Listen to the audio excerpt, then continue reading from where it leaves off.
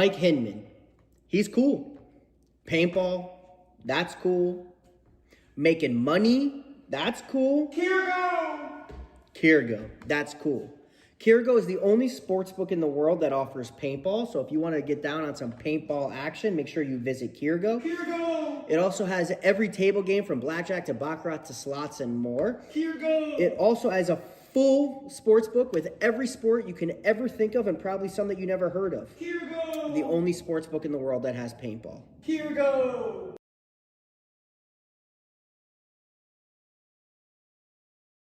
Hey, it's BRNT at Crbn, here at the DRV, an absolute hot rod force feed loader. What separates the DRV from the competition is our LCD display on the back. This has a built-in timer, ideal for classic paintball, but if you're playing anytime paintball at all, the ability to know what's going on without a scoreboard is an advantage. Along with our adjustable torque settings, 1 through 5, allows you to shoot any paint in every condition. If you're shooting super brittle paint, turn it down. If you trust the paint, it's a little bit harder, you can turn it all the way up, shoot 25 balls a second, no problem.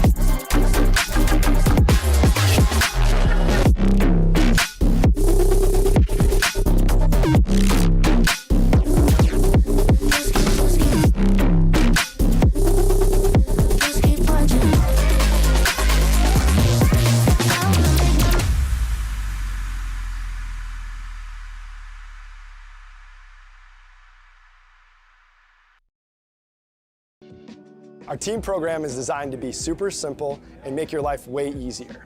There's no minimums, there's no required packages, and you'll get season-long access to our catalog at a discount team price. Plus, you can design more custom products. The first step of the process is to design your custom jersey. Now, that might sound weird if you already have jerseys or you're going through a different provider. However, this is a crucial step in building out your whole team catalog. So we're going to use your guys' logo, team colors, and your sponsors to build other cool custom products.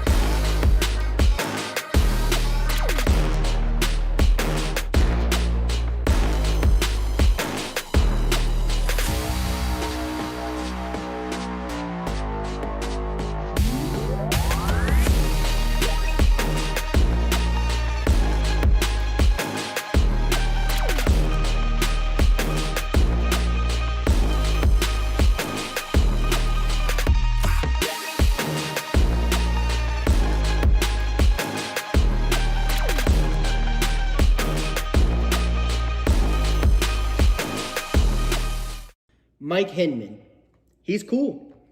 Paintball, that's cool. Making money, that's cool. Crbn, that's cool. Crbn is the only sports book in the world that offers paintball. So if you want to get down on some paintball action, make sure you visit Crbn.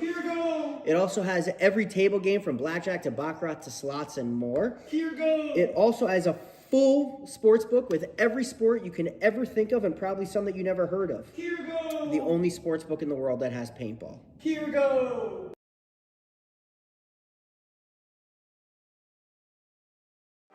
Hey, it's BRNT at Crbn, here with the DRV, an absolute hot rod force feed loader. What separates the DRV from the competition is our LCD display on the back. This has a built-in timer, ideal for classic paintball, but if you're playing anytime paintball at all, the ability to know what's going on without a scoreboard is an advantage. Along with our adjustable torque settings, 1 through 5, allows you to shoot any paint in every condition. If you're shooting super brittle paint, turn it down. If you trust the paint, it's a little bit harder, you can turn it all the way up, shoot 25 balls a second, no problem.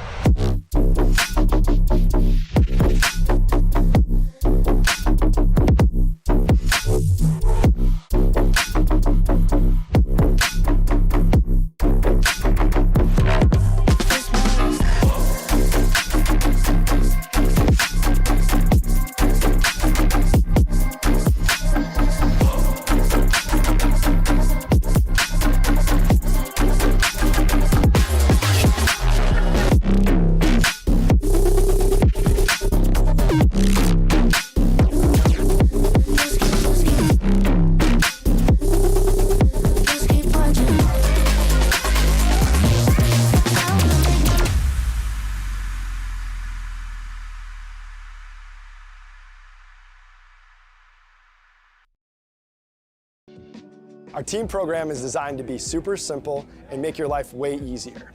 There's no minimums, there's no required packages, and you'll get season-long access to our catalog at a discount team price. Plus, you can design more custom products. The first step of the process is to design your custom jersey. Now, that might sound weird if you already have jerseys or you're going through a different provider. However, this is a crucial step in building out your whole team catalog. So we're going to use your guys' logo, team colors, and your sponsors to build other cool custom products.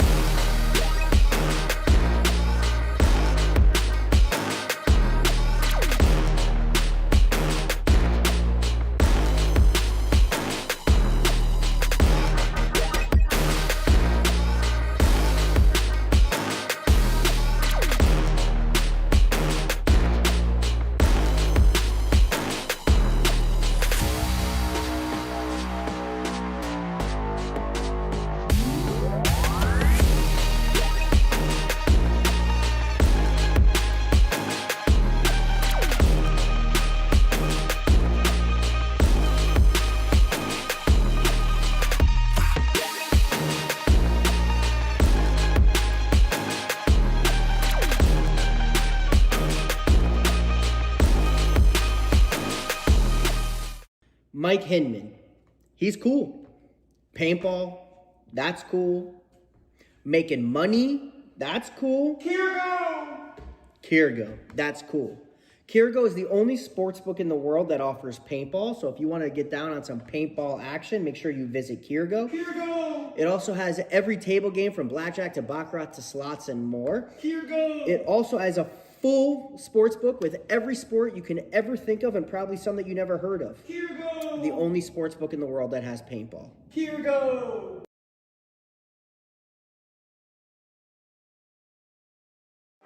Hey, it's BRNT at Crbn, here at the DRV, an absolute hot rod force feed loader. What separates the DRV from the competition is our LCD display on the back. This has a built-in timer, ideal for classic paintball, but if you're playing anytime paintball at all, the ability to know what's going on without a scoreboard is an advantage. Along with our adjustable torque settings, 1 through 5, allows you to shoot any paint in every condition. If you're shooting super brittle paint, turn it down. If you trust the paint, it's a little bit harder, you can turn it all the way up, shoot 25 balls a second, no problem.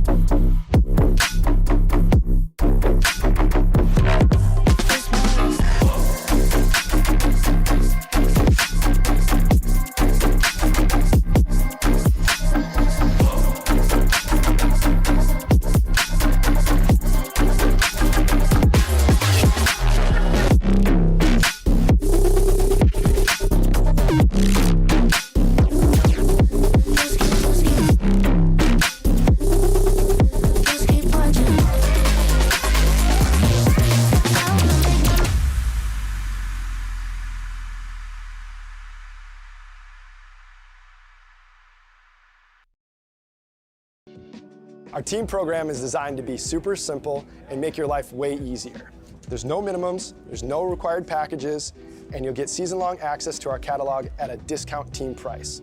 Plus, you can design more custom products. The first step of the process is to design your custom jersey. Now, that might sound weird if you already have jerseys or you're going through a different provider. However, this is a crucial step in building out your whole team catalog.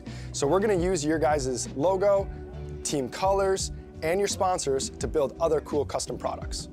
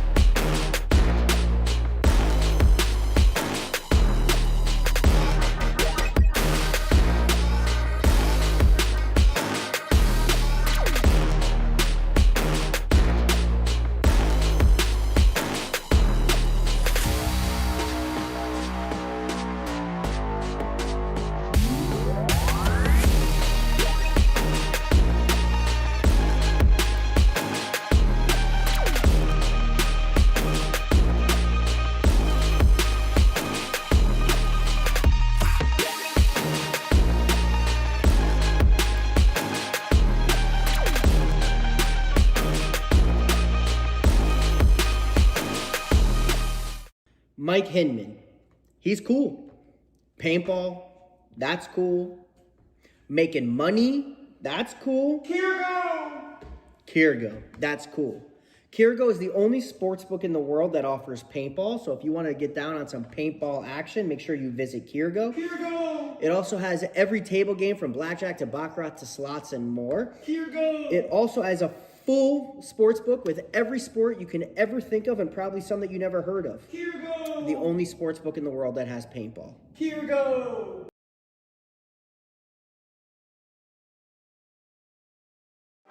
Hey, it's BRNT at Crbn, here at the DRV, an absolute hot rod force feed loader.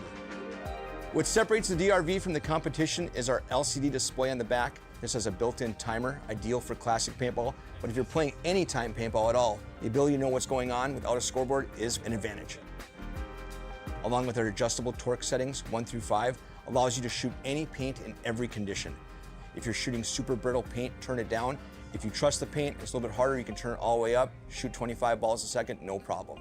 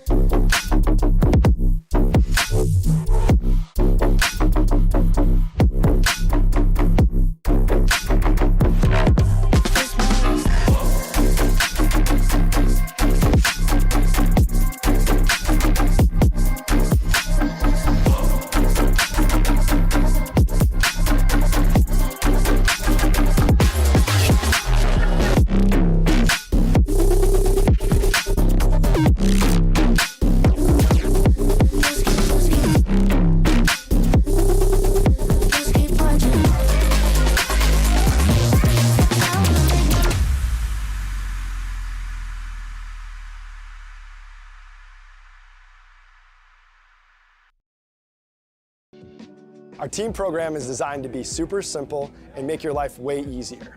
There's no minimums, there's no required packages, and you'll get season-long access to our catalog at a discount team price. Plus, you can design more custom products. The first step of the process is to design your custom jersey. Now, that might sound weird if you already have jerseys or you're going through a different provider. However, this is a crucial step in building out your whole team catalog. So we're going to use your guys' logo, team colors, and your sponsors to build other cool custom products.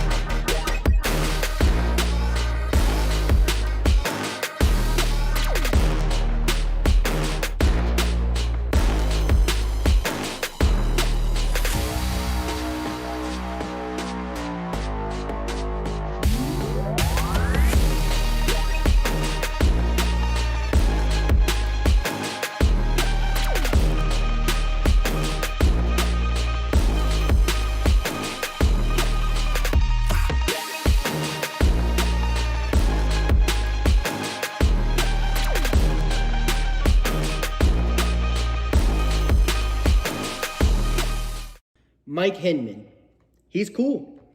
Paintball, that's cool. Making money, that's cool. Crbn, that's cool. Crbn is the only sports book in the world that offers paintball. So if you want to get down on some paintball action, make sure you visit Crbn. It also has every table game from blackjack to baccarat to slots and more. It also has a full sports book with every sport you can ever think of and probably some that you never heard of. The only sports book in the world that has paintball.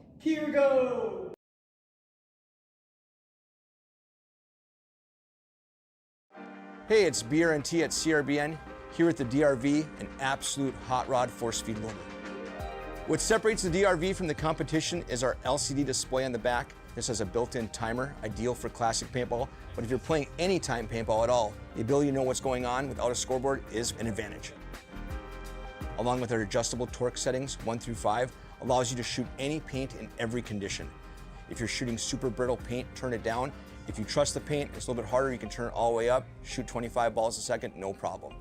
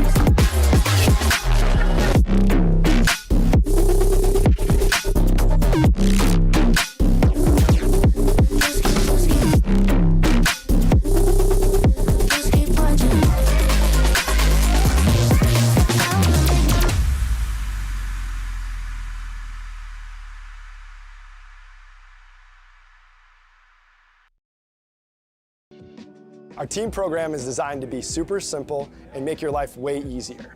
There's no minimums, there's no required packages, and you'll get season-long access to our catalog at a discount team price. Plus, you can design more custom products. The first step of the process is to design your custom jersey. Now, that might sound weird if you already have jerseys or you're going through a different provider. However, this is a crucial step. All right.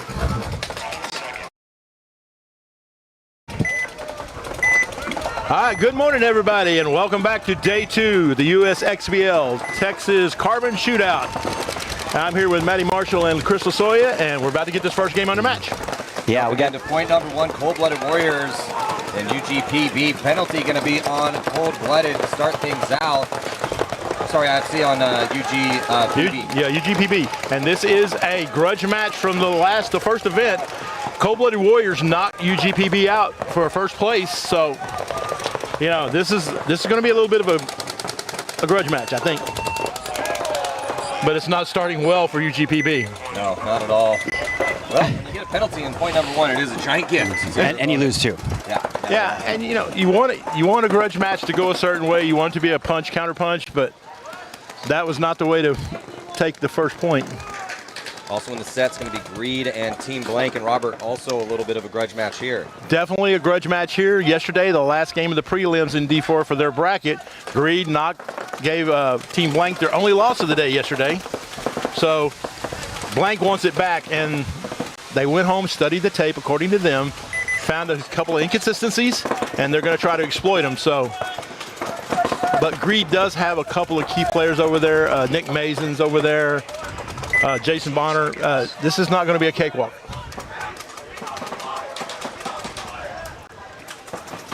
Beautiful weather out today. Yesterday's a little windy.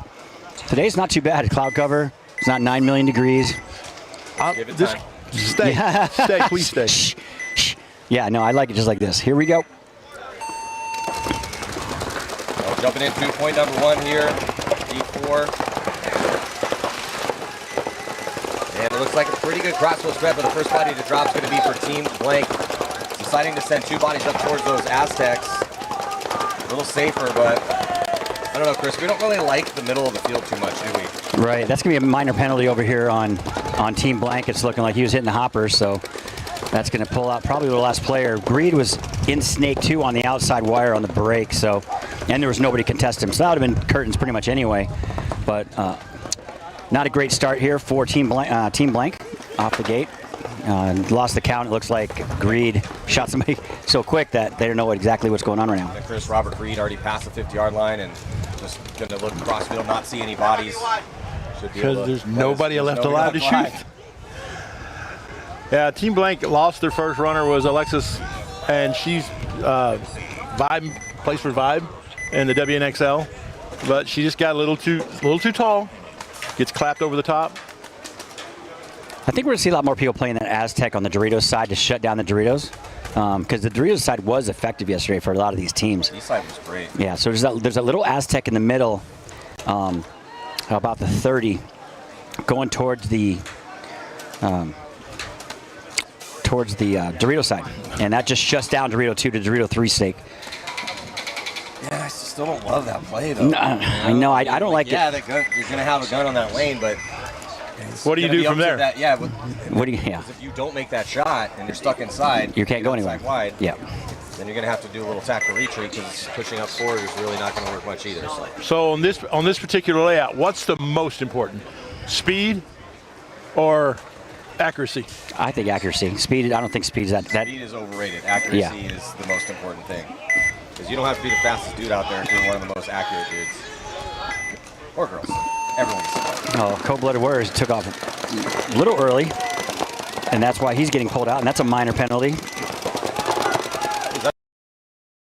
This is their first, their second, their third. Yeah, I think Cold-Blooded had a penalty on the Snake side. They did. Walking off over there. That happened to the guy leaving early. He got shot, and then he shot his gun. So it was a transition of things with him, unfortunately. But it is 3-on-2 in favor of Cold-Blooded Warriors.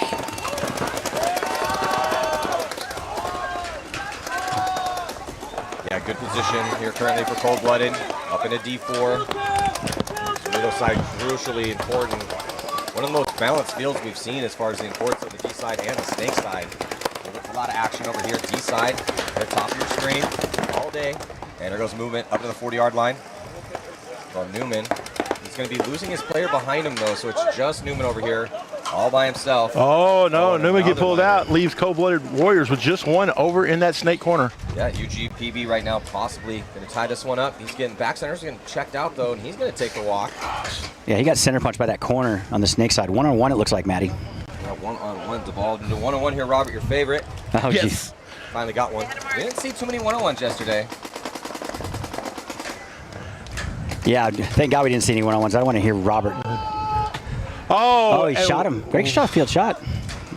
There's a lot of bodies that came off really quick in that point. So if we're having a hard time keeping up here, But they they- got to have a hard time down there. But the Warriors did get 2 penalties, so UGPB's given a gift. Yep. And just a side note, if you hear a lot of horns and screaming and towel, we are right in the middle of 2 fields, so unless we stop talking about something, our game's still live. Yeah, there's a lot of moving parts out here. A lot of teams out here. Great turnout here for the Usxbl and Texas Crbn event. Yeah, excellent here to the second event. All right, I Crbn see. Texas Shootout, so Team Blank down by 1 to Greed. Chris Rivas up here giving me the bird. Harrison Gray said, "Hey, Dad, I love you." Shout out to all my boys up there. There's Alexis.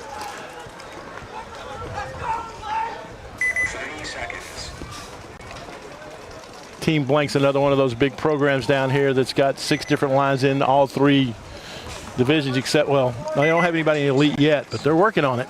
They play out of fit. They play out of fit. I believe Colt Lukow is coaching them today, kind of helping them out.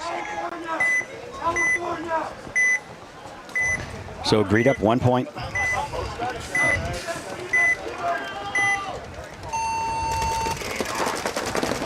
On the breakout, D2 off the break for Team Blank. They're going to drop that body. It's been a tough one. Body dropping from both squads here, so it's 4 on 4. 2 actually coming off for Team Blank. Yeah, so 1 on the D side, just 1 on the snake side, and 2 tucked in the pocket for Team Blank. And Passamore is fixing to mess up this Aztec right here just as soon as he backs up just a little bit.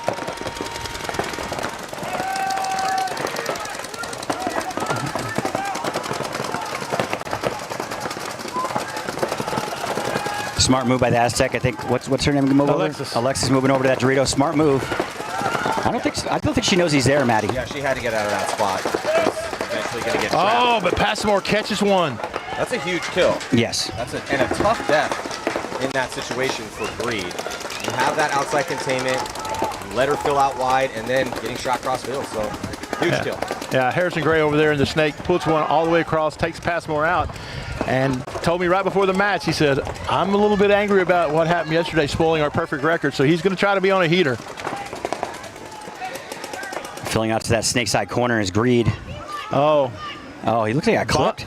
No, Bonner stepped out of bounds. The referee's going like this, and Bonner's like, "Where?" And he's like, "No, out." He runs. He has a habit of running Deep. a big hook. Oh, got it. And these referees out here are not playing. The line's clearly marked. Yeah, that's a couple tough deaths in a high body situation squandered here for Greed. See if they can continue to protect this lead. This guy's going to have to be a hero. He's the last player left alive. Oh, and Harrison just puts one on right down the tape. So now it's 3 on 1. Oh, Harrison's over in their clover now. He's going to look to pop up over the top and just dunk.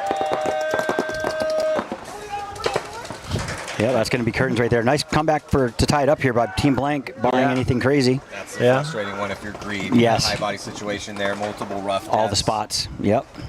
Running out of bounds. I mean, it's little stuff like that gives you nightmares when you lose by a point or, insert whatever.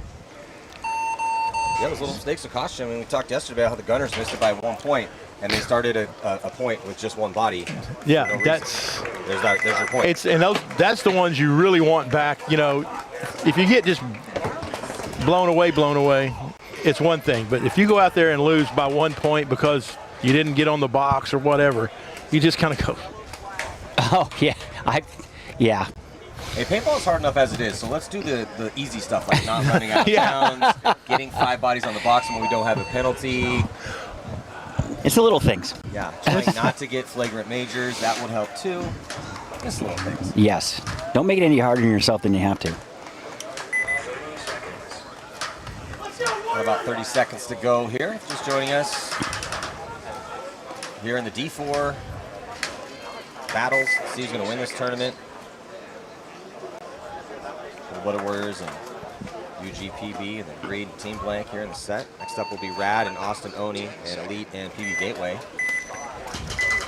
Yeah, and all these D4 guys coming over to this field are getting the very best quality refs. I mean, these are all NXL Pro refs, so the leeway to having a, give and take is not there. Yeah, they're catching a lot of stuff down there, so keep an eye on that for sure. Getting in the snake. Uncontested, though, Maddie, is Cold World Warriors. Yeah, Chris, that you need it not deciding to go to the snake off the break, which you don't have to, but most teams basically sending a body to snake 1 almost every single point on a delay, wanted an extra gun up. It didn't produce a kill, though, so it's 5-on-5, but UGPB now making moves to get some ground on snake side and going to make it in alive. Yeah, he's at their clover right now, Maddie. He's going to do some damage. I don't think they know he got there quite yet. Yeah. Going to get one. Yeah, There's Cherry over there. If you remember him from the last one, just kind of had a great tournament. Oh, that dies out of that clover here, Chris. Yeah. Yeah, he's in a good spot. Tie ball game, a lot of time left. Yeah, he should have stayed alive, let his boys catch up with him a little bit. Been a little bit more patient in there. Yeah, man, got greedy for sure. But did a little damage, nonetheless. Now Cold-Blooded Warriors on the Dorito side, getting up in the mix. And UGP be in the Snake 1. Good fill to the corner on the Dorito side. Yeah, good comps here currently for Cold-Blooded Warriors. Yeah, Newman is in their Dorito 3 or 4, but he's going to have to wind up battling. That's Turtle over there in the snake. I'm surprised Turtle hasn't already run down the field and just acted up, but. Yeah, I agree. Usually it's uncharacteristic of him. He's usually down their side of the snake by now, either dying or shooting everybody. Yeah, that kid is a Red Bull in a human's body. He's great, dude. I'm a fan. I like him. He's definitely got some energy. But slow down a little bit. Looks like another kill coming out. Oh, that's going to take it out. One at UGPB on the Dorito side, Maddie. Now here comes Cold-Blooded Warriors. Yeah, here comes Newman. He's going to come down this field just unopposed. Nobody in front of him. Yeah, Newman's going to go past the 50-yard line. Worried about that back center. That's the closest body to him. He's going to check off cross field. Get a look at that snake. Oh, Turtle's fixing to be done for. He's got to go. I don't know what he's... Oh. He was just fixing to go. He was on his first little crawl, and I'm just astonished how some of these players know somebody's on their side of the field and decides to turn their backs on them on the regular.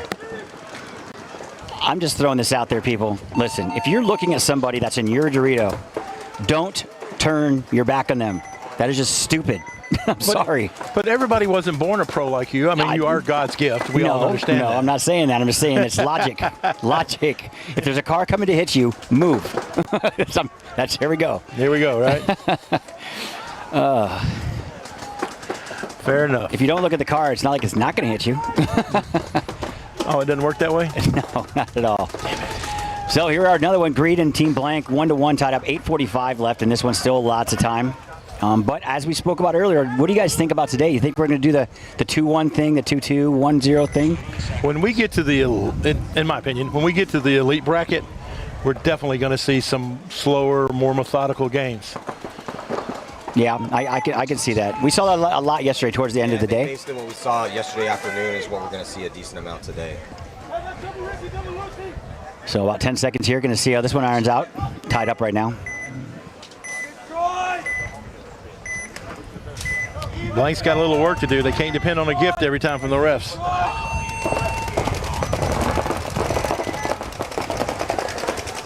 Both teams in the snake. Yeah, both teams in the snake. It's a pretty standard breakout here. We're going to see a lot of doubling up that back center as well, too. And teams have started going to this Aztec, try to shut down the D-side kill. As looks like Reed gonna be taking a walk out of D1. Now they're mirrored up on the snake side, so good combination over there. Look for a lot of action. But Chris Rivas gets taken out trying to bump over to that Cobra right behind Snake. Yeah, that snake corner's been hard to make by some people. And there's that big hook you're talking about, almost running out of bounds again. Boy, I tell you, man. Gotta love the guys that hip slide and hold their gun about 4 feet above their head. Losing one out of the center, that was Team Blank. Yeah, again, Alexis getting in that carbon bunker, that little Aztec. She can't get out of there.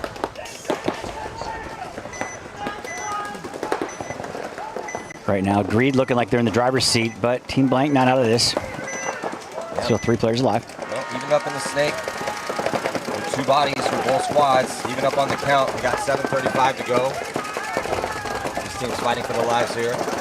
In Division 4, slightly better field position on the D side for Team Blank. They have a body with Brown. It's 24 for... I don't know, because he's wearing a Trent Mason jersey. Oh, he's got Mason's jersey Yeah, on? he got Mason's That jersey. is not Trenton. But I love that he's rocking a pros jersey, and unfortunately, he's going to be taking the walk. So that's a good kill here for Greed. That was a great shot across the field from that clover, I believe it came from.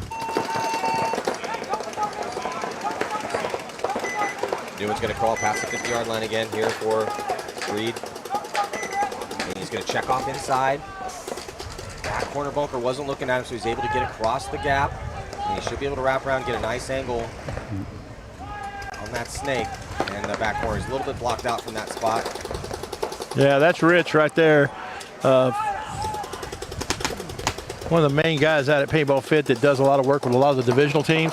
Got a lot of paintball knowledge. What are you doing? He knew the guy was in Snake Week 1. He's worked with Vibe. He's worked with a lot of these teams out here playing today.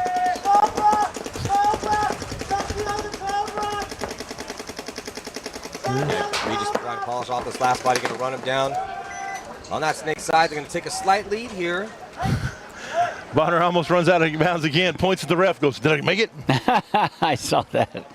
Hey, good. That was a good play. I mean, I expected Greed actually to do that a little easier when he got to their clover, went on the inside and coming down the highway. But he totally forgot about the guy in Snake 1 or just didn't know he was there. And that guy just blew his head off. Cold-Blooded Warriors up by 1 for UGPB. And the field playing very similar in D4 as it was playing in the Elite Division. Well, the last tournament, you remember, Maddie, the other division impressed us more than the Elites. Faster. Yeah. Yeah, they were playing it more reckless. Like we would have. Well, not anymore. Not anymore, but like we would. When I say would, we're talking 20 years ago. We're talking years ago. Yeah, exactly. But I feel the meta of the field is pretty obvious at this point. You have to have multiple bodies on the snake side and multiple bodies on the D side. Teams have been going back and forth, playing a little bit around with that middle in a couple different positions up there, but it's rather non-effective. A couple teams, a couple players stood out, having some decent points. Stokes was decent up the middle. Yep. But other than that, it was just not a lot of proactivity in the middle of the field. It's better to have the bodies outside wide. Nothing made us go, wow. You know, yeah, I agree. From there, but it's fine if you're up bodies. Well, UGPB giving it a shot at the middle. Both teams in the snake, both teams in the Doritos, pretty much mirrored up, minus the back center and the snake. 5-on-5 break. Cold-blooded up by 1. 6:51 left in this one. Plenty of time.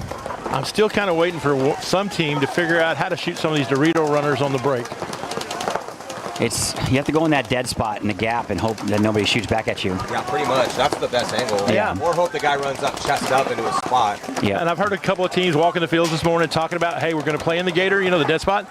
But and then they start thinking about it and they're like, no, I don't want to get shot. So, well, you can't think that way. You got to think, what's more important, you dying or you shooting that guy going out that's going to shoot all you guys? That's consistently doing it every game.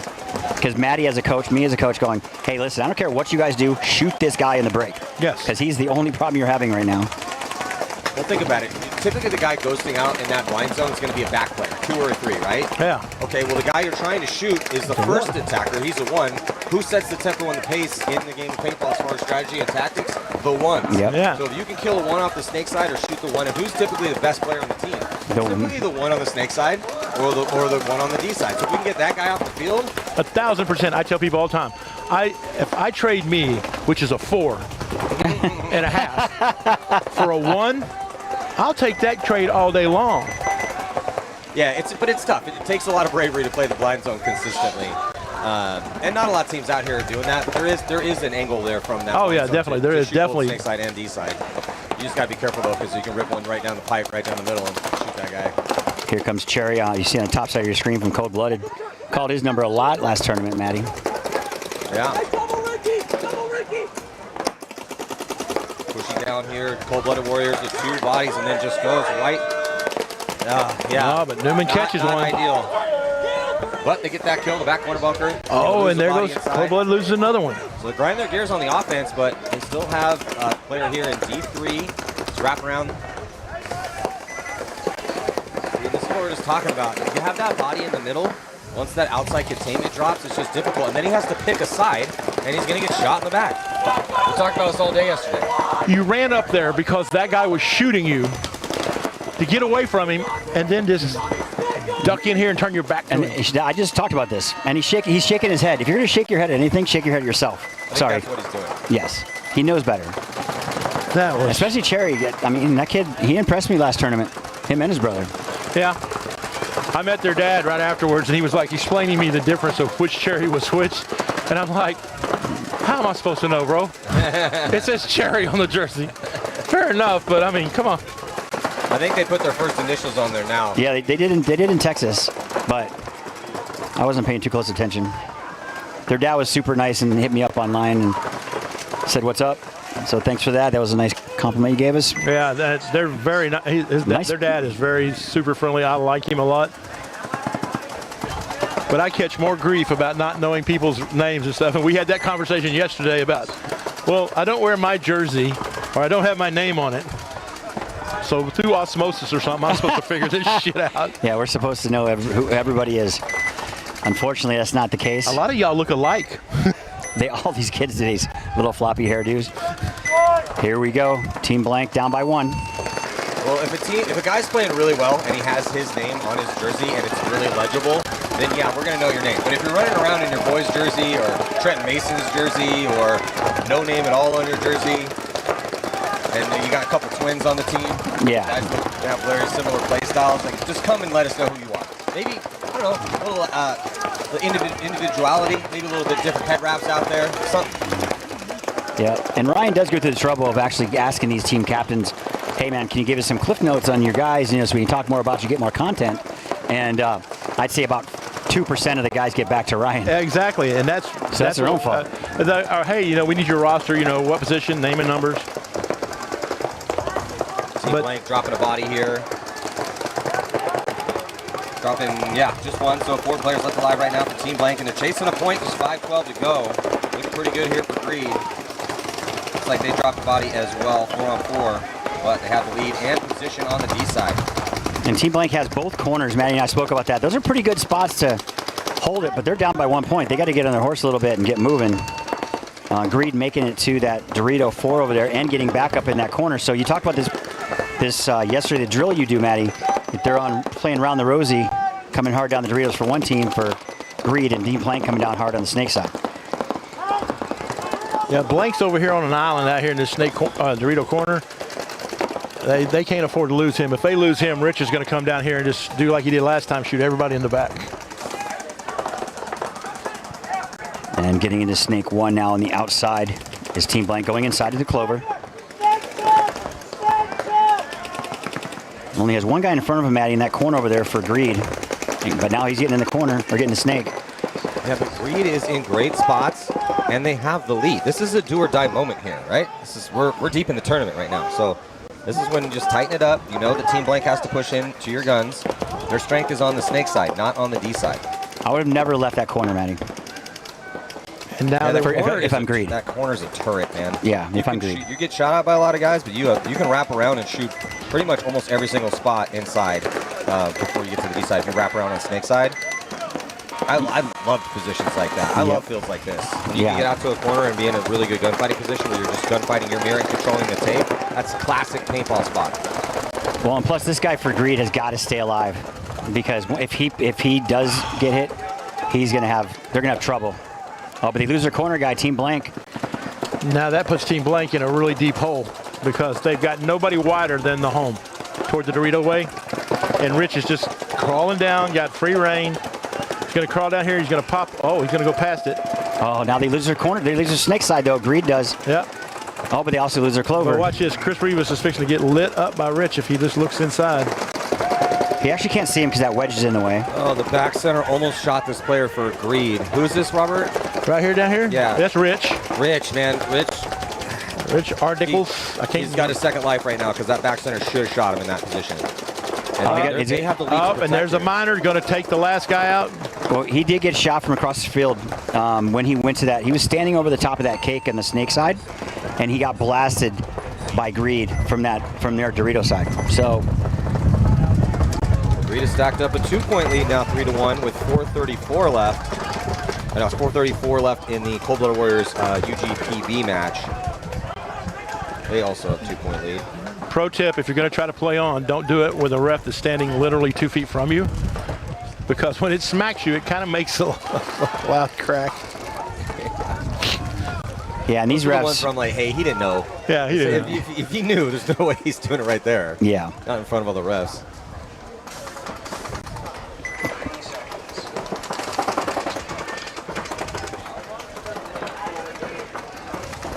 So a little different game here, 3-1 in favor of Cold Blooded Warriors. Last game, pretty convincing, or last point. Yeah, and this is Sunday paintball. It's do or die here. If you don't win, you don't do nothing but pack up, go home. Yeah. So UGPB got to find a way to get a point on the board.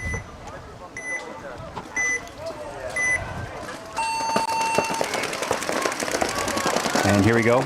Double up the back center for Cold Blooded Warriors.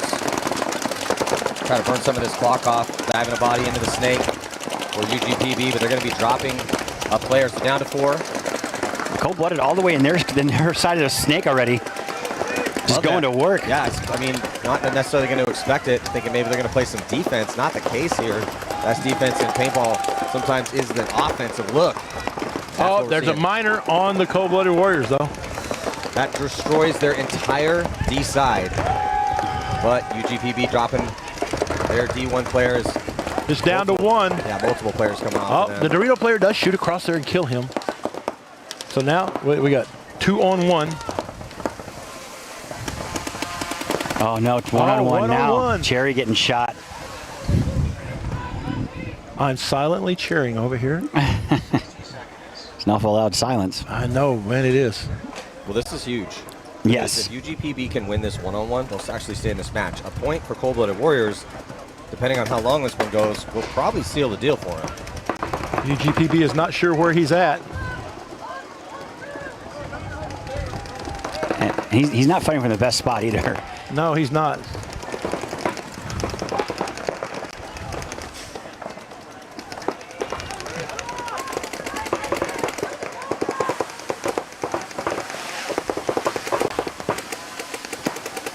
Who almost gets caught in the snake for Cold Blooded Warriors. UGPB gunfighting from D4. Thinking about, yeah, he's just going to gunfight from here. That Dorito's not a terrible one-on-one bunker. This one's not a great one-on-one bunker. Neither is that. But he does have some stuff in the middle of the field to use as a blocker with the wedge and the can. The Aztecs are the best one-on-one bunker set, but those are in the middle of the field. Looks like he might try to get to one. I think that's a good move, going right at him in the middle. Well, he has to go, right? He's either going to go up the D side or cut to the middle. But look at the amount of time that Cold Blooded has ground off this clock. Yeah, even if he loses this one, if he can burn another minute off or so, he's going to get the kill. So Cold Blooded Warriors might be. Do they trade? Coffin nail here. No, they did not trade. They're not conceding. That'd be the first thing I do. Yeah. UGPB needs to concede this one. Did they trade? I don't think so. I'm pretty sure they did not. Yeah, I don't think so either. Well, I couldn't tell if that was a hit right there on his sleeve. Yeah, well, he was. The ref said something to him, but that looked like a hit on his sleeve right there is what I was. Wow. I mean, that penalty hurt, cold-blooded. Why are they not? Maybe they don't have a coach. And that'll close the. No.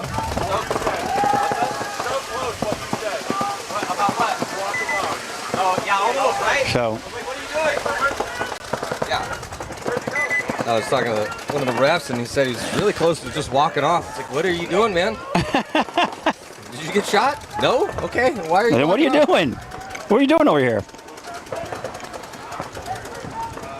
And while we're at it, shout out to all these refs out here. Had a pretty good morning yesterday for them, but boy, yesterday afternoon got a little warm.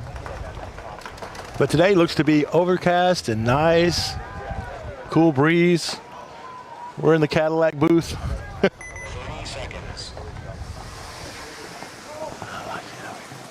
So to reset here with 2-point lead. This one as well. Greed and Team Blank. It's 2:50 here on the clock, so this is the point for Team Blank. Timeout being called. A little bit more of a discussion on strategy as they do not have their 5 bodies out yet. Greed's ready to go. They got their 5. And got to be pretty happy with the situation so far here in this set. Yep.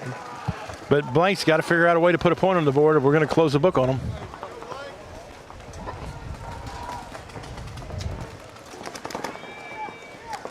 Now let's see if Greed takes a page out of the aggressive playbook and pushes the issue here with this lead, or are they going to go heavy guns up, pocket, and try to get a kill on the break?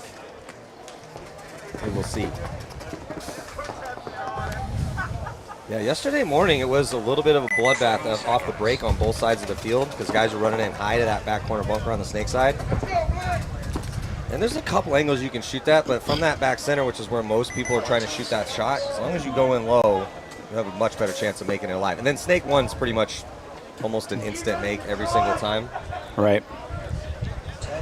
But yeah, characteristically, you're right. They're not shooting that guy quite as much as they were yesterday. Well, this is D4, and there is a definitely gap difference there. So Team Blank on your right, down by 2, but losing one player is Blank on this Rio side of the field. So nobody over there for those guys at all stuck in the pocket, and they lose their snake player too, Maddie. Yeah, Chris. So this is looking good here. Again, this goes back to what we were talking about earlier, you know, speed versus accuracy. Greed decides to kind of play the medium pocket and just puts guns up, takes 2 out pretty quick. Accurate is the most important. Yeah, this is a really tough scenario here for Team Blank. You got 3 bodies, they're in the pocket. You have the insert bunker on the snake side, the Aztec in the back center. If you're Greed, they could really just stay in the bunkers they're in right now. They don't have to go anywhere. I was going to say the same thing. Shoot outside wide. You know, where are they going to go? They have to either go upside, they have to go up the middle, or they're going to go outside wide. So just protect the zones. Well, they let Team Blank get into the snake. Yeah, Chris Rivas was their snake player for a while, like the number 1, but you know, he got to get a little bit older, got a little bit bigger. Now he's the 2, but he will go in the snake. Looking to make that next move. He's got to do it soon. I mean, doesn't have luxury of time right now. Getting outside wide to that Dorito as well. That helps. But also making the corner is Greed. That's going to hurt. Yeah, that's great. It's great to have both corners if you are Greed. Yeah, I just don't see this one panning out too much for Team Blank at this point.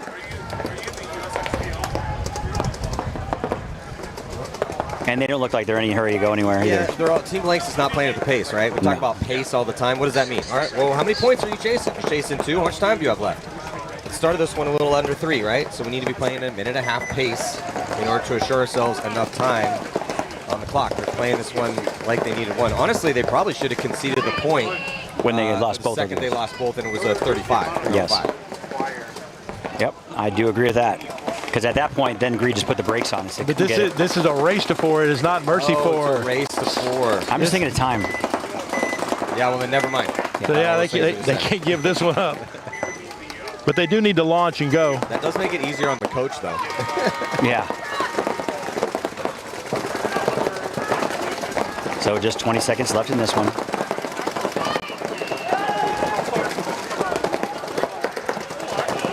Oh, but Greed losing their back center player. Too little, too late, though. Yeah, but everybody in there is crossed up, shooting toward the middle. As time expires, there's going to be a penalty thrown. It's not going to be of any consequence, though, as the game will go to Greed, and Greed will move on.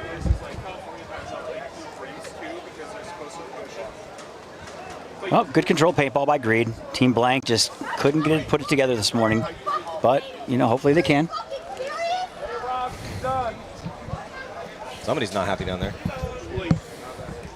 So some expletives come from the pits, but that's going to do it here for this set. It's going to be Rad taking on Austin Oni and Elite taking on PB Gateway. Here coming up next in D4. So stick around here. Crbn Texas Shootout. We'll be right back.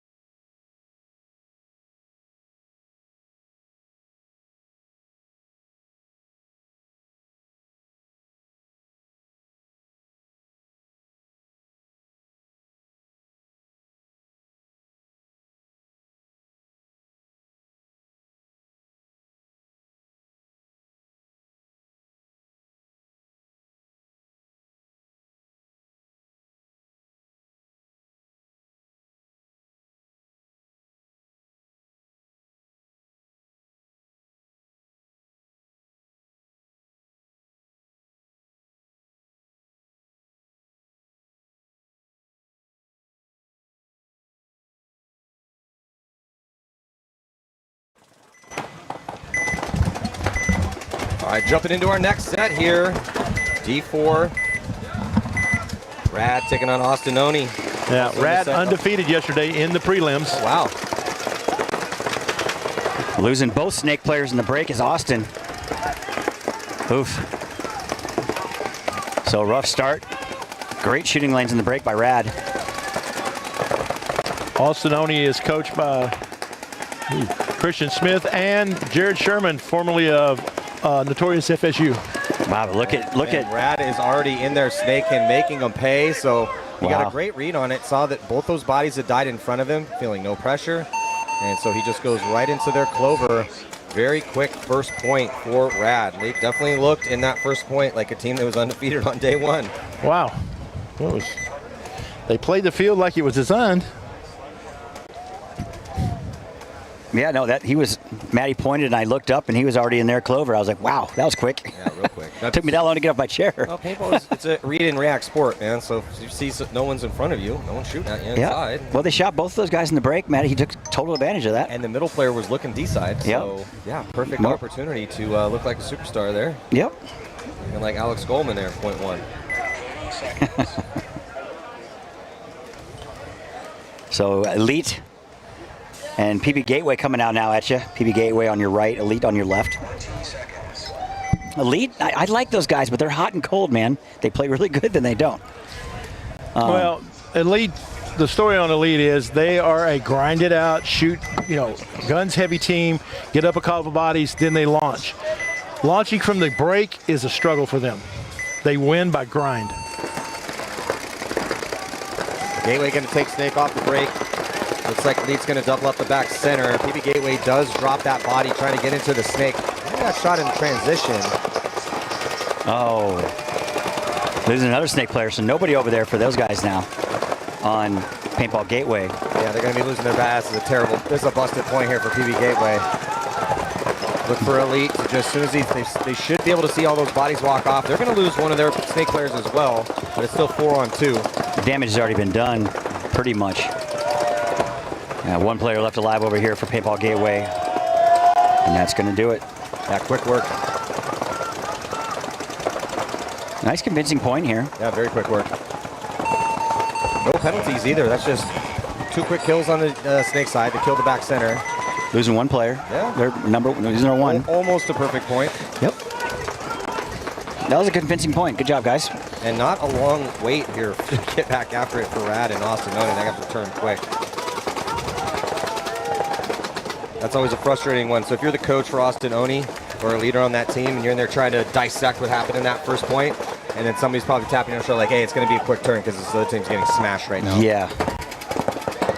Well, I'm a coach. I mean, you're a coach as well, obviously, but there's sometimes I'll be in the pit and I'll know what's happening. I can see it happening. I'll tell the other coach, like, hey, man, I got to blow this real quick. So just so you know, I'm blowing this. Yeah. So they have to hurry up their spiel. Yeah. Instead of unless it's Ryan Greenspan, then I just throw him under the bus. Hit it anyway. Yeah, Austinoni went 2-2 yesterday, barely making it in. But Rad went undefeated. PB Gateway went 2-2. How did Elite do?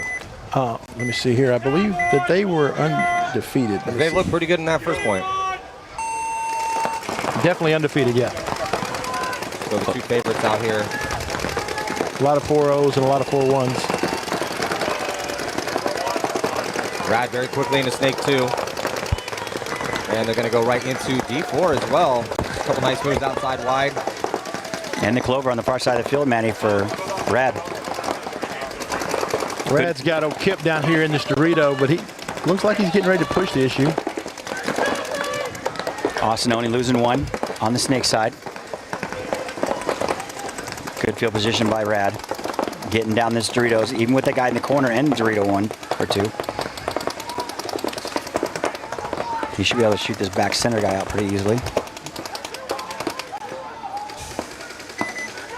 Well, Kip's past the 50-yard line. Blew his shot again. But he's... I think he got that crossfield shot, though, Robert, on Austinoni's snake guy. That was a nasty shot. That was a Because he only caught a flash of him. Yep. I think he saw him leave that original spot, and that's where he anticipated he was going. But here comes Austinoni trying to make something happen on the Dorito side. Oh, here comes the highway run. Look here. Is this Christian? No. He plays for Oni. Yep, that's Christian. That is Christian. Well, he didn't know that there was somebody at the 50-yard line in Snake. Yeah, it's hard to see that guy, too. Gutsy move, though. He knew he had tried to make something happen. Well, he wanted to kill him and stay alive instead of just going out and trading with him. Kip had no idea that there was a body there. This guy just got shot as well, too. So they're trading bodies back and forth, but the war of attrition, only 2 eventually ended up being dropped here for Rad. So that's 2 points in a row. Rad looks pretty good. Yeah, they do.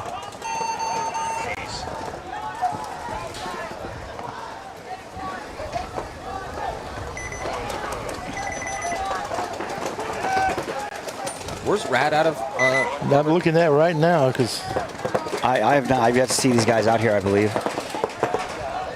Just wondering if they're some Texans or if there's somebody trying to come in and take Texans' money. I think there's somebody coming to try to take our money because I've never heard of them. It's a rad name, though. It is a rad name. See what I did there? See what you You're did. so punny. Thanks, See what I did there? Punny? Yeah, punny. Way to go, Natty.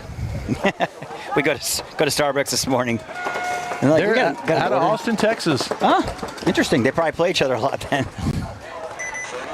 But Starbucks put Natty on Maddie's coffee this morning. Well, I mean, you may look at me and think I'm on steroids, but I'm actually Natty. You know? Yes. It's all natural here. Yep. And they did play the first Dad event bod this year, pursuit. but they didn't do well.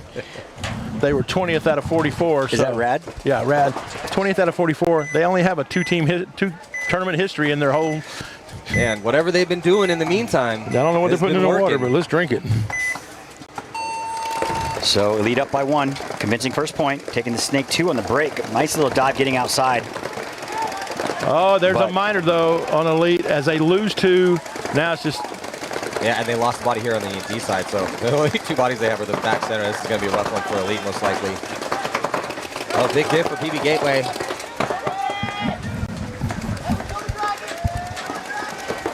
PB Gateway getting all the way to the 50. But scurrying out nicely and repositioning after being trapped in the back center. They made it out to the back corner, both on the Snake side and all the way into D4. So. And that's the thing, they were outside, Matty, on him. I just can't believe PB Gateway let him make all these moves. I agree.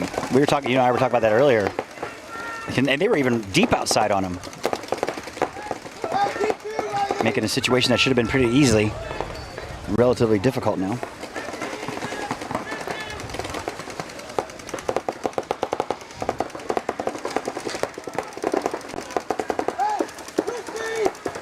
Yeah, but Gateway's all the way into Elite's Clover and putting all kind of pressure across the field on this Dorito. It's only a matter of time before this Dorito player gets. Well, that is unless, of course, the Gateway guy decides not to shoot at him no more. And turn his back on him. Yeah, turn it back on you. I'm worried about the guy that's way in front of me that can't shoot me. Well, these players for Elite transitioned into these spots so quickly, they might have thrown the count off for PB Gateway. Yeah, I could see that. PB Gateway might be thinking, do we have 3 kills? Are we positive about that?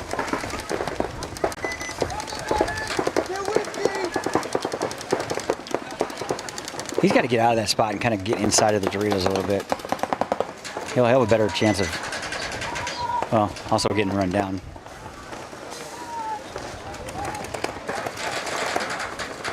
Gateway, yeah, they lost a couple as well too. So, yeah, it's 32 right now. 42? Yeah, 42, 4-2. Oh, now it's just one left for Elite. Oh, the Legacy loses. I'm surprised the 2 fought for that long, to be honest. Yeah, well, letting them get outside was their first problem. You know, especially when you're, you know, it's like a 50, I think it was a 52 at that point in favor of Gateway. And they were able to get outside, get wide, and they made a point out of it at least. Yeah. So we'll see if Rad can continue their destruction out here as they've been just on cruise control. A couple quick ones though, so Austin Noni does have a lot of time to work with.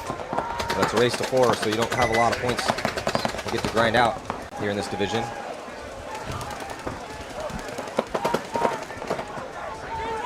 So plenty of time left in this one.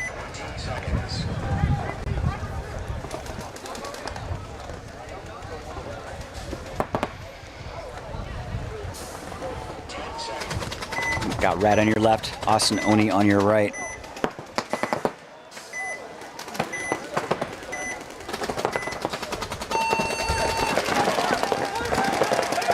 There might be a penalty assessed potentially on Austin Oni. No, there's going to...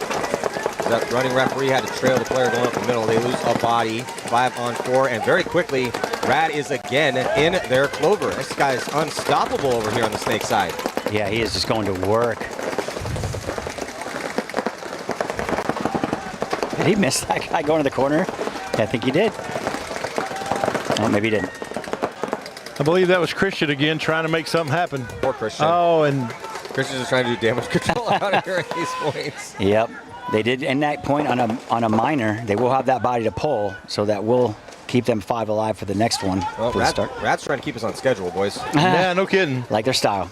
Still like right around 9 minutes left in this one. Ooh. Yeah, I don't know whatever drills, something in the water down in Austin, but something's been working really well in the transition from the first event to the second event here for Rad. Well, they're shooting people on the break. Yep. Their snake guy is just absolutely obliterating people. 3 points in a row now. So, I mean, I don't think any of these D4 teams have seen somebody play this field that aggressive. Yeah. Because he's catching them just flat-footed. I mean, they're looking inside. Everybody's playing their bunkers like, hey, they're supposed to be there. You're not supposed to be up here in my kitchen eating my food. right. Because he's up in there in 15 seconds, Yeah. 20 seconds. He's not in the kitchen, he's in the pantry. I mean, yeah. Torching himself. He's washing dishes already. The only thing I can compare that to is yesterday when Smoke was having to have that one point where they needed it, and they just ran down the thing and shot everybody from there on the Snake side and just hit the buzzer. Yeah. That's that kind of speed. Yeah, one of the more impressive Snake performances we've seen in a game so far here for Rad. We got to figure out that kid's name. We'll just call him the Rad Lad. That's dumb. I know, it is stupid as hell. But here comes the lead tied up 1-1 against Paintball Gateway.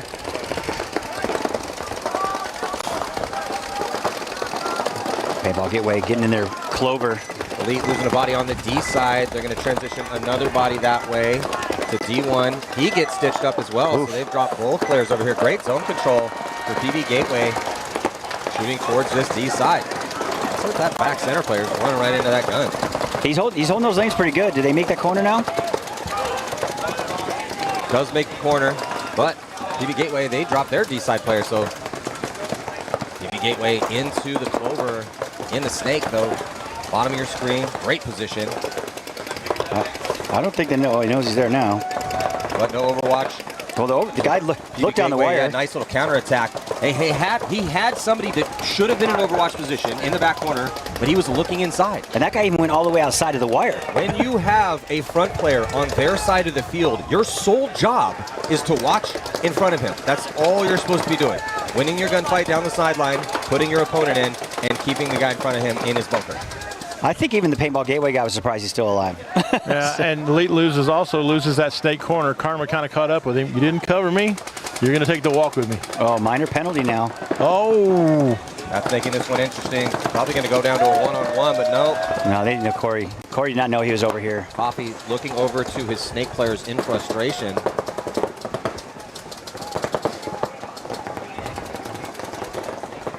Oh, well, that right there should have been a penalty. On the sideline, the dead Gateway guy looks over here at the Dorito player that's trying to figure it out, and he goes, like, hey, come hang the flag. The guy goes, oh, okay, took off running and went and hit the buzzer. Yeah, that's definitely a minor. Which would have taken, I think, the last 2 guys out. And that would have been a no point, because there were only 2 guys left. That would have been a kick in the nards. Yeah, and he's just standing right there just going, like, might as well hand him a squeegee. Stop shooting. Might as well hand him a squeegee. Last event. Boom. Oh, that was hilarious. Did you Way see to go, that, LJ. Huh? So it was New York Extreme, and LJ Whitley got shot out. So he's walking off dead, and his Snake player needed a squeegee. He's like, hey, Woodley, LJ, toss me your squeegee. And Woodley dead, tossed him a squeegee. Ref sees this, like, did the double take. Did that just happen? Goes and pulls out the Snake player. That was awesome. Hey, man. I've never seen. I just, been around a long time. Just didn't think you've seen it all. Yes, I would. Yeah, I was like, there's no way that just happened. Yeah, but every now and then something like that's got to happen. Just keep it fun and light, It was very entertaining. It was entertaining. Yes. And the whole storyline with the person it happened with is just perfect. Oh, Lord. So Rad 1 point away from victory here to move on in this tournament. They look great. I got no notes for Rad.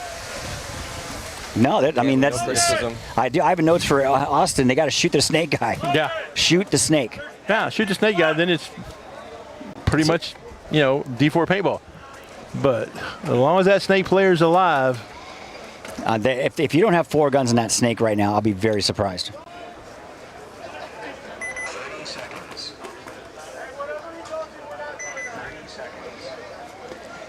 Yeah, I totally agree. We got to put some pressure on that kid. Yeah, and go down that side. Shoot both those guys and put one in the snake and go all the way down right away, just like they are.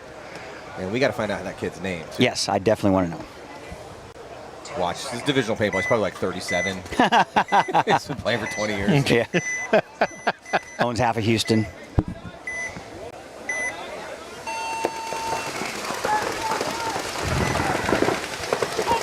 So on the breakout, see if Brad can continue. They are going to be shooting a body early, so it's a 5-on-4. 5-on-3. They lost 2 on the break, Maddie Austinoni. Thought they were going to be losing another one because it's got the Aztec check, but he's good. Yeah, he's not in the best Aztec of the world. Oh, never mind. He's not anymore. And we just haven't seen much out of those Aztecs. The one on the closest to us on the Dorito side, yes, a little bit. But not that one. That one is death. Maybe on the break, Christian goes to the corner doing damage control again. So they have the corners, Maddie. So if you're going to be somewhere, that's where I'd want to be. Oh, Christian just a lone survivor over here. This is going to be, looks like this game's looking like light work for Rad.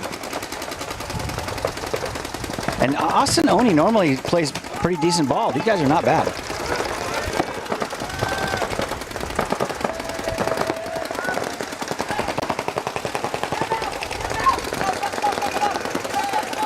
Oh, he shoots him in the hand, of course. God, that hurts. Are we sure these guys are D4? I don't Check know, their man. APPA numbers? I'm just kidding. Did you go through the list? St. Scarborough Jr. still is playing with him, and he's D2, so. I wonder if he's a snake kid. No, that's Scarborough right there, at least according to the jersey. Okay, I'm trying to think if that was the same snake player. Elani? Or who? We'll have to ask these guys when they come over here. So as Maddie said, light work. Austin Ani. But Elite now. A little better set of match right here. 2-1 in favor of PB Gateway. Yeah, closer game here.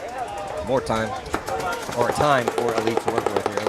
Well, Elite started out with a quick one of their own. It's been 2 unanswered for Gateway. Elite just making too many mistakes. That first point was super convincing. It looked good. Yeah, and Since then Elite just struggling. So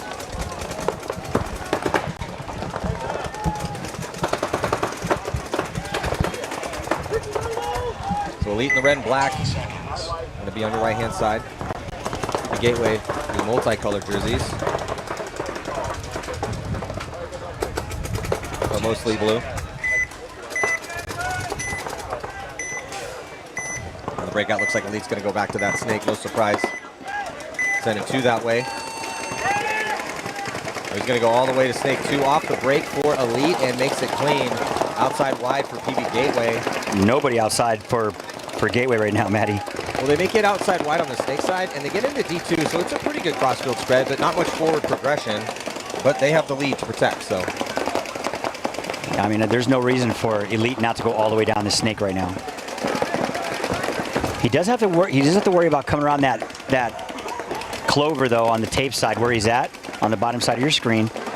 They can see down pretty easily from that back center spot. He's got to put him in and go. Gateway moves up into D3 and into snake 1. As Gateway had dropped their first body, so it's 5-on-4 favor of Elite. He was able to make that bump up to their clover, but now filling the snake is Gateway. Will not take too much to come get that guy. Elite makes it all the way out to the Dorito corner from the home. I'm not sure if he knows he's there at their clover or not. Oh, he shoots him in the face. Well done, Paintball Gateway. That was key elimination. That guy's about to do some damage. Yeah, action on the D side for PB Gateway with 2 bodies that way, so it's 2-on-1 for PB Gateway. D side, Snake, they have 2, but hanging out in Snake 2 and back corner bunker. So good crossfield spread with a 2-2 look.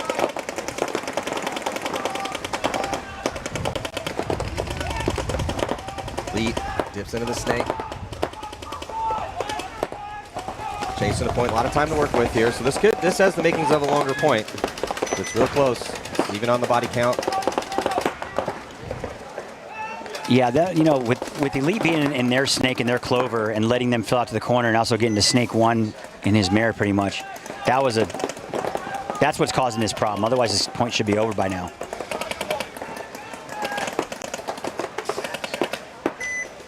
Referee over checking him out. That might be a penalty. Oh, there it is. Yep, that is going to be a minor. That's going to open the door now for Elite, Matty. Yeah, Elite has a chance to tie this one up. Can they get a read on the moment? No one in the Snake right now, so they got to push the issue here. We work towards weakness in this sport. The D side should probably just chill for a second and let the play develop on the Snake side because they own that side of the field. No reason to be getting in 50-50 gunfights on the D side right now if you're Elite. PB Gateway down bodies, hoping for a gunfight so they can even it up. There you go. One. Point well taken right there. Listen, Elite comes off shaking his head. He knows it's like, all right, man, look. I don't think he knew they blew open the Snake side. Coulter? Yeah. If he did, he probably would have just let this play develop for another 45 seconds. Well, he's still in his clover, which makes 0 sense to me. He saw both those guys come off. They've got to be off on the count. But they're able. So now the tables have turned as PB Gateway smokes both these bodies in front of them, and they take over the attack. So it's 1-on-2 in favor of Elite, but both those guys are stuck in the Snake. Great job by Bedore over here. Yeah. Gateway loses another body on the Snake side. Or so no, I think it's just Bedore left. Yeah, he's the last one for Gateway. Yes. Yeah, it's a 1-on-2. Now, and again, the Snake player that's up here in the clover should just lay down, crawl up, look, hit the buzzer. Or shoot the guy out. Yeah, I don't think he knew the count. I don't know. He must not have because he should not have been where he was. Nope. But hey, good game. 2-2 now tied up. It did get interesting, but yes, tie game now 2-2 with 3:24 left. This could be the deciding point.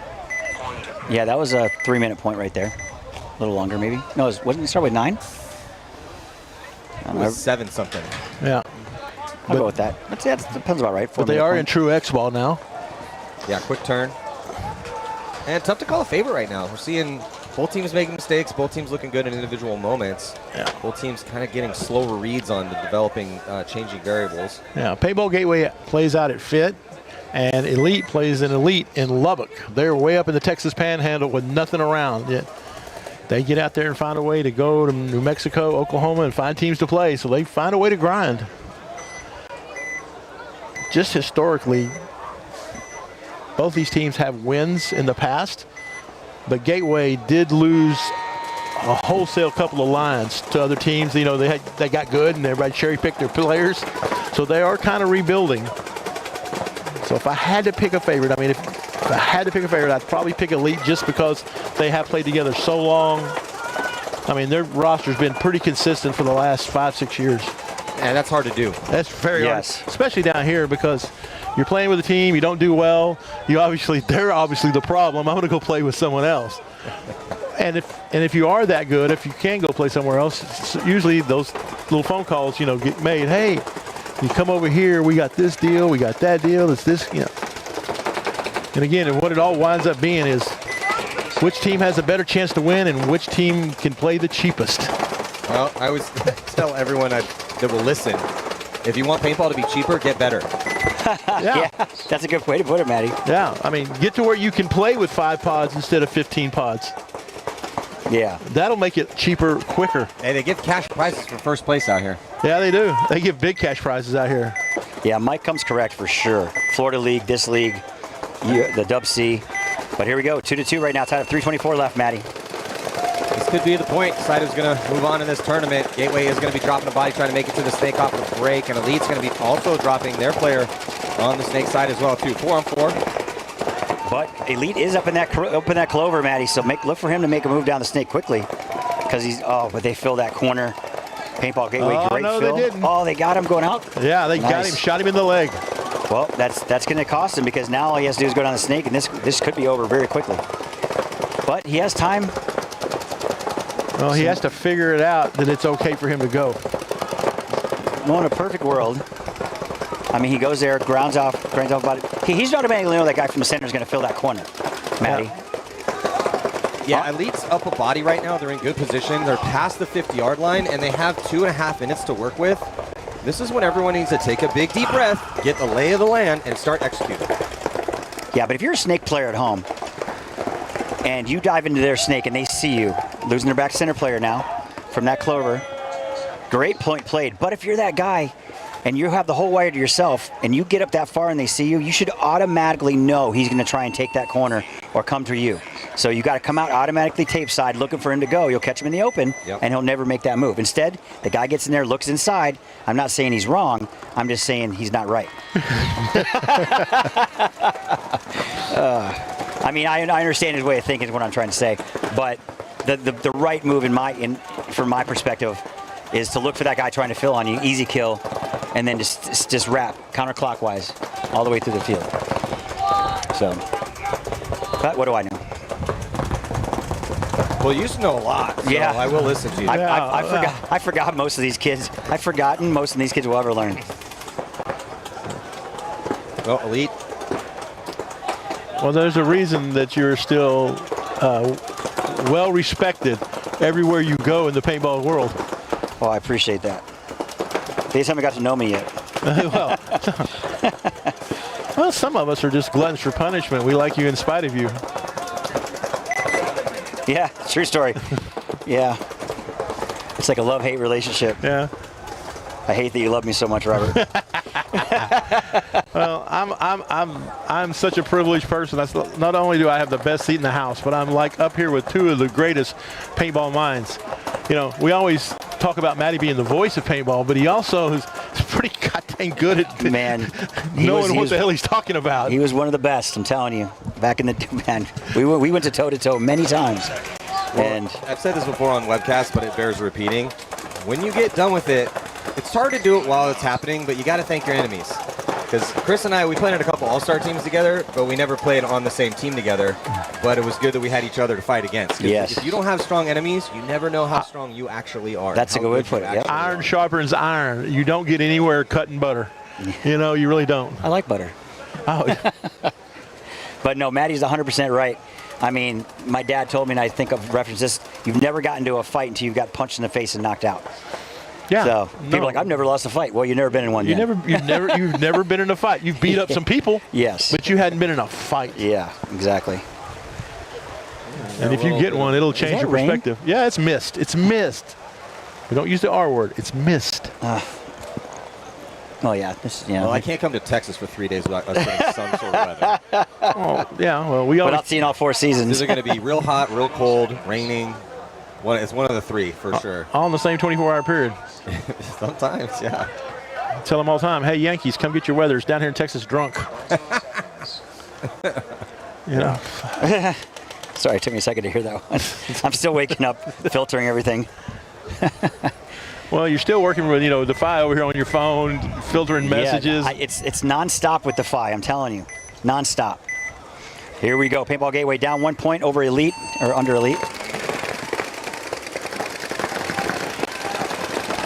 5-on-5 needs to start things out, but Elite is going to be dropping their body in the back corner bunker on the snake side. 4-on-5. Gateway's got a chance here. They got 2 minutes to work with. They're up a body. They're in good position. In D3's wrapping around, playing it at the pace that it needs to be played.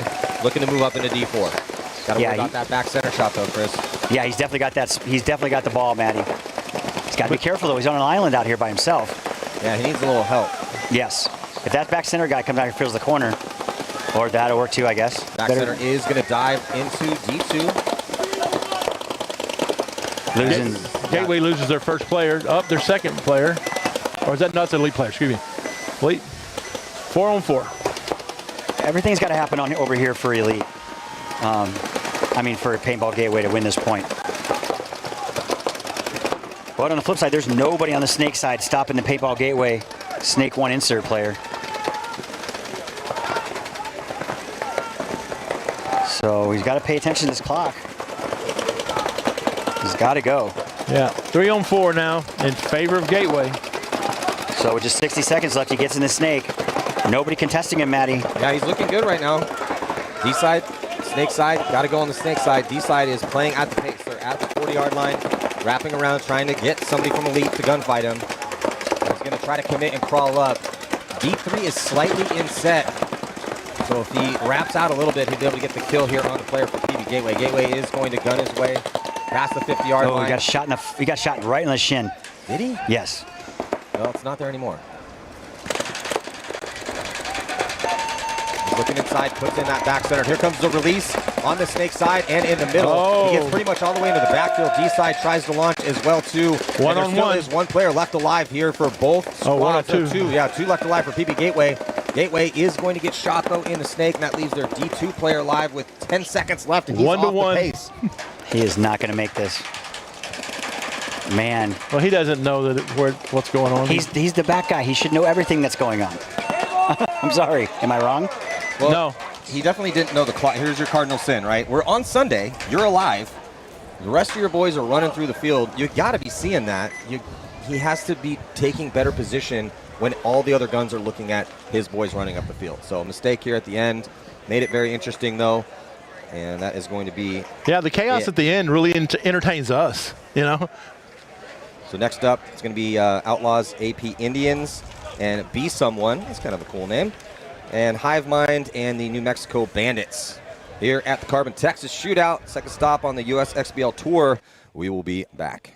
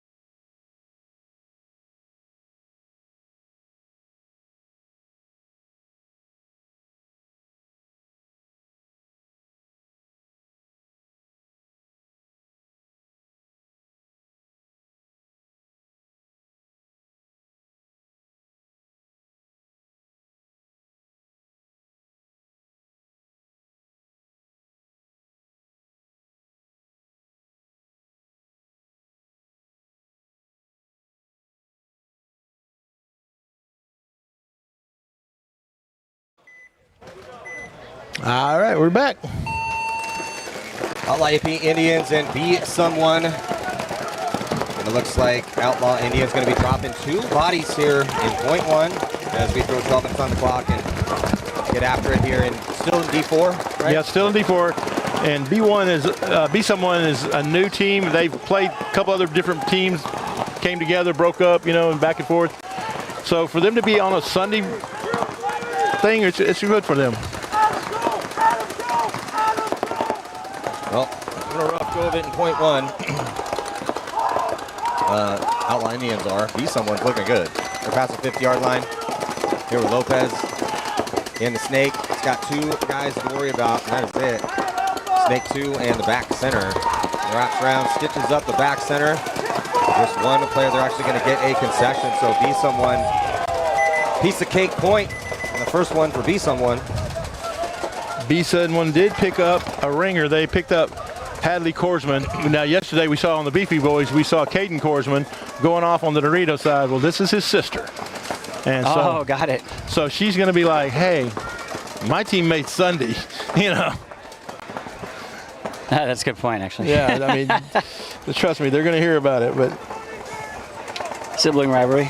Definitely. Hive Mind and the New Mexico Bandits out here to play their first point. Not that I know of. Maybe in my box. I think that's one box seconds. Hive Mind is out of San Antonio, finished 5th at the last event. 5 out of 44, so not bad. It's hard in the divisions, man. Down in D4, there's a lot of teams down there. Yeah, there is. It's a battle to get out of that. Yeah, 5 out of 44 is real good. Hyper-aggressive break for the Bandits. They try to take Snake 2 off the break, and he's going to get shot, though. So 4 on 5. We're currently in favor of Hive Mind.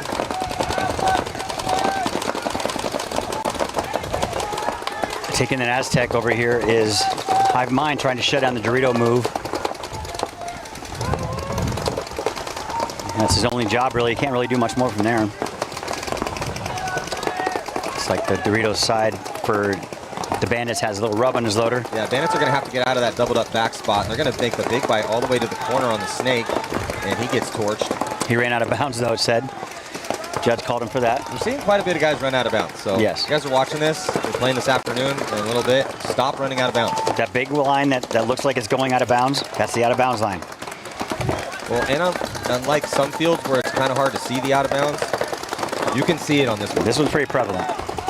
Yeah, the New Mexico Bandits are out of New Mexico? Albuquerque, New Mexico. Their best finish is first place, but it's first out of 8. So best finish out of a big tournament was 7th out of 39. So that was last year at the Usxbl Lone Wolf Open. So up and comers, but not quite there yet. Oh, down to 2 players now, Matty Bandits and Hive Mind in their clover. Yeah, Hive Mind. And surprisingly, the Bandits have not conceded this point. They're going to let it run in this 5-on-2. Somebody's listening to Matty in the pits over there. Well, Yep. That one's pretty much already been decided. So yeah, sure, chance that those 2 could pull it off, but with the field position, probably not. Let's just get back to 5-on-5. Make the smart play.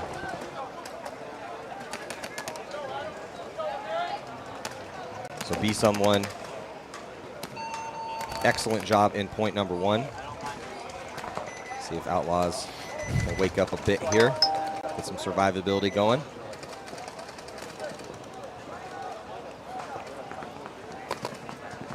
Yeah, nothing really has changed on the strategy here for day 2 as far as how this field is playing. Still haven't seen much out of the middle at all. Teams are going up to those Aztecs and not really doing much from there. In the middle of the field, it's really, you got to get multiple bodies outside and get them up the field, man. That's how Yeah, this field's won. you called that yesterday, man, when you and I were out there walking it. You know, this is an out and up field. You can hypothetically play the middle, but those guys really have to be dialed on their shots. You're asking a lot of that player. Hyper aggressive, Snake 2, and this goes right into the clover here for the Indians. And he makes it clean. He's going to keep going. I like this move. Yeah, Chris, this is exactly what you want your snake player to do. Yes, you're the one for a reason. Now the guy's got to get behind him in the corner. Oh, they shoot the guy zipping out for be someone too. So now he's going to get into their clover. Minor penalty assessed on the Outlaw Indians. That's not going to help their snake player's chances up there. He's going to have to really get this done. He's just doing the work on all these people over here. Shut the back center guy. Shot the Dorito guy for be someone. He's just doing damage. Chris, he might be losing his back player though. Referee in the checking out the snake back. Looks like he's clean. But yeah, I like this guy. This guy's being patient. He's got backup now. I mean, I still think that the corner guy for be someone can go on the inside, go down the highway, and possibly get him off the field and still live. Well, I don't know. The D4 is now looking inside. D4 is gunfighting down the sideline. That's the guy that's going to put paintballs on him if the back corner does launch and run the highway.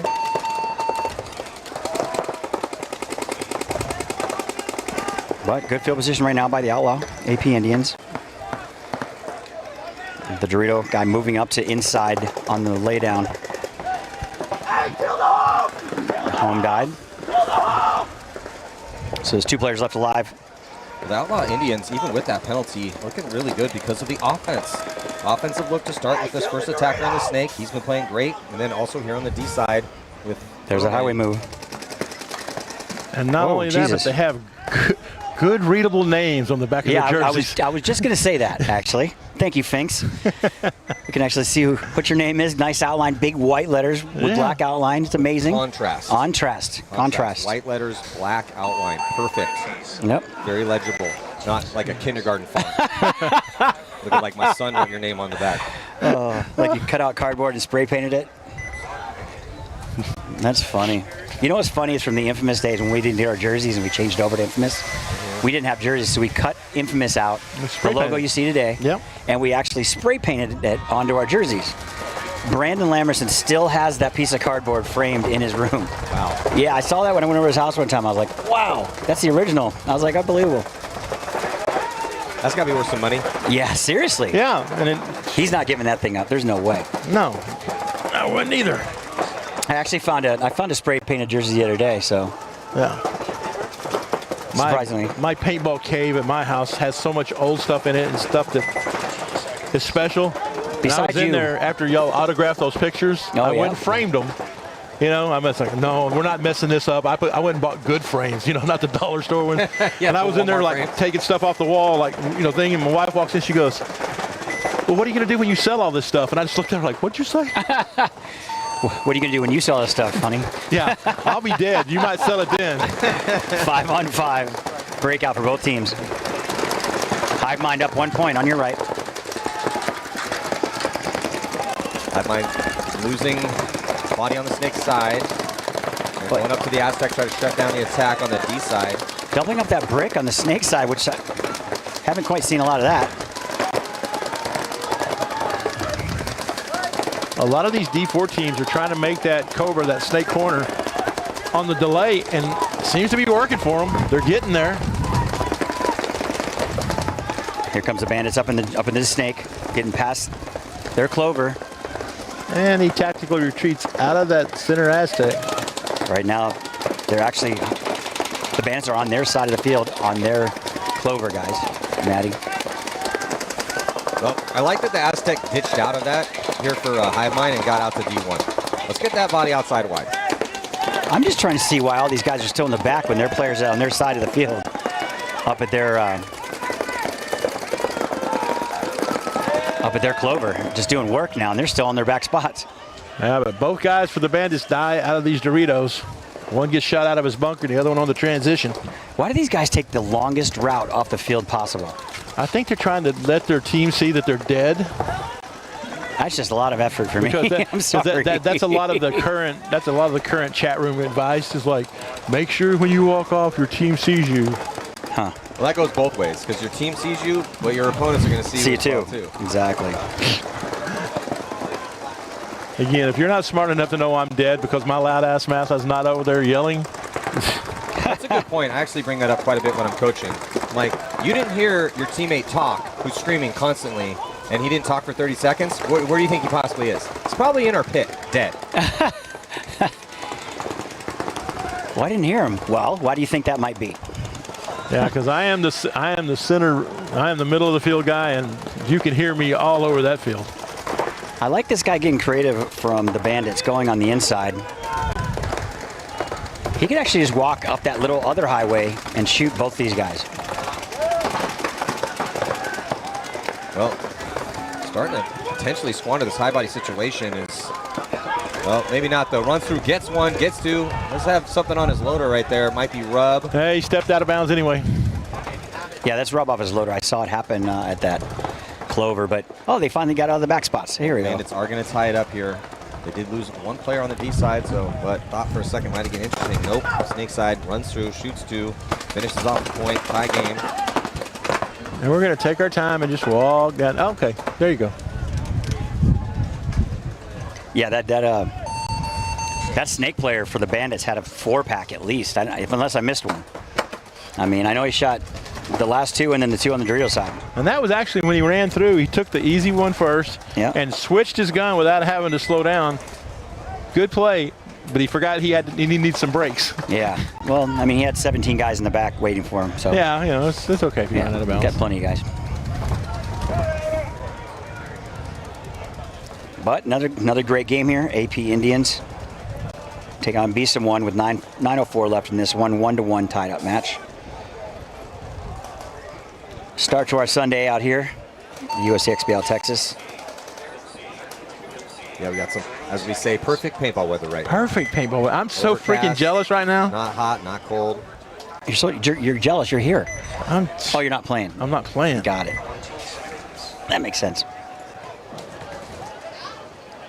Now, that was one of the things when Mike got me to do this. He goes, there is a downside. And I'm like, best seat in the house? What's the downside? He goes, yeah, you can't play. And I was like, well, I've not been able to play for years, but I still try. Yes, you do, sir. I love every minute of it. Here you go. Oh, big bite on the outside. Big bite up the middle. Let's see if this works out. It has. So we haven't seen this play run all morning. It was ran a few times with a little success yesterday, but no, sure enough, both players in the middle are getting shot out here for the Indians. Yeah, I can see taking one, but not both those Aztecs. That's just not the best idea, in my opinion.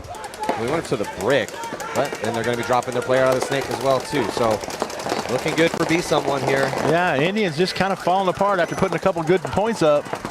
Just kind of tripping over themselves a little bit. Lopez is asking for a check. B-Someone at the 40-yard line here. D-side, he's alive. Snake side is also crawling up. Just trying to find these last couple bodies. I'll be someone on their side of the field. Shouldn't take them long. As they're now swarming down the field, they pinch out in the back center, leaving just the D1, and we will have a concession. So, little 1-point lead for B-Someone. Yeah, nice comeback for B-Someone. You know, they're like, hey, we're not just going to roll over and let you have it.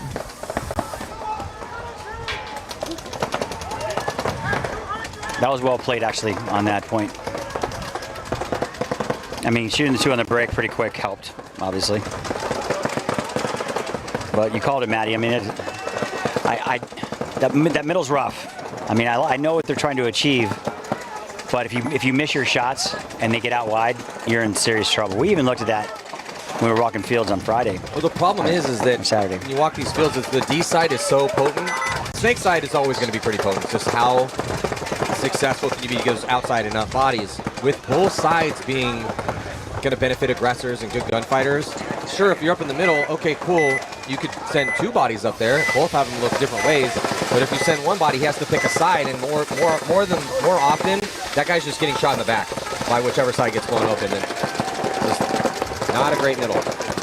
Oh, losing their snake player in the break. Hive mind. I think I'm sorry, the Bandits. Both teams are down one body. 4-on-4.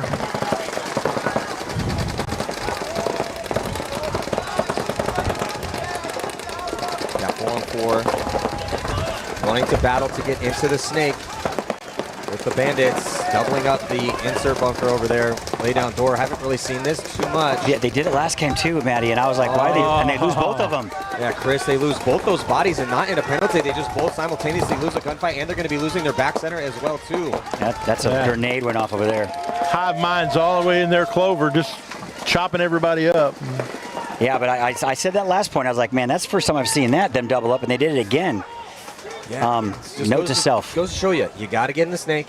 You have to have presence on the D side, and if you're pushing the issue over there with 2 bodies, even if you lose that first body, but you can't get trapped inside on this field. No, especially that door, that insert bunker to the snake you were just talking about, Maddie. Yeah, you just can't stop it. Yeah. You might want to think about going ahead and conceding this point because you don't want to let them run the clock all the way down. Well, another great point. Yeah, I mean, they're not chasing a ton. Maybe they wanted a couple more minutes to have a discussion about that busted play. Still a lot of time left.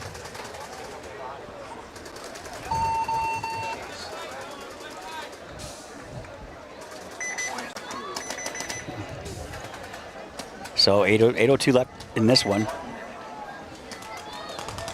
Outlaw AP Indians down by a point. Still a lot of time left. Be someone looking pretty decent. Yeah.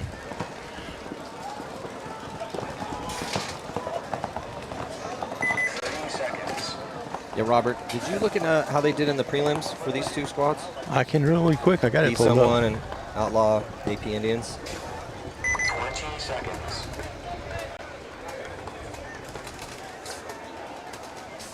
30 seconds. 10 seconds. Okay, 10 seconds to go. Both teams. Outlaw Indians undefeated. 40 seconds.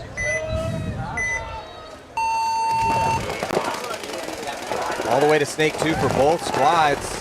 Be someone 3-1. Be someone losing their first attacker, trying to take that ground on the Snake side. And it looks like the Indians are also going to be losing their attacker as he tried to get into the clover. Initially made his primary spot alive, but shot trying to push forward. 4-on-4.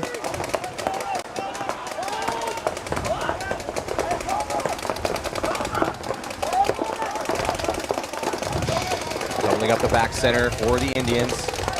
Eventually want to get out of that spot. Already out of there is Be Someone, as they have the back corner bunker on the Snake side, so a much better fill position here for Be Someone. That body out wide, man. If there's no one in front of you, there's no one in the Snake, and there's no one in your mirror, you can wrap around and get a lot of awesome inside shots. And sure enough, Indians going to be dropping their body from the door. And getting out of that Dorito over here to get up to that next Dorito is going to be tough because the guy at the Aztec, he's definitely concentrating on that one shot. And he gets shot in the loader trying to peek out on him. So that's going to open this side wide open. Yeah, Be Someone looking to extend the lead here. Up bodies in a 4-on-2.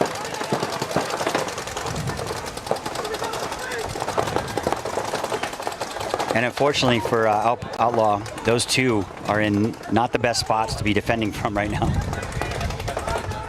Be Someone pushing the Snake side. Inside cut, and they're going to get a concession. Yeah, that's smart. Like you said, Chris, having those 2 bodies, just crossing it up in the back center in the door. Yeah, not ideal. Inevitable that they're going to lose that one. Yep. But still a good game. Also, this one in this set of matches, the Hive Mind up by 1 point over the Bandits.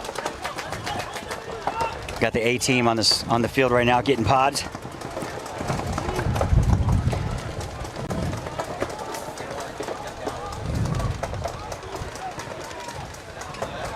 But just getting a start to our day here. Lots of good paintball ahead of us today.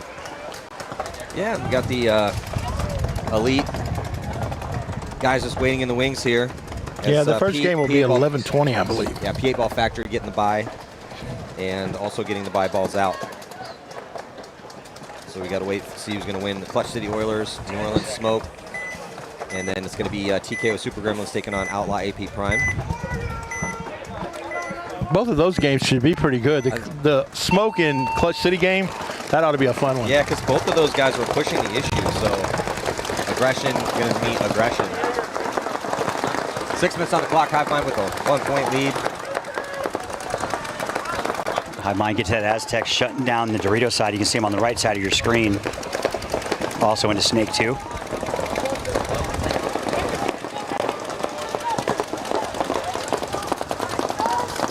Oh, looks like he might have clipped him going in the Snake, though, for Bandits. Yes, he did. Crucial kill for Hive Mind. Next time you shoot that first attacker on the Snake. Also could slow this point down a bit. 4 bodies pretty much in the backfield currently for the Bandits, chasing 1. Yeah, Hive Mind up in there. Clover. Look for him to make that move. Nothing really stopping him. The back corner guy for the Snakes, for the Bandits, is looking inside.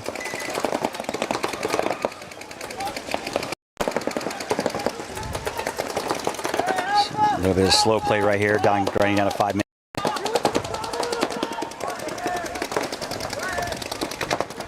See Hive Mind making some moves on the Dorito side and the right side of your screen. Yeah, Hive Mind a couple moves outside to get that outside containment on the crucial Dorito side. You look for this brick guy for Hive Mind to get out to this corner and help his buddy out here pretty soon, Matty. I would like Hive Mind to get into the Snake. Yeah, he needs to get in the Snake.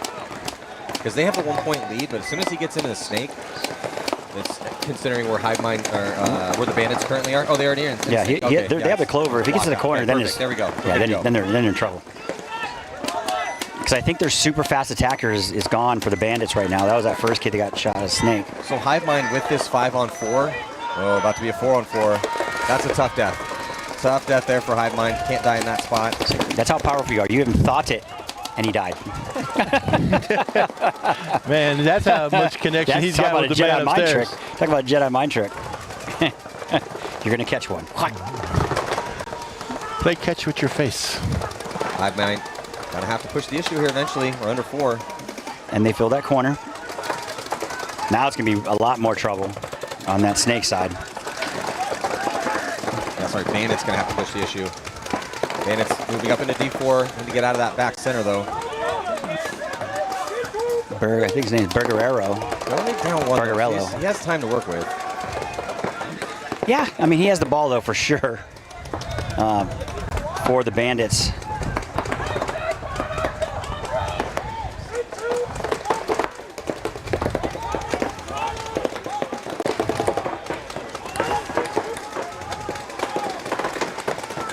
And that kid, oh, he's out of paint. So That makes a lot more I was sense, like, where's he Chris. going? Like, why are you Why are you going inside after having done all the work to get outside? He had to get a pod. And it works out for him as he makes it back to the corner alive. That was pretty clutch, actually. But he only has 1. Yeah, it was a nice move. But he only has 1 pod for the next 2 minutes and 45 seconds. I would stop shooting your gun. Yes. Wait for the initial punch that's going to come here from the Bandits. Yeah, you definitely, I mean, and especially being in the driver's seat right now that they are, that 2 minutes is going to seem like an eternity with no paint. And Hive Mind just missed a shot on him diving into that Dorito, legs all out in the open, and just couldn't hit him.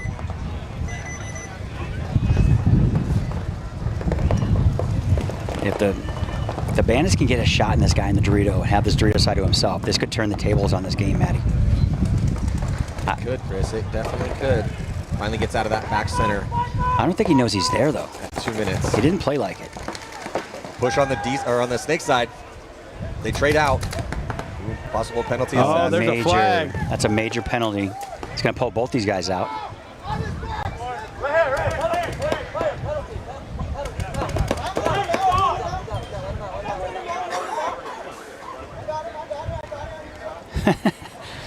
So an unfortunate turn of events there for the Bandits. Looked like they had to add that one or had a chance at it. And Bergerello one-balling the guy in the corner. That was a pretty good shot, actually. Yeah, but then the major penalty. Yes, sir. That took the wind right out of their sails. And you can't afford to get a 2-for-1 when you're playing with only 5 guys. No. I mean, well, at least they had the bodies to pull, so they could start 5 up. Start 5 up to the next point, but still. I mean, but they were convincing. They convinced me they were probably going to win that point. Yeah. I mean, there's still the Dorito situation, I don't think Borello knew he was over here. No. And that guy was right next to him, so getting him would be no problem. But because of the penalty, we'll never know. We don't know. We don't want to be the guy that caught the penalty right there, because the conversations in the pits are not going to be really polite. I think it was that front snake guy that got that one, because they pulled the other guy. I saw a red flag go up, so. But 3-1 lead now in favor of Be-Someone. Yeah, 1 point away for victory here for Be-Someone. Still a decent amount of time left in this one for a potential comeback for the Indians. But they are out of opportunities. It has to start right now.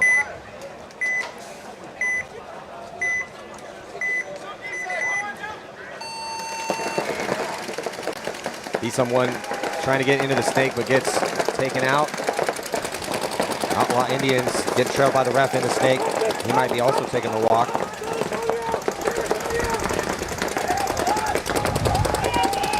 Be-Someone looking pretty decent. Good gun control right now. Yeah, Hadley Korsman's getting the call. She's over here in this Dorito 1. Just watching her play so tight and just sitting on that guy. She's not going to let him out of that Dorito down there. And, you know, unfortunately, looking at the Outlaw Indians, they're not in the best spots to start making moves. They took that Aztec up the middle, losing their corner snake guy. They're just not in a position. I think it's 4 on... It should be 4 on 4. 4 on 4? Yeah, Be-Someone dropped their snake, and then Indians just lost their back bunker. But Indians have a body all the way into the clover already. So they have the good field position right now. Crucial point here for the Indians. And that guy, the Aztec in the middle, is just a waste right now.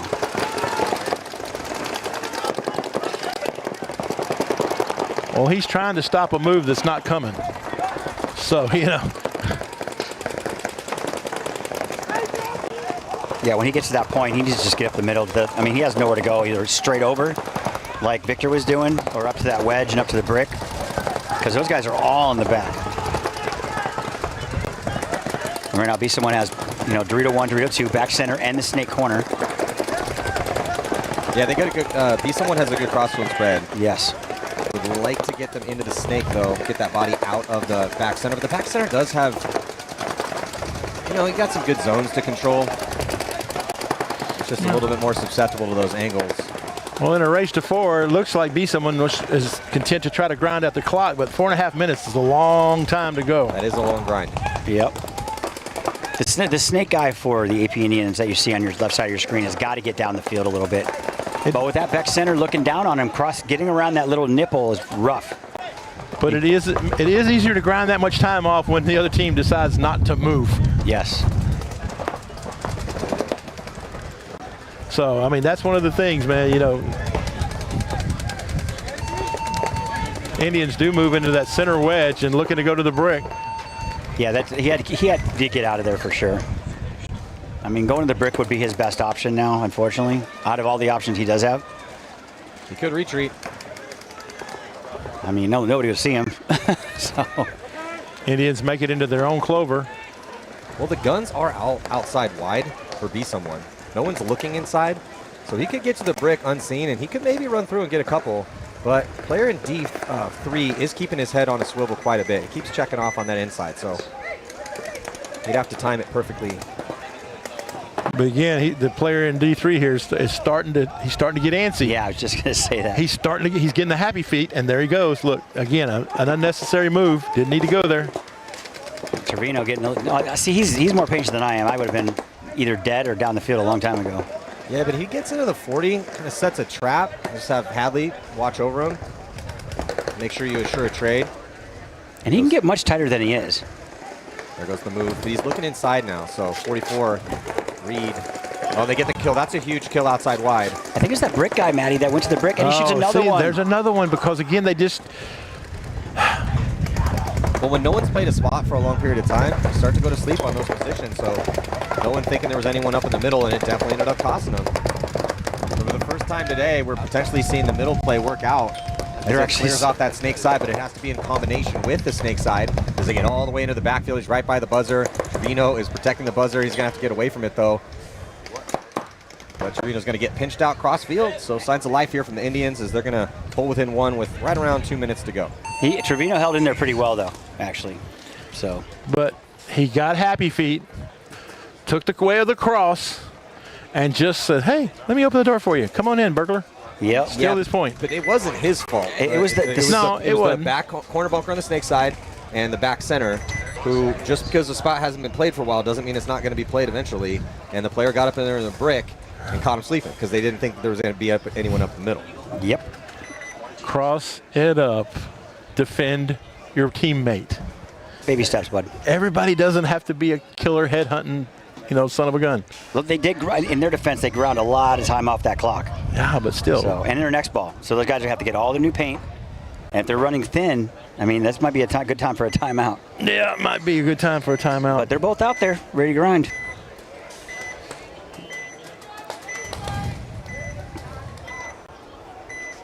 I love to see the magnet of all these teams coming together from all these different places into Texas. Yeah, last year we had teams from as far away as Hawaii, Yep. Tennessee, Arizona, Florida obviously came in and took a bunch of money home.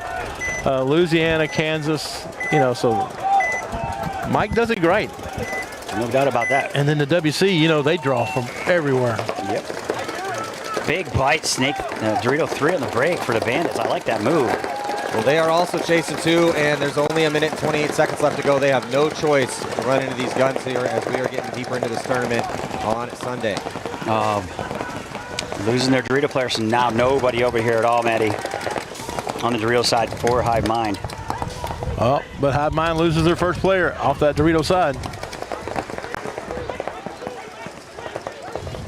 Yeah, bend don't break moment right now for Hive Mind. 60 seconds. Oh, minor penalty going to be assessed on the Bandits. Oof, that's going to hurt a little bit. You're going to need to another launch. Yeah, options are dwindling for the Bandits. I mean, 45 seconds left is definitely a little bit out of reach right now for these guys. Well, and they only have one player left alive, and he's in D3. And the snake side's blown. Well, he's in I can't take my paint home. I'm going to shoot it all before we go.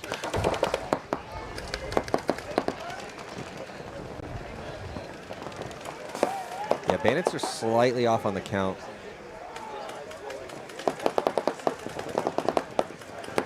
Just a little bit. It's kill 4, not kill 3. But they don't have to do anything. They'll be content with a 3-point win or a 3-1 win. Yeah, because on Sunday, margin doesn't matter. A win's a win. Yeah. So time is going to expire. Victory for Hive Mind as they stay alive, knocking out the Bandits.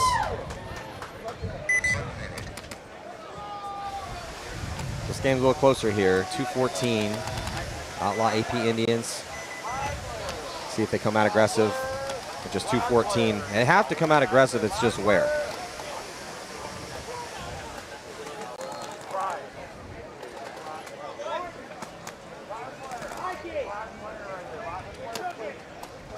So we've got about 30 seconds for the start of most likely the last point. 30 seconds.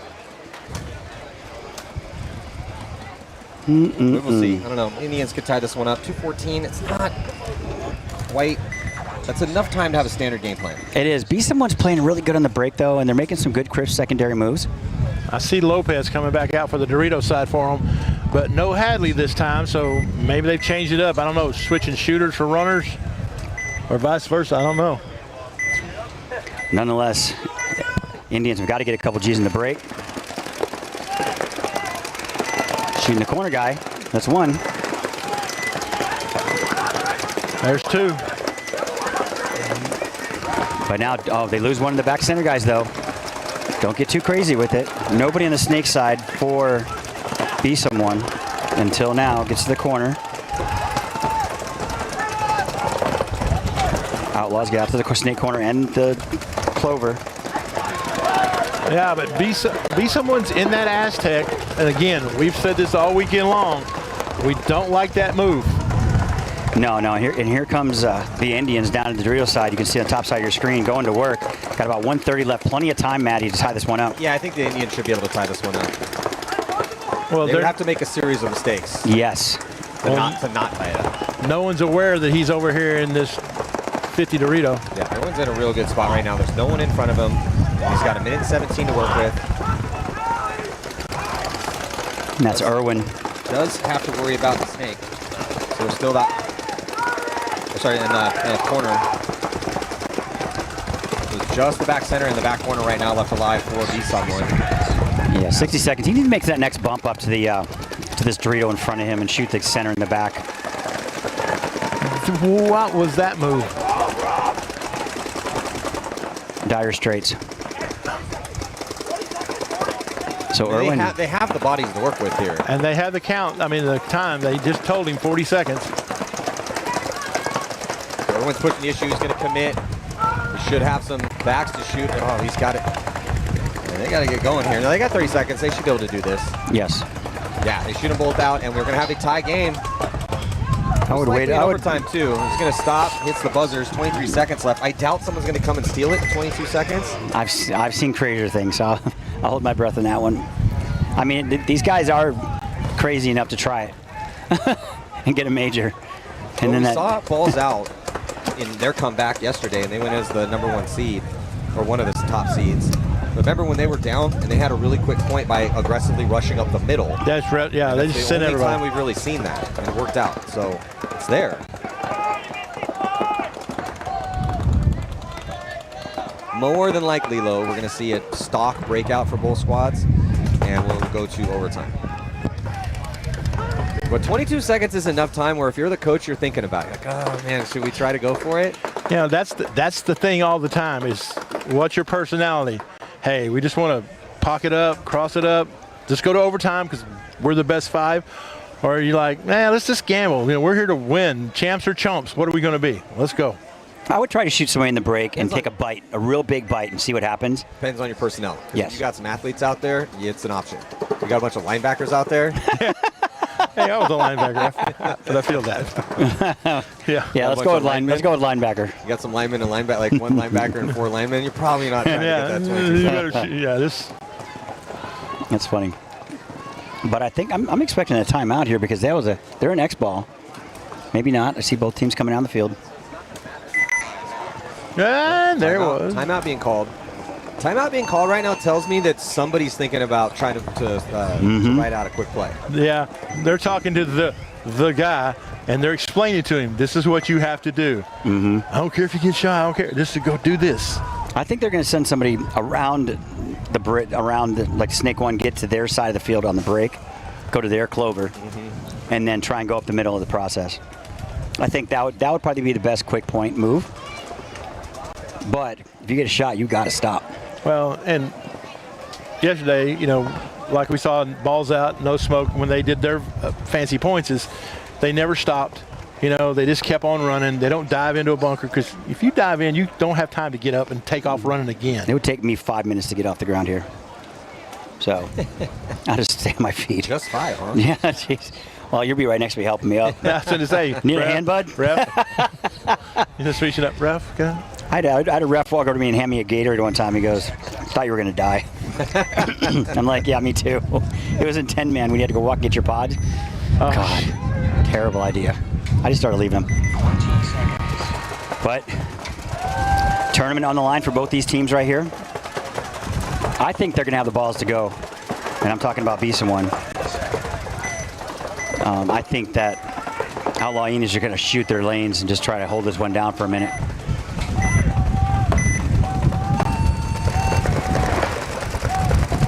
Heavy guns up for the Indians, and trying to get outside wide. Someone loses wide body, they lose 2, so now just 3. But 12 seconds left. No one's launching from the Indians, even with the 2-body advantage. So we will see overtime.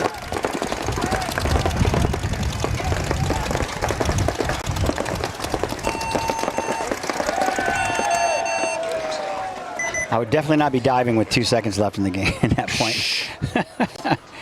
Hell no. Hell to the no. Chris, we went over this. You're not diving with 12 minutes left. I'm not exactly. If I dive, don't dive anymore. Your diving days are done. They are done. Yes. Yeah. If I do dive, it's because I tripped on a pot or something. I was going to say they call that falling down. Yeah, exactly. Oh man, look at the next new graphic. Thank you, Ryan. going to work. So this is the Elite final match, final brackets here. It's going to be the Oilers taking on... No Smoke. Yeah, No Smoke. And then TKO and Outlaw. Hit us up on the chat. I want to see your predictions here. I would love to see it. I'm thinking what I'm going to take. I think the Oilers are going to squeak in. You're just going to go out and predict something right now? Yeah. Oh, wow. I think the Oilers will squeak in. I think TKO has the Gremlins. They're playing pretty good. I think they have a chance playing against paintball.com, but I think paintball will take that one. And I think Balls Out, I think that one's kind of a 50-50. I don't know who's going to win that one. Well, I'm going to be contentious. I'm going to take Smoke. You take the Beefy Boys. No. Yeah. Will P8 Ball continue their 90s bowl run? We will see. I don't know. Yeah, I think I'm going to take Smoke, and then I will take TKO in the other one. Smoke is playing good, yes. Well, I like their never say die attitude. I mean, they've literally been, as they were yesterday, on the brink of elimination, and then just somehow found out, hey, we can go 4-0 these guys. Yeah. So I am really looking forward to watching that Smoke Oilers match, though. Yes. Oh, that's going to be the match. Both those teams were playing very aggressive. Oh, Yes. yeah. So that'll be a fun one. Gremlins were too. Prime was too. That's going to be a real good match, too. I don't think we're going to see any bad ping pong today. Not in the elite division. I really don't. But man, TKO was on a run yesterday. Just as far as the mechanics of it, they were playing very well. Of course, when you got Cole Lukow standing in the pits waiting to bite your head off, if you make this, even when they win a point, if they did it wrong, he's just in there, just shaking them. Team's starting to spill out. Play this overtime point right now. 30 seconds before we get into it. I got to give the advantage to Beast One in this. I just think they're playing a little bit better than But Indians got the momentum. Yeah, true story. And the Outlaw Indians come from that big Outlaw AP program. There's lots of teams, lots of practice, coaches, the whole thing. Be someone, a new team, kind of just to throw together guys, and they're just kind of doing it all on their own. They're just so, if Be Someone comes along and wins this game, that would technically be an upset, just because of new team, new roster, no coaches and stuff like that. But man, they had some good-looking points. Yeah, they did. And then they turned around and last couple points got penalties, and you start throwing them yellow bluebirds, you can't win. Looks like the clock has stopped at 20. Yellow bluebirds. Okay, 30 seconds now. The clock had stopped for some reason, but we are running. So we'll find out. All right, I just found out the name, Killen Jones, for a rad snake player. Killen Jones. His name is Killen.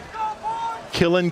I couldn't tell the guy's like talking as he's walking, but Jones. I'll look it up. Well, I was going to say, because Killen Jones is a great paintball name if you're really good. Yes. That's a great name.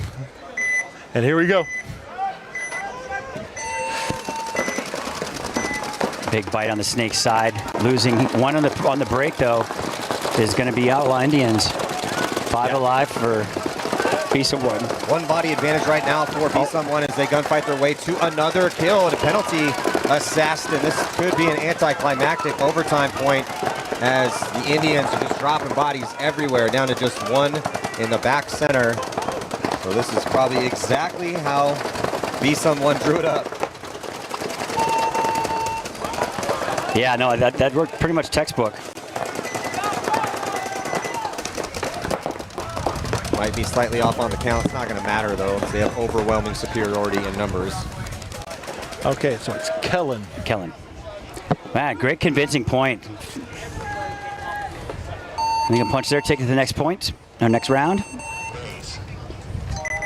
And Maddie had brought up earlier about the rad player that played Snake, Kellen Jones. He is a 33, or is that a 39? 39-year-old man. See? Yep, see? I guess 38, but... Yeah, that was a good call. That's going to do it here, so stick around. It's going to be Legacy taking on Onyx, and then Houston Homicide and Zero here in D4 at the Crbn Texas Shootout. We'll be back.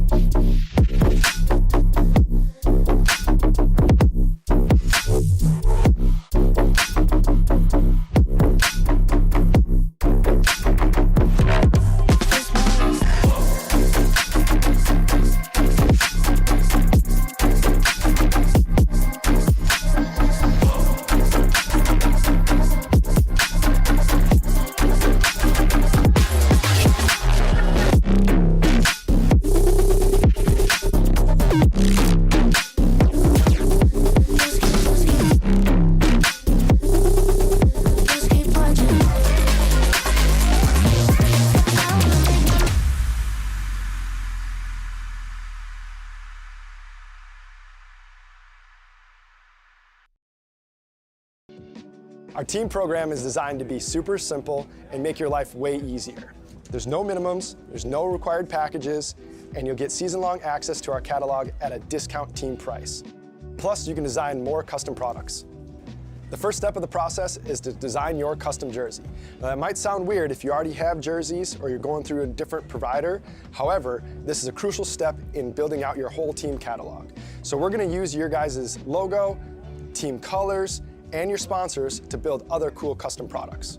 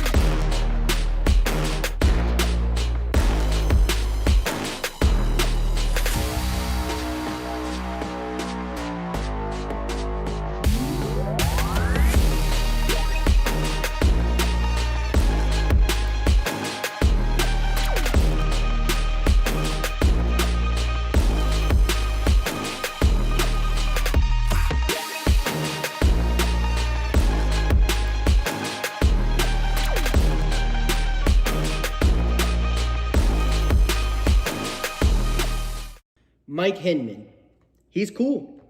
Paintball, that's cool. Making money, that's cool. Crbn, that's cool. Crbn is the only sports book in the world that offers paintball. So if you want to get down on some paintball action, make sure you visit Crbn. It also has every table game from blackjack to baccarat to slots and more. It also has a full sports book with every sport you can ever think of and probably some that you never heard of. The only sports book in the world that has paintball.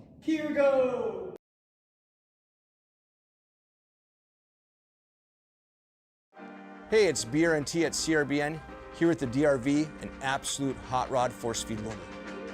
What separates the DRV from the competition is our LCD display on the back. This has a built-in timer, ideal for classic paintball, but if you're playing anytime paintball at all, the ability to know what's going on without a scoreboard is an advantage. Along with our adjustable torque settings, 1 through 5, allows you to shoot any paint in every condition. If you're shooting super brittle paint, turn it down. If you trust the paint, it's a little bit harder, you can turn it all the way up, shoot 25 balls a second, no problem.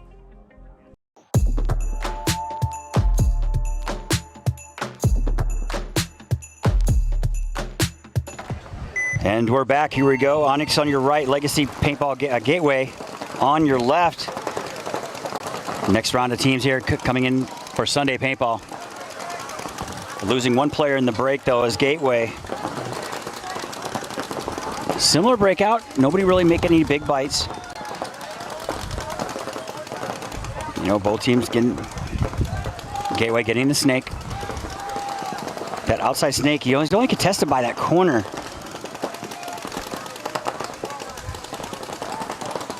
But look for them to come down this Dorito side pretty quickly. Making that bump into that snake too. He also has a corner, guys, so much better situation for Onyx.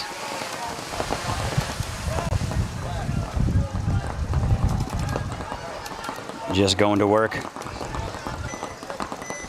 And getting out in the Doritos. Gateway making the corner on the Dorito side. Little help over here, which might be more beneficial for them right now in this crucial first point. Getting up the center. The door is open for the Dorito side. But now you see. This is Mr. Kill 4. They get a major. So.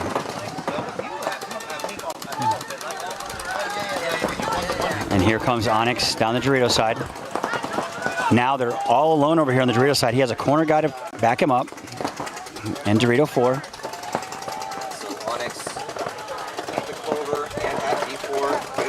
Aggressive spread. Also key, he's got a back player behind him.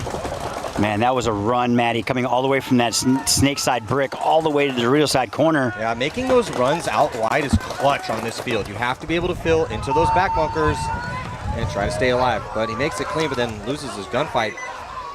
So Legacy running out of options here in point one. Onyx exploring the middle with 2 bodies outside wide, and they're going to pinch out the back corner bunker, snake side. That should do it here.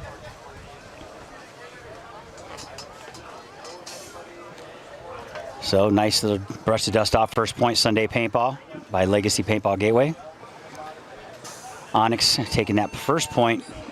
I'm going to say convincingly. That was a back and forth battle in the beginning, but the battle of attrition.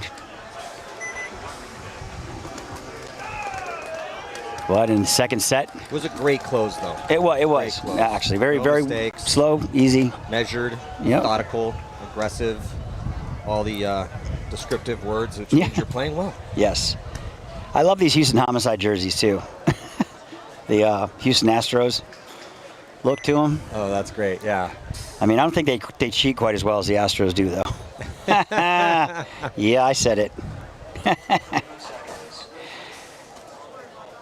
But Zero, also looking forward to seeing how those guys play.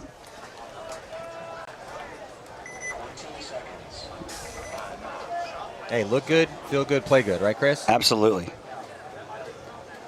So see how Zero did yesterday. Zero. They were 3-1. Only loss was a 4-1 against UGPB. But here we go. Zero on your right, Houston Homicide on your left. Houston Homicide go up to that Aztec. We're losing one in the break though. Zero out of that insert bunker to the snake.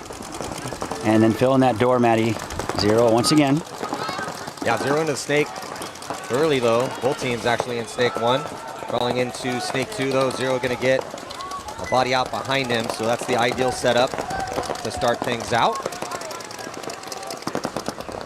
But no one really on that D side. D1 doesn't really count. Yeah. A little better field position for Homicide. Zero losing their D2. snake corner, Matty. Sorry. D2 counts. Yes. I would have to agree with you, though. That little baby bump is not doing much of anything. So 3 on 5 in favor of Houston Homicide right now. So Homicide looking clean. Yeah, tough death out of that back corner bunker for Zero. But I think that Homicide has the count, Chris. Yeah, I don't know if they do or don't. I mean, they're not moving like they do. But the Dorito side's about to figure it out real quick. Here comes Homicide down the Dorito side. And doing quick work of it. Nothing stopping him, really. That's Ren for Homicide. Losing the Dorito players, this side wide open, Matty, for Houston Homicide. And they fill the worst bunker in the field.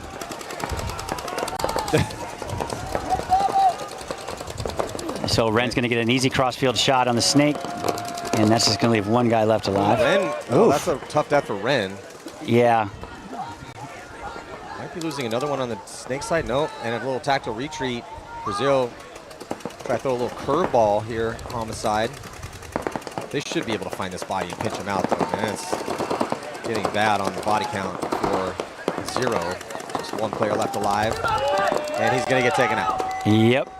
Well, nice. You know, I mean, the only real mistake, if that wasn't even a mistake, was Ren getting clipped out. But, you know, he did some damage already, so no harm, no foul. A little antsy in point 1. Yeah, yeah. A little overcommitment in a gun battle, but not too crazy, considering they had a bunch of bodies to work with. But yeah, we would want him staying alive in that position. Yep. So Onyx taking the first point against Legacy Paintball Gateway. See how they answer that 1 point loss, but lots of time left in this one. Yeah, still waiting to see who's going to move on into this quarterfinal match. So far, it's Cold-Blooded Warriors, Rad, Be Someone, Greed, Elite, and Hivemind who have won their games this morning.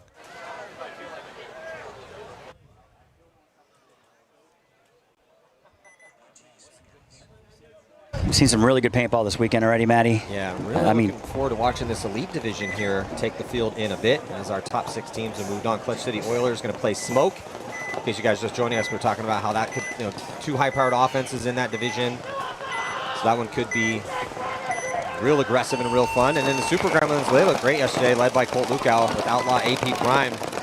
Some gritty veterans on that team. It looks like Onyx is going to lose one. Or not Onyx. He might be hitting the pack. Yep. How old is that kid? 25. No, I talked to him yesterday. He's quite the personality, my friend. He's going some places. I think he said he was 12, 13, maybe. Already playing D4 at yeah. 12? And he has the attitude for it, but also losing a player. So tied up now 4-on-4 and making a big bite to the center brick.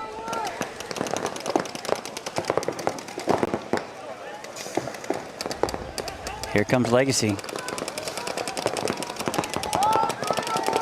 Yeah, Legacy with that move up the middle 50, trying to lock down the D side. And both mirrored up in the snake. He's going to have to start worrying about the snake side, though. Yeah. Because Onyx just took the clover.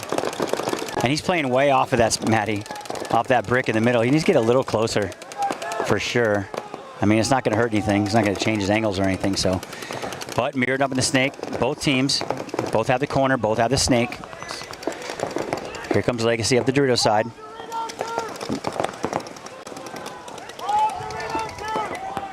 Hunt is kind of stuck in a position right now from Onyx.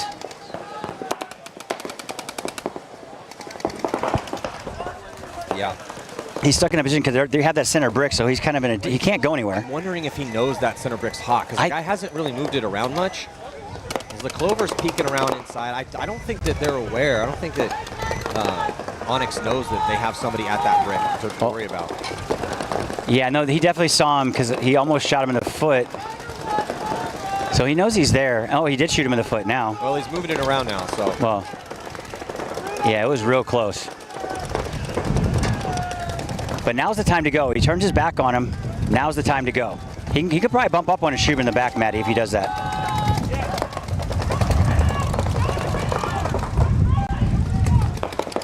Little retreat to the back center. Oh, and Legacy losing their Dorito side, Matty. So not gonna be difficult for this gentleman to come up the field for Onyx and shoot this guy the brick in the back.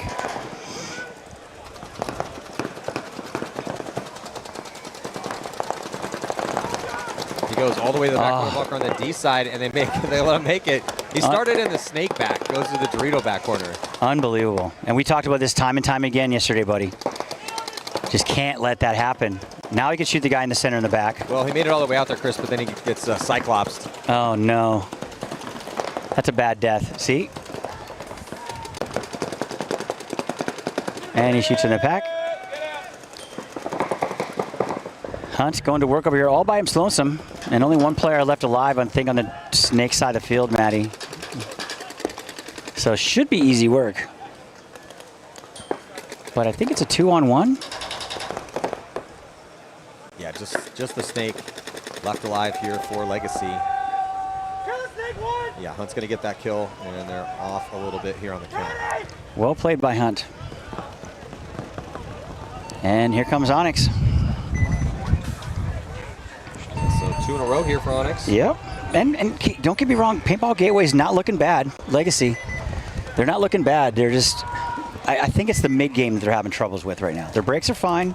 They're not getting any G's, but if they do, they get 1. But it's the middle game that they're having trouble with, it seems like. It still perplexes me that they're making these fills of these corners from the opposite side of the field with people on the 50. I'm scratching my head at that.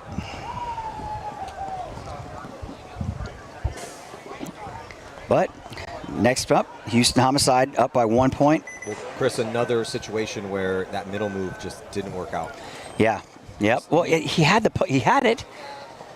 You're just asking Didn't capitalize on it. You're asking a lot to put that guy up there because you're pulling a body. You have to commit that body up there. You're pulling a body off of a potential another attacker outside wide on these crucial D side and snake side, and yeah, it's tough. We've really only seen the middle move all weekend long work out a couple times. Yep. And here we go. Houston Homicide doubling up the back center.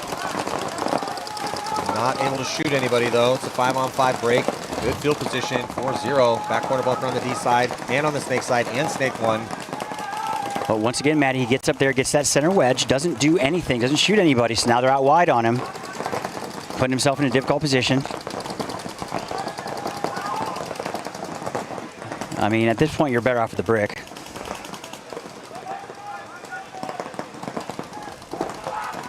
Oh, might have clipped the guy on 0 going up to in the snake, getting checked out. Bottom left side of your screen, he is clean. So now, losing that wedge guy, Matty, in the center. Yeah, center, man. It's just been kind of a barren wasteland up there for the most part. Yeah, well, Houston Homicide got out to this Dorito 3 out here in the wire, and obviously it's an easy shot. Yeah, but as much as I don't like the center, I'm really starting to love this D side, and the snake's awesome too. So. Yes, this is just a great field. I haven't seen a good field like this in a minute. Yeah, I just really love the fact that it's gunfight heaven from those back corner bunkers. So Houston Homicide content on where they're at right now. I mean, 0 has to move. I think they're down to 0 is up in the 50 snake though. Going to make their move to, he shoots Ren across the field from the 50 snake, and now he's in their clover, Matty. Yeah, huge move. Clutch. 0 on to Houston Homicide side of the field. He gets that crossfield kill on Ren. Might be getting another kill here. The back corner bunker on the D side. Oh, Houston Homicide clips out the guy that got to their clover. Guy, yeah, he had to die. That was, and he still lived, Matty. So, I mean, shooting him and living is key for that point right there, because that was going to go sour real quick. Yeah. So now it looks like 3 players left against 3, so it's 3-on-3, 33. Now, ideally, Homicide wants to get that player insert bunker, snake side, out wide. They have the Dorito side corner too.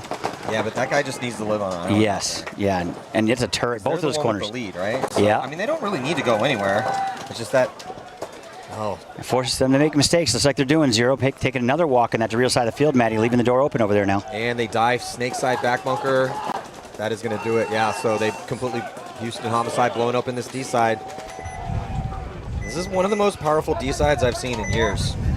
Yeah, it's pretty gnarly. You know, and it's not what I called in the beginning yesterday when you and I were out there walking around. I'm like, man, the snake's pretty dominant, but... It's exactly what I talked about yesterday. I said me. Me. Oh, sorry.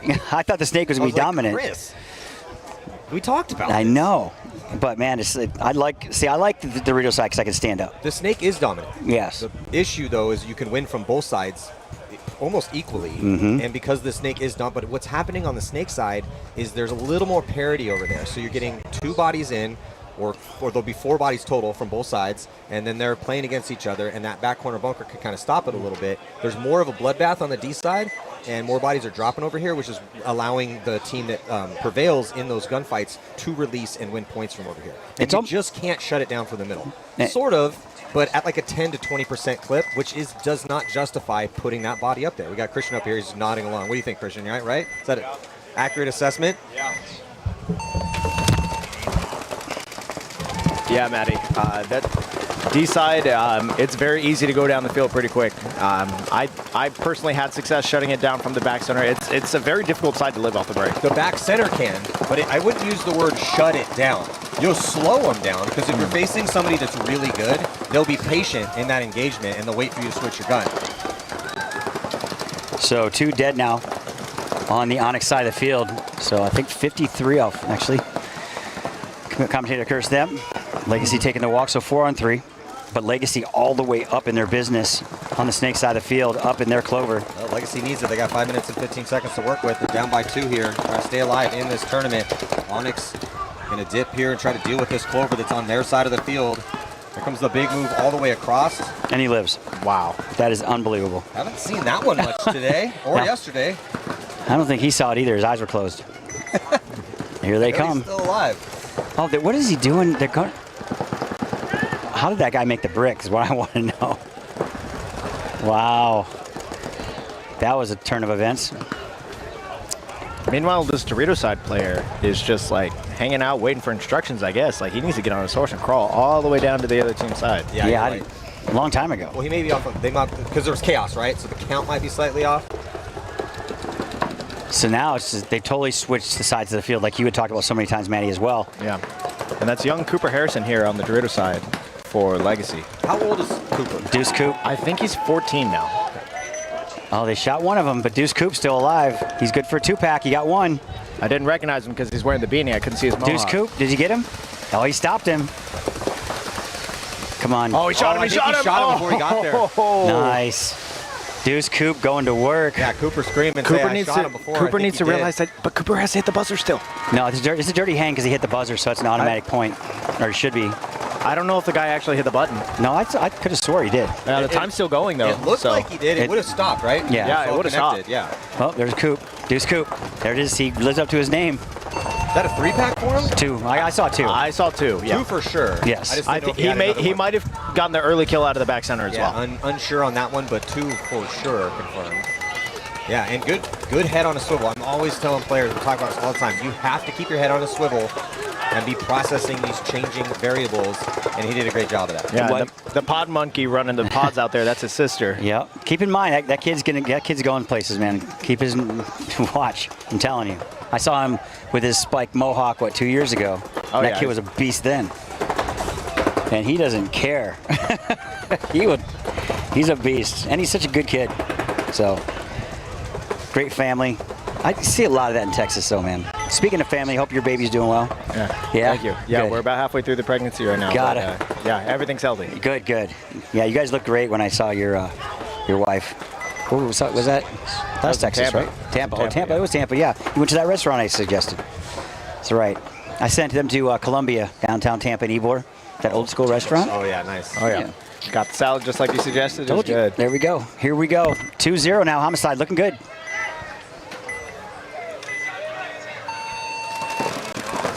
Oof. Man, I think there's play right now for 0 going double bricks and losing their D side. So this is going to be interesting. They have 2 up the middle. They haven't touched the bunker. They haven't telegraphed it yet, but they have no one outside wide on that D side, and Homicide's already in D2. Gun looking that way, try to protect it, keep them from moving into D3. And no one on the snake side. Oh, he did get that kill. That was key, though. I mean, I thought there was 30 seconds left in this game the way they came up breaking. And I looked down, there's 7 minutes left. But I kind of like this. It's gotten a little predictable here, the play calls, so they do throw a little change into it, and it does work out. But it works out because they're shooting bodies on the break. And here comes 0. I think the guy for Houston Homicide knows he's in the middle because he's playing in Snake 1 awful tight. He's looking for it. Yeah, it's Snake 1 doubled up back center and the Aztec in the middle for Homicide. They let one of those bodies out of the back center. So that's a nice move for Houston Homicide. Trying to protect this lead. 0 thinking about moving past the 50-yard line here, shading towards the D side. Gonna move up into D4. Good move recognizing that he's got the whole D side to himself. If he just crawls, he can go all the way to the other team's D3. He doesn't look like much of a crawler to me. Nope, they lose one of the bricks. There we go. Now it should make light work of everybody here. Oh, he knows he's there.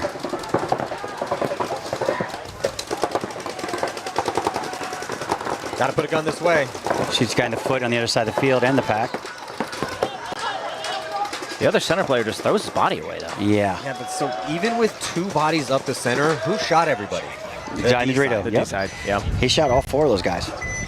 And the guy, and they stayed in the pocket, trying to get those guns outside wide. You can slow him down for a little bit. And yeah, if the guy makes big mistakes and is pick and choosing his gunfights, you just have a lot more to work with here and a better angle.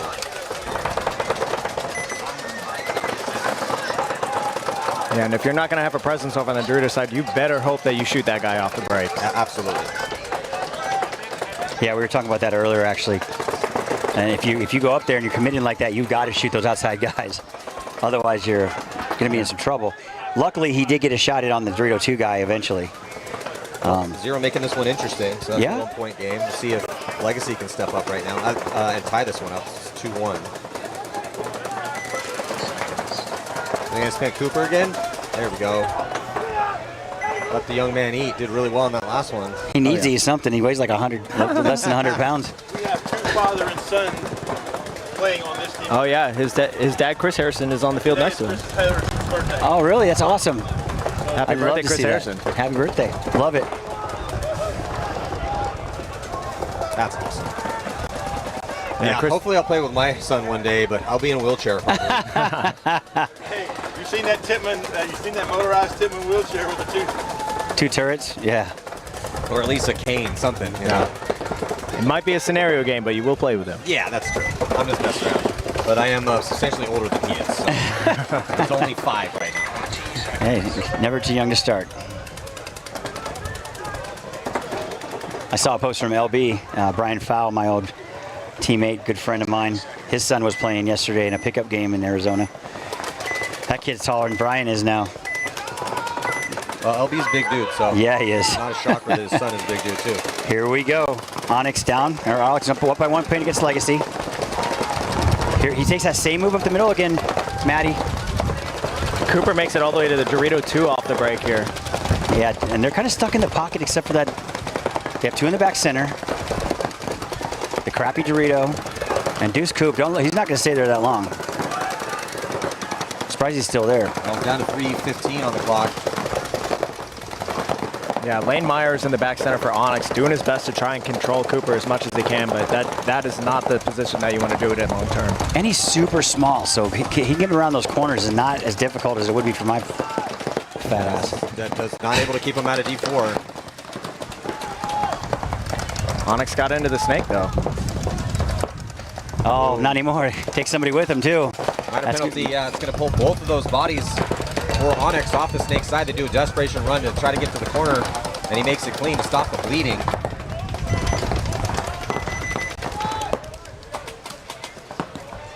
Hey, but that was a good fill. If he wouldn't have done that, I mean, I'd rather be in that spot. Oh, he got shot though. Some of these gunfighting skills leave something to the imagination. Be nice, dude. It's D4. Come on. No, I'm not saying they're not bad. I'm just saying. 5-on-2 here. 5-on-1, just Nice Lane shot. Myers in the back center. Trying to make something happen. Man, they're all up in there.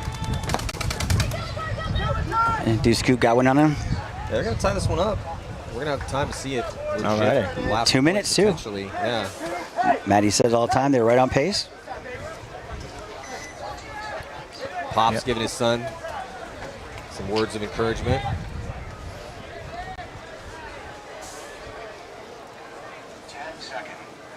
Wonder why they're letting this time burn. I don't know. I'm not really sure either. I mean, there's got to be a rhyme or reason to it. Maybe they want to go to overtime. Well, I would want enough time to have a point where I don't have to pull out some weird game plan where like, hey, we really have to push the issue if we want to go try to steal it. Yeah, maybe they want a minute. Are they in Expo? No? And it's no one scored 4, so yeah, unsure here. They'll probably hit it at a minute. Unless there's a rhyme or reason. Maybe giving them a little bit of a break. Yeah, I An mean, extra break. there's only been 3 points, so I don't know why. But Deuce Coop's probably like, I'm ready to go. I'm ready for the next 50 points. They're gonna let it go all the way down, so they're not hitting it near a minute. Yep. I mean, Chris Harrison over there, Cooper Harrison's dad was playing D3 last year for PB Gateway, so he's definitely got the clock awareness. So they've got to have some sort of There's a rhyme or to this, reason, yeah, for sure. Maybe they just want to go right to overtime. Onyx isn't conceding, so they have a choice too. Yep. If they wanted to concede it to preserve time, they could do that. Oh, now the referee's walking over there with the chrono. Oh no. Hit the buzzer, hit the buzzer. That would get them started. Oh, man. Like, well, while you guys are hanging out, See what you got going on here. Shoot a couple balls over Then you this see one. a major get thrown. I think that happened They start with 3. in the pros a while ago, right? To Clint Johnson or someone on AC Diesel? I'm not sure. They did it to Kirill when Kirill was burning time last year, and now we changed the rules so we can't do that anymore. Oh, wow. Honestly, in the NXL, that's one of my favorite rule changes, going away from margin. So I really think it's brought more aggressive looks to the game. We don't really have guys playing that margin ball as much. You're chasing more points. Got it. I think part of it is also the bunker kit change because they removed 2 of the big wings, and just having less giant bunkers on the field makes for, in my opinion, just more movement and faster games because people are not living as much off the break. We have to explain that rule change, Matty, because I don't think a lot of people know. Well, we used to have margin. Wait, hold on a second. Did they let it go all the way down? I think they did. Yeah. We changed it to incentivize aggression, so it's total points and head-to-heads and mercy rules now. So margin is way down there on the tiebreaker. Because before we'd have a situation where everyone was you had to be very careful of throwing points away. Because if you had a merciful loss, you basically had to go get a merciful win to get back even. And it just kind of over time, because everyone figures out the meta of the game and the strategy, and it just really created slow paintball. Yep. From a strategy standpoint. It's boring. If you didn't have a point to win, you just, Yeah, and then you had those 2 minutes. Because it's funny because everyone's like, oh, the golden age of paintball back in the day. I look at some of those layouts. I'm like, with a gun shooting 22 balls a second, how do we make it anywhere? Yes. Because there was not People a lot of are way bunkers out better there. at shooting off the break now. Oh, for Yes. sure. Yeah. I'd get there and check for bullet holes and like, oh, did I actually make that? Holy shit. Didn't have to wipe anything off or nothing. All right, so jumping into this next one, 5:07 on this one. Homicide still 1 point lead. They like that center Aztec.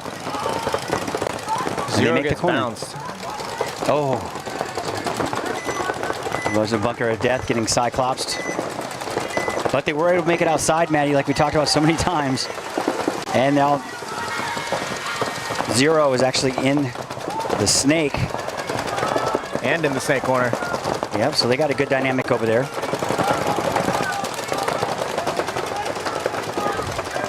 Still lots of time left in this one. 2 in the back center for Houston Homicide. But even with 2 bodies over on that snake side, now 3 bodies for Zero on that snake side. It's the Dorito side that's making that first aggressive move for Homicide. Yeah, Homicide. Because even from the snake, I mean, the snake is so heads up dominant because of where the clovers are. Another body comes off. That was from talking. Another talking penalty from Zero. Oh, God. Huge mental mistake. Yeah, right now, here on Sunday with 4 minutes left, now by 1. Terrible, terrible mistake, man. Well, he's walking like with a purpose, so he must be mad. But still, keep your mouth shut. Well, Houston Homicide's in real good positions right now to burn clock and even score another point. They're up on the body count. Good cross-field spread. Good communication. Oh, another penalty. Oh, a wiping penalty. He's got 3 fingers in the air. That's going to be curtains. They called a gross major on the back center player trying to slide over into that snake corner. Got hit on his leg, got into the tower, tried to push his leg in there and wipe it off, but the ref saw everything. These guys don't miss much, man. They're pretty good. I mean, Mike definitely, as we pointed out, spares no expense on his reffing crew. Zero's going to start with 3 bodies the next point. That's rough. That's pretty much curtains for him then. Oh, yeah. No, that's... They Yeah. might, I think they, if he called for 3, I think they might start with... Well, yeah, they gotta start had with one they guy had one guy in to the corner. pull in the Dorito corner. Yeah, got it.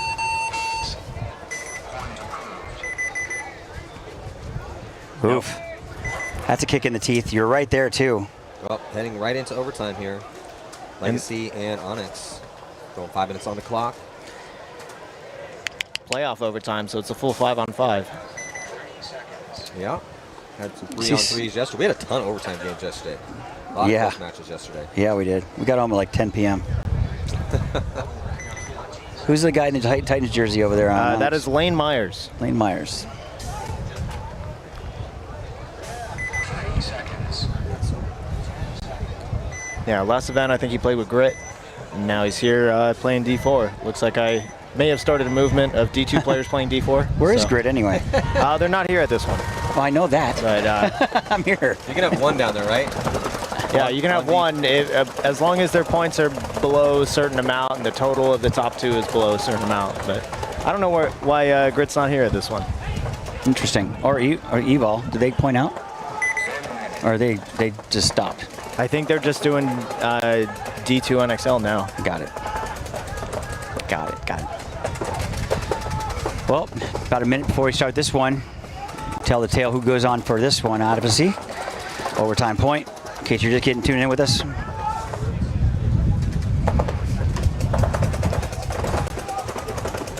Yeah, I'll take this weather. This weather's pretty decent. Yeah, a couple days ago when I looked, I'm like 89. Oh no, that's hot for us San Diegans. San Diegans. I'm used to it. This is way better than what we practiced in last weekend. It was humid last weekend and in the 90s. Ouch. Yeah, no thank you. Reminds me of Cincinnati last year. Did you go that one? I was not at Cincinnati, no. All right, here we go. I felt like we were in the Amazon. It was bad, bro.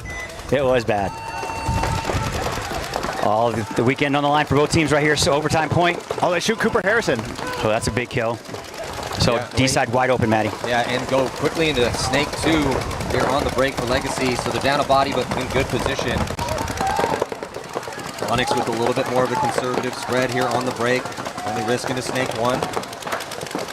Not wanting to test Legacy's guns, so they're going to have to get out and up this field. See how crucial the Snake in that top D side has been all event long. They allowed Chris Harrison to fill out into that baby Dorito, so at least they got something over here.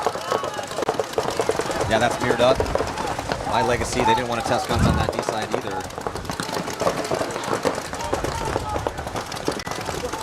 Yeah, I was just going to say, whoever gets to this corner, Snake corner first, is going to have the better advantage, obviously. Especially if you don't have a mirror. Because if you don't have a mirror, you can wrap around and have some really nice shots in the middle from that position. You got to earn that wrap though. And that's with 2 in the center for Onyx still. So making some moves over here on the Dorito side. It's a good field position by Gateway. Kind of have to give them the advantage a little bit. And the ref is scouring over the player for Onyx and E2, or Snake 2. Thought he was taking a nap over there for a second. But still 2 in the back center. Still 5 on 4. Legacy though, able to push into D3. They shot the Snake guy. A little bit better field position. Yep. So. Yeah, down to just 3 players here for Legacy. Legacy able to fill out the Snake corner, but he's holding the cross. It looks like kind of everybody's looking this Dorito way right now. Onyx not feeling any pressure, goes right into the Clover. Well, Onyx has got to get those 2 guys out of the back center, or at least one of them, to help out one way or the other. Yeah, I think this Aztec player for Legacy is hunting for that second player to fill out of the home D-way.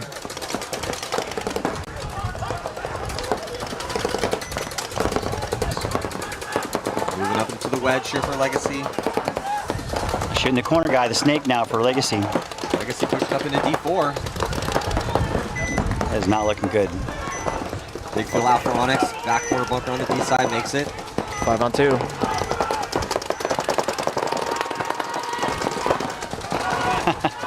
Well, he comes That's gonna be possible penalty going to be thrown. Yeah, that's gonna be a penalty. penalty, and that's going to be it. As Harrison's going to be the last body here in overtime, gets stitched up, and the game is going to go to Onyx. Yeah, that was a penalty for sure, unfortunately. But hey, hats off, he tried. He was coming for blood. I can respect that. Yeah, a lot of their offense got stifled when they lost Cooper off the break. Yeah, 100%. I agree. That was clutch. And that is a small target to hit, man, going to that first Dorito, second Dorito. He's relentless over here on the D side. He's one of those players that's like, might as well let him start in D4. He's going to be there eventually, and now you got to worry about it. For sure, but Lane Myers for Onyx shooting that shot. He's one of the best shooters on the Titans D2 line off the break, so he's definitely the guy that you want on that job.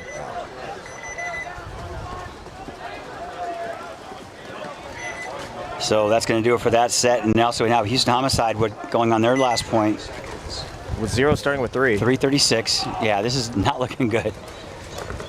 Must win. It's a race to 4 here, too. Yeah. So in D4. Must win. Homicide. Big advantage for him. Try to knock 0 out of this tournament. So, Chris, in your opinion, in a 3-on-5 and a must-win point, are you going heavy guns or are you just trying to take spots? You got heavy guns. You got to shoot somebody in the break. And you got to concentrate one way, kind of give up one side, so to speak. It depends on the layout, though. I mean, Yeah, this way you're screwed either way. Like, hey, run corners, Yeah. and they're probably going to go heavy guns on you and then wrap around and maybe try to get close on the body count by getting a kill. You know what I would not do? That. Double up the middle.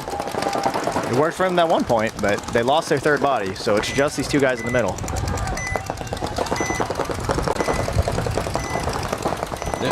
But here's the problem with this. If Homicide was smart, they wouldn't do anything right now. They're up 2 points with 3 minutes left in a 5-on-2. I would just hide in my spots, like, hey, come get us. Good luck. You're in the center bricks. There's not a chance. That's going to do it. Or they could just dip into D4 and shoot that way, too. I'm telling you, man, the center is not, people have not been. Yeah. Especially when both of them are looking snake way. Yeah, I mean, he looks right at the Dorito guy and turned his back on him again. I mean, I've seen it so many countless times this weekend. It's just like, I just give up at a certain point. But they were not in the best position anyway. Yep, that wiping penalty will get you every time. Every time. All the 6 minute time works every time. Well, Homicide a little off on the counts here, and they want to check. Yeah, might as well be smart.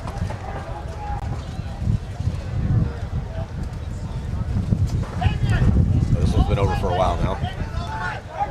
Yeah, so Matter, we've got Mike Bianco with the tracksuit look. We got Houston Homicide out here with the tracksuit look. Is this the era of the tracksuit here in paintball? I don't know. I'm not sure. They all look like the Russians did in 2005. Yeah, that or they look like When they used to wear the pajamas out there. like that movie Minions.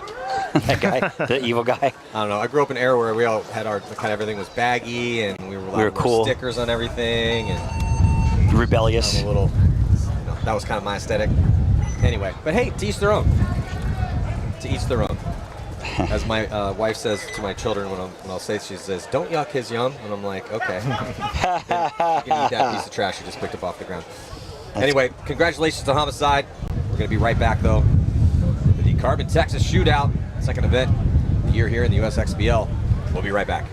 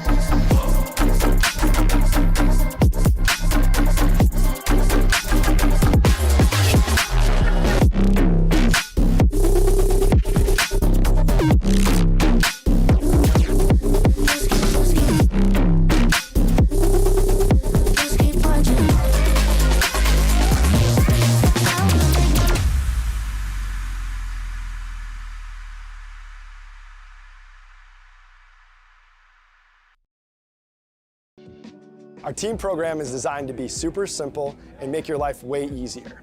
There's no minimums, there's no required packages, and you'll get season-long access to our catalog at a discount team price. Plus, you can design more custom products. The first step of the process is to design your custom jersey. Now, that might sound weird if you already have jerseys or you're going through a different provider. However, this is a crucial step in building out your whole team catalog. So we're going to use your guys' logo, team colors, and your sponsors to build other cool custom products.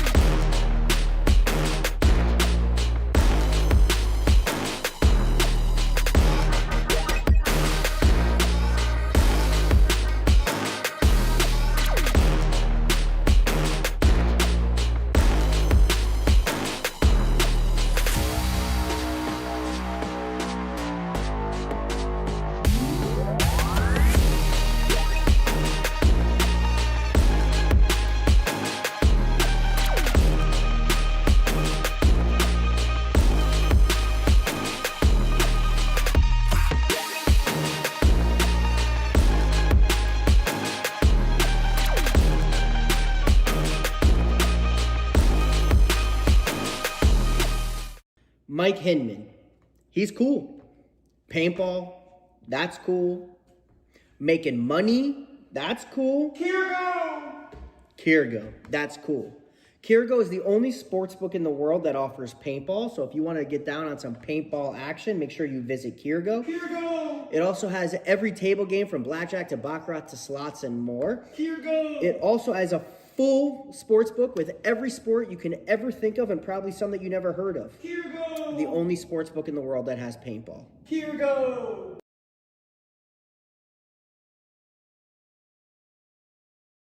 Hey, it's BRNT at Crbn, here with the DRV, an absolute hot rod force feed loader. What separates the DRV from the competition is our LCD display on the back. This has a built-in timer, ideal for classic paintball, but if you're playing anytime paintball at all, the ability to know what's going on without a scoreboard is an advantage. Along with our adjustable torque settings, 1 through 5, allows you to shoot any paint in every condition. If you're shooting super brittle paint, turn it down. If you trust the paint, it's a little bit harder, you can turn it all the way up, shoot 25 balls a second, no problem.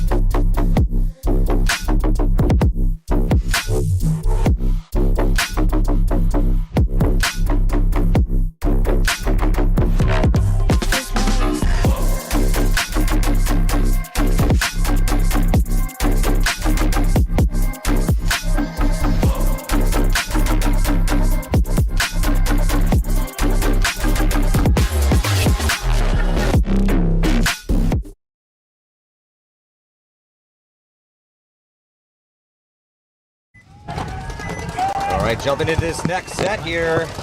It'll be Onyx and Be Someone who have moved on past that initial round. They're getting into the quarterfinals in D4. You know, Matty, you talked about it a little bit earlier. You know, Robert and I also did. The grind it takes to come from this division all the way up to the ranks, all the way to win this tournament. Good Lord Almighty. Thank God the sun's not out. And Be Someone, I was talking to them just a while ago after their first win, and I got to looking and I'm like, man, I know most of you guys. Y'all used to be, and he goes, yeah, Double Homicide. Oh, that's who that was. That's who they are. And I thought, man, for a team that's just coming together, they're playing really well. Well, that's because they've been together for about the last 4 years. Got it. Some internal politics between Homicide and Double Homicide, so they just decided to break off, you know, do the Texas thing, give themselves a new name, and then not tell anybody. So, yay, we're confused. Well, you think they eventually told you? Yeah, eventually. You had to walk down there and ask them, like, hey, man, what the hell? And also, Houston Homicide comes from Splat, Houston.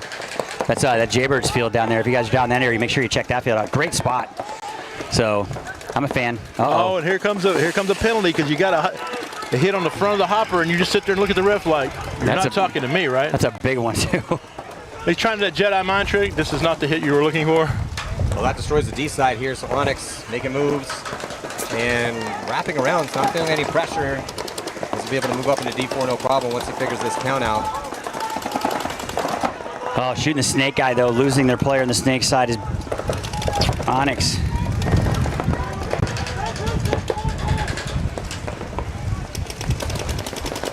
But filling the snake corner. Nice fill out there, but here comes Be Someone. Up in their Clover. So two attackers, top of your screen, getting to the 50-yard line. But got to worry about that crossfield Clover shot. Be blocked out right now from the brick. But snake controlled by Be Someone. They lost the D side with that penalty. We've seen this constantly, boys, where one team will control the snake and one team will control the D side. Both the sides of the field, I think, equally potent, which is rare. Typically, yeah. The snake side's more important by far than the D side. And Hunt's going to shoot cross field and shoot this snake one guy in the outside wire if he knows he's there. Oh, now he moved inside.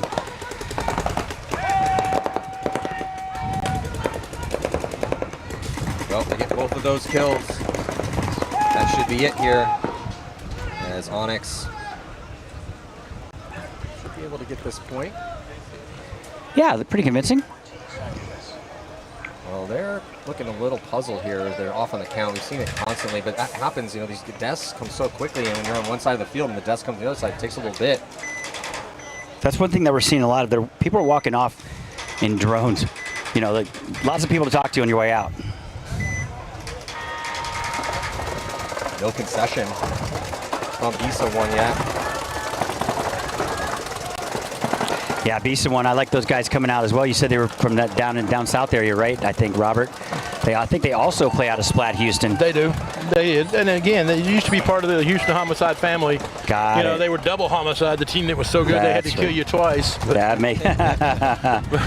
makes sense. I just thought it was fitting. The team from Houston's Double Homicide. Yeah, that. Some things just write themselves. But got Homicide out here. Matty loves the track suits. They're very distinctive. Very distinctive. They're very distinctive. Definitely not going to confuse you with anybody else.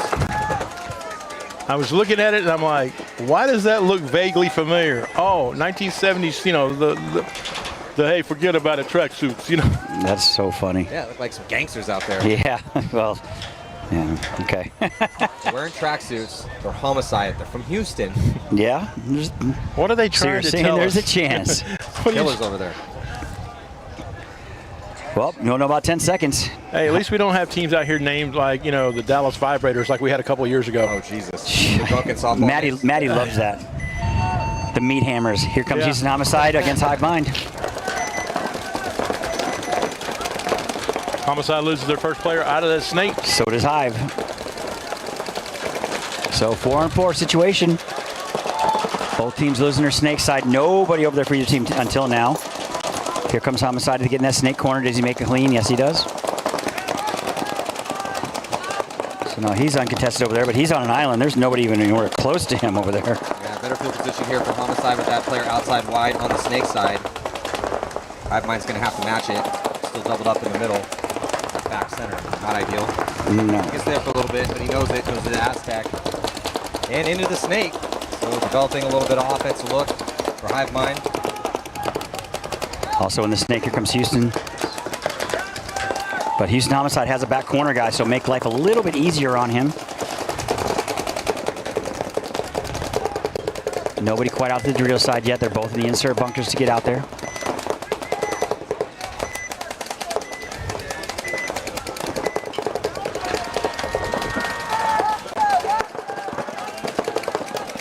And everyone just throwing paint downfield right now and talking it up. We're getting too crazy in some gunfights, locked into their lanes here currently.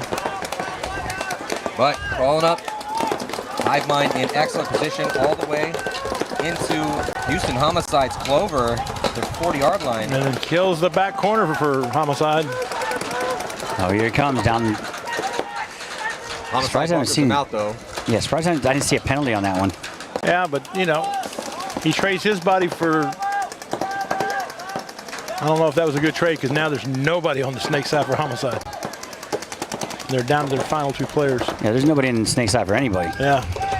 But Hive Mind does have the opportunity in that being in that door. He's got to get outside. Yeah, both teams are in the door and both teams are looking. They acting like they want to go to the snake. But And there goes Houston Homicide making that corner.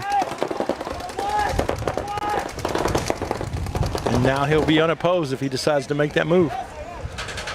Yeah, clutch move outside wide with that snake Baron over there. Somebody needed to get out and try to take over the attack. He's thinking about moving up.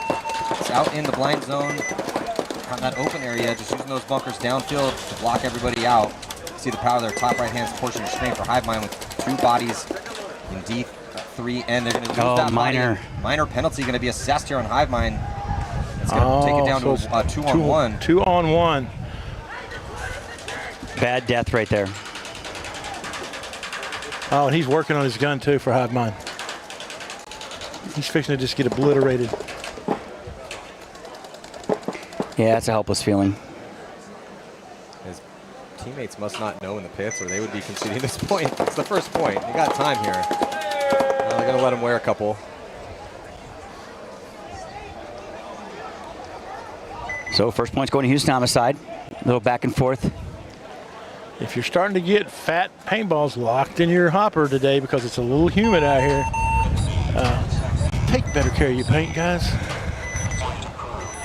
Ice chests aren't that expensive. Yeah, we saw that yesterday a little bit towards the end of the day. A little bit of, because it got a little hot. Little block of dry ice in a box in the bottom of that cooler. Man, you have nice brittle paint all day long. Yep. Yeah, I can't overstate the importance of paint management. We saw that in Dover. It was very cold. And we see, yesterday it was 70 degrees throughout the day, and then 85, 89 later. I see so many people dragging these wagons, and they got tables, and they've got chairs, and they've got food and a grill.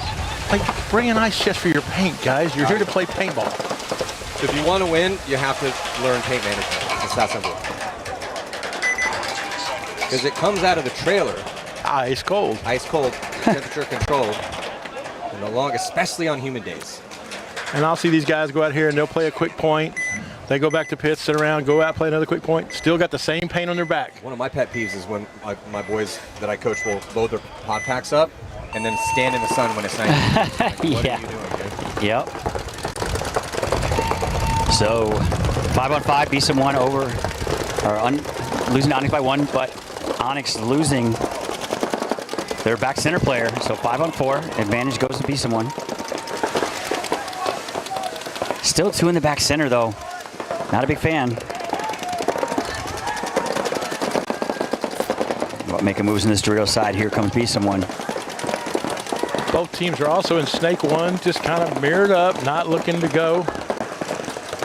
They're going to get into Snake 2 for BSM1. And he's going to go right into Clover. That's where you want to be.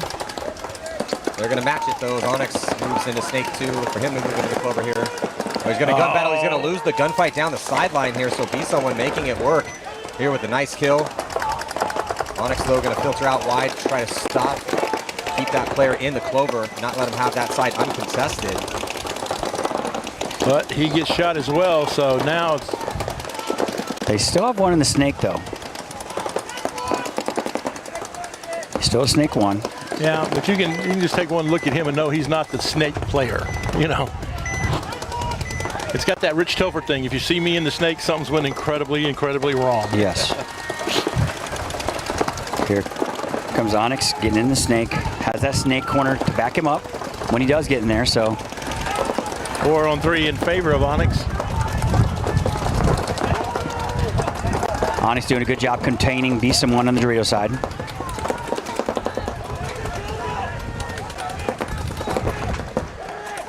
Onyx is up by 1. Lots of time left, 7 minutes left in this one, Manny. Yeah, we're seeing some Sunday paintball right now. I do like what I'm seeing out of the gunfights out of here. No one's getting over greedy, over battling in their spots. They understand how this field is played, and we're seeing some high-level paintball right now here in D4. I'll tell you what, man. Whoever wins this tournament in D4, if you take them back 20 years and have them play one of the lower-ranked pro teams, they would smash that team. Ultimate, I agree. They would smash Ultimate.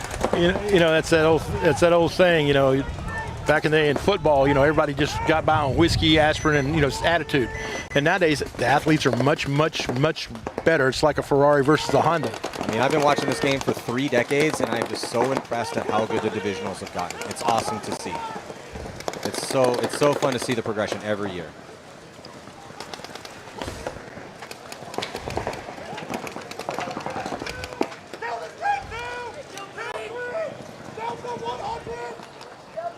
Yeah, good comms right now. Another body coming off. And Onyx going to be moving up here, so be someone losing that snake presence. Onyx controls the snake side. They got 2 bodies over there. Should be able to take this point. Great field position on the D side as well, too. Referee is coming to check out the clover. He's hit, look for a penalty, though. He's spending some time in there checking out that pack. Calling it rub.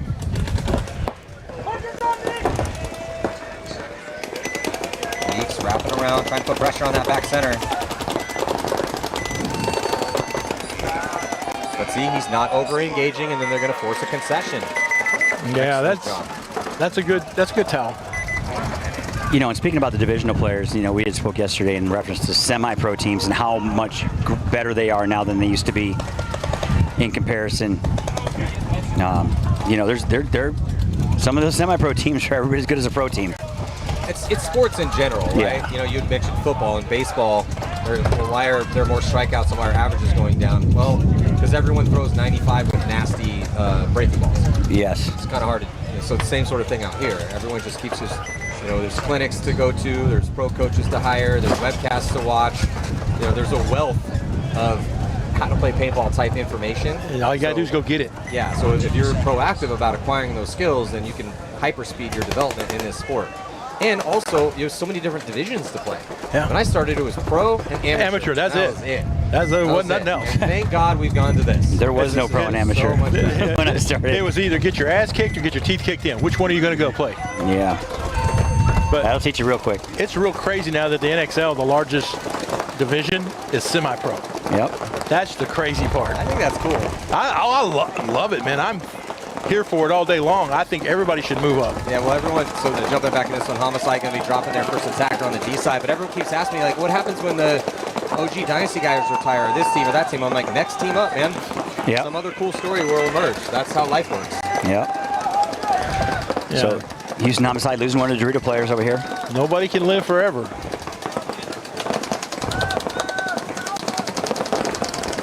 Houston Homicide up 1 point. Lots of time left in this one. I think the quickest point we've seen over the course of the weekend is balls out with that 30-second point. I think you're right, Chris. I think that was the fastest point? point? Yeah, there was one. It was 21 seconds, but I think that might have been balls out. The one where it went up the middle? Yeah, I think that was, that was balls out. Because I was like, holy crap, it was just right off the break, and it was just... Yeah, they didn't even stop. Yeah. But no matter what, I think No Smoke had the second fastest. But yep. I think it was the first point they played, right? Yep. After they had lost the first 2. Yes. You know, when they had to go have it. Yeah, New Orleans Smoke playing really well. Yeah. Houston Homicide filtering out back corner bunker. Snake side, so it's a 2-on-1 over there. as Hive Mind just has one body that way. Their insert bunker's thinking about going to that side, but content to hang out in the insert for now. They already are in Snake 2. Oh, but bad death for Homicide in the back corner bunker. It's kind of interesting. A team that's wearing tracksuits doesn't seem like they want to run track right now. A 3-on-4 in favor of Hive Mind. They need it. High body situation for them to work with here. They're down 1. No, 5-on. So 5-on-3. They got the back corner bunker as well too. Yeah, Houston Homicide not in terrible spots, but I mean, on a field like this. Well, Chris, they have a good crossfield spread, but somebody's going to have to step up and win a gunfight. Yes. Try to get these numbers closer. I'd leave that in the Dorito side right now. Was it 3-on-4? Just Hive Mind have 5.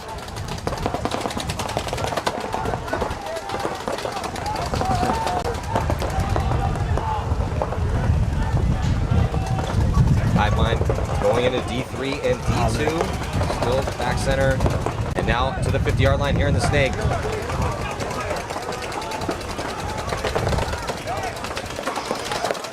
Being patient, developing this offense, but dropping a body, so it's a little closer here as Homicide blocks in to win a gunfight.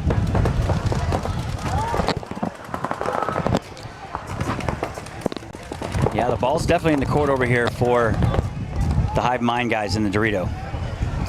I mean, he can shoot the guy in the back center. If he goes up 1, shoots the guy in the back center in the pack. I think the corner guy for Hive Mind is actually picking paint off the ground. That was the same kid that ran back for a pod before. Yeah, he just did it again. Yep. Now he's going to run back to the corner. And he makes it. If you see him run to the brick, you know he's going to get paint. Just sit on that lane. Exactly. Oh, my. Oh, there you go. Bye-bye. You can't stand up there when somebody's in that snake. Yeah, Hive Mind is just not doing a good job of executing the Hive Body situation here. Oh, look, they're just running down the field trying to die early. Well, now it's a 3-on-3. 3-on-2. 3-on-2? No, Yeah. it's definitely 3 bodies for Hive Mind. We got Snake, Snake. Oh, got it. Yeah, I missed that guy. Yeah, but one of the guys in the snake's down to his, I mean, his hopper is all he has. And there's nobody to bum off of now.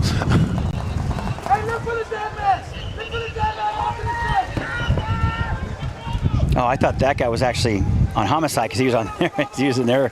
Got it. Okay, that makes sense. Oh, woo, getting sloppy. Yeah, he was hollering, look for the dead man. Well, guess who it is? That's the mirror. Man. This guy's got to get in the game. He completely controls the D side. But the problem is none of these guys know where all these other bodies are. There goes the aggressive push from Houston on that D side. It looks like he takes 2 of them with him and does cost him his body. But it's going to be a 2-on-1 here in favor of Hive Mind. Try to tie this one up after an incredibly long point. We're under 4 minutes to go in this quarterfinal battle in D4.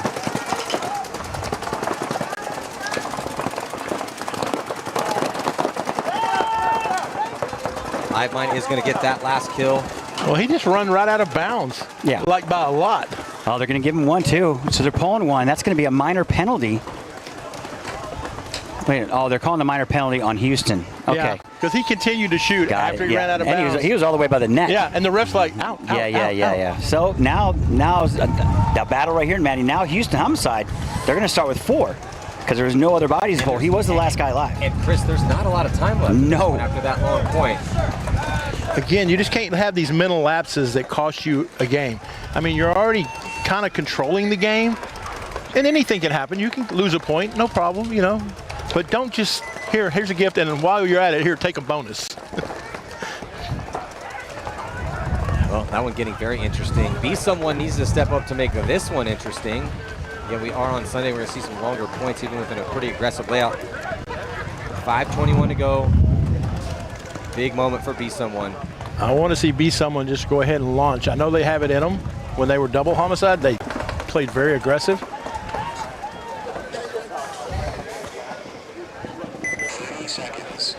But I look over there, I think the only one I see over there is Lopez. They got him moved off the Dorito side and onto the Snake side.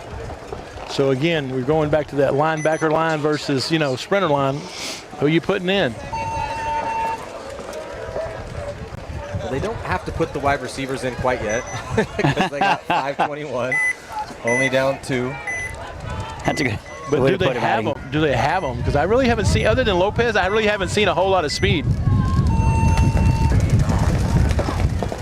I don't know. One of the fastest dudes on my team I coach in Premier, his name's Travis Marta. He's about 220. Built like a linebacker, but he's one of our fastest guys. Oh yeah, that's that one guy that I met, dude. right? Yeah, That's great gonna guy. be a penalty. They're gonna throw a penalty. Yeah. Oh, this is a disaster here Yeah, for he gets someone. he gets shot going in, dives immediately on his belly in the open, and tries to crawl it off. They need to concede this point. You're chasing 3 now here.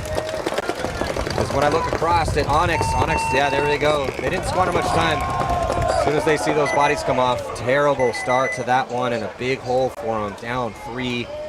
Still 5 minutes on the clock. Well, right around 5. Much closer game here. Hivemind 1, Houston Homicide 1. 3:28 to go, but does appear that Homicide will be starting down a body. Hivemind will be on a power play.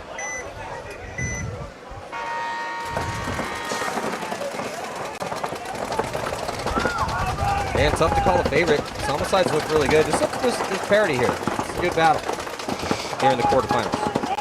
Also, speaking of quarterfinals, we got the Clutch City Oilers and New Orleans Smoke, TKO Super Gremlins, and Outlaw Prime in the Elite Division, highest division here at the Usxbl. Second event of the year. We head to San Antonio next.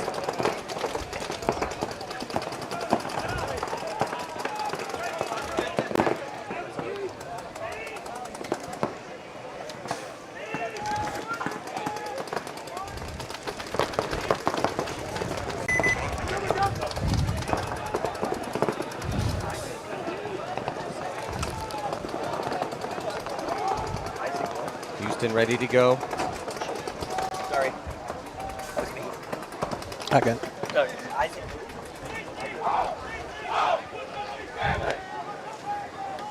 Hivemind, so we call a timeout.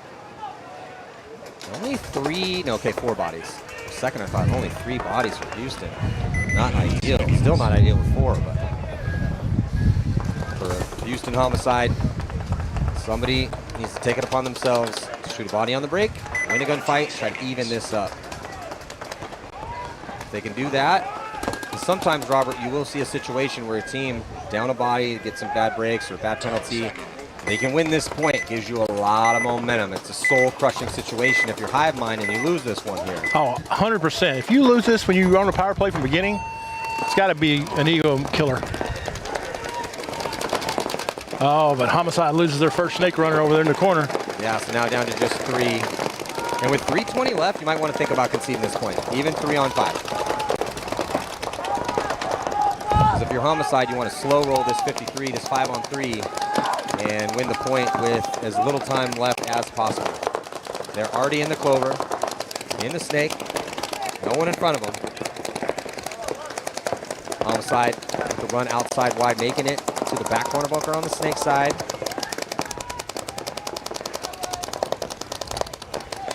Yeah, at some point you just kind of have to make that tough decision, and you know what? We need to get to be back 5 on 5. They're on a power play. They're probably going to win it anyway. Again, back to what you said. We run this 100 times. How many times are we going to actually win this? 5 on 3 in this situation with 2:30 on the clock. Maybe 15 times out of 100. Maybe. Maybe. Still not good odds. I'm an 85% loser. Yeah, well, Hivemind does drop a body, though, so it's now 3. I'll tell you what, though, anyone that's ever played roulette knows that occasionally that 15% pops up. Every now and then you hit that double zero. Yeah. Right?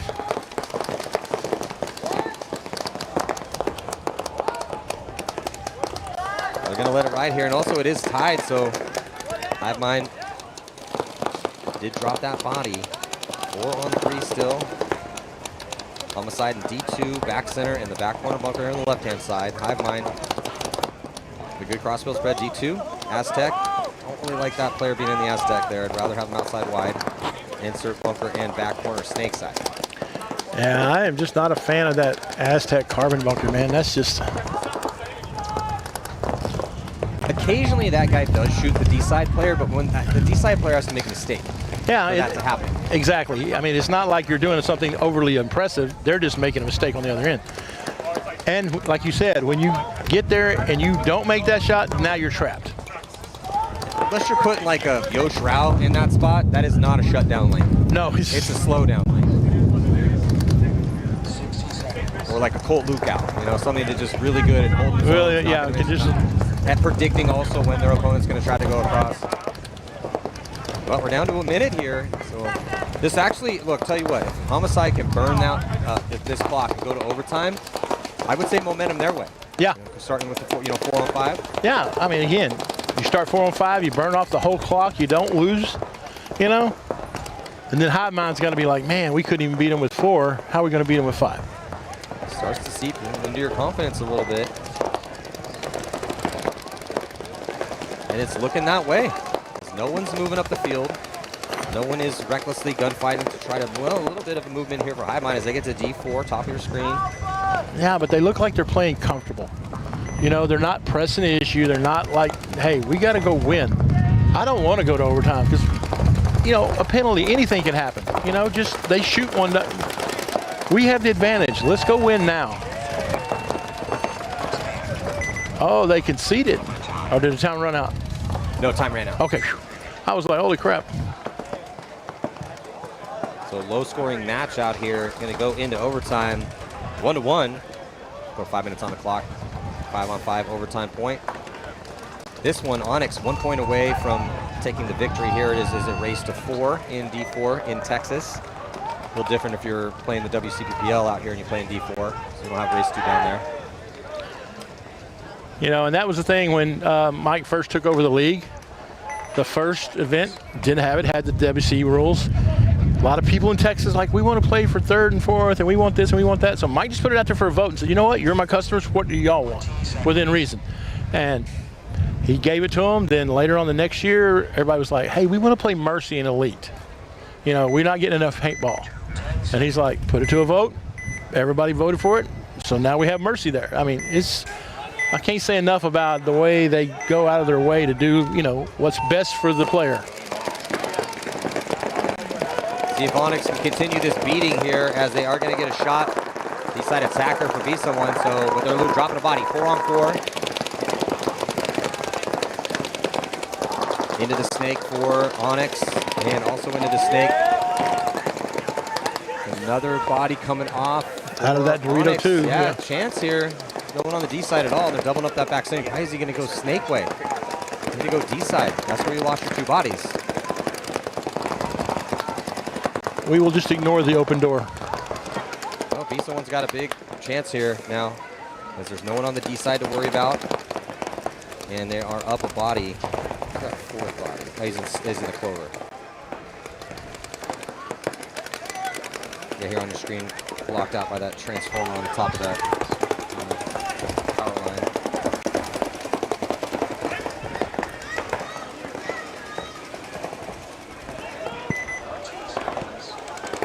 Movement on the D side, now for B-Someone. No one in front of him here. He's focusing on these crossfield shots. He needs to be focusing on getting up the field. They're chasing 3 points. They are off the pace. There's only 3 minutes and 38 seconds left. They have to really ramp up the aggression right now.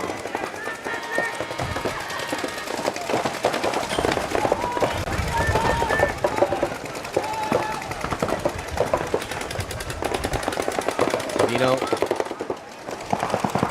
kind of playing. I mean, they have some good ground with 3:18 to go, but 50-yard line on the snake side. Okay, now Trevino's going to get it going here. D side, also up a brick in the middle.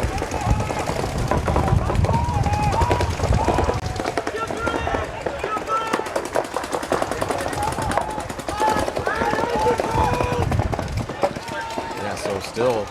Again, way off the pace. Benefiting Onyx as they could eat this point no problem as long as they burn another minute off.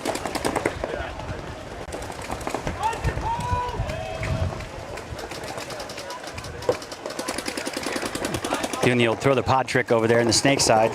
He almost launched it over him in the head, which I would have found hilarious personally. Sorry. Well, they're onto their side here in the clover. He's popping the top, trying to get a glimpse and an angle on that inside. Yeah, the Clover guy needs to just go and launch and go ahead and bunker out the snake. Get him out of the way. I don't think he'll make it. We like trades in high body situations. Yeah, he might not make it though through that back center's gun. Back center's totally dedicated to protecting his snake, and sure enough, he does control that zone. Chris, you were right. Yeah, I think the snake guy, he went low, and the snake guy came out and just gave him one little heater. How in the heck did I just get shot up here? But they said off pace, man. Be someone. Come on, Trevino, keep going. Just they gotta go. And they're both stuck in this crappiest spots they could be in right now. Trevino just needs to go. Oh, now he gets in the snake though. That might be trouble. That's the wrong direction. Again, they're in the I gotta shoot everybody mode instead of I gotta hit the buzzer mode. Well, unfortunately, in order to do that, they're gonna have to shoot everybody to do it. Because those guys are right next to it. But getting down the snake side, getting the snake is going to be clutch for Onyx right now. It's going to be almost impossible for them to come down and score 3 points in 119 to begin with. Yeah, Hadley's over there trying to gunfight the snake, but too little, too late. Hey, they were able to grind up a lot of time there. Even if they lose this point, they're going to be under a minute with 2 points to. It's 2-on-1. Somebody run. The guy in the Doritos got to go. I don't know what he's still sitting in the same spot for.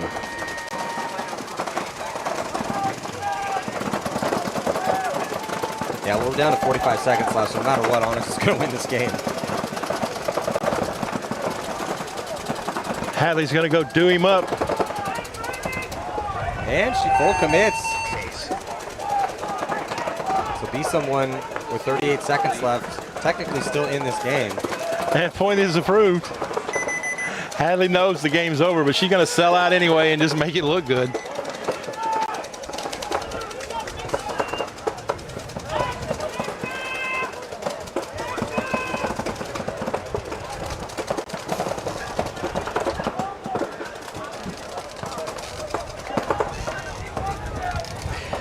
So about 5 minutes left for this overtime point.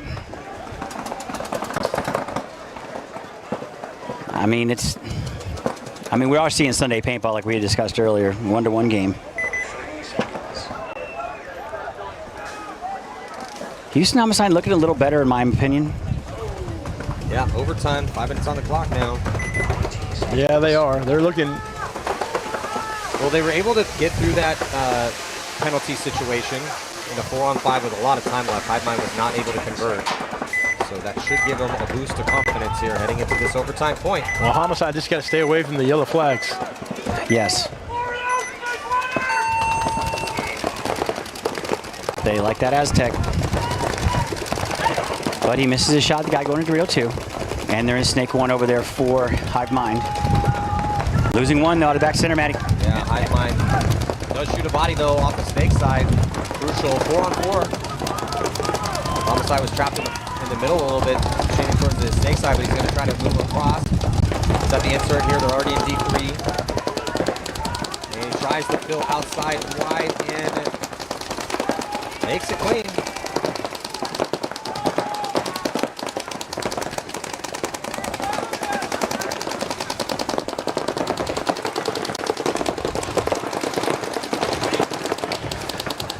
Jockey position. Yeah, Hive might get to gear up that move. Also gets to the back corner bumper on the Snake side. That was a clutch move right there, getting out there, helping his guy out in the Snake.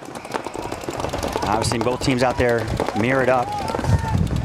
Yeah, good position for Hivemind as they're at the Clover in the Snake. Ren's made it into D4 for Houston Homicide. This Dorito player for Hivemind is going to have to get in the game. The last couple of points, he's played it real slow, be late to getting up into the floor. It looks like he's doing something with his loader. Can't really tell. We'll talk about the Houston Homicide guy in the bottom right side of your screen. Just having a full-on book conversation about book club.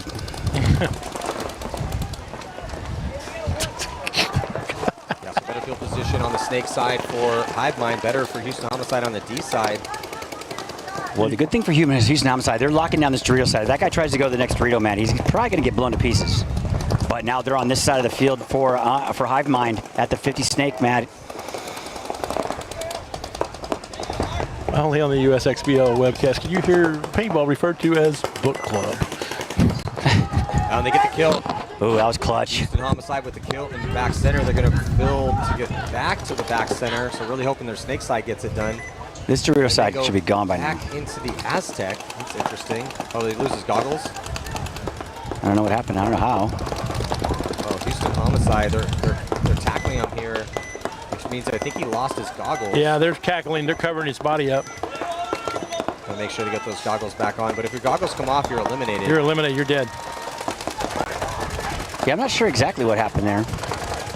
I think when he was playing so tight, when he tried to turn and switch sides, I think he just drug his own goggles off. Hey, good heads up. Good heads up by the refs, though. Yeah, great job by the refs. Your safety is important out here. However, that's a really rough situation for Houston Homicide. He did not look too stoked about that. But, hey, safety first out here for sure. Got these projectiles coming at you at 9 million miles an hour. Yeah, but this Dorito player for Homicide can just crawl as far down as he wants to go. He could have won this game 2 minutes ago. Because, I mean... The second... Go ahead, Rob, sorry. No, Hive Mind just, Hive Mind Dorito player bailed out, went home, went over to the brick now. He condensed the field instead of spreading it. Which I was not a big fan of. But the second he left that Dorito, that guy should have been down the Dorito side. Oh, yeah. Well, Ren's checking across the field to see who he has left with him. And they get a kill on the back corner bunker, so the snake side is clocking in. But then Ren also going to be taking the walk, I think. Yeah, so that's a tough death for him as he gets shot cross field. So, and then another body comes off for Houston Homicide, so the trading that's bodies going to do it. I think that's it, Matty. No, there's still one. There's a one-on-one. One-on-one. Oh, wow. No, it was a 2-on-1. Now it's a 1-on-1. The snake player had no idea. And then he's going to cut all the way through. He's going to run the highway, but he didn't know where he was. Didn't know where he was. And so that's a two-pack bad comms and bad situation for Hive Mind. They had a 2-on-1, but both those guys not knowing where the last body for Houston Homicide was going to cost them this game and cost them the tournament. As Houston Homicide, though, he's got to figure this out in the next 52 seconds. He will. And he heard that guy coming. He put his gun up right before he got there and just pulled the trigger. Well, because the guy's running down the thing shooting empty bunkers. I'm announcing my presence. I'm coming to kill you. Yeah. Well, that's one you that sound like going to want back. Politician right there, bud. Yeah, that was a bad death. Houston Homicide with that goggle coming off, that could have put them in a difficult position. The 50 snake shooting out the Houston Homicide Dorito guy who had the rain of the field could have cost them the game. I mean, it was a bunch of back and forth mistakes on that one. But what are you going to do? I mean, it is what it is. Houston Homicide coming out the winner out of that deal.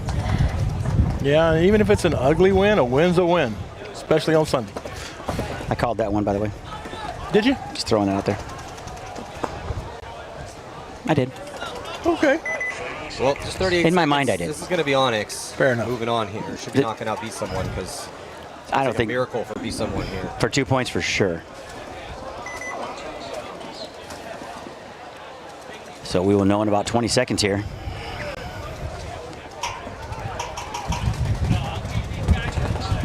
I mean, I can see Onyx.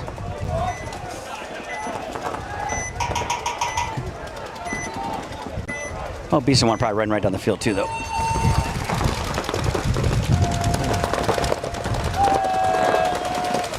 Be Someone dropping their snake body and their D-side attacker as well. And here they come. Hadley's going to wrap around and she's going to launch. Going to try to shoot in that back center, gets checked off. Loses. Hadley caught one in the head. I think it bounced. I mean, Hadley did everything she could do in that situation. There's not much more. Just a wall of paint, though. It's Onyx doing enough. Hold off Be Someone's attack in this last point. So here, quarterfinals in D4, it's going to be Houston Homicide moving on, and Onyx taking down Be Someone. But next up, we got Clutch City Oilers and New Orleans Smoke. That should be a really aggressive field game. And then TKO Super Gremlins and Outlaw Prime. Looking forward to that one as well, too. Here at the second event, Crbn Texas Shootout. We'll be back.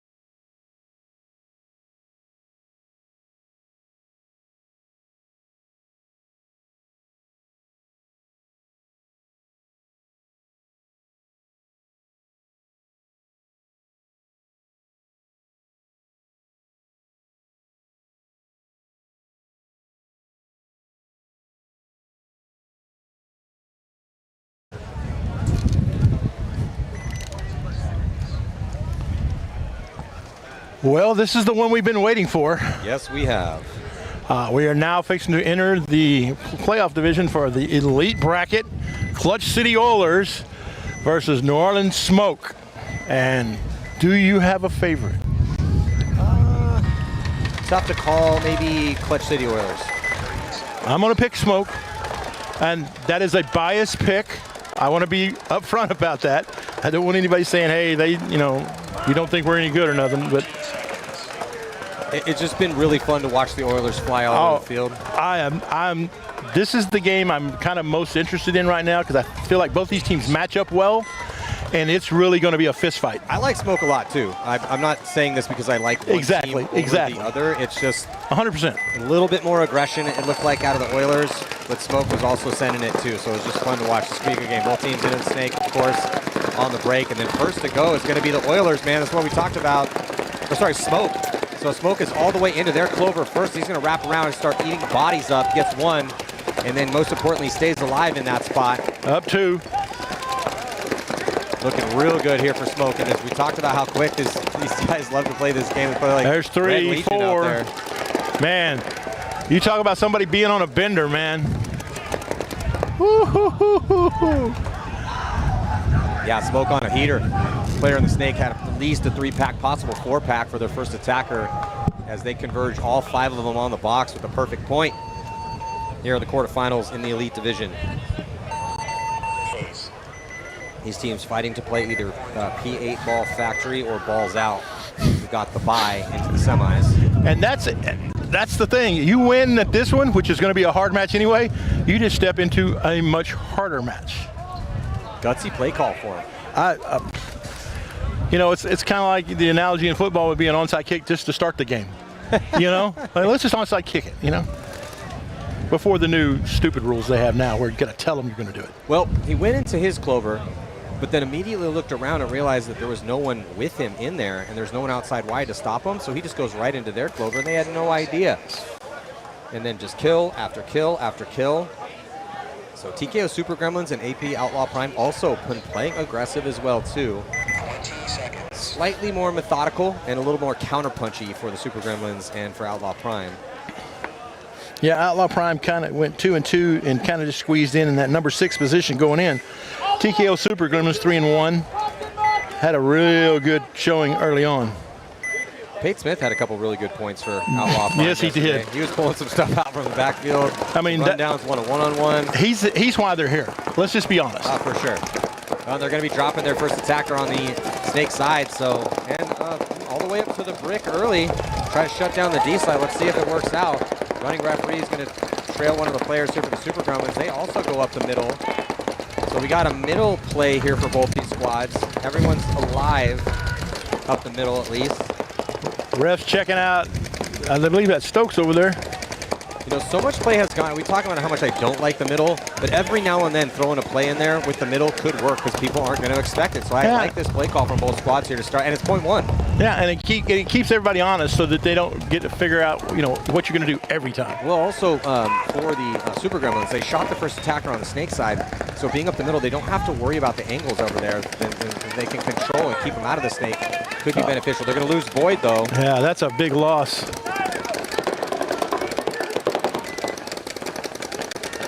Oh, and there comes the yellow. Oh, boom.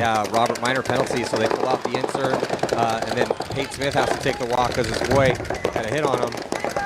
So this could be a pretty easy one here as Stokes is going to come up. Yeah, he ends up getting shot in the side.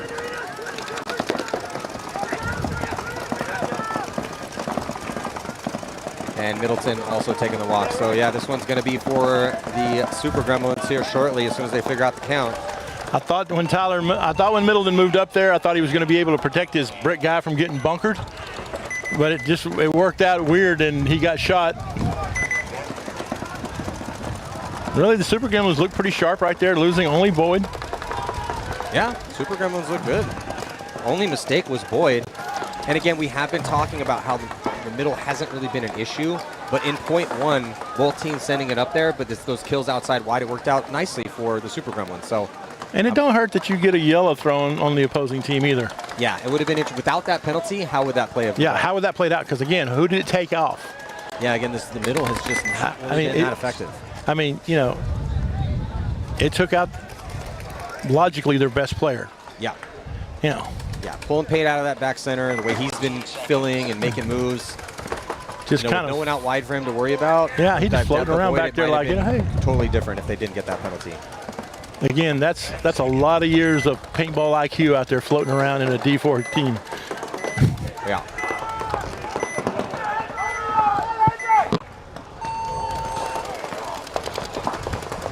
Ooh, losing their back player here for the Clutch City Oilers.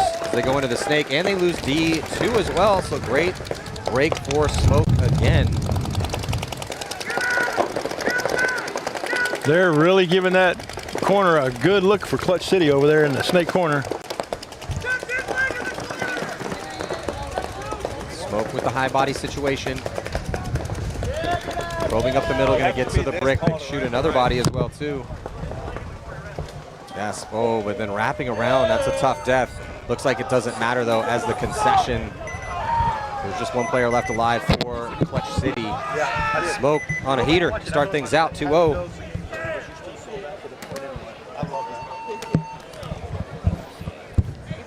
See if Outlaw Prime can play clean in this next one. Yeah, that's the thing. And when we get to this level of paintball, you know, early on the penalties, I go, okay, you know, everybody's kind of learning things. When we get up here, I hate to see penalties because I want to see the best team win. Yeah. You know, and I don't want anybody to have an excuse, oh, well, I got a penalty. Part of being the best team is not getting penalties. Okay, fair enough, fair enough. You know, it all goes in. They're going to happen. Yeah, they're going to. Very rarely are you going to get through an entire tournament with no penalties, even if you win. But when you start stacking them up, and especially on Sunday in these crucial moments, spotting points to your opponents, especially when we don't, you know, these guys aren't playing 13, 14 points out here. No, they're not. We're seeing about five-ish. Yeah, I think the most we've had, what, yesterday was like 9? It was 9. You're 5 at 4. That was yesterday. Yeah, so it was today yesterday. we're probably going to see 5 or 6 per Oh, point. Or per game. I'd be surprised if we see 6.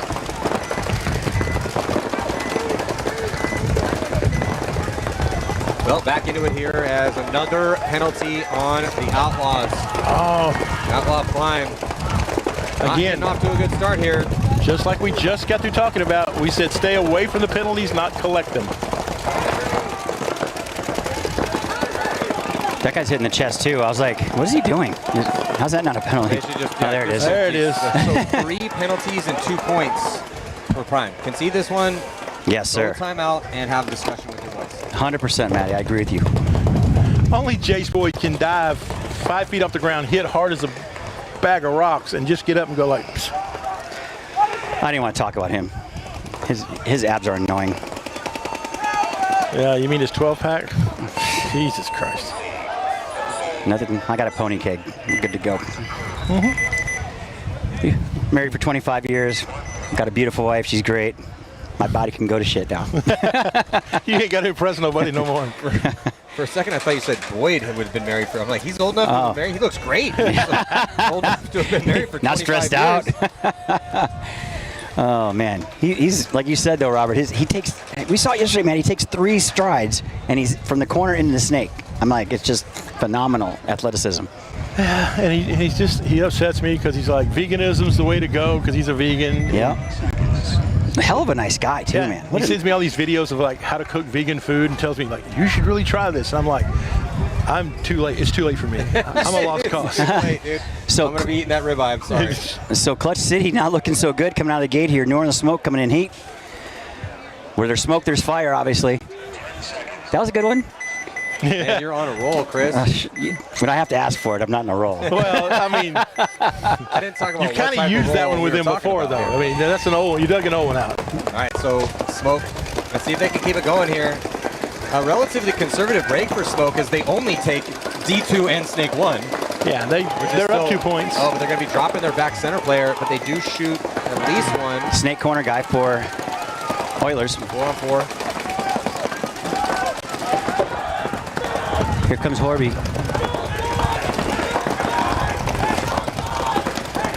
Quentin Stevenson over there for Smokes, getting ready to go. He's just He's trying to get somebody behind him now. He needs a little overwatch.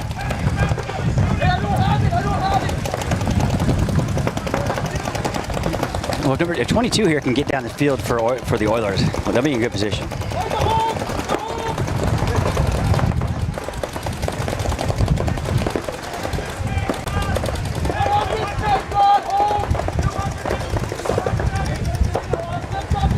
And this kid from Smoke over here in the Doritos reminds me of Chad George body language.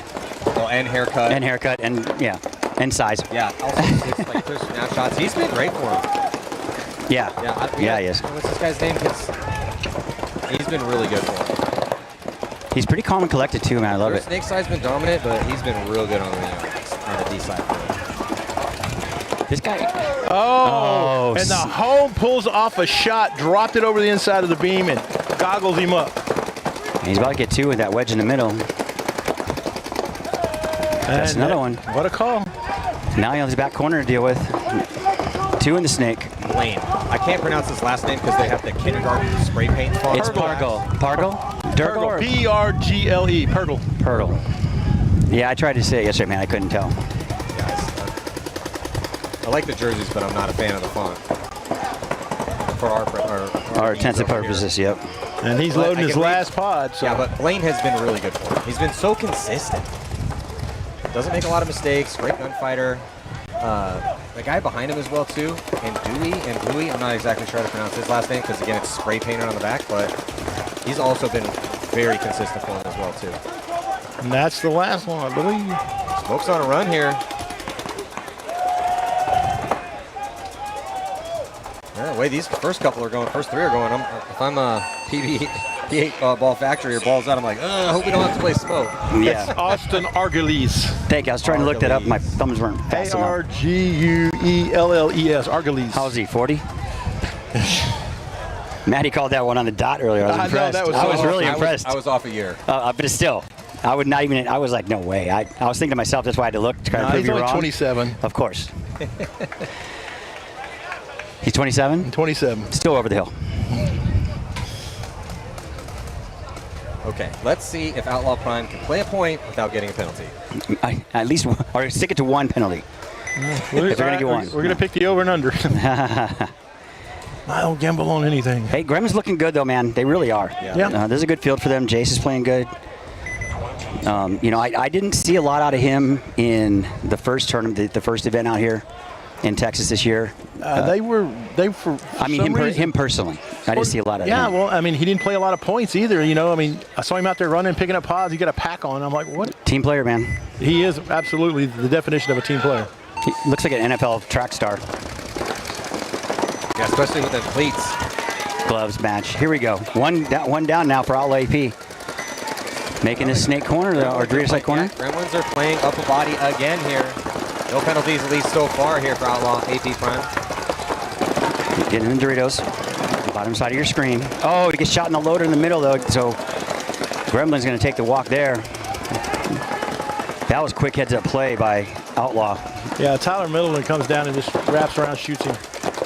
Yep, nice crossfield shot. Does he get the crossfield shot on the snake or in the clover? He does. So Middleton blocking in with a little two-pack, try to save their chances here in this match. There's a ton of time left here, but they need the point on the board. They got to play clean. But they're doing really good at winning some gunfights. And Middleton putting the team on his back here in this point.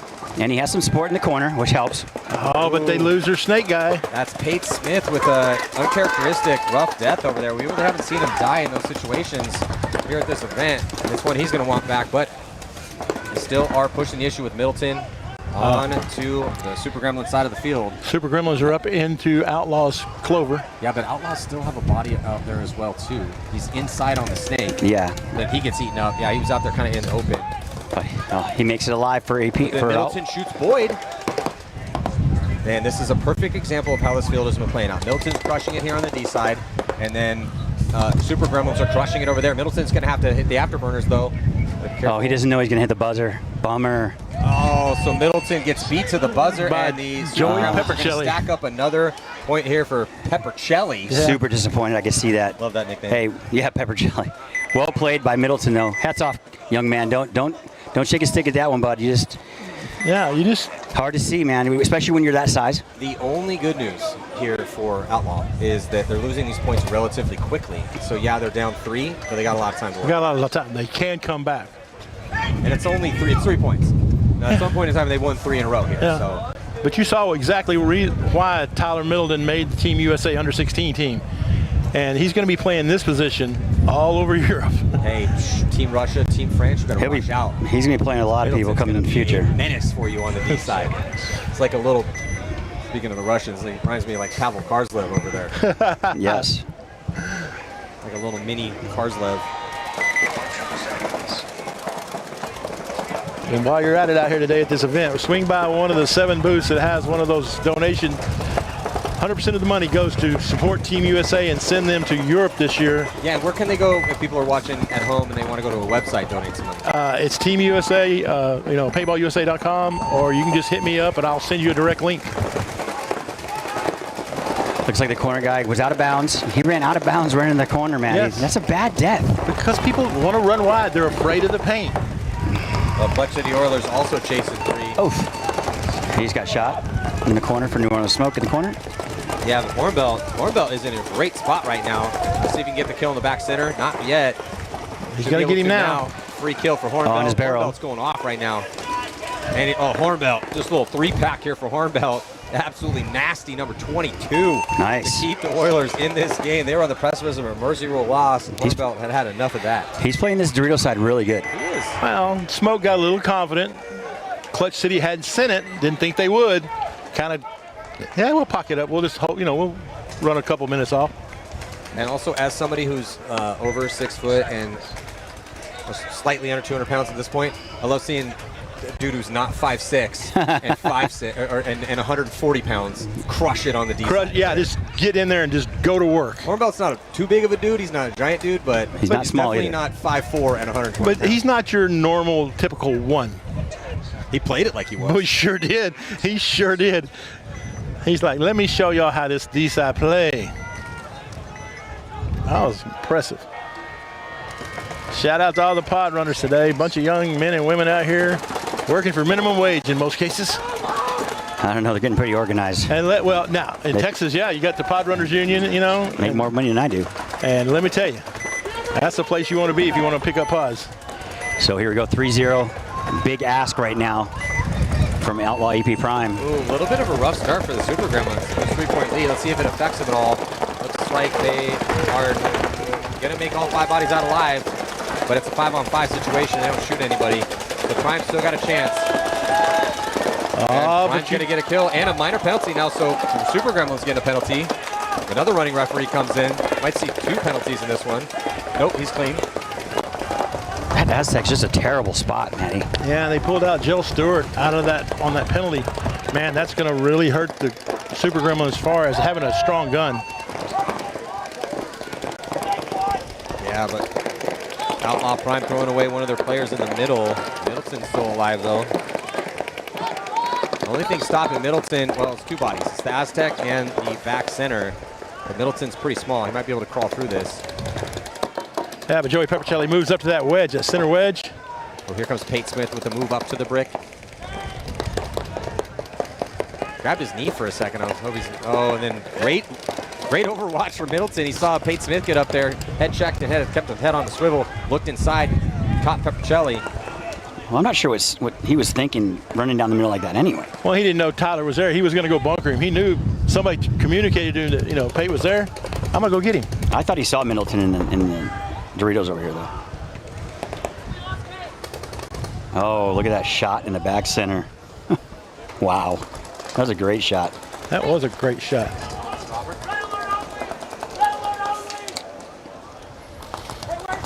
Middleton trying to finish this one off. He's got Blanco right behind him. Pate. Another Team USA player right there, Cameron Blanco.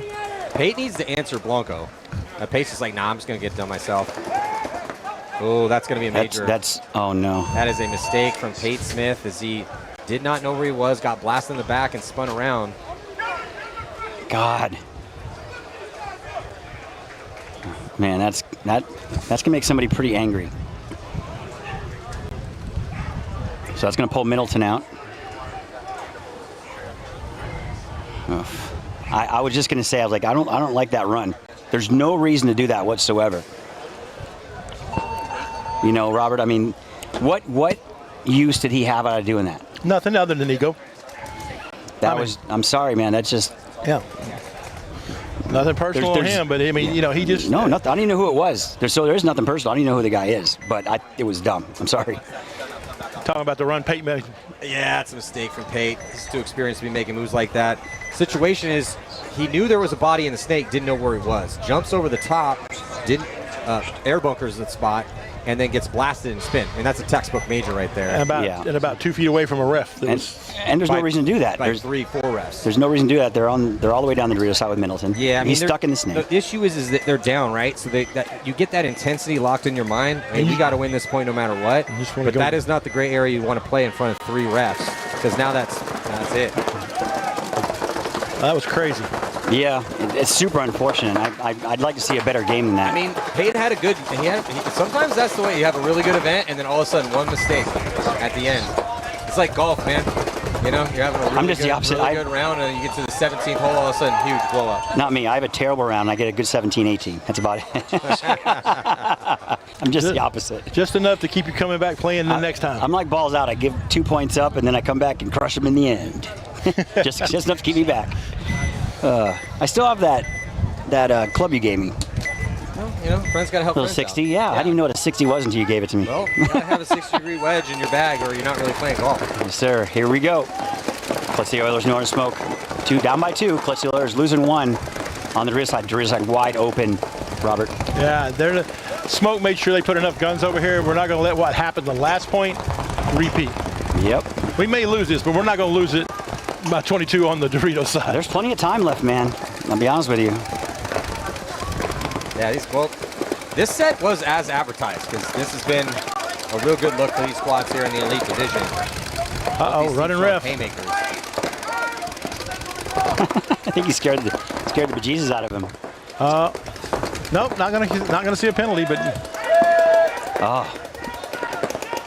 Oh, but Clutch Lead loses another one. Both black center guys for dying in bunches. Smoke. So 3 on 2, I believe. 1, 2, 3, 1, 2. Yep, 3 on 2. Oh, he got shot in the loader or on the gun. 3 on 1. Ta-dum, ta-dum, tum, tum. Not looking good for the Oilers.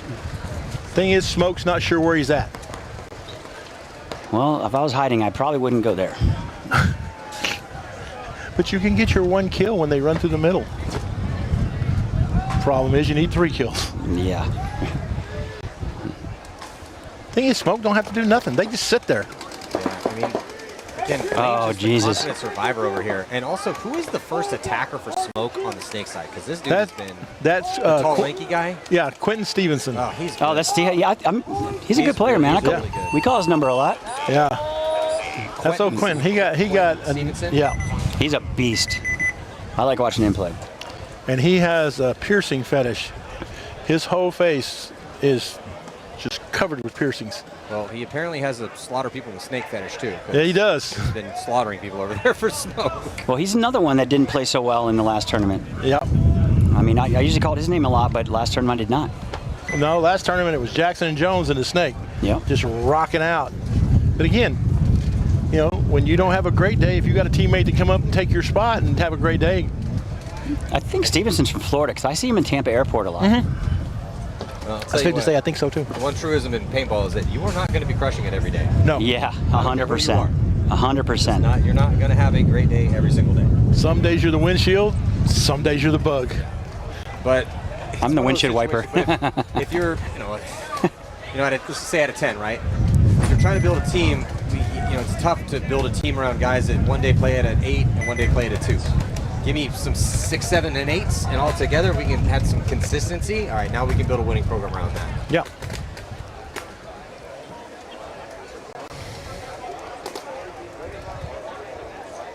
So they are in X-ball mode right now, and X-ball does mean the other team has completed their session. So now they have a little extra time to switch points.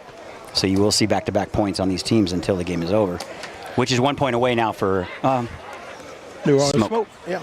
So must-win situation. I did pick the Oilers, unfortunately. I thought they'd play better than they are, but Smoke is just looking really good right now, Matty. Yeah, it's a pick 'em. Just for sake of argument, I was thinking Clutch City Oilers been flying all over, but Smoke has been too. You picked them because I didn't. They're just playing better. He picked them. They started it out with Stevens. Yeah. On the Snake side, had that 4-pack and that Kind of set the tone right there. Set the tone, and the Clutch City Oilers trying to punch back over here on the D side. It's just been not enough, man. 6 minutes and 4 seconds left, down by 3. Oilers still got a chance, running at 2 minutes or 2 minutes per point. Yeah, but that's a good pick. Picking the Oilers was a good pick because, man, playing through the prelims, they looked almost flawless. Yep. I just thought they'd figure the field out. They knew to flood bodies outside wide. They weren't messing around too much with the middle. They were really, aggressively attacking the D side and the Snake side. So we've got about 30 seconds left to go before the start of possibly the last point, as it is a 4-point mercy rule here, and Smoke is up by 3.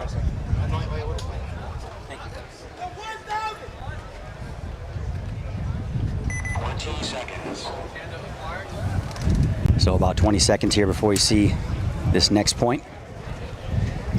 This is, I got to give hats off to Mike and the crew for designing this field. I mean, it's just constant action everywhere. Yeah, great field. Here we go. Even the refs like the field. I talked to the refs at one of the breaks. Smoke trying to hold on to this lead here. Here comes the full court press for the Clutch City Oilers, but going to be dropping body here, trying to get past the 50-yard line on the D side. Holmes shoots him from. Yeah, he should have known better. I mean, that's a easy drop shot. Well, and he was crawling really wide because nobody's in front of me. I can go wide. Oh, wait a minute. 6 foot tall. The home guy's shooting down on me. Yeah. Because he got shot on the inside rib. So looks like Oilers losing a couple now. 3 back center, the insert brick, and the snake corner. And also now New Orleans Smoke getting in to the Oilers. Clover probably going to rip this guy back center up pretty well here in a second. And he does. Catches one in the goggles. Yeah, it's excellent zone control. Smoke with Stevens is on their side of the field. He's at their Clover. So they should be coming just down. a matter of time in this situation. I'm just looking for them to come down the Dorito side here anytime now. And not only is Smoke beating him to positions, but they're winning gunfights. Smoke looks like they could win this tournament. And they're patient. They're being patient, not running down on the field, losing 2 bodies, just running into guns, And both guys are stuck in that, not in the best spots in the snake side of the field either. And here comes Stevens, who's just going to brutalize. Oh, and we're going to see a major. And it's going to be, that's not going to matter. Major's going to be on Clutch City Oilers, which will obliterate their chances. You haven't won the tournament yet, gentlemen. They haven't won the tournament yet, but they Well look like played. they definitely could win it. I would agree with that, Matty, for sure. I do agree. They smashed the Oilers. Yeah, they're shooting good lanes. They're controlling zones, making good moves. Yeah, all of it. There's nothing negative that came out of that. On the checklist, they're doing everything right. Yes, sir. They're going to be tough for anyone that matches them. And they came in second at the first event, right behind the Gunners, who just, and that was a back and forth battle itself. That was a really good fight. So that's going to do it here for this set. Super Gremlins and New Orleans Smoke moving on. Next up, it's going to be Elite and Greed, Rad, and Cold-Blooded Warriors as we're moving on in the D4 bracket as well, too. Here at the Crbn Texas Shootout. We'll be right back. Every sport you can ever think of, and probably some that you never heard of. The only sports book in the world that has paintball.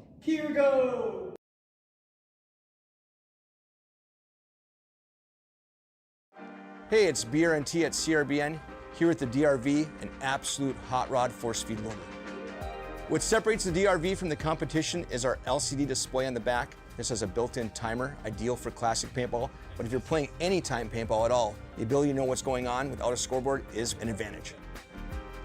Along with our adjustable torque settings, 1 through 5, allows you to shoot any paint in every condition. If you're shooting super brittle paint, turn it down. If you trust the paint, it's a little bit harder, you can turn it all the way up, shoot 25 balls a second, no problem.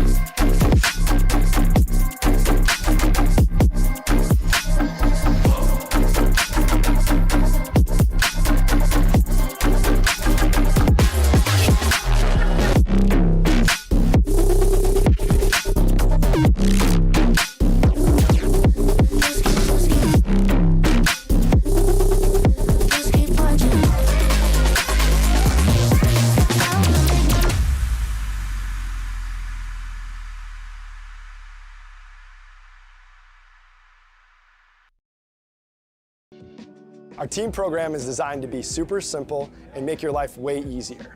There's no minimums, there's no required packages, and you'll get season-long access to our catalog at a discount team price. Plus, you can design more custom products. The first step of the process is to design your custom jersey. Now, that might sound weird if you already have jerseys or you're going through a different provider. However, this is a crucial step in building out your whole team catalog. So we're going to use your guys' logo, team colors, and your sponsors to build other cool custom products.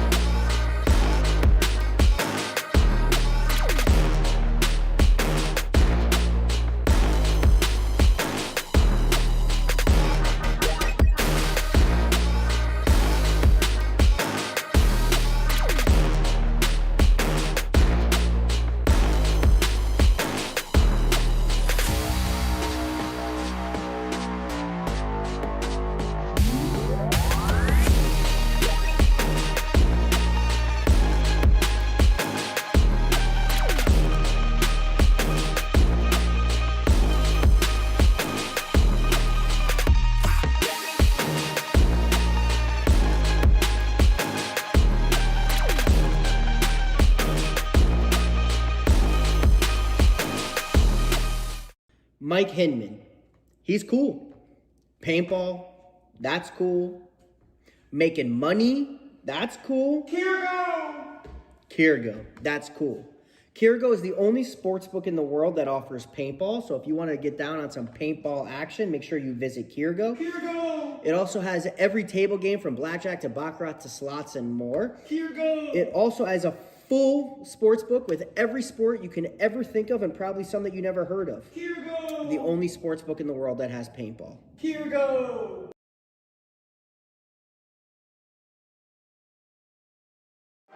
Hey, it's BRNT at Crbn, here with the DRV, an absolute hot rod force feed loader. What separates the DRV from the competition is our LCD display on the back. This has a built-in timer, ideal for classic paintball, but if you're playing anytime paintball at all, the ability to know what's going on without a scoreboard is an advantage. Along with our adjustable torque settings, 1 through 5, allows you to shoot any paint in every condition. If you're shooting super brittle paint, turn it down. If you trust the paint, it's a little bit harder, you can turn it all the way up, shoot 25 balls a second, no problem.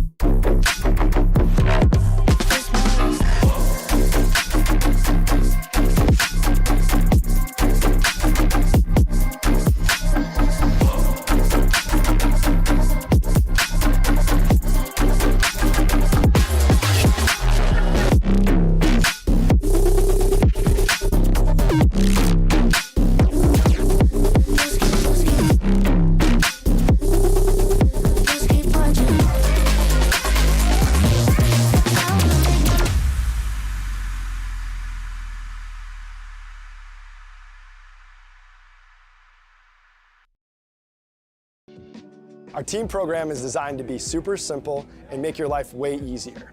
There's no minimums, there's no required packages, and you'll get season-long access to our catalog at a discount team price. Plus, you can design more custom products. The first step of the process is to design your custom jersey. Now, that might sound weird if you already have jerseys or you're going through a different provider. However, this is a crucial step in building out your whole team catalog. So we're going to use your guys' logo, team colors, and your sponsors to build other cool custom products.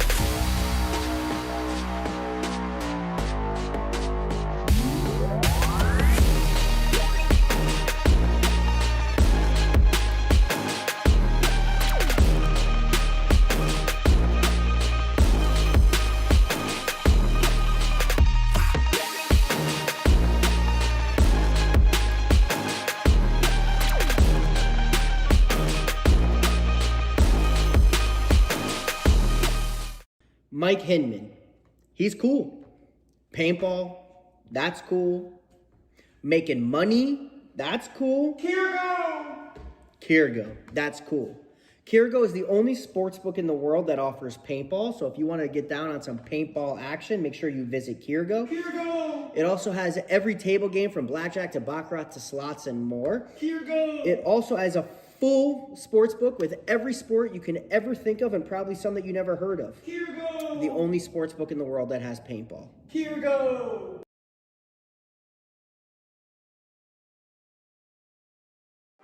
Hey, it's BRNT at Crbn, here with the DRV, an absolute hot rod force feed loader. What separates the DRV from the competition is our LCD display on the back. This has a built-in timer, ideal for classic paintball, but if you're playing anytime paintball at all, the ability to know what's going on without a scoreboard is an advantage. Along with our adjustable torque settings, 1 through 5, allows you to shoot any paint in every condition. If you're shooting super brittle paint, turn it down. If you trust the paint, it's a little bit harder, you can turn it all the way up, shoot 25 balls a second, no problem.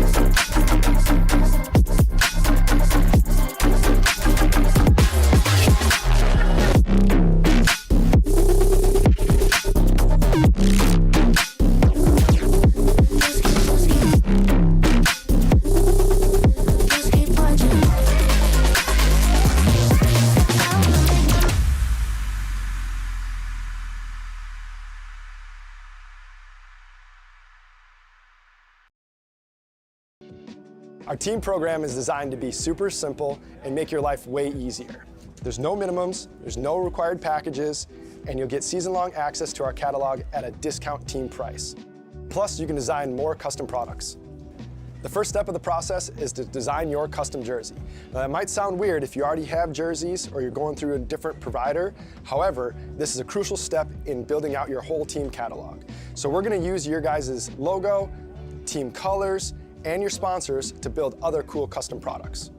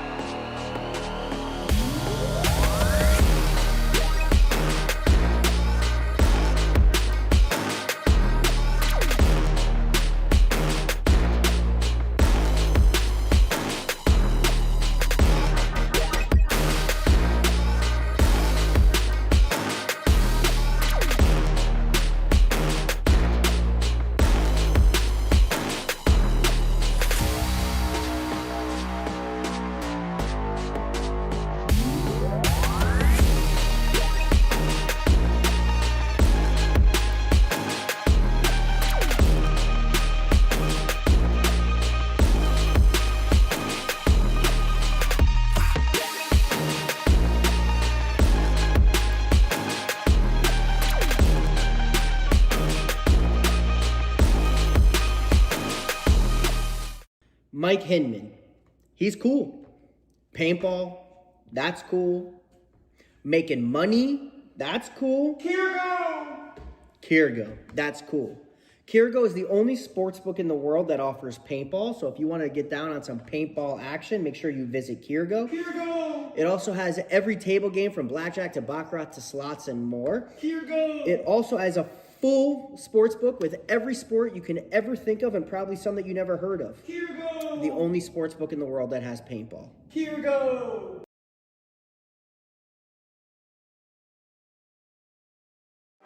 Hey, it's BRNT at Crbn, here with the DRV, an absolute hot rod force feed loader. What separates the DRV from the competition is our LCD display on the back. This has a built-in timer, ideal for classic paintball, but if you're playing anytime paintball at all, the ability to know what's going on without a scoreboard is an advantage. Along with our adjustable torque settings, 1 through 5, allows you to shoot any paint in every condition.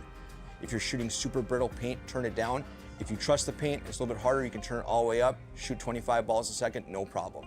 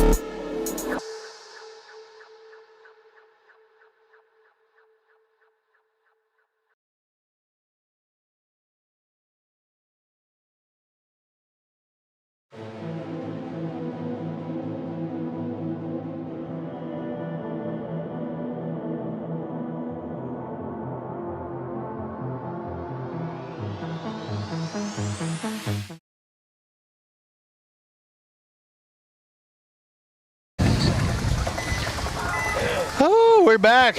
Now it's time for Elite versus Greed. This ought to be a pretty good match. Greed's a little faster. Elite's more of a pocket shoot 'em up team. I'm going to be excited to watch, but here we go. Referee trailing the player here for Greed. Into the snake. It looks like he is clean. They doubled up the back center. Oh, they try to get out of there, but get stitched. 4 players out there for Greed right now as they drop that first body. Elite losing a body too, so it's 4 on 4. And crawling up to either at or past the 50-yard line here for Greed in the snakes. Could be in a really good zone here for the second. And he's on their side of the field. Great position. See if he can get some shots on that D side. Yeah. Elite lost the snake side and didn't flood their extra body over that way. They chose to go D way. And now they're down to just to 2 bodies. Greed's just on a power play. Yeah, Greed still with that body at their clover. He's at Elite's clover in dominant position right now. Let's see if they can get things going on the D side here, Robert. Yeah, this is Rich Ardeckelson, and he's fixing to come up here and just murder this corner player. Oh, but Jason Bonner catches one in the face. Yep, they're past the 50-yard line on both sides of the field right now, so looking good here on the offense for Greed. Rich has got to be careful because Elite is flooding out to the Dorito. Oh, but they're calling him out. Shot in the pack. And that's going to do it. Yeah, they're going to shoot both these players here from Elite. So the early offense working out for Greed. Rich is shooting at his own player. He's like salsa. Salsa. They're clover. Dude, it's me, bud.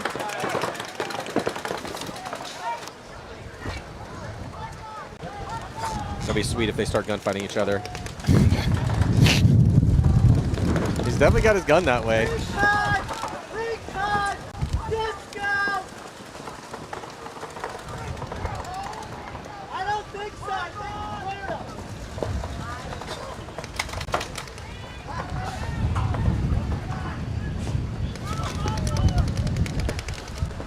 Oh, please start gunfighting each other. Well, I think Rich saw the jersey when he flashed across there, and then goes, "No, it's me, bro." But the runner was definitely shooting back Rich's way. So yeah, first point for Greed. Offensive push on both sides of the field at the same time. See if they go back to that in point number 2. Now Rad was great, man. Rad looked excellent, undefeated in the prelims, and handled Austin Oney with no problems. Now, Kellen Spencer Jones, we're going to see if he can go off on this one like he did the last one.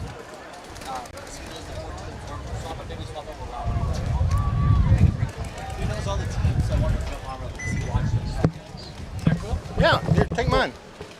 Chris, get back in there. Take mine. Yeah, no, absolutely. I got mine off over there. So who do we have here? We got Cold-Blooded and Rad.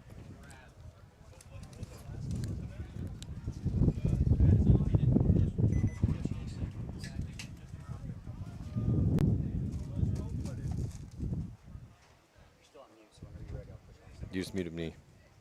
There we go.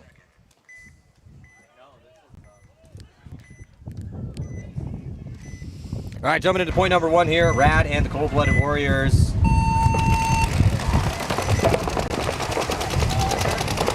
Rad looking like they have a botched breakout, Maddie.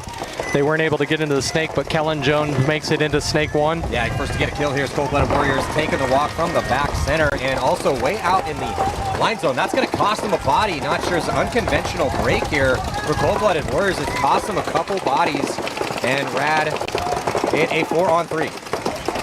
Yeah, Rad was playing really great earlier. I was really impressed by those guys watching. Yeah, they're a team that's rebranded from Havoc. Actually in a 5-on-3, so even better. I thought they lost that first body. So you're saying rebranded from Havoc? Yeah, so they used to be called Havoc, and now they're dropping a player over here from the back center. So Rad lost their home player there. But they're trading bodies back and forth as Cold-Blooded. Also taking the walk as they're gunfighting their way into D4. Here comes the move up the middle. Rad gets to the brick, gunning up towards the snake side. Rad will be dropping another body as Dip's going to take the walk. Yeah, that's just dominant on this D side. You're totally right. That's Tanner Pagel moving up the center there and throwing away his body, and it just leaves Kellen Jones over there on the snake side all by himself. So Rad looked like a pretty promising start there, but gave it all away. Yeah, you hate to lose high body situations. If you want to win a tournament, at least at the professional level, you have to be converting around 80 to 85% of your high body situations if you want to win. That makes sense. Yeah, it's one of those stats when you hear it, you're like, oh yeah, of course. Yeah. Last year I played with Rad, and Kellen Jones and I played in the NXL here with the Max team. I also played with Greed and Elite through These several. are like all your boys. These are all my boys, right? So who are you rooting for then? I can't say it live. I can only write it on a piece of paper that will get burned afterwards. Yeah, so heading back out here, it's going to be Greed up by 1 on Elite. This team switching sides every time point is 1. Occasionally there'll be a no point. Haven't seen too many of those this weekend, though. 10 seconds. So I see Jason Bonner and Charles Dean of Max out there for this point.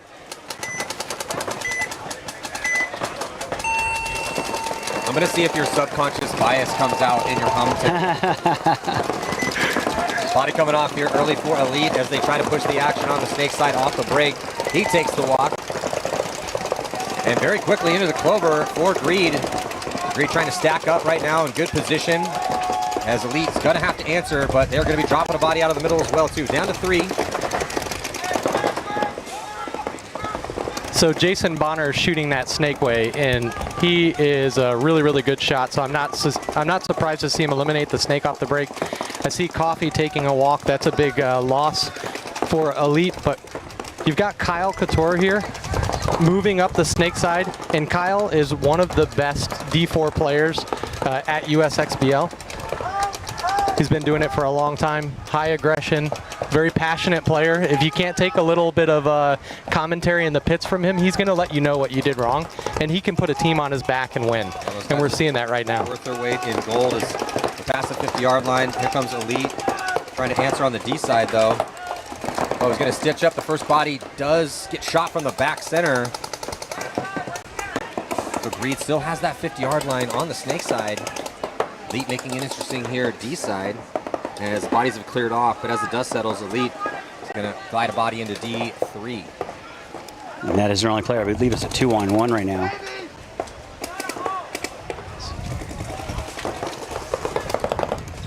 So this is the captain and the owner, Jason Bonner of Greed. I don't know how many seasons he's been doing this, but it's a bunch.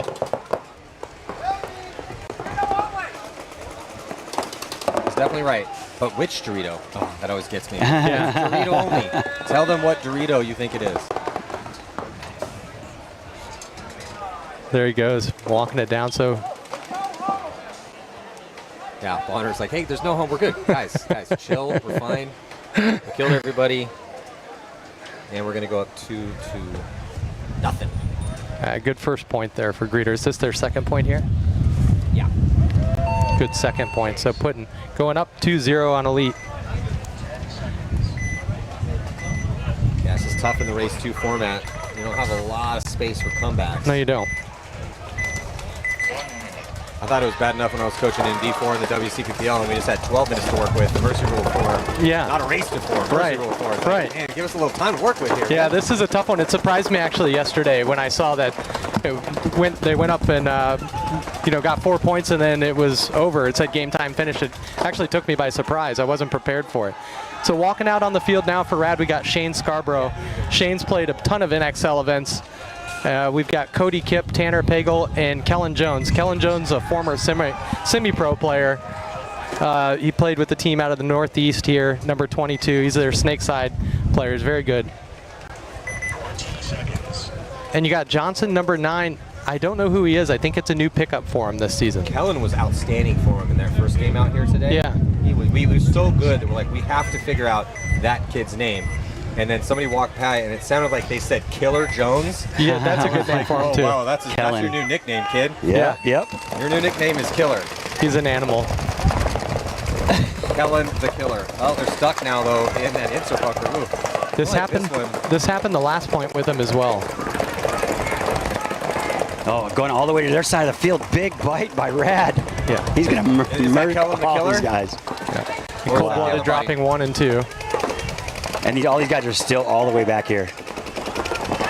So is this Kellen again? It is Kellen. Yep. Kellen. Kellen, you're going off today, Killer. bud. Killer Kellen. Killer Kellen. Killer Kellen. Call him KK. I Dave Killer. think I'm gonna leave it at 2Ks. We're in Texas. Yes, that's a smart, Yeah, smart careful move. about that. Man, they're probably gonna shoot Kellen. Brad is just swarming down the field. Tons of pressure. Wow. And they're going to pinch out that last body. Interesting breakout that they're doing, Maddie. They're doubling up that brick at the beginning and then bumping in once they're watching where that lane is splashing between the snake entrance and that brick closest to the snake. I haven't seen too many teams doing that. Very few have done it, at least consciously, on purpose, without ditching out. But that will work. It takes a higher level of skills to be able to do something like that. It's very impressive. You know, it's a little easier just to send it because pretty much everyone's making the snake one off the break. Yeah. Snake one is almost, might as well just let everyone start in snake one. The back corner bunker, yeah, that's a little susceptible if you're going in too high. If you dive in there, you should be making it clean. And then we've seen snake two also relatively makeable, probably like 60-40. But to double up in that, because then you have the possibility of getting trapped, and you do not want to get trapped in the middle in the pocket on this layout. Yeah, I'm seeing a lot of deaths from the home when they're staying, you know, that mid to late point home and any of these two temples that are in the middle. People are getting picked out of them pretty clean. Yeah, not a fan of this middle. I'm a huge fan of the D side, and I'm a huge fan of the snake side, and we just have not seen much productivity come out of this middle. Have you seen a bunker of death at all? I thought the back corner bunker on the snake side was going to be the bunker of death early morning on day one yesterday, but it became more makeable. Guys were kind of figuring out how to get there off the break, and not a guy. It wasn't a. You're getting shot at a lot, but people were playing smart out there. I would have to say one of the Aztecs on the inside. Yeah. The Aztecs on the inside are definitely bunkers of death for sure. Because you I go agree. there and you think, oh, I'm going to hold down this attacker on the D side. That's right. And no, you're not. Yeah, exactly.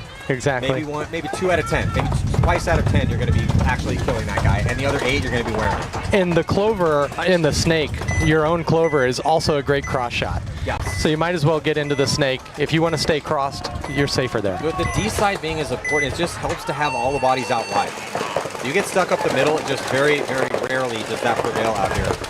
And a body coming off early for Greed, trying to preserve this 2-point lead. And they shoot a body for a lead, so it's 4-on-4. So just as we're talking about it, Greed actually gets into the bunker of death there, that inside temple. We got a running referee as well. Well, let's see if it works out. He's getting checked out though, and that's going to be a penalty. It's just not working out much, boys. I think he got shot in the break. I could have swore I saw something, but I didn't want to call it because I couldn't see it. But I think it came off the break, actually. Well, signs of life from Elite. They do drop a body, but they've done a lot of work already here, so. So it's just the snake 2, Maddie? Yeah, just snake 2, and that is it. So they're going to get a concession. Oh, no, that's from the other field. Yeah, I was going to say I wouldn't concede that point. I would just let this ride out. Crazier things have happened. Well, it's a 1-on-3. And no one knows the count. Elite definitely does not know the count. Because they would be swarming on this dude if they knew the count.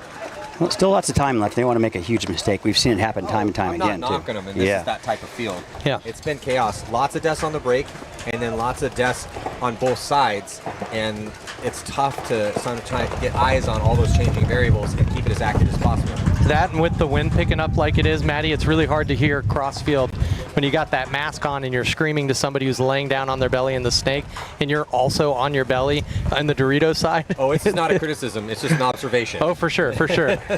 Yeah, I'm not surprised that they're losing people here and missing the count. There was chaos at the beginning, and now they're just trying to put it together. So, how many people have you seen going on the inside of that clover? Have you seen a lot of people? A decent amount, and it hasn't really worked out a ton. It's fine in high body situations. So to clear it out from the highway. Yeah. I just don't like that move when there's bodies cross field. Because those Agreed. guys get stuck in there. They're just kind of hiding. They're not a part of the fight. And it's been an ineffective position. I'm seeing the same thing happen a lot on the paintball field. It happened in D4 yesterday, and it's happening a lot on D5. People are going to that inside clover and getting torched. Yeah, I'm not a big fan of that move. I do not like it at all. This is you play that snake side outside. You have to play it heads up and outside. Agreed. Win your battles down that sideline, because once you win your battles down the sideline and you own that structure, the point should be over. Yeah. It's the snake. It runs. I mean, look at where the end of the snake is. It's literally about 8 steps from the start gate.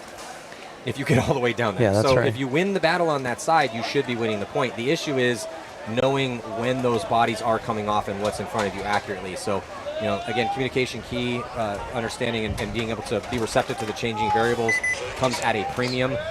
But with the power of the D side's been popping off a little bit quicker because it's a more treacherous side of the field. It's a little bit easier to stay alive on the snake side once you get into those positions. And so we're seeing more parity there. And then as things, if somebody dies here and whoever gets the read quicker, that's why we're seeing the D side be so potent. So What do you think that Cold-Blooded has to do here to beat Rad? keep 5 bodies alive. And I mean, first of all, and stop Killer Kellen in the snake, man. You need to send a body in the snake, and it looks like they're just actually going to abandon the snake. I don't hate this because, yeah, the middle hasn't really been super effective, but changing things up occasionally, man, see, it doesn't work out again. I don't mind that game plan, but it's just we haven't really seen much execution from these middle game plans. And both teams losing a body. It's 4-on-4 right now. But yeah, if you're going to beat Rad, you got to stop Kellen. But they send him up the. And they right do. there, right? Kellen just walked off, so they found a way to stop him somehow. So 2 players walking off for Rad. Yeah. So I don't. So Cold-Blooded sending that body up through the brick to try to stop those moves in the snake. But the problem is they've been sending them early, and once you get up there, you really can't do much to stop him if he's already in there. But maybe they shot him off the break. Regardless, so they accomplished step 1 is stop Killer Kellen over there on the snake side. And now I was going to say, and now get a body in yourself, but they're grinding their gears on offense as he gets torched trying to get into Snake 1. So that's great zone control here from Rad. And they lose another, so they've abandoned. Cold-Blooded lost the entire snake side now. But they get another kill as Tanner Pagel tries to push up the center, but he had his gun down. And so now we've got Cody Kipp over here in the second Dorito, or first Dorito. Well, another body coming off from the snake side. So I think it's just Cody Kipp there left alone. That's it.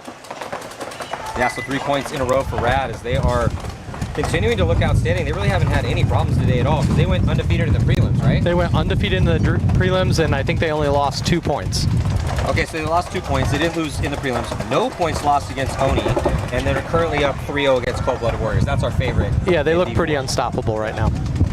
They were the 1 seed going into today as well. So now the question is between Elite and Greed. Greed looking, I mean, I don't know. The favorite is for sure Rad. I don't see how we can call it any other way based on what we've seen. But sometimes you get to that final match, and if you've had no adversity at all, and all of a sudden you get punched in the face, or God forbid, penalty here, penalty there, You're down by 2, and you're in this unfamiliar mental territory where we've been smashing everybody all weekend. What is going on? Once they feel a little bit of pressure, hopefully they don't crumble. Here we go, Elite down 1.5 minutes left. Big bite for Greed. And first kill coming for Elite, eliminating Greed's Dorito player. That's number 7. I think that's Rich Adicus. It is. How do you pronounce his last name? I have no idea. I think I called it Adicus. So somebody in the chat will correct me. And Charles Dean walking off for Greed as well. But they got a critical kill in Kyle there.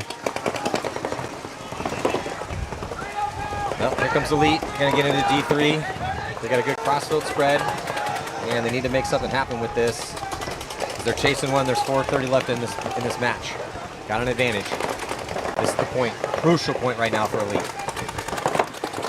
Well, shooting this Dorito guy is super important right now, and getting to the corner is going to help. Nice move by Elite.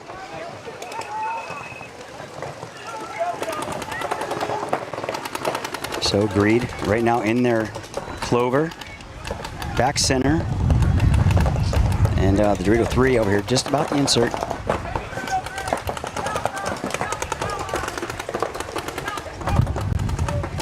So we got a 3-on-4 situation here, but it doesn't seem like Elite knows where everyone is. Well, they got a 2-2 stack for Elite. No one in the middle. No surprise, though, based on how this field is playing. But it's tough to connect cross field. They know the situation, though. Clock is visible. You know you got about 3.5 minutes left. They should know they got a one-body advantage right now. Greed losing their snake presence, and Jason Bonner filling out to the corner.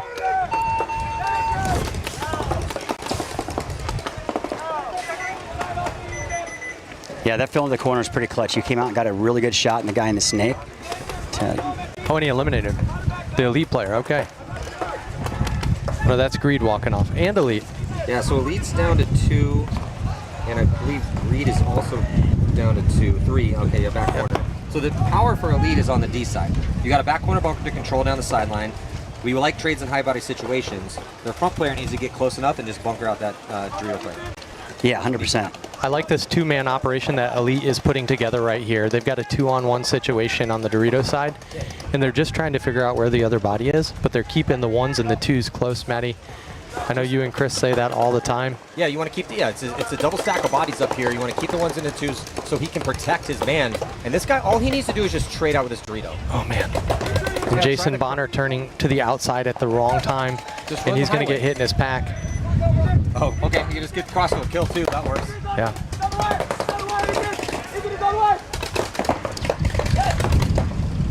Oh, Longhorn doesn't even trade. So nice little close for Elite, and they're going to make this a match. It's going to be a 2-2 on the score with about 2:08 left in this battle going down. So who's going to punch their ticket and move on into the final match. We're in the semis, right? Semis? I think it's the semis. I think so. Ocho's. I was going to ask, what happened to Onyx? They were also looking pretty good. Onyx smoked B someone. Okay. So they move on. So it was Onyx, Homicide, Super. Oh, yeah. So it was Houston Homicide and Onyx. They won. Okay, got it.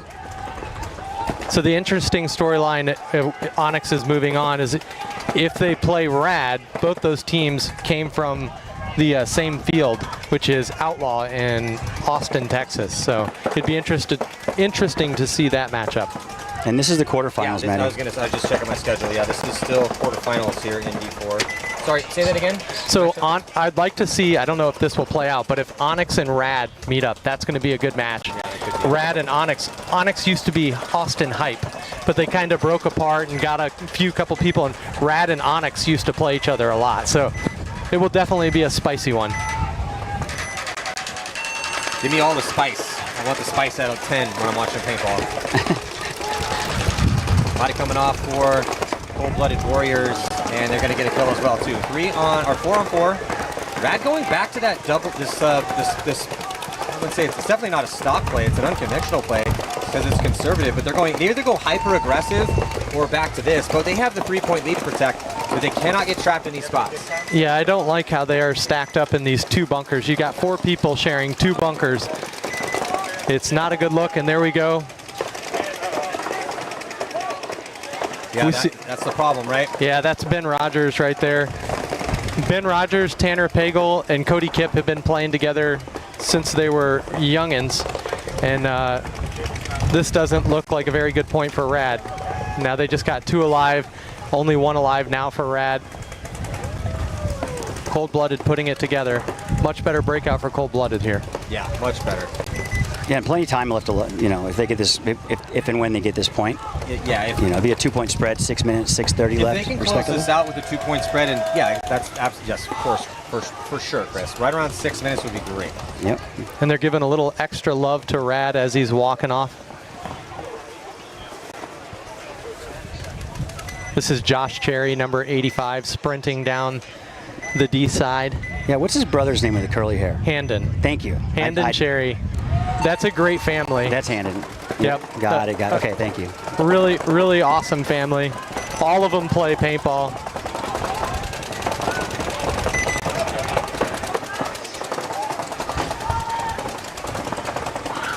Well, blowouts are only fun for the team blowing the other team out. Yeah, that's right. Boring for us, boring for everyone at home. It definitely sucks for the team getting blown out. Yeah, definitely. So I'm all about close matches like we're seeing right now with Elite and Greed. 2 minutes on the clock, 2-2 the score. This is what I expect from Sunday paintball, of course. 90 seconds. So 2 minutes left in this. I think it's going to come out of the breakout in this one, gentlemen. I agree with you. Who was looking good down in D5? Does any names, anybody looking outstanding? Yeah. Much better than the others? Or Arachnia is a team. They're out of, I think, they're out of the valley somewhere down near McAllen. And Aggression. Those are the two teams that have looked the best right now. Arachnia. They have spiderweb jerseys. I would hope so. Can't have like a honey badger on your jersey if your name's Arachnia. Greed losing a body who was going out to that snake corner, Maddie. Yeah, huge kill here for Elites as they drop a body as well too, though. So this is what happening back and forth. Bloody breaks. Currently 4-on-4. Both teams pushing the issue slightly. D side, another body comes off for Greed. So they are losing that entire snake side, and they're going to lose their back bunker on the D side. It is looking terrible here for Greed. Yeah, Charles Dean also getting shot out of the snake side, walking off. They might want to concede this point. And there you go. Had to. I mean, that's a smart decision from the coach. Because if you're Elite 4-on-2, I would just slow roll it and win it with 5 seconds left. That's right. And how much time is left in that match? Only about a minute 20. Yeah. Minute 20. Oh my goodness. Maybe less than that. It's right around there, Maddie.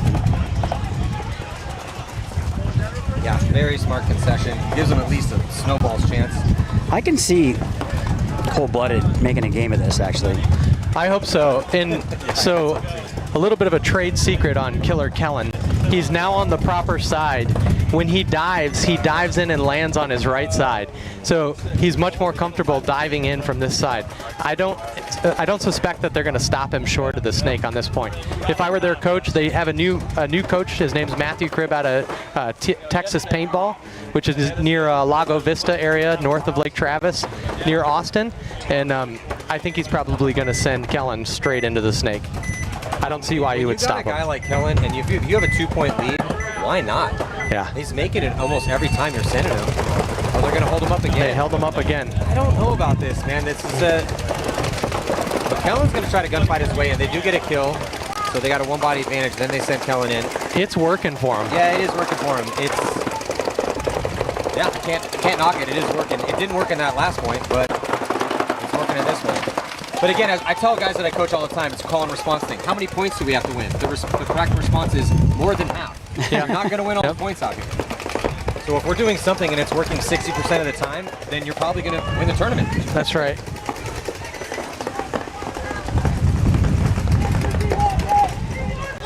So we got number 20 Newman here in the third Dorito, shooting across field at the snake. Kellen Jones in the clover for Rad. Referee's going to check out body for Cold-Blooded Warriors. And D2, he's clean. I really like the communication between the the first attacker and the second attacker on the Dorito side. They're talking about where they're shooting. I don't like that the Cold-Blooded Warriors have ignored the snake. You lose that body over there, but you got Kellen getting the snake, and now he's on your side of the field. And Newman just got shot cross field. Yeah, if you're playing Rad right now, you have to neutralize the biggest threat, and that's Killer Kellen over there. And if you can't do that, you're going to lose the game. It's inevitable. And how do you do that? You either shoot him on the break, or you put a body in there and go get him. Those are your options. I also think they need to start pulling guns out wide. Tanner Pagel has been picking up the snake insert second guy who's playing loose and too far off the bunker. Yeah. And he's tall. He's about 6'3". So he can shoot down over that with a drop shot, and I think he shoots an LV or a CS3, and he's just dropping it right over that, and he's killing him every time. And there goes Killer Kellen. Just dominant over there in the MVP conversation if they can go deep and win this tournament. And they're just swarming on the last body. He's going to get tapped out. And they're going to put their 4th point on the board with an exclamation point. Wow. Here. Well, get out of the bunker. I'm sorry, buddy. Yeah. A little chirping back and forth. I mean, if he's still in the... He catch that many extra. But he's still in the bunker, too. Yeah, I mean, that's true. And you don't want... You got to walk out, man. Put your hand out. Put your gun out. Give some indication that you're dead. Yeah, if there's anybody on Rad's team who you don't want to piss off, it's Cody Kipp. And that's who they're chirping at right now. When he gets fired up, he'll go all the way down the D side and he will shoot all 5 players. He did it when he got pissed off at his team for losing 1 point yesterday. He went all the way down the D side and shot everybody. Awesome. So cold-blooded, being down. Kipp was pretty good for a couple of these, but also this is it right here. You know, I think they're also the frustration setting in for cold-blooded because yeah, definitely that's game point. hugs all the way around right now for Rad as they punch their ticket into the semifinals. And Well we're played. hoping they play Onyx. That's our hope. That would be awesome. I don't think we're going to see a bad game the rest of the day. I really don't. Yeah, we're getting deep here on Sunday. So I'm excited. Nothing but the cream of the crop left. Yes, sir. Best teams and players out here. Onyx was actually here watching. They're on the sideline scouting that game. The whole team. Yeah, that's Lucas Weeks there with the gray headband and the chain looking at us.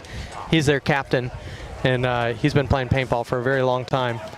So I'm not surprised that they're scouting every single movement that Rad is doing, and they know the players. So where's Rad out of again? Rad, they play out of 2 different fields.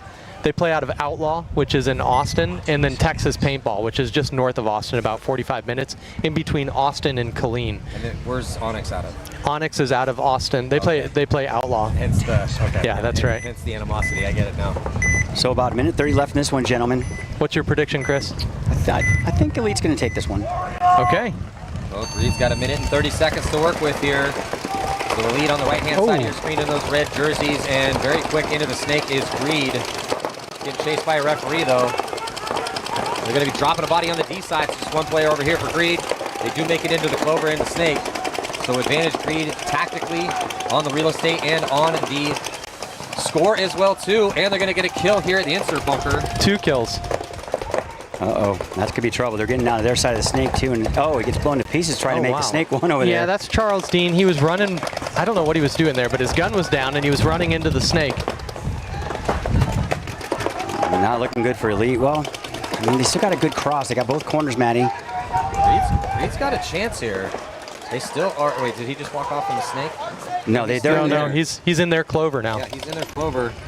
Well, fate is in his hands. 40 seconds to go, down by 1. He's in a great position. He does have a body in front of him, though. I don't like that Jason Bonner's still on the back line and he gets eliminated, running from the home to the corner. And so now it's a 1-on-3. Yeah, but only 25 seconds left, boys. Yeah, too little, too late. Should be a pretty solid win here for Elite as they can just pump paint towards this. I mean, he's in their clover, but no, he's actually really in their not much wedge. he can do there now. Oh, he's in their wedge. He's in Yeah, their but it's lane. like, what can you do from this position? Not much with 10 seconds left. Yeah. And they might even be putting the 4th point on the board. Elite with 1 second left goes all the way down the D side to make it look a little bit more pretty on the scoreboard. Yeah, that's right. I like that. Don't let up. Whether there's 1 second left or 2 minutes, just rock and roll. Well, Elite started down. This was a come from behind victory. That's right. 2-1 was those first couple points. So we're used to seeing that, Maddie, out of Elite. They've been at the top of their bracket and stood on the podium many times here at Usxbl, and they're always in grinders in the finals A. And somehow they're always first or second somehow. They've been doing this a long time. Doug Bryant, he owns Elite Paintball in Lubbock, Texas. So that is going to do it here for the set. It's going to be Paintball Factory and Balls Out as we're going to see them for the first time today. I'm not actually sure who they matched up with yet, so I'm going to have to go get a new schedule. We'll be right back, though, here, second event of the year, Usxbl, the Crbn, Texas Shootout. Stick with us. Awesome.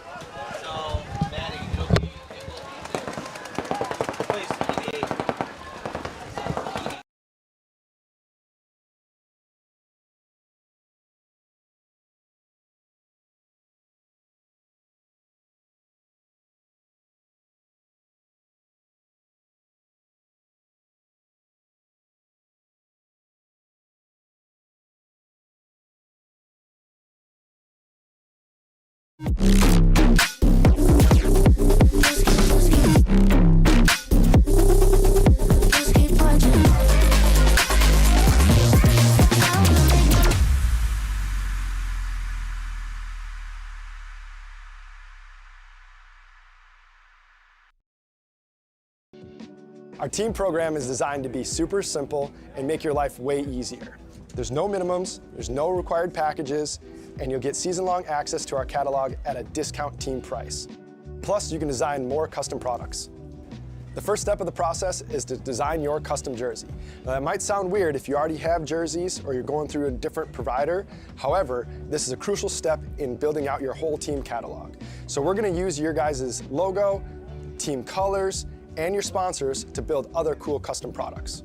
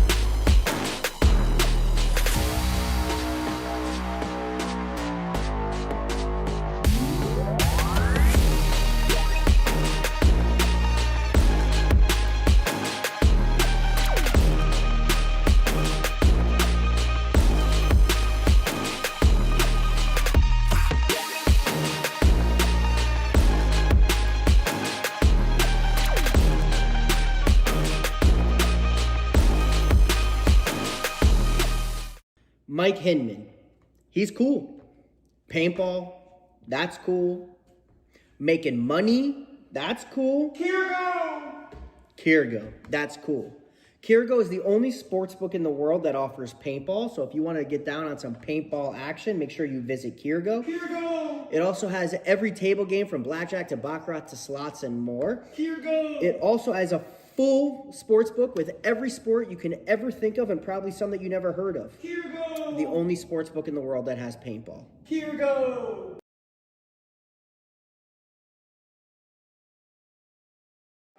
Hey, it's BRNT at Crbn, here with the DRV, an absolute hot rod force feed limit. What separates the DRV from the competition is our LCD display on the back. This has a built-in timer, ideal for classic paintball, but if you're playing anytime paintball at all, the ability to know what's going on without a scoreboard is an advantage. Along with our adjustable torque settings, 1 through 5, allows you to shoot any paint in every condition. If you're shooting super brittle paint, turn it down. If you trust the paint, it's a little bit harder, you can turn it all the way up, shoot 25 balls a second, no problem.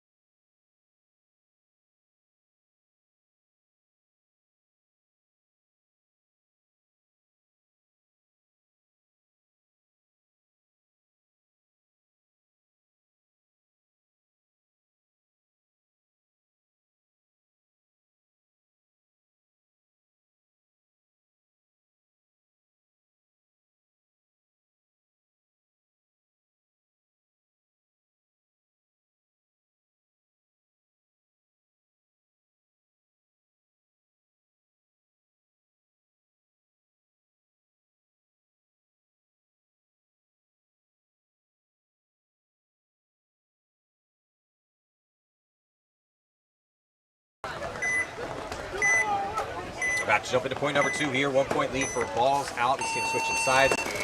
And balls out. Going to go to snake way and make it clean. They double up the back to center. It's a 5-on-5 break to start. Better field position for balls out with 2 bodies on the snake side. Looks like Smoke's going to dip a body.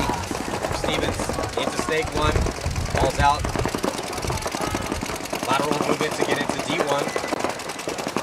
Stevenson and Jackson are both in the inside and outside snake 1. A little bit better field position on the D side here for Smoke.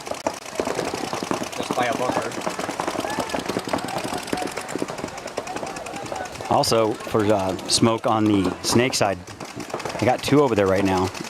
No corner yet, but also balls out has 2 in the snake as well. And they do have the corner. Argeles decides to bail out at home and go all the way over here to this Dorito corner. First body drop's going to be for balls out. Balls out losing. Now back corner bunker, snake side, advantage to Smoke. And they need it. They're the one chasing the point. Looks like 3 bodies here, Chris, towards the D side for Smoke. I was just going to say it looks like there's Smoke is pushing the D side over here, making more aggressive moves. Jackson did drop back to that snake corner, but now he's going to go back to the snake inside. Oh, Argeles catches one in the face. Trades out. Well, Stevens have got all the way down on the balls outside of the field. He gets bunkers out. That's fine though, trade and high body situation. However, Smoke does lose a body here on the D side. Be 3-on-3. Yeah, it's 3-on-3. Jackson's is a snake over there for New Orleans Smoke all alone. Oh, but balls out, loses another one. Oh, here comes Jackson. He's in there, Clover.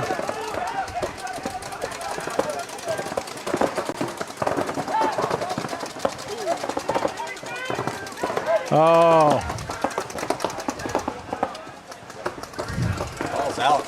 Victor attacking over here, begging for a penalty. He's not getting it. Well, I think he's kind of. Now we're going to see a minor, but I think it might be on balls out. Because there's no one to pull. They're not going towards anyone on Smoke's side, so it's going to be a penalty. Yeah, as he was running off, he was yelling at his teammate, you know, and again, if you're dead and standing on the playing field, you cannot talk. They're going to be very picky about that as we go further and further. That's a bad mental mistake for sure. Yeah, he was yelling. I think he was yelling at Dickies over there with Steven Inslow, you know, just like, hey, you know, what were you doing running off first?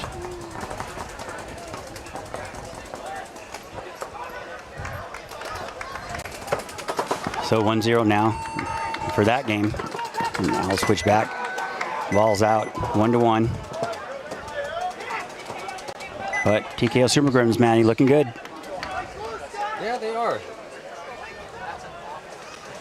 You know, TKO Super Gremlins, Colt Lukow's coaching them up really well. You got the super athlete Jace Boyd out there right now. Joey Peppercelli, I see. Stokes. I believe that's. Trying to see which one of the other ones is this. Man, Jason's just dripped out too. He's got the highlighter, socks, shoes, gloves, goggles. Yeah, very easy to pick out. He works in a delivery truck and he has all this safety gear and he goes, "Oh, this will work for paintball," and he slaps it on. He's like, "That's my flame," you know. Oh, God. Well, we definitely know who he is. Yeah, you ought to see him in glow ball. He's Everything he wears a yellow vest, the yellow pants. I mean, he's like a beacon. He's played pretty much every single point from him over here. Oh, he's in good shape for it. And then barely sweating.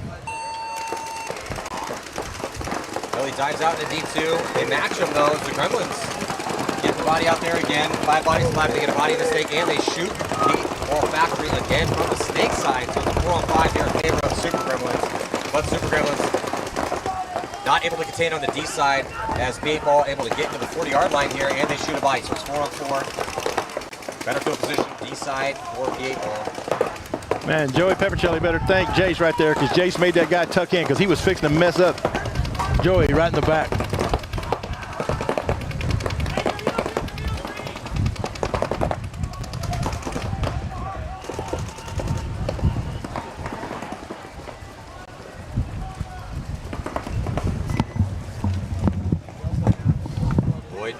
gunfight with whoever's wearing his mentality jersey.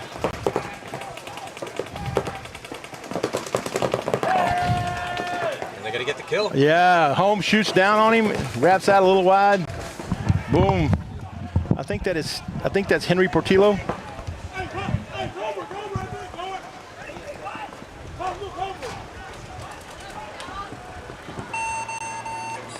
Oh, and they're going to go ahead and throw it in. Wow. All Super Gremlins so far. It is 100% all Super Gremlins. The A-Ball's got no answer for TKO right now.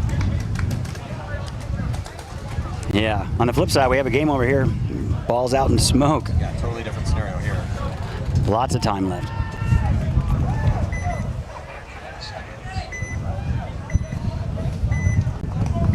So after watching the first 2 points, anybody got a favorite? I don't actually. I really like I really like watching both these teams play. But as far as who I think is going to win, I don't know. They got pop everywhere. I know. Snake side, they're playing the field well. It's tough on the call. I don't have I can't pick them either. I think it comes down to on the break who gets that gets that one key shot in the break. And both these teams have been shooting bodies on the break too. So. Yeah, well, so far both the points, they won it on the Snake side. I'm kind of hoping somebody will come over here Dorito way so we can get a little better look. Both teams go right back into the Snake off the break. Oh, but they get Stevenson on the break, yeah, but huge kill here, but they're going to also lose a body. So the ball's out. It's 4-on-4. But they also got Victor off the field, so. Yeah, but they lost Stevens. Yeah, so it's a wash. So both teams in the Snake. But Balls Out has nobody Dorito way yet. Yeah, advantage definitely going to smoke in this one on the Dorito side. Uncontested over here, Manny. Yeah.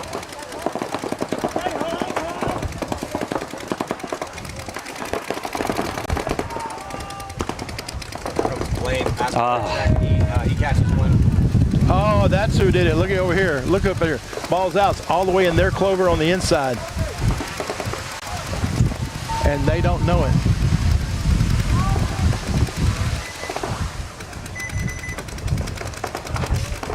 Yeah, he's still right on the inside. Yeah, but they found him and killed him, traded out. He's asking for a check. He's probably going to be taking a walk in, getting a penalty. No. He actually got... Still with the body left alive over there. Is it a 1-on-2 or a 2-on-2? Oh, Jackson. It was a 2-on-2. That was a move. Just pulled off a move, runs the highway, dives into their clover. Oh, no. Oh, and murders the last guy. Wow. That was a good move, though. He went to go bunker the guy that was already eliminated, jumped over the beam, went to their clover. Yeah. Oh, Lord. Well, hats off. I mean, Balls Out it made the right counter move. The guy launched to come find him, but then just pulled up short. God. Yeah. That one hurt. All right, now I'm watching paintball come out here. I see Colin Stewart. I see there's Henry Portillo. There's Hayden out there in the Wolfpack pants. But I don't really see him walking like very much confidence. Look at the size of this field. Absolutely astonishing. Yeah, out here in giant paintball, a little northeast of Dallas, Texas. And what little city is? It's not Allen or Plano. What are we in? Where are we in here, Robert? Garland? No, this is Murphy. A suburb of Dallas. Yeah, it's a suburb of the home of South Fork Ranch. If you old people ever watch Dallas, South Fork Ranch is like half a mile this way. Oh, no. And P8 ball getting pulled for turning and shooting too early out of the back center. Yeah, and that's Hayden. Mr. You don't know my name right. Well, we got it right now. Yep. But TKO Super Gremlins loses 1-2. Losing 2, actually. So 4-on-3. Now, here's the thing. Henry Portillo down here in the mentality jersey and Joey Peppercelli for them over there both play for fit on the 3-man squad. So teammates having a little wager here. Judging there, checking out. Well, they keep playing for fit on the 3-man squad, they're probably going to rank out of this division eventually. Yeah, well, really quick, but might as well enjoy it while you can. Yeah, they're looking really good here to try to keep themselves in this match. They need it. Down to 6-15, chasing 3 points. Portillo's going to move up. Try to keep the pitch on the back corner. Boyd's got to answer this. Or maybe back corner block on the snake side. The back center needs to be screaming bloody murder.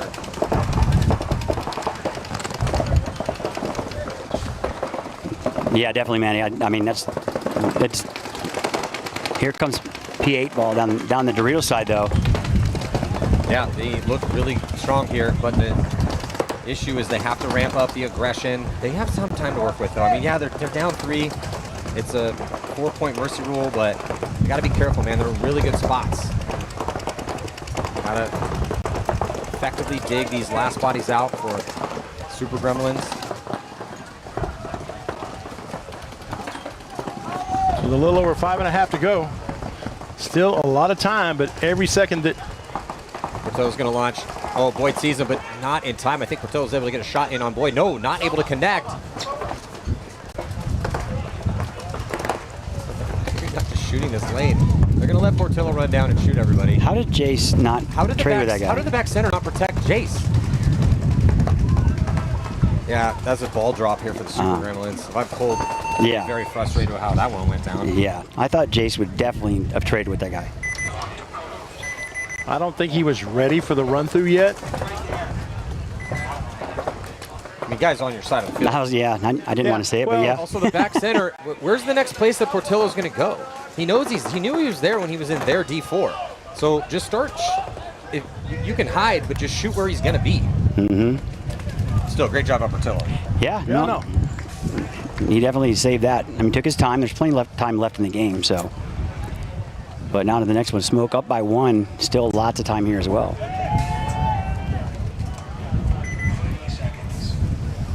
Close game here. Smoke up by 1 on balls out. 6:33 left in the match. That's an eternity on this field. Yes.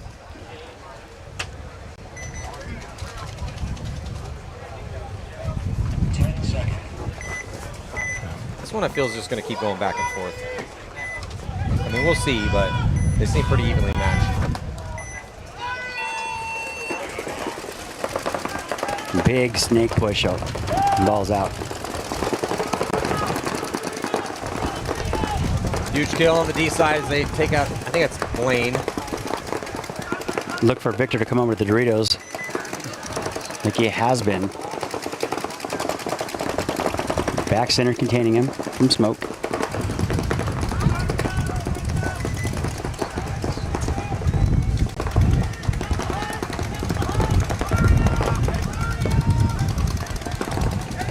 Smoke staying way too long doubled up in that home. He wants to get out. He wants to go D side. He's thinking about it, but wary of D1's gun. Oh, and ends up taking a walk. Yep, see, ball's out. Responding here, they get another kill in the back center as well too. That leaves just the snake side. So they're going to release and attack the middle to get up to the brick. To keep it rolling here. There's no guns even looking this way. Now back corner bunker on the snake side's looking this way as Victor dives in. Eric Gutierrez finally making his presence felt up in that middle. Victor gets the kill crossfield on the back corner bunker. Snake. I was going to say, it looks like he's hitting the loader. Victor? No, the gentleman from Smoke and Snake, that Snake one outside. Nice point, ball's out. Tying this one up.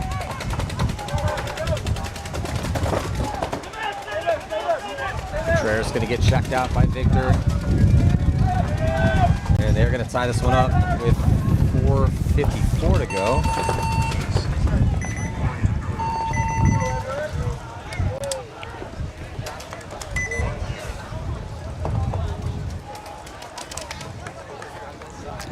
Yep. Paintball Factory having a little rough time in the snake side over there, it seems like. So TKO. We're also having a rough side on the D side too. Not that last point, but. I mean, both these teams playing stellar though. Now the Final Four here, any team really could just take this whole tournament. That's $6,000 out there.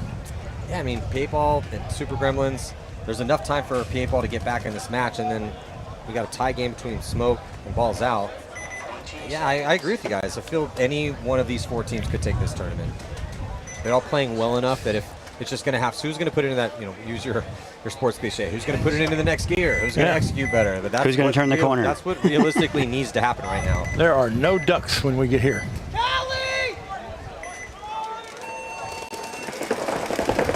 P8 ball going a little light on this one. Henry Portillo taking the walk, but Stokes is as well. 4 on 4. Boyd with a little bit better field position here on the D side, but then releasing and on a secondary to get into Snake 1, the 8 ball.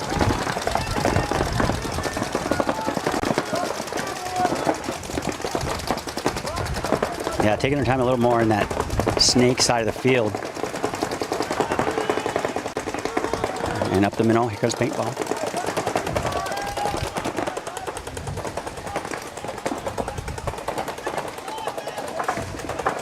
Yeah, going up the middle here, though, for P8 ball. At the 50-yard line in the Snake, the Super Gremlins. So P8 ball, but his gun is not looking Snake way. Maybe he just got some info because now he's switching. No, he goes back to the D side. He's at the wedge. And that is going to be a treacherous position here as they are on his side of the field. Yeah, he's going to get a shot in the back for sure. Well, I don't think he knows they're in his clover. Nope, he definitely doesn't. but now he's kind of blocked out. He's kind of blocked out. He's safer there.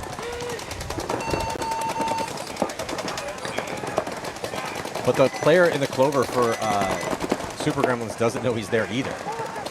This could get very interesting here. Oh, and he dies. That's a tough death for the Super Gremlins. Here comes P8 ball. Onto their side now. The tables have turned. They have no idea he's there. Oh, Boyd's going to get shot crossfield. Who is this up the middle, Robert? I believe that is Hudson Dumfries. Oh, Hudson is just shredding people right now. A little 3-pack up the middle in an unconventional situation. Nope, that's Hayden Jones. Okay. Or Hayden, because they look alike. Okay, well, Hayden, guys, just again, public service announcement. Just do yourself solid. Put your names on your back. Yeah, he's Doesn't the one cost that much extra. He's got the Wolfpack pants on, so that's the only reason I know. Yeah, he was up here talking some nonsense about how we're going to put our names on our butts, so you guys have to look at our butts. I'm like, how old are you, bro? 12? Yeah, I kept my mouth shut in that That's one. what my 5-year-old would say. Anyway, regardless, he just played amazing. Yes. However, he got, it's like we say, I'd rather be lucky than good and twice on Sundays, because if that player from the clover looked inside, he would have blasted him when he was at the wedge, and that 3-pack doesn't happen. The whole game does not go that way. Yes. But that's why we play the game, because weird stuff happens. We're at hole 18. Now the Gremlins have dropped the last 2 points. I'm sure right now that vein in Colt Lukow's forehead is about a ½ an inch out. Absolutely. Because you come out and dominate the first 3 points, and then you just let them stay in the break long enough that they just beat you with gunfights. And even if you call it luck, you're not doing what you need to do to stop them from being lucky.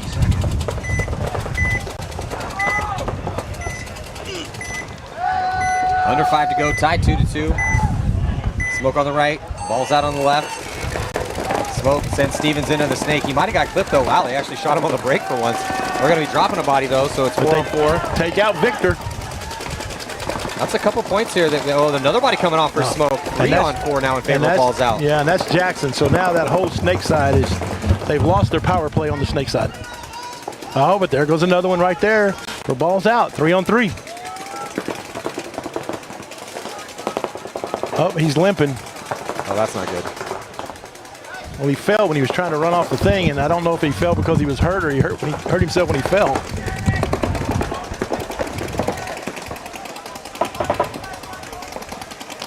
Possibly the winning point at stake right now. Locked at 2. Probably going to see another one after this, but depends on how long this one goes. Been trading bodies. So balls out in the Snake, got the position in the Snake, but Smoke has a position in the Dorito. Who's going to be the one to get the next big kill? Well, I mean, he's really good out here on this Dorito side of the field. But now here they come, right down into Smoke's clover. They're in there. And he's fixing. No, there he got shot in the pack. He got shot in the I pack. definitely saw something spray off of him. That's not what you saw, Chris. Yeah, yeah. Oh, Might not left anything, though. no? Yeah, I did. It's on the flap. Well, the ref sees it, too. Oh, going to call it rub. Well, it didn't break enough. It just nicked it, obviously. Yeah. Broke away. Lucky on Sunday. Hey, sometimes it's better to be lucky than good. Well, Chad George, sorry, Blaine. It looks so much like Chad George. They might call a penalty on this guy if he shot him. Nope, still alive. Still alive. He's lucky he didn't shoot him, though, Yeah, Matty. but Smoke losing that body on the snake side. So power here on the D side. Oh, for but Smoke. that one got him.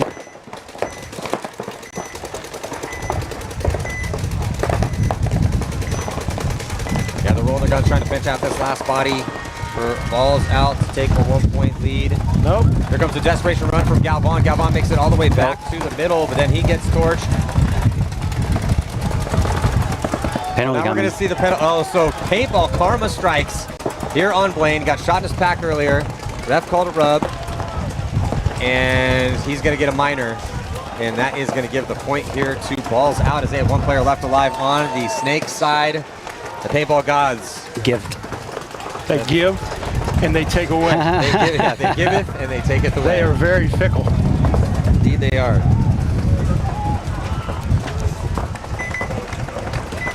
Wow. Well, a great game. We wouldn't expect anything less. No, I'm enjoying this game. Yeah, there's enough time for them to come back too. Yep, 2 minutes. They can get Stevenson and the snake. Yeah. And you know they're going to send him. Oh, yeah. Big point. Yeah, this is the momentum is absolutely swung towards Paintball Factory.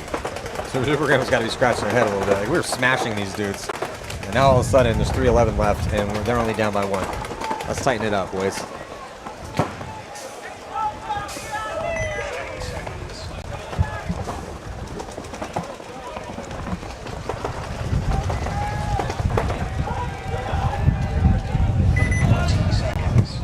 But now this is where the coach comes into play. You got a coach like Colt Lukow. Is his personality send it, or is his personality, hey, we got to lead, make them run into our guns? Interesting, no Boyd in this one here for TKO. As they are up by 1, they're going to sit Boyd. And they're only going to send one body, go heavy guns up. Oh, but Paintball Factory loses 1. Left early again. Well, they went triple guns up off the break, and it works out. 5-on-4 situation in favor of the Super Gremlins trying to protect this 1-point lead. So losing the player out of the snake, he ain't ball. Now nobody over there for these guys. Yeah, the Super Gremlins all the way past the 50-yard line right now, though. That's a good concession, actually. Oof. So now they're going to be chasing 2. No, still time left for that. No, but they left again from the box, losing 1 player in the break, unfortunately.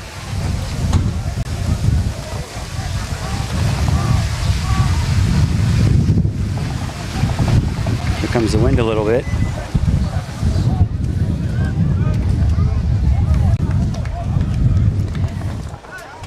So 1 point deficit between Smoke and Balls Out. Advantage goes into Balls Out.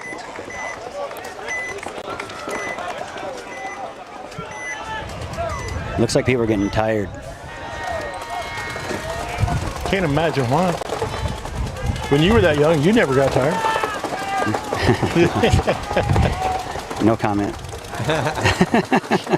You want to say you didn't. Yeah.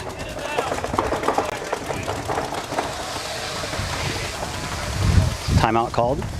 And during that time, we'll take a chance to thank our sponsors. We got Titans Legal, OTL Off the Leash, Patty Gleason, my boy up there if you need a workout program, The Die, Anthrax Infamous, Maxed, HK Army, Kirgo.us, Woods & Sons for your tax needs, Carbon Paintball, Andrew Lopez Law PC, Ruthless, GI Sports, JT, and of course, Letting It Fly with Defy.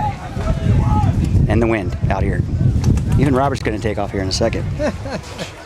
I was holding on to this canopy a while ago when a big gust hit, and I kind of thought, man, I might have went for a ride. Yeah, I was like, oh. Save you the drive home? Yeah, because the hospital would be a lot closer. Yeah, good point. So what's Smoke gonna do? They're going to send Stevens into the snake. Probably to snake 2 off the break. How far? At snake 2 off the break. I mean, I think he ought to go to their end. It's been, he's going to get a look, and then he's going to go right into the clover and into their clover. No, they're going to go outside wide. Stevens actually holds up at the insert. Interesting. And they go up the middle. Well, they got I don't like it. And they lose that body going out to the corner. So they send they send a body to the easiest to shoot spot, which is the back corner bunker, and you're down. I just don't understand that. Yeah, I have to agree. You know he's going to make Snake 1 off the break. He's made it 80% of the time. So now they're kind of stuck. It's a good opportunity for balls out to put the coffin nail in right now. Stevenson able to make the corner. That helps. So if your ball's out, now that you're at the clover, don't risk any gunfights. Just control the middle. Yeah, perfect, nice. Zone control, excellent job. Ball's out, trying to punch their ticket into the finals right now. Yeah, I don't like this game plan for Smoke. I just don't know why you would send a body to the bunker that's the easiest to shoot on the Snake side off the break, which is the back corner. And a tall guy running heads up. Yeah, and then you hold up Stevens in the... Yeah, it just doesn't make any sense. And then you go up the middle, which hasn't worked pretty much for anyone all day, so I'm scratching my head. Another concession. If my ball's out, I'm stoked on that game plan, though. Oh, absolutely. And they tripled up the home and survived.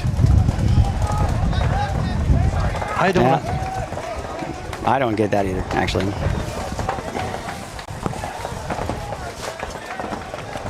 Thank you, honey.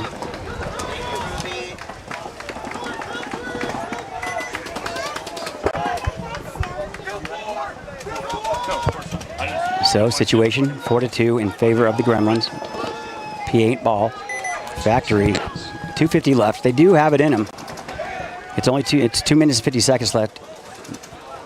So, I do like this understated jersey. yes. No one would ever see me coming wearing this thing.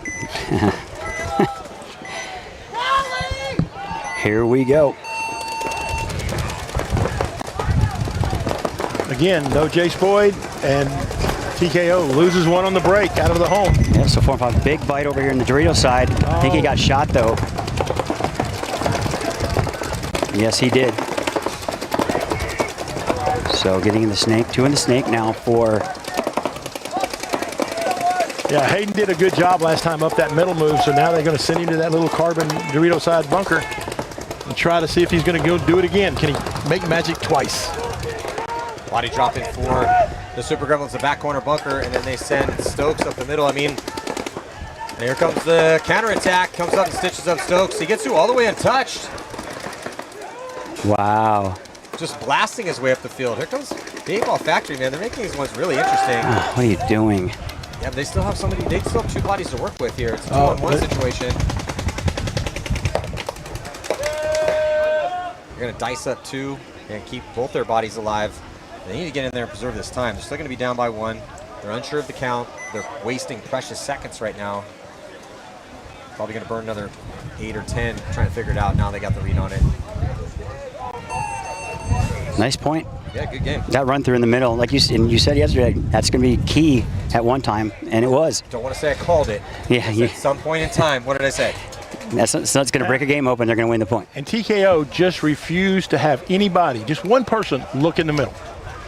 It all happened pretty quick, though. But that's something you have to stay focused on. You know, head on a swivel, Chris, right? Is that, okay, yeah, all of the, most of the, everyone's going outside and wide. You got to, we're checking a gun right now. But yeah, everyone's going outside and wide, but just because it's going, that doesn't mean that something can't break open off the middle. You got to keep your head on a swivel and occasionally check in there, but you don't want to be dedicated to that. So yeah, everyone's converging over here. It's a big old zebra convention. Have a gun. And they're keeping it. Oh, they're going to give it back. Gino's chirping over there. So point is good. 1-point game. He hasn't won yet. He's very emotional. Didn't they check his gun yesterday? No, they looked for a hit, I think. Oh, okay. No, that wasn't his, though. But they still got 1 point to go. Yeah. So I wouldn't chirp much yet. Tied up. And on the flip, they've been eating him alive most of the points this game.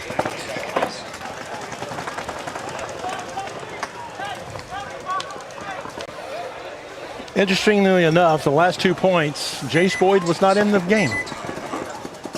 Timeout being called. Did he need a rest? Was he cramping up? I highly doubt it. Maybe he's got the meat sweats. God. Sorry, my jokes are terrible this morning. I need new material or something. As a stand-up comedian, you'd make a great plumber. Thanks, Robert. Appreciate it. My wife thinks so. Yeah. Well, so with that timeout called, Smoke, it's going to be very difficult for them. They need a lot to work out. They need to go 2 35-second points and balls out. Looking like they should be able to punch their ticket into the finals. Just need a clean break. Yeah, Stevenson, character, he usually plays a lot better than he is. I mean, he's not playing bad, but I usually see him get 2 or 3 easy when put in the right spot. Well, but last rough. one, they sent him to the insert bunker. Yep. And then again, running a body out to the back corner bunker on the snake side, which, yeah, lots of guys are making that. So, but that's the most susceptible to an off the break shot on that entire side, other than maybe snake 2. Especially from that side of the field too, in my opinion. Here we go.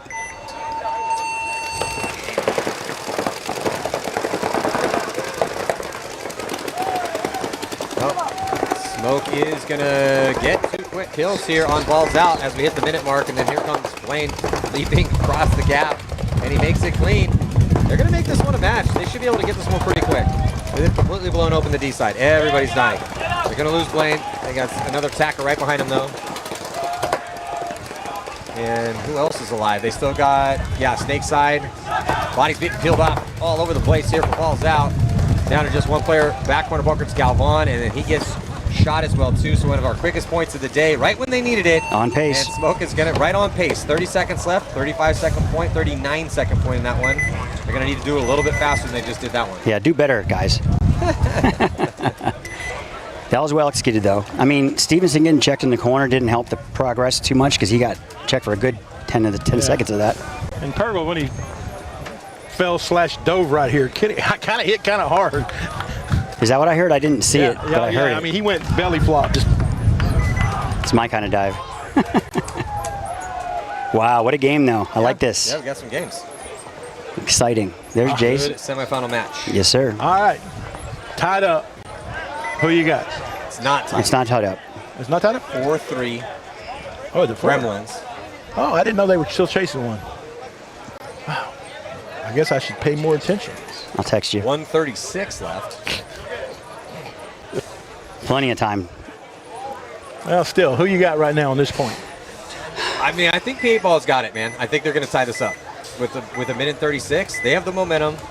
They've been doing real good. When they are forced to attack, they do awesome. So I think they got one more in them. We will see. Oh, I don't like this, though. Why are you guys going up the middle? Well, they got 2 points in a row going up the middle, and now they think it's a spot. Yeah, that last point, whatever. It's more for a podcast. But anyway, they lose one at the Aztec. And we're down to minute 15. They are getting outside wide, though, on some delays. And they're very quickly with Portillo here in the snake, and they get a kill. But getting Portillo here outside wide, he's the one drawing the guns. Going up the middle did not produce. Maybe it did kill one of those bodies, but now Portillo, he's definitely going to draw the guns now as he's past the 50-yard line. So this could allow the move up the middle. There we go. So it draws the guns out wide. Shoots the snake player. Yeah, they shoot another snake player.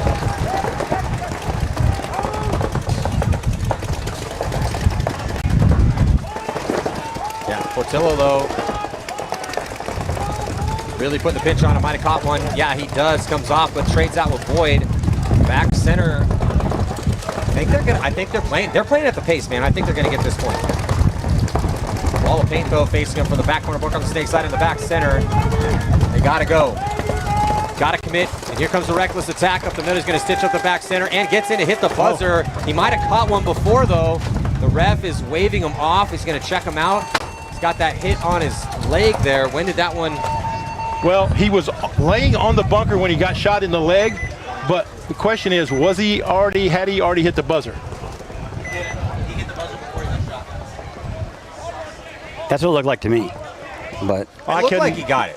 Yeah, I couldn't tell, but It looked like he got it. It was before. He hit it before he got shot. Yeah, it was kind of tough to tell. Ryan's over here taking over for head referee. yeah. So he's clean. Yeah. When he went over, he hit, and then I think he caught two in the back of the pack. Depends on what was in his leg. Whatever. I'm not trying to ref out here. No. I got enough responsibility as it is. I wouldn't. It's a thankless job, and no matter which way you make the call, somebody's going to be unhappy because they're going to swear they shot him, and he's going to swear he was clean. And They got 7 refs. Looks like the thumbs up point is going to be good. We got ourselves a game. Told you guys. Yeah. Told you, Paintball Factory. you don't telepathically. Nailed all my predictions here this week. Yeah. I don't even bother anymore. I need to go buy a lotto ticket.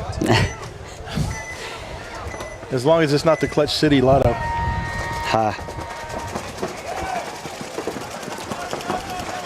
Those are almost as bad as mine, bro. I know. Hey, I never claimed to be a comedian. I am retired. I have no responsibilities and I have accountability. You are a great ambassador for the sport, my friend. 19 seconds.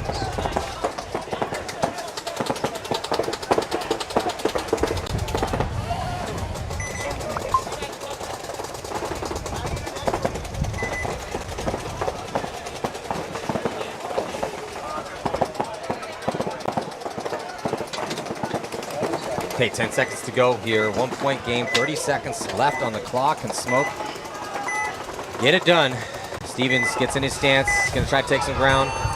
Has to, no choice. They're going to take ground with Blaine as well, too. He gets into D3. He gets shot. Stevens dives into the clover. He makes it clean, loses his second attacker. Stevens is going to also get clipped as well, too. Great zone control from balls out, as they should be able to push their ticket into the finals. There is an attack from Smoke. He's going to launch at 12. Gets on the other side. He's going to load. Oh, man. You got to hurry up, dude. What are you doing? If he had just gone, he probably would have got through, but he had to stop the load. He's maybe going to have a chance to get through. Oh, the loading cost him. If he had just launched and he goes eyes to the sky in frustration, why are we loading a pod with 8 seconds left? Oh, man, if he had just launched, nobody was looking his way. It would have worked out perfect for him. Frustrating finish here for Smoke. I got nothing on that one. Sorry. Head shaker, but awesome job for balls out as they're going into play for first and second. And then we got a tie game. Looks like we're going to see, should go right to overtime. Yeah, yep, going right into overtime. And a timeout being called, so we got a little more time to talk strategy.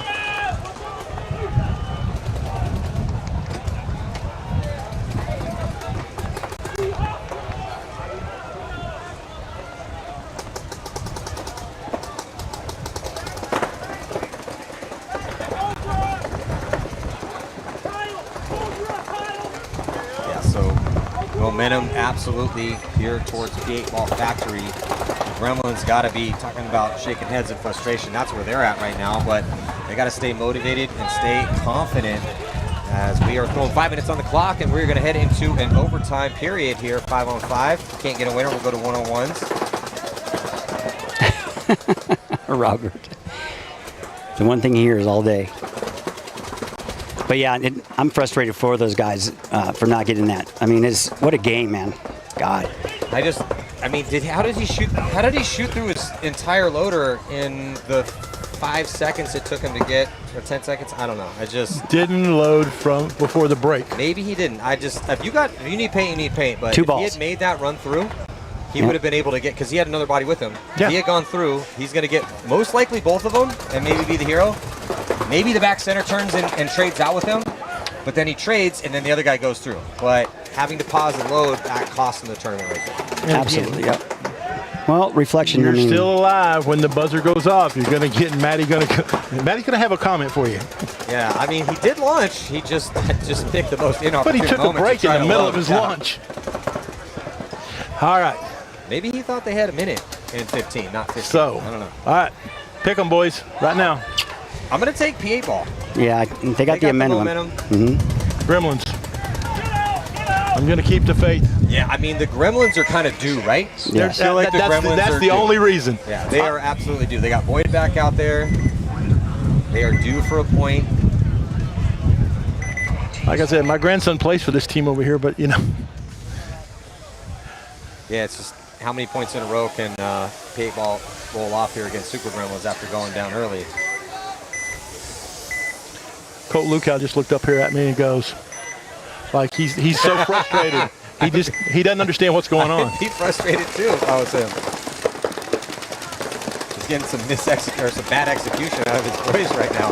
It's not a coaching problem. But they get 5 bodies alive here. 5-on-5 paintball. Big Bill out wide, Snake side on the secondary makes it clean, and they're also quickly into the clover. So Paintball Factory here pushing the issue on the offense, and they're going to get inside kill.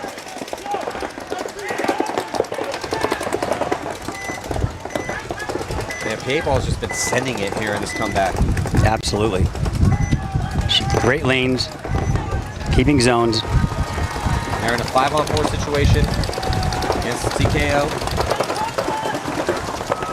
Portillo's got to stay alive as he's outside wide. D side, catching some pressure from the back center. Boyd's chilling at D2, trying to put pressure on the Clover cross field, keep him from moving up. Just dumping pod after pod that way. He's already in the 50-yard line here, bottom of your screen. And now it's Gino, I think, he's the one that was chirping before as well. But they've let Henry Portillo get all the way up.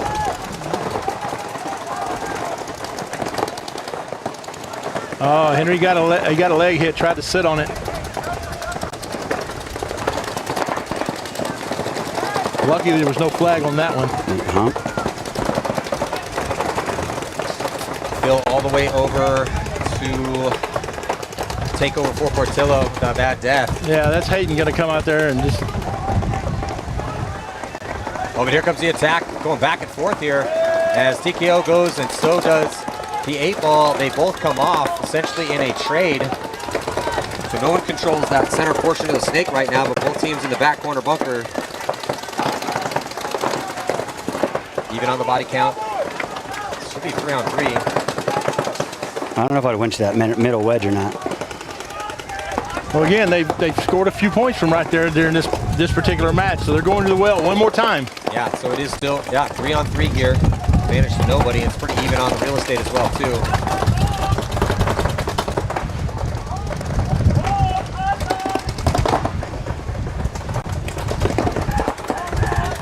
Next kill is absolutely crucial. Whoever wins this next gunfight gives his team a huge advantage with 2:30 left. So go up 3-on-2. Tense moments. Oh, no. There's a loss for P8 ball. On the snake side, Manny. Yeah, it's now advantage to the Gremlins. Maybe they were due. So they send the body up to the brick, but with the field spread, that is not a good place to have your 2 bodies here. If they can kill Boyd, then okay. But even still then, because the Super Gremlins control the snake side. There you go. No one's shooting anything on the snake side. But Joey's got to watch out now because he doesn't know they're in the cowboy or the brick. Yeah. I think he does now. He's still looking in front of him. He's still super cautious about that up front. Get up on the snake side. This guy has the ball. Whoever this is for the Super Gremlins, he has the ball on the snake side. Joey Pepperchetta. Well, it's his game to win right now. There he goes. Hits the deck, crawls all the way up. He's all the way on their side. Here comes a big run through, and he catches Boyd. The back center might have caught him before he got to Boyd. I don't think Boyd caught a ball. And then Petroselli gets all the way into, looks like a trade there. Boyd's still alive, and that is going to do it here in overtime. As Boyd and his teammate in the back center have enough time to figure this out, and it will be Super Gremlins finally due, putting their 5th point on the board and moving on into the finals to play balls out. Well done.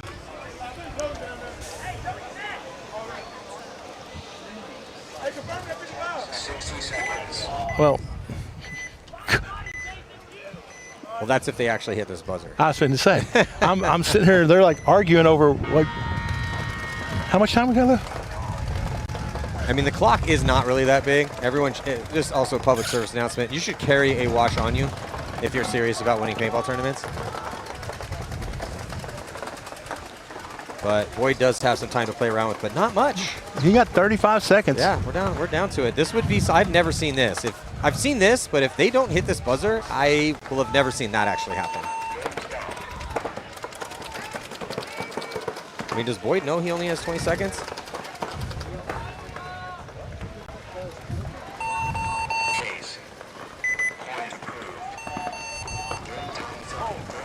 What? You're not conceding the overtime point. Why would they have done that? Yeah, I'm not sure. I don't know what just happened, but it was getting really interesting because I didn't know if they were going to have enough time to hit it. And they didn't have and it looked like they conceded it, but P8 Ball Factory is saying he went out of bounds? Why'd they stop the time? They didn't get the buzzer. I don't think they got the buzzer in time, man, because it looked like they had called off the point when there was still 15 seconds left, because Chase got into that backfield when there was about, I would say, 15, 20, 25. So the ref makes a mistake, thinks the last guy walked out of bounds, calls for the buzzer. Well, I mean, they had two bodies alive. It should be the Gremlins game, but you do have to hit that buzzer. If you don't have the mental clarity to know that you've killed everyone, and in the regulation or in the overtime allotted amount of time, you can't hit the buzzer, then we go to one-on-ones. So I understand. If I was coaching P8 Ball, I'd be saying the same thing that they're saying right now. 100%. And then also, how is Boyd? Does he really go out of bounds? It didn't look like he went out of bounds to me. It looked like he did to me. It looks like he heard some sort of buzzer and stopped. Stopped, yeah, because I mean, it looks like he was just rounding the corner.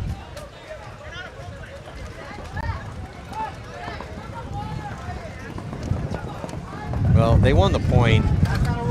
On paper, it would be a slight tragedy.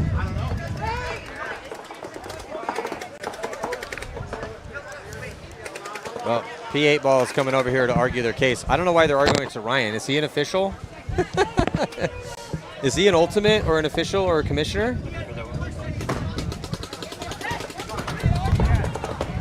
Who's the head ref? Oh, okay. Yeah, Rob's down here. Rob? Yes, Big Rob.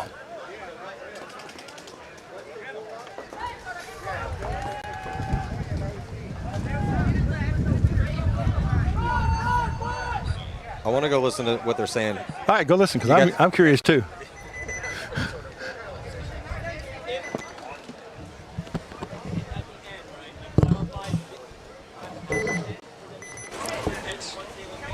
I see the point in the board for the Gremlins, but I'm not sure exactly what they're discussing.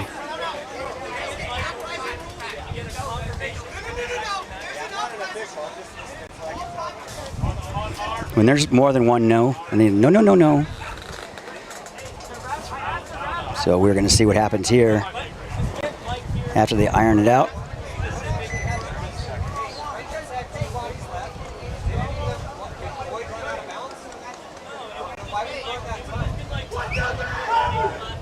So we were sitting here. Hats off to all the staff and refs doing a great job out here. What a great event this is.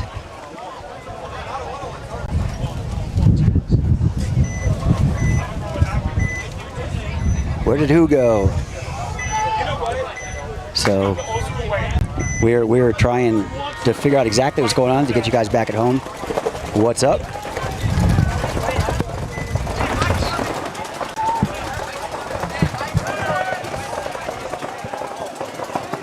We're going to iron this out.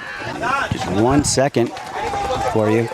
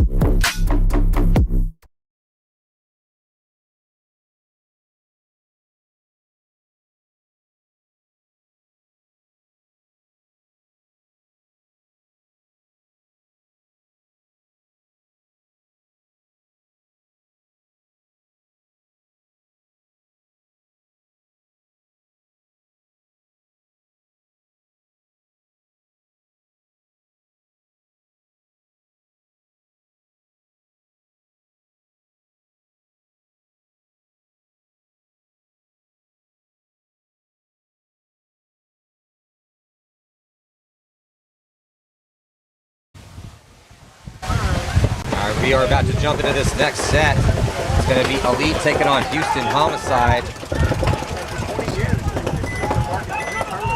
And we are in the semifinals in D4.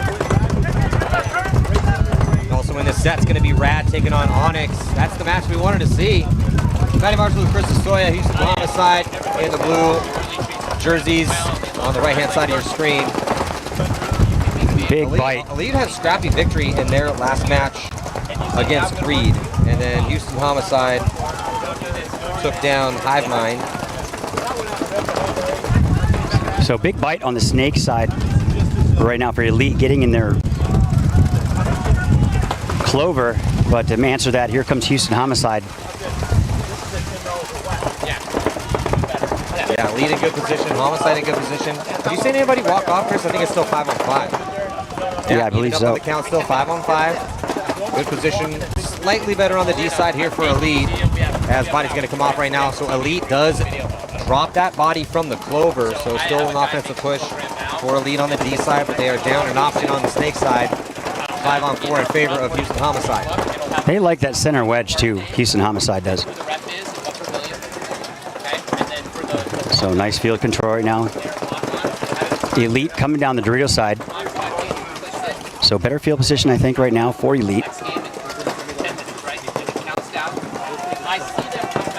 And only the back center looking this way right now. Yeah, back center looking towards this D side. Yeah, very Sunday-esque paintball here. Oh, another body dropped for Elite again. But Homicide is also going to drop a body into the back center, so it's a 4-on-3 still in favor of Houston, though. Yeah, they're pretty content in their spots right now, it looks like, Maddie.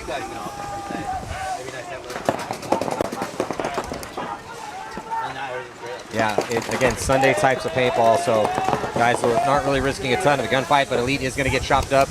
So just down to 2 players. Look for a concession here shortly. Maybe let it ride another 15, 20 seconds, see if somebody gets a kill. They do. They actually are going to get a kill. That's a little bit of a rough run outside wide for Houston Homicide. Cost them that body. So 3-on-2 still in favor of Houston. Got Snake 2 and D2 here for Elite. Left-hand side of your screen, Homicide. A little bit better spread. Both teams just one body here, Chris, on the Snake side, and they're mirrored up. Yeah, taking up their time. You know, Houston Homicide content with where they're at right now, like I said. Elite over there probing the Snake a little bit. That's your best bet, right? I don't know if they're... I don't think they have the count. I don't think either team does, to be honest with you. Yeah, I'm with you on that. Typically, when you're in a high body situation, guys are, especially in a point like this, where it's even on the count. Sorry, when it's even on the points, and you are up bodies, you are typically trying to find a way. If you're not currently being shot at to move up the field. Everyone's zoned in. A couple of them looking at imaginary opponents here, Chris. Well, nobody wants to make that mistake either. You know, especially in this crucial 0-0s, just starting this game out. Houston Homicide making that move to the middle. Oh, might get the shot in the guy in the Snake, Matty. And he does. Yeah, crucial kill, because now they're starting to realize the situation here. As it's a 3-on-1, just D2 for Elite, and that is going to force a concession. Hey, nice controlled point, Houston. All right, thanks, man. Homicide doing well. I feel dirty. But both teams played that point pretty conservative. But next up, we got Rad taking on Onyx. You wanted to watch this match, Matty. Yeah, I heard that this was... grudge match. Yeah, grudge match. These two teams are very familiar with each other. Where was our D4 expert? Where did he go? He's gone. Who are you asking for? I'm sorry? Another commentator. Oh. Yeah. Anyway, but he was talking about how this is a very interesting matchup here between Rad and Onyx. I actually saw Onyx. I asked him, hey, who you matched up with? Because we didn't know up here yet. We hadn't got the new schedule. And he said, we're playing Rad. Those are our boys. Oh, here we go. Well, we got the match we wanted. That's right. We got Onyx and Rad both hailing out of Austin, Texas, Outlaw Paintball. I saw the Onyx guys before we knew. I said, hey, who you playing? They're like, we're playing Rad. And I was like, oh, that's what we wanted to see. He's like, oh, we were hoping to see him in the finals. He's like, those are our boys. So he said it like it was a positive thing. Yeah, they're boys most of the time. Not right now, though. That's right. As it's a 5-on-4 situation in favor of Rad. Onyx dropping that early body D side. They do get a player into Snake 1. Killer Kellen Jones is at Snake 2, and they fill out right behind him. Rad in that Snake corner. Yeah, Kellen going to go up into the Clover, and he's that type of player that if you're not putting pressure on him, he's going to be taking ground. That's right.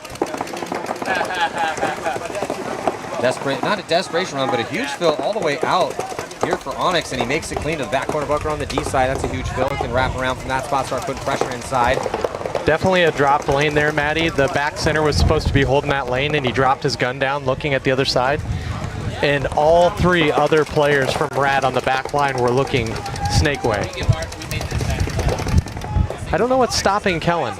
There's nothing really. There's a player in the Snake, but he's looking inside. I think Kellen's just kind of playing it out for a little bit, because he has a back guy that's going to be able to joystick him down that side. Now he's going to find down the sideline. But he's only got 1 body in front of him. And so with Overwatch, as soon as he puts that player in, he can get across, because there's no one in the back center to shoot that gap. I was just going to say that too, Maddie. Uh-oh. I'd pop the top and go around, personally. Well, he has time to work with, so I'm not going to beat him up for being cautious slightly here, as we are in the semis. Yeah, when you set our expectations so high, like he has been. So I'm wondering if Rad doesn't understand what the kill count is. They may have not seen that they eliminated that body right off the break. It's happened a lot. I mean, obviously, there's a lot of stuff on the field, so it's kind of hard to see everything. That back center taking over the job from Tanner Pagel, closing off the Dorito side, but he didn't do a good enough job because he should have never made that bump. Here. He should have never made that bump. This is Lane Myers. Yep. So Lane playing out of X Factor Paintball Park, actually. Able to get into the 3rd or 4th Dorito, depending on how you're counting them. Looks like Killer Kellen going to be, taking a walk. Both of them taking the walk over there, so losing 2 bodies very quickly for Rad. 3 players out here for Rad left alive, so they're squandering this high body situation. That Snake side doing work here for Onyx, keeping him in this match. Yeah, so it's D side strength here for Rad and Snake side strength for Onyx. There's no one on the Snake side at all here for Rad for those 2 deaths.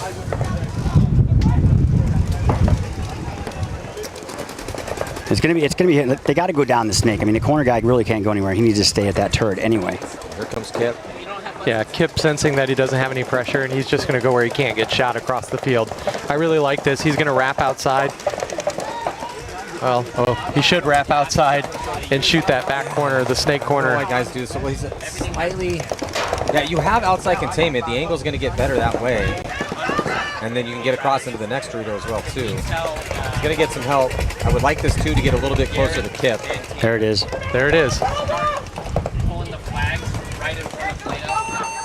And he's not going to need to do much more than that. The point's going to be conceded here as Rad's going to go up by 1. That point took a lot longer than I expected from Rad to put it together. I think it's because they lost those 2 bodies on the Snake side, and they had to right. figure it out. So they controlled the D side, Onyx controlled the Snake side. Eventually they did figure it out, and that's one of those situations. When the bodies drop and the variables change, who's going to be the first to figure it out? That's typically the team that's going to win that point. And if you do that more often than your opponents, you're typically going to be winning tournaments. Makes sense to me. It's obviously really hard to do when you're down there and shooting at you, but that is the principle we're all chasing here. Easy to say up here, though, and I like that. I'm enjoying this up here part of paintball. Yes. It's pretty nice. So Elite, we've seen Elite get down in the last set as well, and they battled back against Greed and won like 3 or 4 straight. So I'm wondering if they're just kind of late bloomers. Each time they go into match, it takes them a little while to get revved up. Maybe you got to piss Kyle Couture off a little bit before he gets fired up and runs down the D side. But once they start shooting people off the break, that's when it really changes for Elite here. I don't know much about Homicide. How have they been playing? They've been playing scrappy paintball. They've been fun to watch. It has not been just utter dominance for Homicide. They've been in some fights. 5 alive for both teams. Both teams kind of conservative breakout, nothing crazy. Yeah, 5-on-5 break. Both teams kind of going up the middle here. going to the Aztec. I like how Elite got out of the home, though. I know they bumped into the potential bunker of death, but they got out of the home. You can go down with you on that. You can go in there for a little bit. I wouldn't mind him staying at the home for a little bit. You can go up there, but you can get out of that. You can tactically retreat back to D1. I just don't like the full commitment up the middle because we just haven't really seen it. Unless you're up 2 bodies, it just hasn't really worked out for anybody. Maddie, look, no guns this way for Homicide, and they're just letting him walk down the Dorito side here. This is Kyle, number 21. Yeah, 21 in a really good position here, and he's still not feeling. He's in a good spot and still not feeling any pressure. The Aztec's going to look his way. He missed his shot, though, Maddie and Chris, on the snake insert, and now he's gun battling with him, and I don't know why you'd want to gun battle in this situation. You've got nobody in front of you.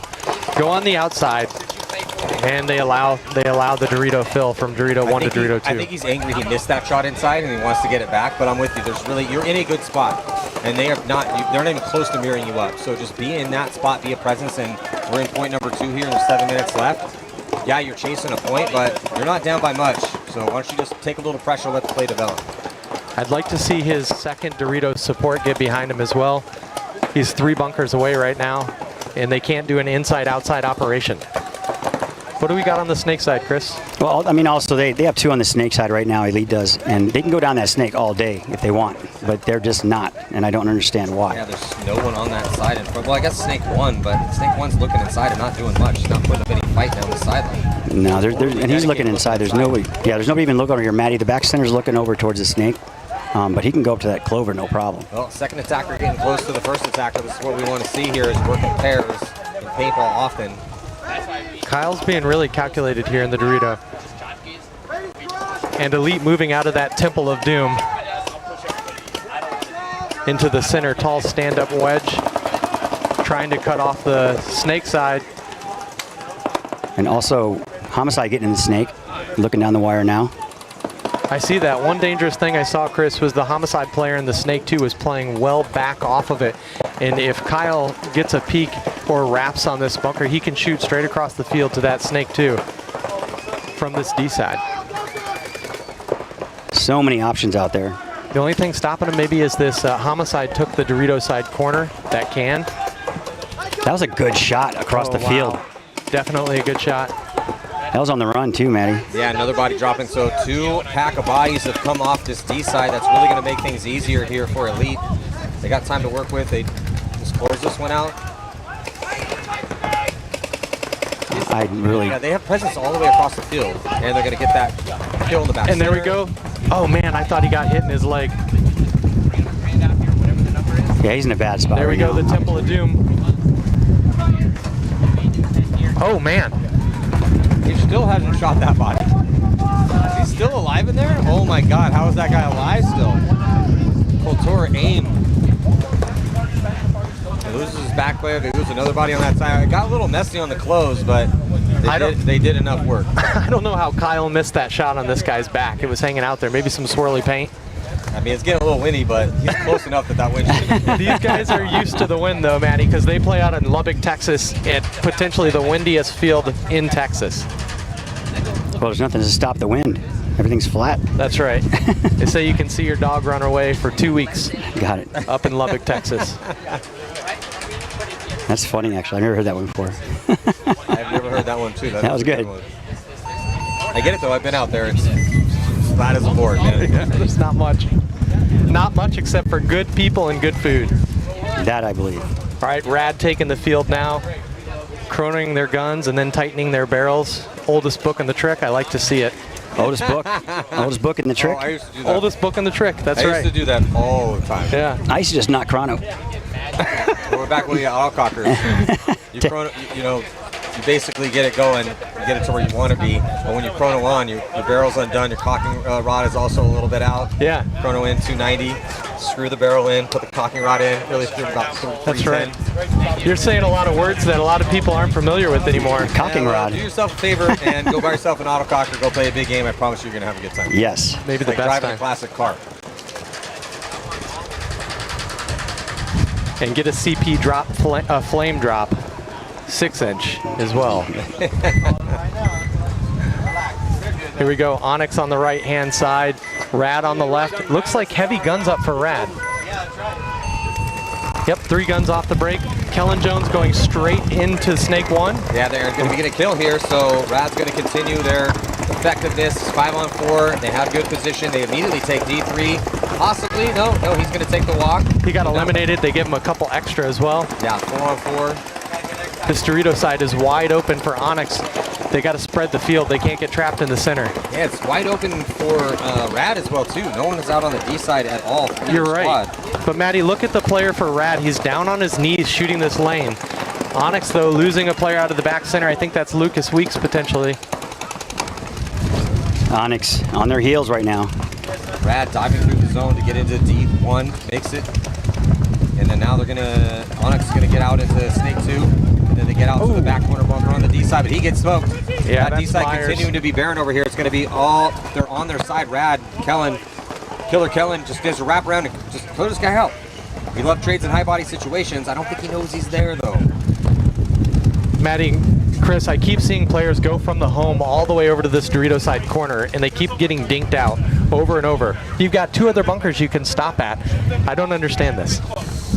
I think they're being greedy. It's such, those outside corner bunkers are very potent. You can see a lot of bodies. Especially if you're out there by yourself and there's no one in your mirror, you can really, as if you earn the wrap, you can wrap around and get a lot of inside shots. You can control the action, good comms, figure out where people are, so people really want to be there.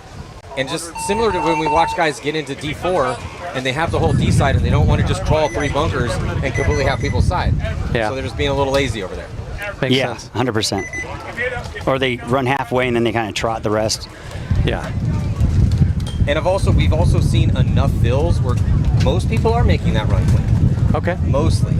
But I'd say 30% of them are getting shot. So Yeah. it's that 70-30. See, I've been over on the paintball.com field, and I wouldn't say the percentages are quite the same. It's maybe around 50-50 chance you're going to make it out there. It depends on what we're talking about. If we're talking about fills when the point is devolving, meaning chaos is set in and guys are getting leads, those guys are mostly making it out.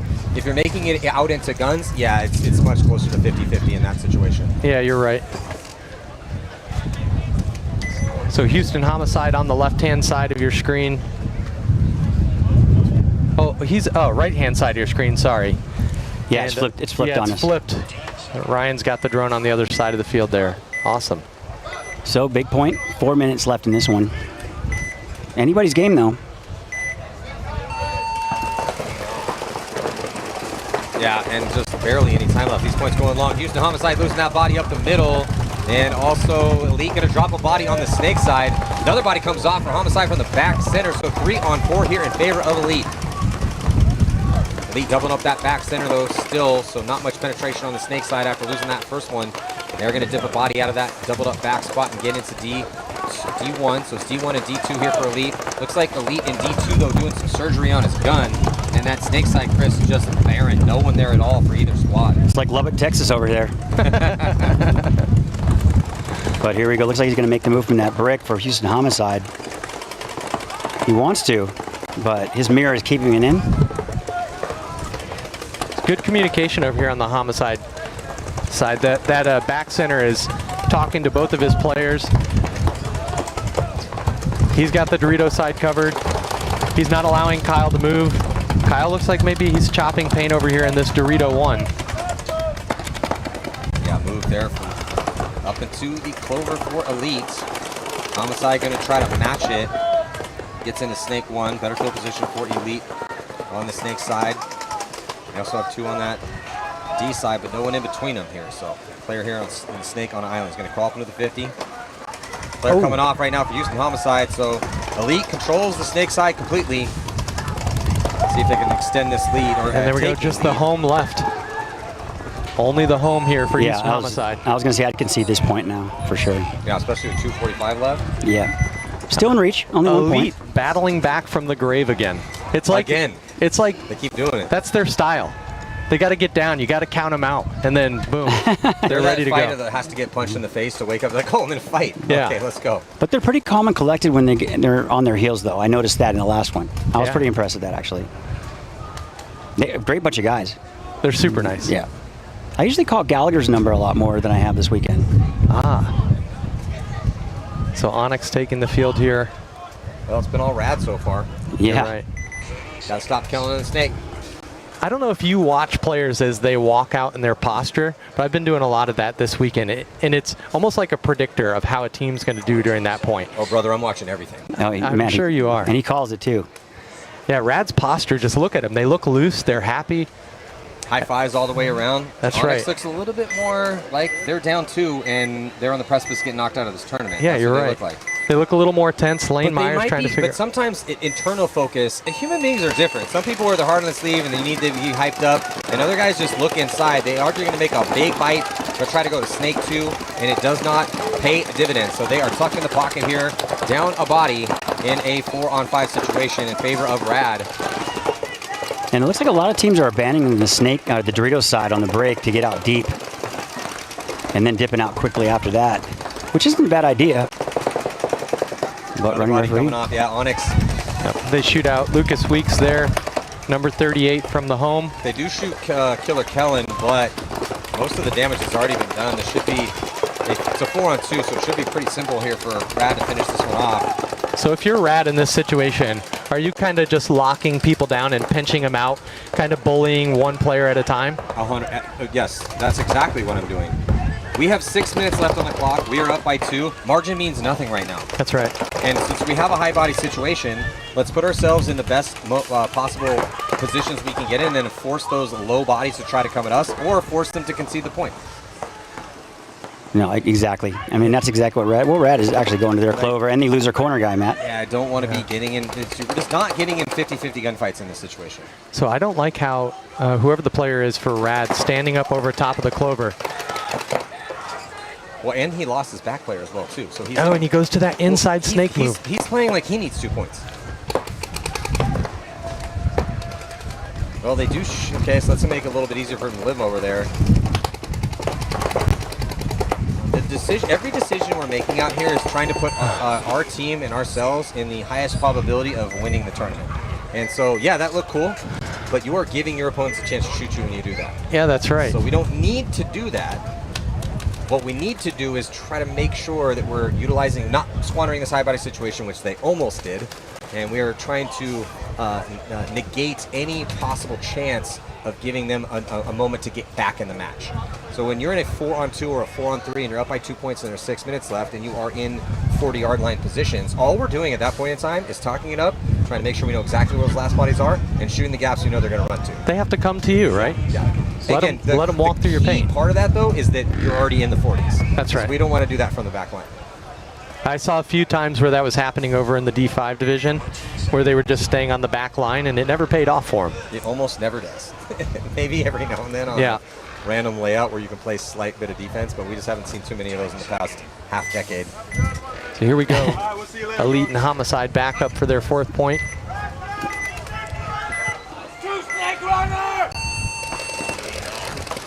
Only 2:45 left. This could be the deciding point here. If Elite puts another one up and burns some clock off, probably going to be clutching their ticket into that final battle. I like what Elite did off the break. They went to the Dorito corner, and they're putting pressure down the line here. But one player walking off from Elite. Yeah, and from the snake side, so crucial kill for Houston Homicide. As they keep 5 bodies alive, 5-on-4. That looks like Doug Bryan over there walking off. But 4-on-4 now. But they just eliminated the entire Dorito side here. Fill out from the home, go into that baby Dorito for Homicide.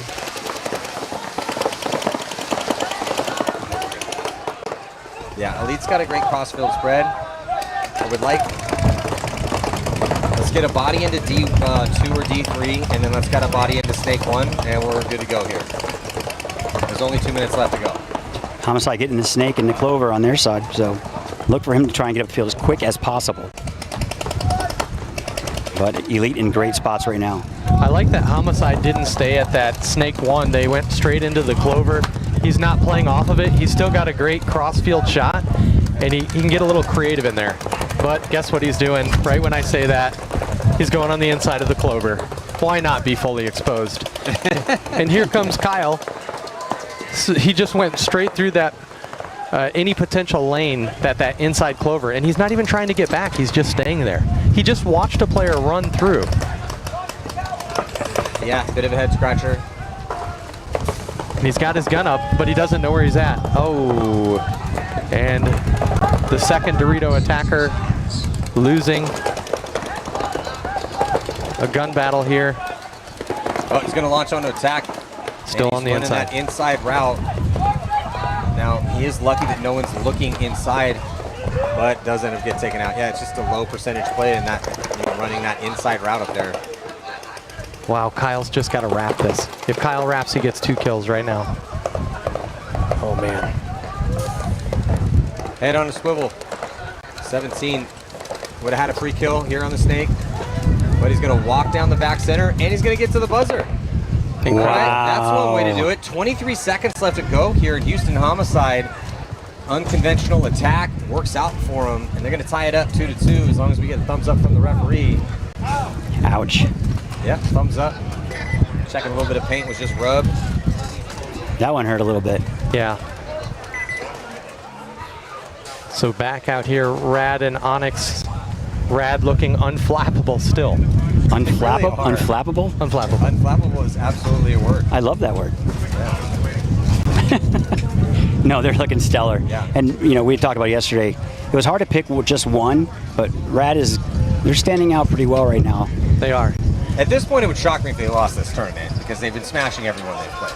Yeah, they have. And they have history here at Giant Party Sports. They won Usxbl, and back when there was a Bunker Fest, they won almost every tournament in their D5 season. Tanner Pagel, I think he's number 2 right there, that tall gentleman who plays the back center. He was the D5 Player of the Year, voted on by his peers. Oh, wow. So that's a cool accolade. Definitely, for sure. So they have history here at Giant Party Sports. Something about Allen, Texas brings out the best in Rad.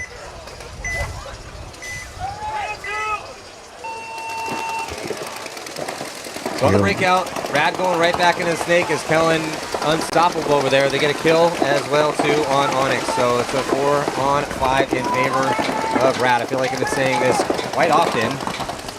We might as well just let Kellen start in the clover over there, or in snake 2.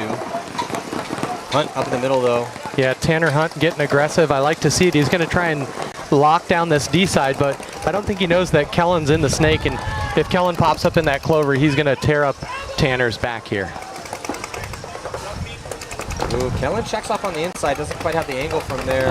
He now just switched. Get that angle. Yeah, you can't drop your zone, right? You got to stay committed. And that's what happens. Yeah. See, again, the center, man. It never works out. It's worked out maybe twice this entire weekend. Right? Everyone just wants to flood bodies up there because it's safe. Well, I mean, especially against a team like Rad, they're playing pretty stellar right now. They are. Rad dropping a body, though. But they're on the other side of Kellen right now. So what the Rads call for that is poison. Pretty standard across the board. Standard call, right? So they're poison right now in the snake. That call's 40 years old. That's a 40-year-old call. So they got a little, Rad's got a little old school calls in them. They still don't know the guy's there still. No, they don't. And Kellen gets shot out.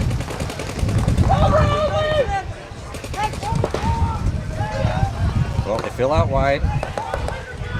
Do they know that they're in their No, they don't. clover? No, they don't. They think that's a kill. Well, man, so whatever happens to this player here for Onyx in their clover, so probably goes Onyx's tournament. They desperately need to put a point on the board. There's 3:33 left. They're down by 3.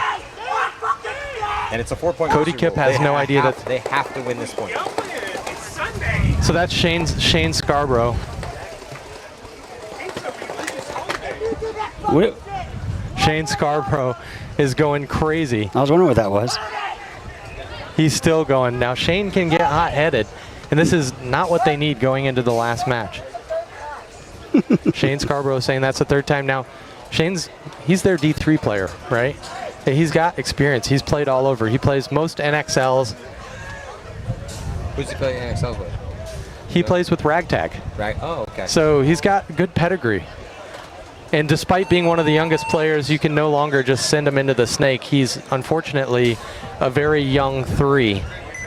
And he's also fast. You don't have a lot of young 3s, period. Yeah, somehow he's wiggled his way into being a very young 3. That is interesting. It is. He needs to teach a master class on how he did it. Yeah, I couldn't get him to go Dorito 1 or Snake 1 when I played with him. He just wanted to play the back. Valuable, I can't die. That's right. Unfortunately, he's pretty good in the 3 position. So he backs it up. Argue with him. No, you can't, because he's really good there. So, but he gets a little tempery, even when they're up 3 points. Well, he definitely has the voice for it. Yeah, he does. Well, again, another dominant performance from Rad, who pretty much just smashing everyone they play. I mean, they went Cold-Blooded Warriors score a point on them. They smashed, who was that? Austin Oni. That was, they just literally spin first degree murder every time they play. Just walking through everybody. I think they're going to grind these 23 seconds out and just see what happens and go to overtime. 600! 600!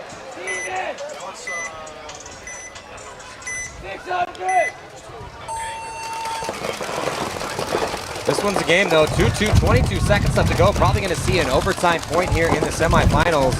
Houston Homicide does drop their body in the back center, but I don't think it's going to matter. Neither team really risking anything here. Everyone's just content to go to overtime.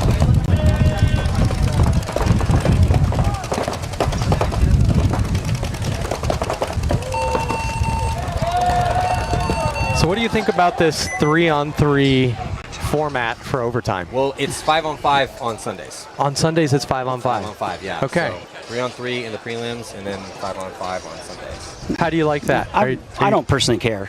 Really? Okay. I would. I'm cheating on the side of drama at all times, as we're trying to entertain people here. Yeah. So it does add a little bit more complexity. So I'm not opposed to it. I wouldn't mind a 5-on-5. Typically, also when we're trying to shoehorn 11 hours in a day of games, so that's why some decisions are made occasionally to keep schedules running. So that was one of the reasons for the 3-on-3. Plus, we are putting emphasis on the 3-on-3 format as a sport. Makes sense. So I'm cool with it on that side of things.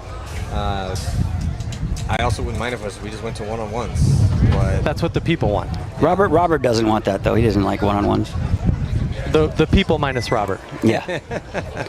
I mean, I like the one-on-one best-of-3 thing, personally. I think a little more. That would add a little bit more of a dramatic element into the sport. Again, we're asking people to be giving us their time and to be entertained by this, then it must be entertaining. Yeah, that's right. So yeah, 3-on-3, 5-on-5, one-on-ones. I just hate ties. Those are anticlimactic and terrible from just on a general principle. Agreed. But yeah, Sunday 5-on-5, so we'll throw 5 minutes on the clock, and we will send 5 bodies out for both squads and see who's going to prevail here in this overtime point. What's the predictions for this one? Man, I think it's either one of their game. I mean, it's all going to come down to the break once again, I think. I mean, you got Elite's you good watched as these teams more this weekend. What are your thoughts on it? I think I like Elite's chances here because every time they're on their heels, they keep winning. Yeah, Elite has played pretty clutch paintballs, and I think that they've made slightly less mistakes than Homicide. I would have to edge toward Elite as well in this situation. Homicide rocking the Houston Astros kit this week. That's an interesting look. Maddie loves him. Yeah. Houston Homicide has already played an overtime point against Hive Mind this morning in a low-scoring game and won that one. So they are no strangers to this situation already today. And they actually had those jerseys in the first event, too. Did they? Mm-hmm. Okay.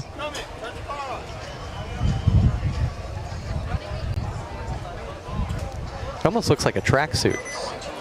Mm-hmm. What, the Homicide jerseys? Yeah. We're talking about the tracksuits again? Yeah. Oh, sorry, I didn't hear that one. That's a very interesting it's look. all good. I just saying they look like the Russians in 2005. Yeah. Under 10. 600! 600!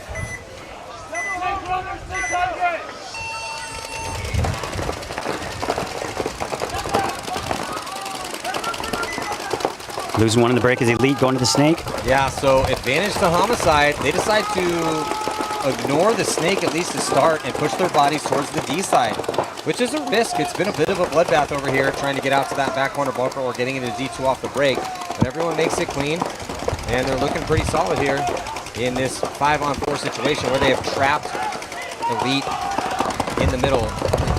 Elite does. Now Elite going to try to roll the dice and get out into Snake 2, and he gets smoked, doesn't even come close to making Snake 2. Yeah, he passed up Snake 1 for some reason. Not looking good for Elite. Not looking good at all. I like that Homicide ran that deep runner back to the Dorito corner and a shallow runner to the D2. Hard to hit them both. And also now Houston Homicide getting in the snake. Nobody over on that side to contest him. A little bit of a desperation run here for Elite out to the snake corner. And he made it. Made it in alive. Wow.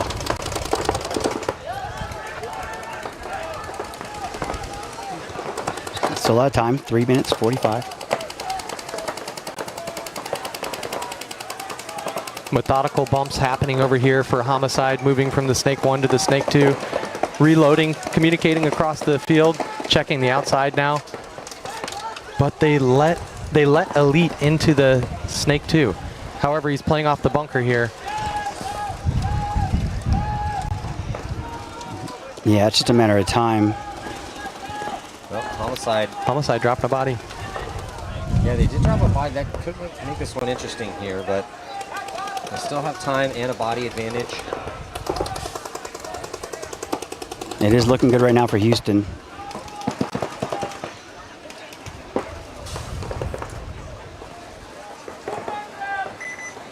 Well, heading up into the brick when you're up bodies isn't I was going to say that too. terrible move, but they did lose that one though, and it puts them in a difficult situation here.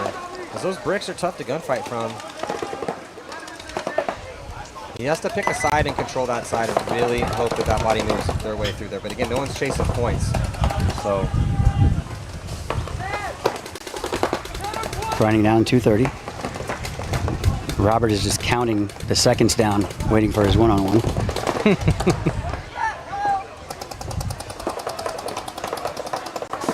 So they have 2 people dedicated to Kyle over here in the Doritos. And then Ren, number 12, is just looking with his gun down, not being proactive at all, shooting across the field.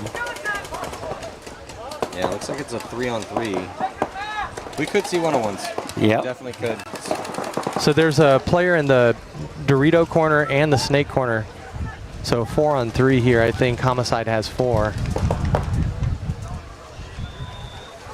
I see the center brick guy going to get the Dorito guy sooner or later. Okay, yeah, Homicide does that 4.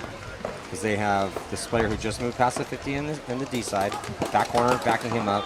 Rick, and then back corner on the snake side. Oh, and he got that shot across the field on the back snake corner there. And he's going to shoot out potentially the snake too. Oh, he missed his shot there. Well, they got a minute and 22 seconds left to work this high body moment. And punch their ticket into the finals to play Rad. I really would like it if Elite would go into the clover and shoot across the field. Kyle's not going to gun battle this guy. Down to a minute now. Yeah, that brick guy's gonna. Oh, he got blasted. And he got ate up. Kyle's been in this situation so many times, but they trade out. Yeah, he just had too many bodies looking at him here on the D side. But So again, then- the there we middle go. doesn't get it done. Into the clover, but he's got to look back. He hasn't even moved. Oh, he got him. Wow. Oof. Oh. It looked like Rim might have caught one. He stops and looks over here towards the sideline, but then his buddy's going to get in there and hit the buzzer. 34 seconds left. Yeah, with 34 seconds left, going to put their 3rd point on the board. Eliminate Elite, who will be playing for 3rd and 4th, and Homicide versus Rad. Chris was exactly right. It came down to the break on that one. Yeah, I mean, but Homicide played that really well. Very controlled. Elite losing those guys really quick did not help. So that is, yeah, no, for sure. That is going to do it here for this set. We'll take a quick break. We'll be right back with the Elite X-Ball final matches. The most important game, actually, of the tournament as the top division throwing down here on center court. We'll be right back at the Crbn Texas Shootout. Stick with us. There's no required packages, and you'll get season-long access to our catalog at a discount team price. Plus, you can design more custom products. The first step of the process is to design your custom jersey. Now, that might sound weird if you already have jerseys or you're going through a different provider. However, this is a crucial step in building out your whole team catalog. So we're going to use your guys' logo, team colors, and your sponsors to build other cool custom products.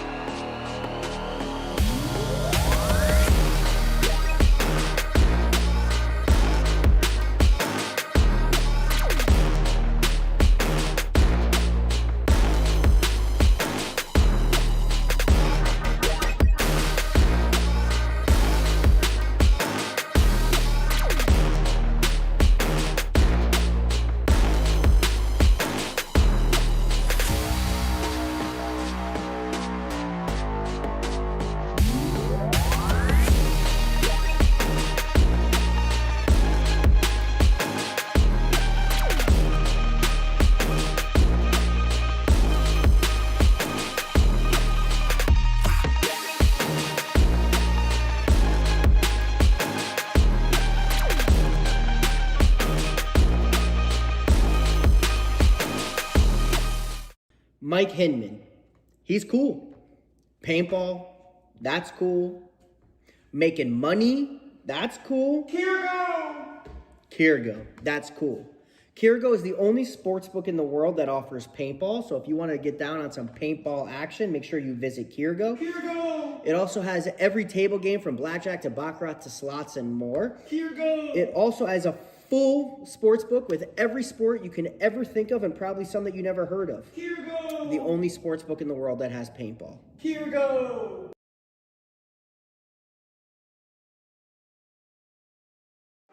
Hey, it's BRNT at Crbn, here at the DRV, an absolute hot rod force feed limit.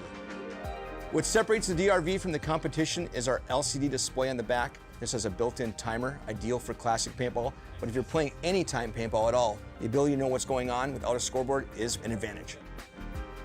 Along with our adjustable torque settings, 1 through 5, allows you to shoot any paint in every condition. If you're shooting super brittle paint, turn it down. If you trust the paint, it's a little bit harder, you can turn it all the way up, shoot 25 balls a second, no problem.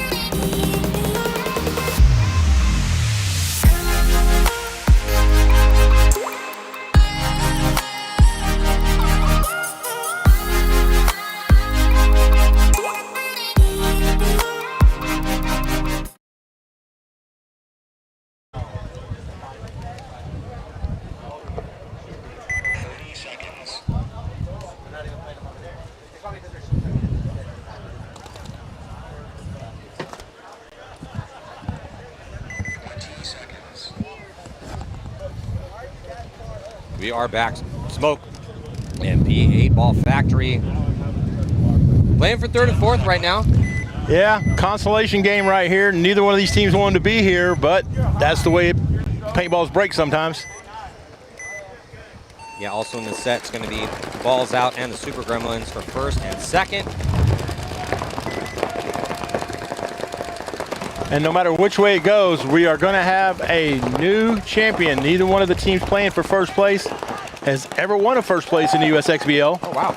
So one team will be a perennial second again, and we will crown a new champion. Yep, both teams losing the body here. 4-on-4. We'll retreat back for Big Ball Factory. I might have lost another one. Yeah, back corner bunker as Smoke is Stevens doing Stevens things over here, man. He's just unstoppable some points on that snake side.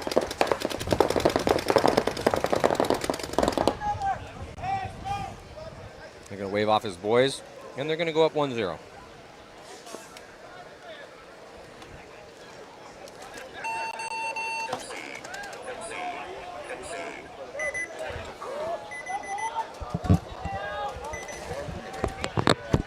All right, here we go for the first place and that nice big cash prize. Do you have a favorite?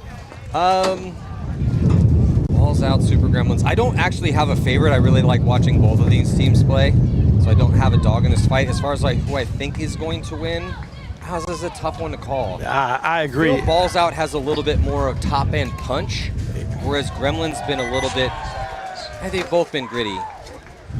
And Super Gremlins have been able, I don't know, this is a really tough one to call. I think I might have to give a slight edge to Balls Out. Yeah, probably so. But Gremlins have Colt Luke out in their corner as yes, well, too. again. And you just saw them just, I mean, I don't know which one's going to win. Whichever way, we're going to have a new champion that's going to get out of that, second place and third place finishing, going to get a first place win.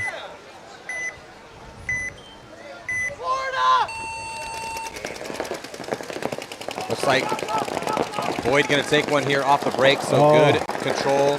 And they're going to have a minor penalty, actually. This is a terrible start for the Super Gremlins.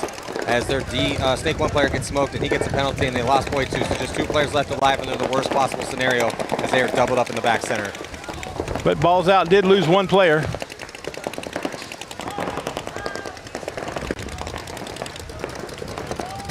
Oh, no, that's not a Balls Out player. I'm sorry. That was a photographer to look at wearing a jersey similar to theirs. I looked over and saw that black and white jersey. I thought, well, how'd they get shot?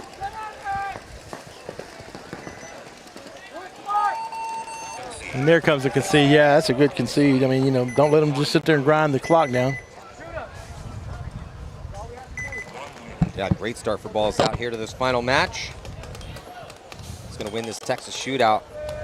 Tell you what, they did not draw it up for Super Gremlins that they were going to lose Boyd on the break, get their Snake first attacker on the Snake shot off the break, and he was going to play on and get a penalty and start it with just 2 in the back center. Not ideal. I'm pretty sure I looked at every playbook I have, and that play's not in there.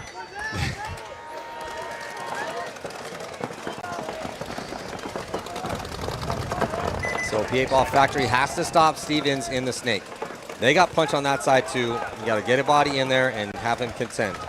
And this is gut check time for P8 Ball. It really is. You know, that last game, you know, all the drama at the end and back and forth, and you know, it put them into playing the consolation game. They don't want to go home 2 losses back to back when they came in as the perennial favorite. But like you said earlier, the paintball gods are fickle. Very fickle. Very, very, very fickle sometimes. Some days they're very kind. Some days they're tragically mean. You never know. You know what they say? My guardian angel must be a drinker because it's always drunk.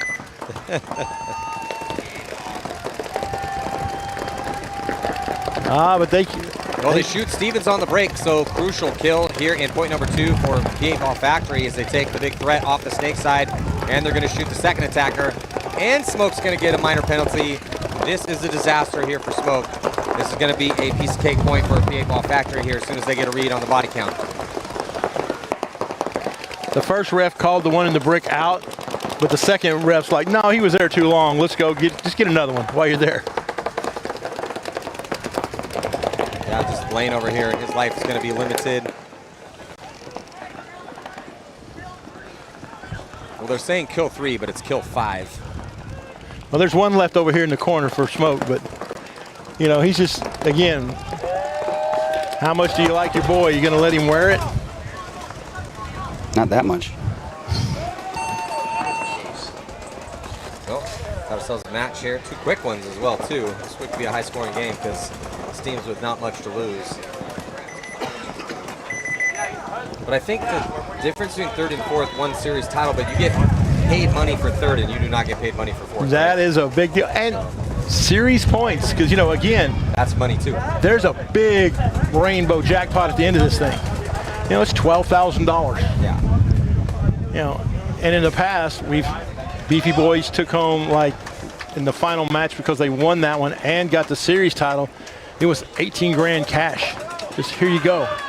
And then the next year, Gulf Coast Ragtag Army did the same thing. You know, it was like, hey, but I think they wound up getting like, yeah, it was 18,000 for the final one. You know, but for over the series, they won like 30 grand. Hey, like I'll say it again. If you want paintball to be cheaper, get better. Yeah, true story. Win. And pick the right tournaments to win, because there's tournaments out there, you know, it costs you $1,500 to enter, and here's your hat for 2nd place.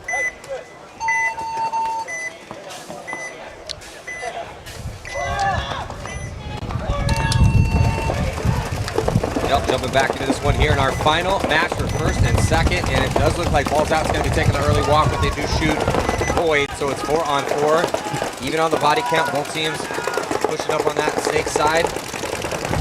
2 bodies as the Gremlins are going to filter body that way, so it's a 2-on-2 situation on the Snake side for these 2 squads, but another body drops for Balls Out. They're down to just 3. They just have 1 player left on island, and he's going to get smoked, trying to get to that back corner. Yeah, Victor just got a little carried away playing in that dead zone. Still 2 guys alive in the Snake side. But both of them are playing head up. This Dorito guy, instead of announcing his presence, just needs to launch and go.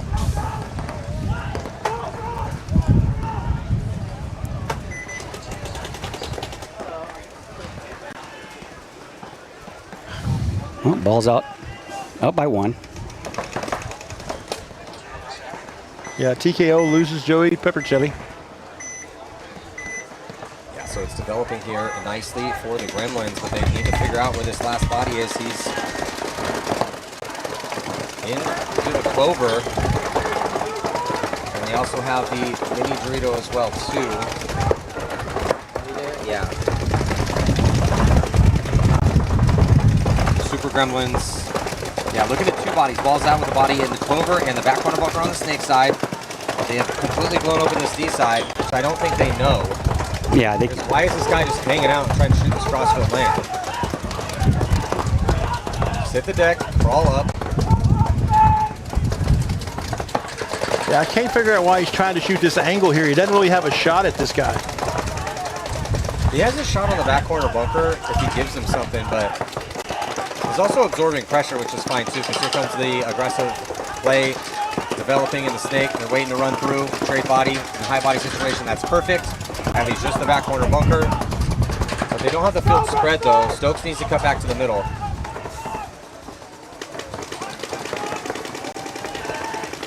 Oh, on his pack. Yep. Yeah, Galvan just can't do much over there. Huh? TKO's going to answer the call. Tying it up. Still 9 minutes. Well, 8:45 by the time you get over there, but game to be expected.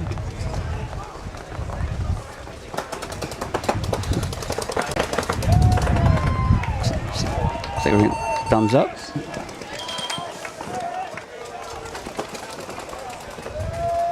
It's going to do it. So tie game there with 8:43 to go in our first and second match for 34th. Also tied up, Smoke PB 8-Ball Factory. It's also like a lot of this is being decided off the break. Who's Yeah. going to be controlling and getting those kills on the break? Who is going to be missing those shots and letting their opponents get into the snake?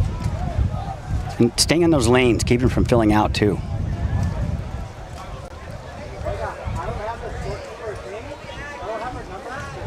So, P8 Ball Factory team on your right.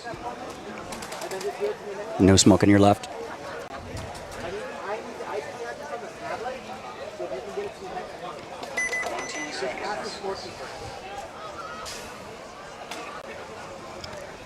About 14 seconds left before we start the next point. Tied up, 1-1.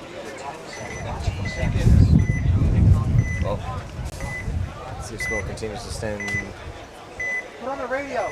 Or Smoke, yeah, continues to send Stevens. They're going to send to the back corner this time. And he makes it clean. It's kind of slow to get up for a second, and that's going to be mirrored up by P8 Ball Factory as well. Oh, but here comes a penalty on P8 Ball Factory. That destroys their whole D side. Smoke with 5 bodies alive should be good to go here in the side body situation, and they got a good crossfield spread. And as the dust settles, starting to make their moves upfield. They might be losing a body though, as the Aztec is a running referee to give him a check. He's clean.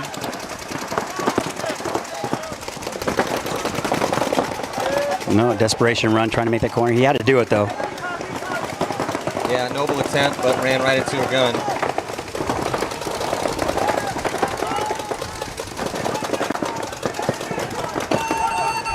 Quick concession from the 8-Ball.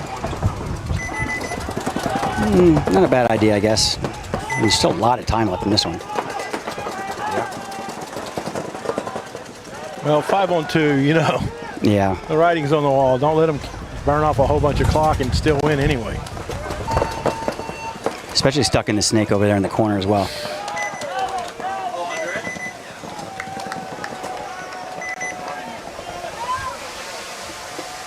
Also have a game on this side of the fence. 1-1, balls out, and Gremlins.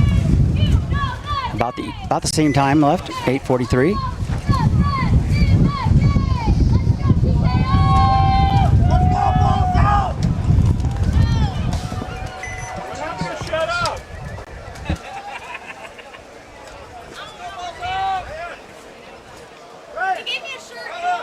Oh, okay, that makes sense. Ah, okay. It all's come together. I was like, I heard the magical chanting voice on the sidelines. Me too. Here we go. That TKO had. Their own lawyer.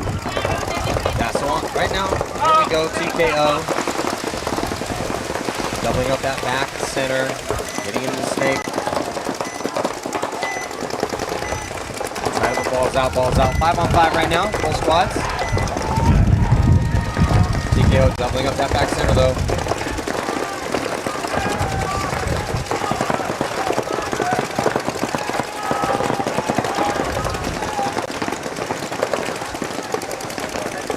Just tucked into these primary positions. No one making any secondaries since the start of this. And first time we drop the body is going to be TKO. There's going to be a minor penalty assessed in the back center. It takes both of those bodies out of there. Big advantage for balls out. 5-on-3. Yeah, these penalties are killing these guys.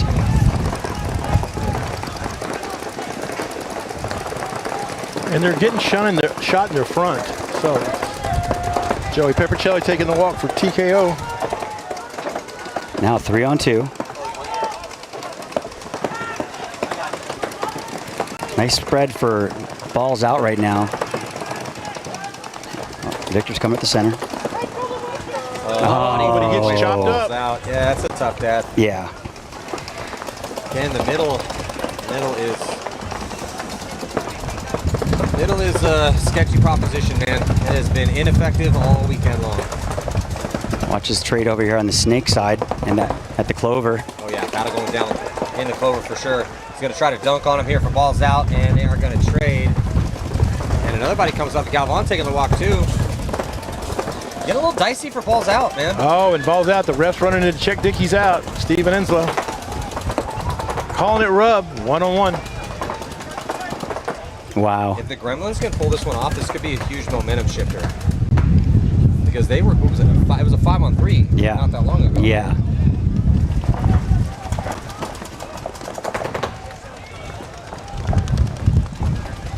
They're trying to find each other.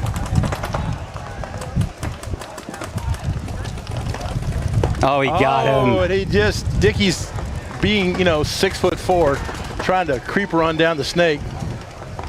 Was it too tall to be tall and too short to be short? Yeah. Bummer. That would have been a great one-on-one situation watching that. Well, that's one that balls out is going to want back. Yeah. Absolutely. And Brown just goes and puts the team on his back, gets the shot across the field. I know Steven feels really bad right now.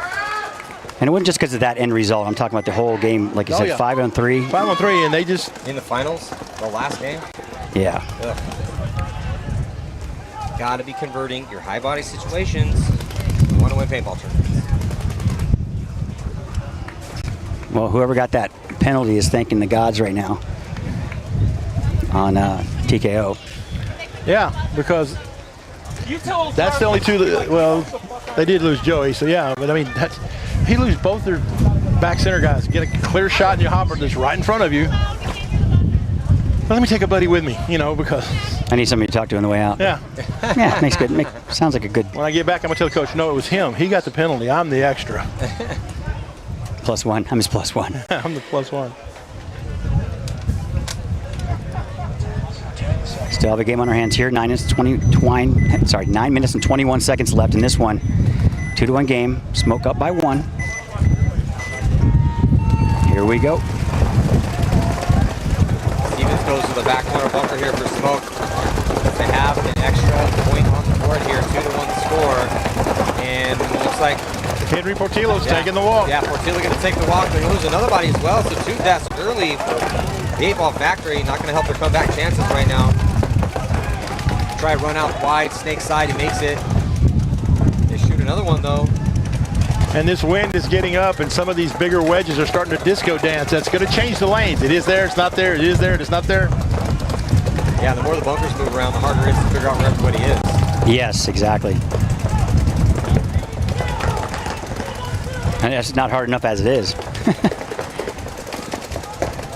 So New Orleans Smoke up by 1. Has backup in the Rio side corner for Smoke. Yeah, Jackson does get inside the snake into the clover, but paintball is also in the clover as well. Oh, but P8 ball loses one, but they lose. Smoke going to go up 3-1. Wow. I guess they didn't want to play a 2-on-1 with their guy belly down in the snake. Well, there's plenty of time left too, so There's I mean, enough time. I can't disagree with that call. I just like how confident the Paintball Factory chat was on all their fans. They're like, oh, Paintball is about to go on a 90s Bulls run right now. We're just going to win everything. This is the prelims before they even went to the tournament. Wow. And you go that number 1 seed thing, you know. Got jinxed by their own Chat. Bummer. Well, ball's out, coming out.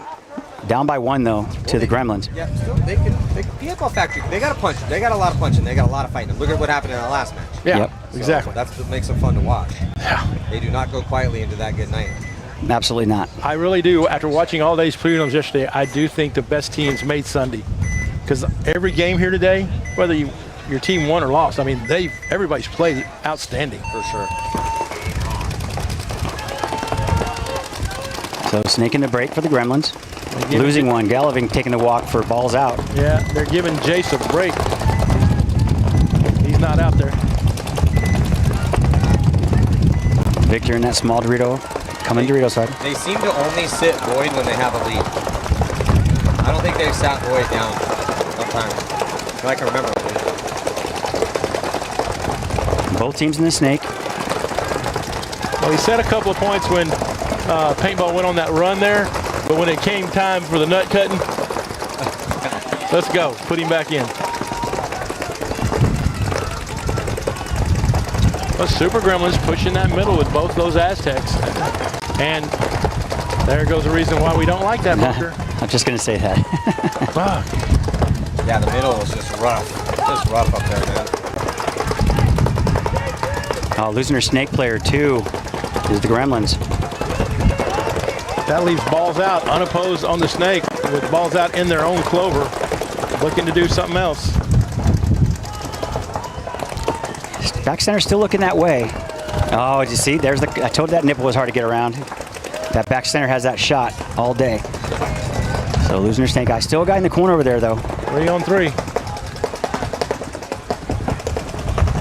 Ball's out. It's going to go load the snake up again.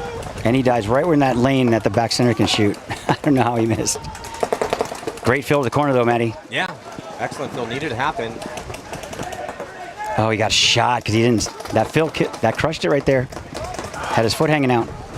Yeah, dying out of that Usxbl position here in this final match for first and second place with 4 minutes and 10 seconds left to go. Super Gremlins pushing the issue, getting to the clover. There's no one on that snake side now with that death when ball's out. Just too many deaths out of bunkers have really been the difference here for balls out in this final match. Might be running out of gas.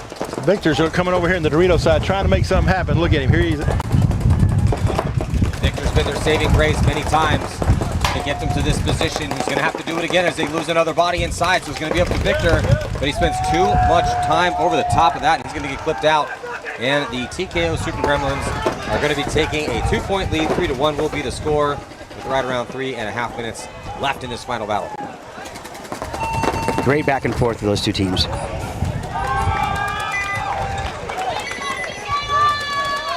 Still time. Russians in 9 seconds. Yeah. I don't know if that was possible. I haven't seen a whole lot of substitutions out of balls out. I'm wondering if they're running a thin roster and they're just getting a little worn out. Could be. I mean, we're getting deep here. And now it hasn't been oppressively hot, but down there, I talked to some guys yesterday. Yesterday was a hot day in the afternoon. I know we got the overcast, but it's a little bit humid out here. And just the point after point after point after point running the same lines. And if you've got a small line, the way they've been running at people, you know, a lot of running equals a lot of winded. Yeah. God, dang. I see 7 on the roster. But I mean, they played a lot of points, man. They played a lot of points. Yes. Yeah, it's not our fastest playing field ever, but it's been a decent amount of points out here. It's just a lot of paintball. This is just a fun layout. This is one of the better ones. I really enjoyed watching the paintball here. Yeah, I agree with that. The 8 ball pulled up short, played in the pocket. They're They're trying to get some survivability. But here comes Hayden. They're going to start going back to that middle push again. He's going to see if he can't run down the middle of the field and split something. Now getting the snake.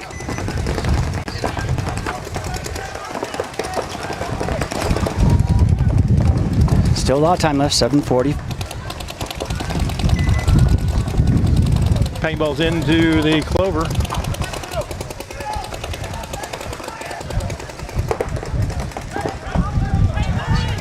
Move up the middle to the brick. The 8 ball, chasing a couple points, pushing the issue. They get Portillo here into the 304.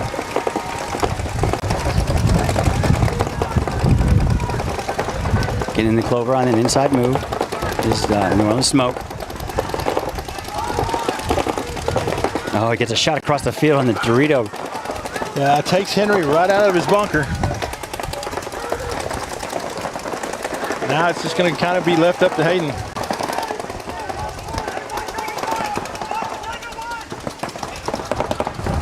Yeah, he's just in a tough spot because they've already spread the field out. He's the one chasing too, so he's going to have to attack, and everyone's looking his way. They do get a kill though. Get a kill. Oh, but he got killed too.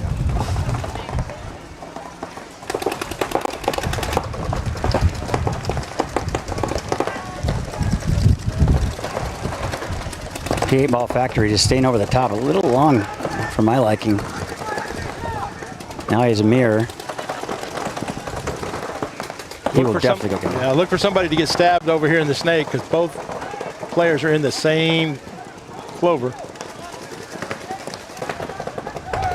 Oh, no. Jackson's just going to wrap out and shoot him. He says, I don't need to stab him.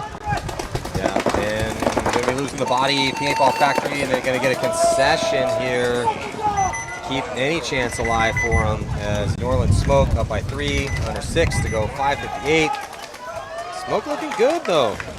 Smoke looking good here. Try to get 3rd place. Yeah, and that's when the points matter because 2 years ago, Beefy finished 4th, but then won first, and again, took home that big cash prize. So as long as you stay in that top 4 or 5, you got a shot. Bunch of young, scrappy guys on P8 Ball Factory. Smoke looks more polished. They just look like they've spent more time behind the gun. I don't know about how long they've all been playing with each other, but they just look like the more complete paintball team here in this 34th. Well, Paintball Factory is a throw-together team, and it's not the same lineup that played the last event. There's 3 or 4 of them that are the same, but they all have other teams. They all play, you know, there's a couple guys out there like Humphrey that plays with Gulf Coast Ragtag, you know. My grandson plays with Elite Audio. I mean, so they're just, they don't practice together. They're trying to play off each other. Did your grandson make it out here to play today? He made it out here, but he decided that, you know, showing up, you know, for the concession, no, he's not going to do it. So but he did be a good teammate, going to be a good pit helper. Well, this is the most important match of the tournament right now. As Ball's out and TKO Super Gremlins here in the Elite Division. Super Gremlins with a 1-point lead, but dropping a body early. And it is a 5-on-4 situation here in favor of Balls Out. This is their opportunity. This is the point. Not a lot of time left, and they're down 2. It has to happen right now for them. Yeah, getting the snake outside. But Super Gremlins can't get over antsy and try to do these 50-50 gunfights, and they lose another one. Again, let's not give it away.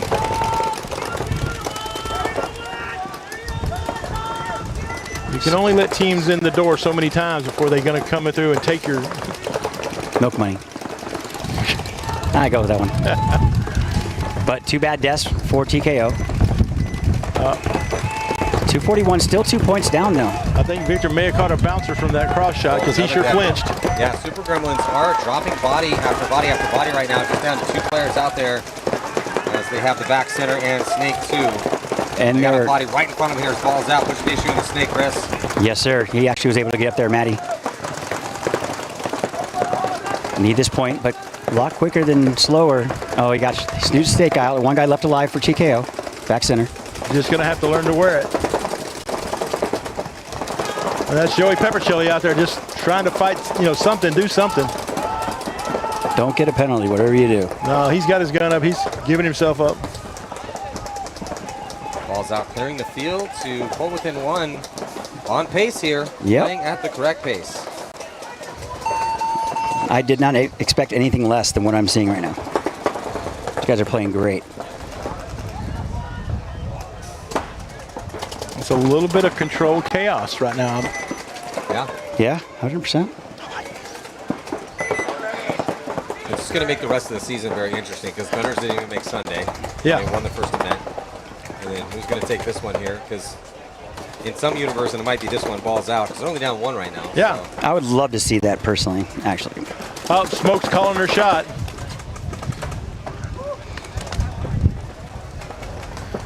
Jackson and Stevenson, man, they're just like, hey, watch me. I'm going to do something really stupid. They should be feeling pretty good right now. They're Yeah. 1 point away from a mercy roll win.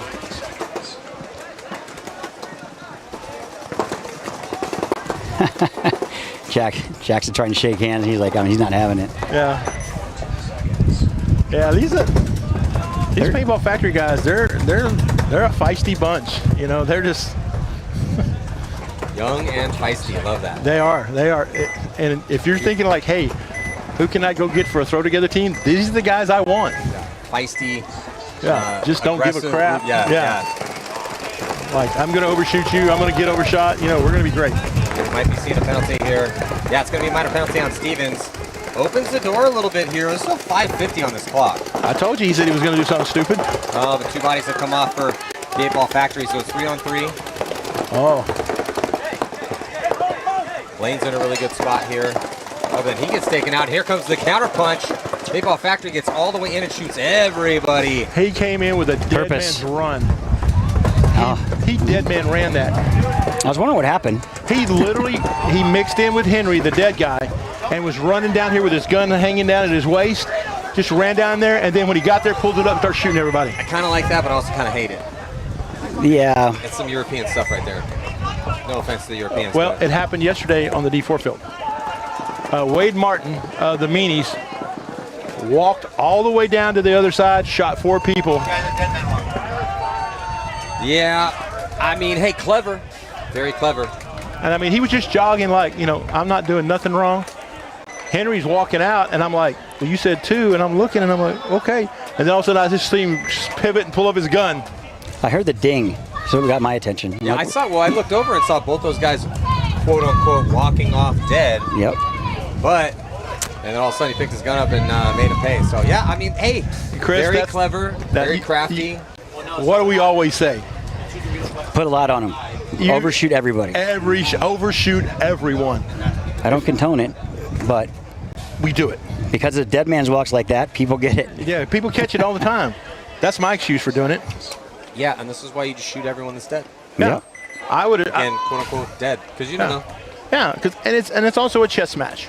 If you got a guy that's playing pretty hot-handed, like say Victor's walking out, you know, and you can theoretically shoot him without feeling too guilty, you know, and you can kind of like play a little chess so that you get in his head for the next point. Absolutely, 100%. Yeah. I like shooting people right on top of the loader so it goes inside and just scrambled eggs everything. Yeah, but see, now it's not the Halo days. You don't take 30 minutes to clean your hopper. You can just pop it open, wipe it out, and you're semi-good, you know? Yeah, good point, yeah. But I do like that. That or just put a nickel in one of them. Quarter works better than Yeah. Yeah. I haven't seen that in a while.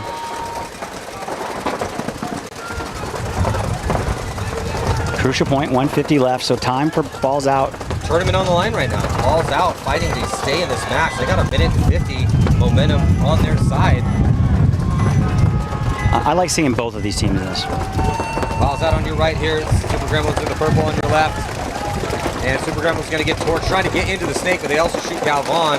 So it's 4-on-4. Advantage to Super Gremlins because they're the ones sitting on a lead, so they do not have to push up. They already get some good ground. They sent Stokes up the middle, though. He's going to be going up towards that snake side, and a minor penalty going to be assessed when balls out. That probably is going to be the end of this tournament. They need to concede the point right now. That's just horrible. They're going to be chasing 2. No, they're going to let it ride a little bit. Squandering time here. That I hate to see that happen. Yeah, that's not the way you want to see something go down in the final game. You do if you're the Super Gremlin. Oh yeah, well. Good point. Everything is contingent on who you're playing for or rooting for. True story. But coming all the way down, here come the Gremlins on the Dorito side. But as somebody that's neutral and just really, like I said, don't have a dog in this fight, you just want to see the best possible version of the game you can. Well, they finally concede the point with 49 seconds left, but now 2 with chasing under 2? a minute. Yeah, you chasing 2 with what, 40-something seconds ago? Should have done it 36. As soon as they saw that bomb blow off, that's when you got to concede the point. I agree. And again, like Chris said yesterday, concede the point before the minute, so at least if you survive the breakout and there's something weird happens, it's not an automatic, swing point. Swing point, yeah. Well, I think, Paintball Factory is going to look for blood right now. They definitely want it. And there's time. There is time in this. Yeah.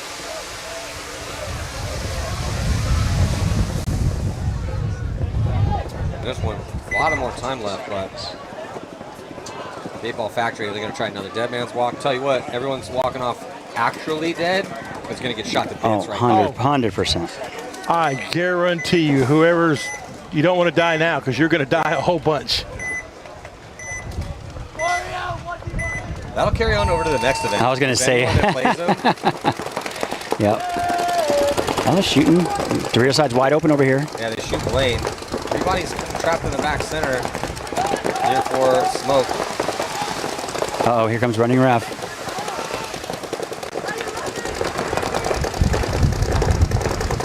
Just rub.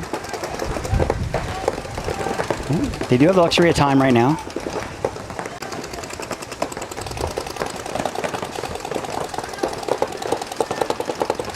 Big bite in the Dorito side. Now they've just messed it. They've made a real big mistake here letting Henry get in this thing, and nobody knows he's there. No, he got, yep. Doing some damage. And Smoke is having some issues these past couple points. Portillo's going to be shooting out these last couple players. Not going to pull within 1 with about 4:20 left. This game is this isn't even close to over yet, potentially.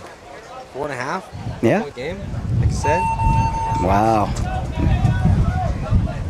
Well, let's see if the point's good. Point approved, so now 1 point. Striking distance. Still lots of time left. This one, not looking good for balls out. Yeah, it's not. Super Gremlins most likely going to be our champions here at the Carbon Texas Shootout. But hats off to both these teams for sure. I mean, what a great event.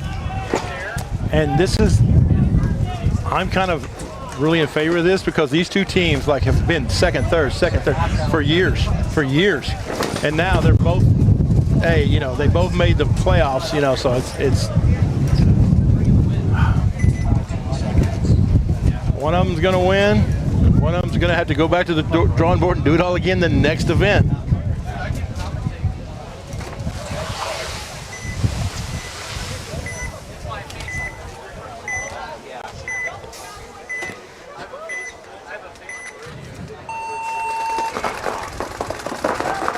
Come down to this here. Who's going to take this?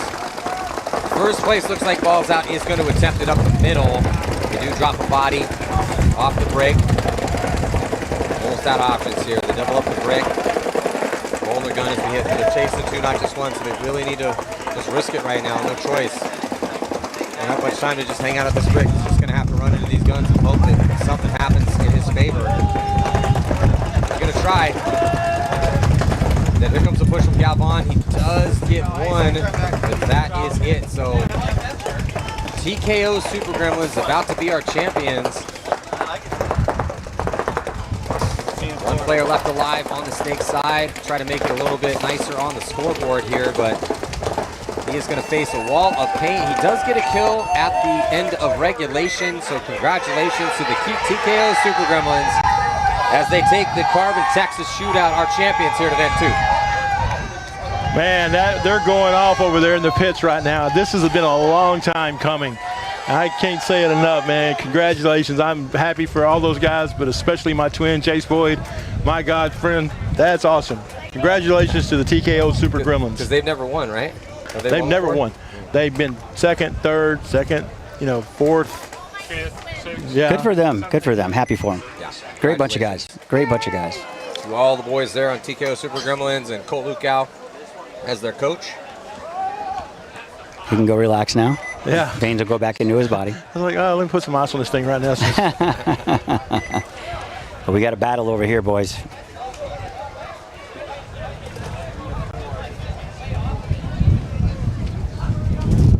Just need Paintball Factory to not leave the box early and not get penalties, and they should be able to come within. Just a few things they need. Yeah, just a couple things. Nothing important, nothing crazy. Not asking for the world. The 8-Ball Factory should just keep running up the intensity here, because they do really well when the intensity is at a 10. Yeah. When they're chilling out in their spots and trying to play quote unquote safe paintball, that's not their MO. That's the infamous plan. We're good when we got our foot on the gas, and we suck when we try to hit the brake. Oh yeah. So I would still say I'm the worst. Yeah, and I would say the same thing for Smoke, because I feel them trying to control this game. That's not how they play. Had terrible repercussions for their trying to preserve this lead. As they've given up the past couple because they're just trying to play safe paintball right now. They need to punch the 8-Ball Factory right in the face too. Smoke has always been that little old team from Louisiana backwater, you know, that just don't care. We're going to run at you. You know, you shoot us, we don't care. You know, we're just going to go and play paintball. And then all of a sudden today, you know, they start getting up in that upper echelon. And they're like, all right, hey, let's slow it down. Let's do this. And they don't practice that. So a little bit of field prep here before we get this point started. Well, yeah, that's the thing. If you want to be a really good paintball team, you want to win tournaments, win series titles in whatever division, then you need to be able to play fast and you need to be able to play slow. Some teams have a style, but you need to be able to go up 3 points and sit on that lead. Yeah, 100%. Especially, you know, back in the day when we all played, you know, and it was live bodies and dead bodies and pulls and hangs and all that confusing stuff. That's one way to play, you know. But when it's points now, it's just, you know, when you get out in front of them and you just let them run into your guns. You know, hey, I cover you, you cover me. We cross up and don't get off that lane. Don't go head hunting. You don't need to be a superstar. It might be a little boring for you, but guess what? Getting that check at the end of the thing. Well, here you get cash. You know, no 1099. You just get cash. I mean, that, I don't care how boring a paintball it is. My team makes $6 grand. I'm sitting on a lane. Oh, absolutely. We're on some sort of technical timeout now. Looks like they're blowing up the bunkers a little bit here. And then we got a couple more sets to go. We're going to have the D4 X-Ball finals, and then the D5 semis and finals to close out the tournament here. Yip, yippee.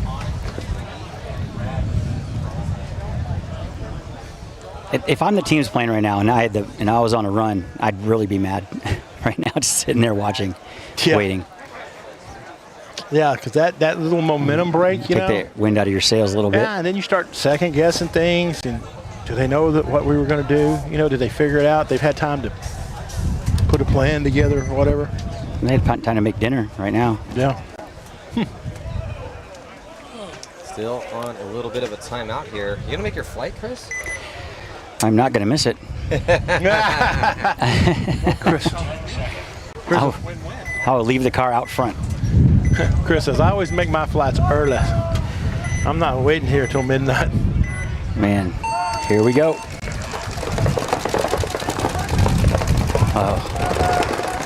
It's like 5 alive. Man, here it comes. Paintball Factory losing one, no smoke. Getting real close to getting a penalty called on him. Yeah. Oh, losing her snake eye too. So down to 3 players. Smoke 5 on 3 in favor of Paintball Factory. We're losing 1 in the corner now on the snake side. Just 2 alive left. Oh, Blaine taking the walk, and here comes the 8-Ball Factory. Just Jackson left, and he's going to try to make a game of it, but yeah, Smoke has just been doing a terrible job of preserving this lead, man. 2 on 4 is not where I want to be.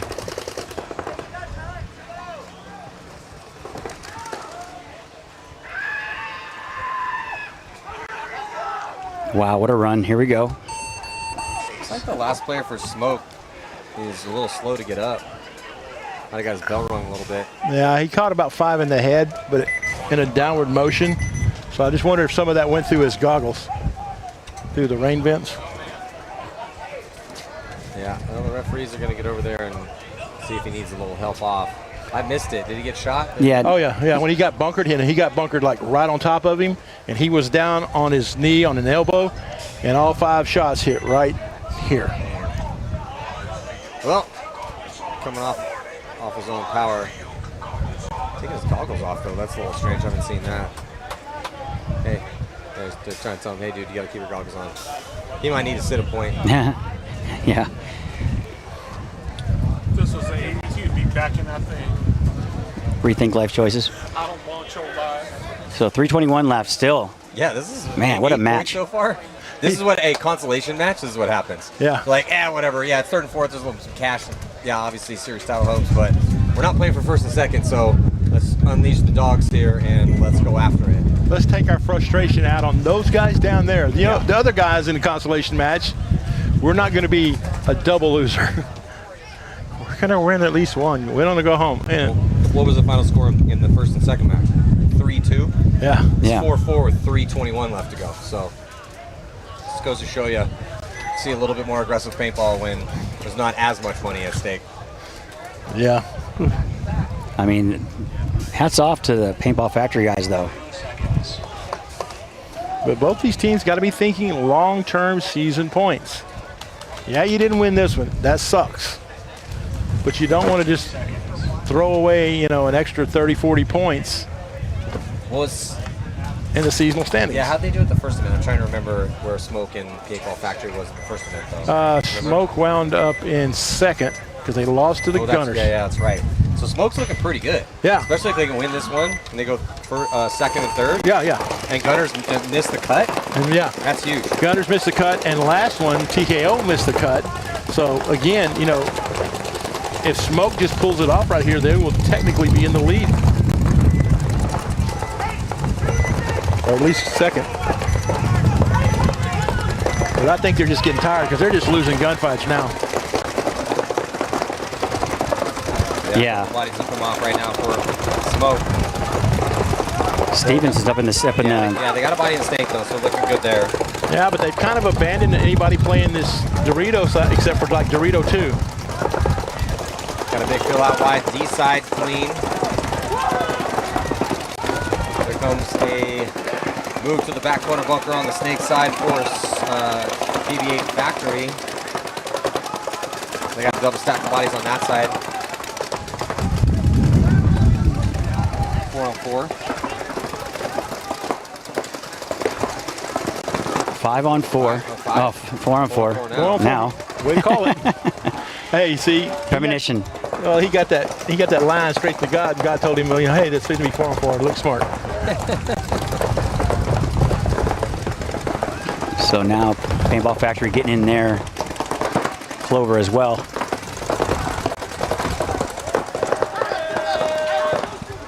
Losing another player on the Dorito side. Yeah, Henry's just...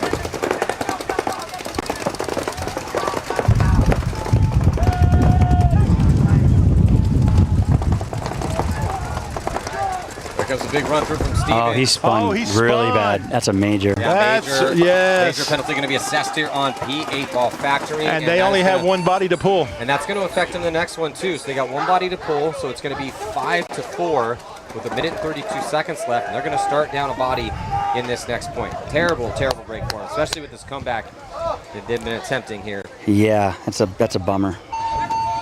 Jackson just pulled it off and just shot the guy a couple times, just enough to get his attention, knowing the guy's probably going to spin on him. And when he did, he just threw his hands up and started laughing. It was like, yeah, I know that's a penalty. Yeah. Well, I mean, good heads-up play. Yeah. No, I mean, I got nothing. That was a really bad spin, though. Oh yeah, it was. He got caught. He's out here. I'm shooting at the back corner. Whack, whack. Oh, hell no. Spun like a top. Yeah. But man, hats off to both these teams. I mean, it's entertaining paintball. Man. We've had some really good games today. This has been definitely a solid day competitive paintball out here. Yeah, and it's it's really hard to entertain you two guys because, I mean, y'all have done it all, seen it all, right? So if you come up here and it holds your attention where you're not like, yeah, okay, well, that's pretty good. Well, they finally put the point up on the board. Yeah, I mean, these two teams are going for it. The 8-Ball Factory, win or lose, they're a really fun team to watch play. Oh, yeah. And then Smoke also. 100%. Yeah, Both these teams. Send it. These teams aren't just like pocketing it up and playing peekaboo pillow fight paintball out there. No, and all they're doing is building this rivalry. By the time the championships roll around, there are going to be some thugging and mugging going on. Oh, absolutely. They don't forget out here. Oh, no.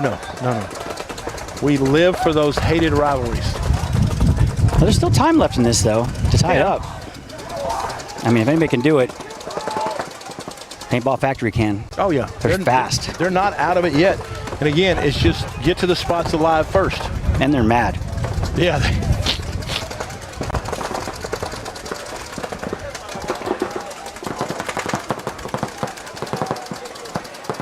I'm not sure what they're talking about over there. Yeah, I don't know. They're probably talking about how many players they can start with. It is, yeah, probably what they're discussing. The break time is running. We're down at 45 seconds.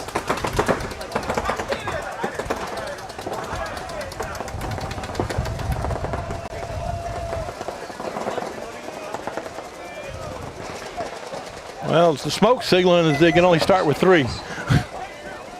Yeah, I'm not sure. I thought they had one alive while we go to pull. The corner guy, but the only thing is if he got shot before that happened. Yeah. Which it seems like that's what happened because they're starting with 3.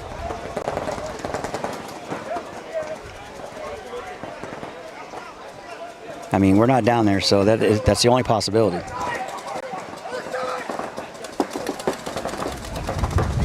Well, only see 3 bodies out there currently for the 8-Ball.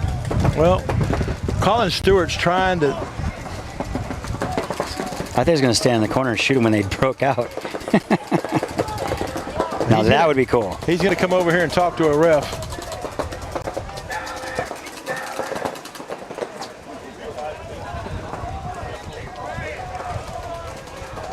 What's up, boss?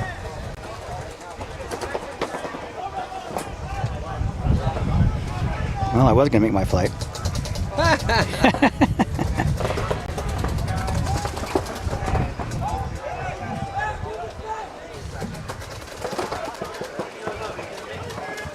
Awaiting official confirmation from the refs.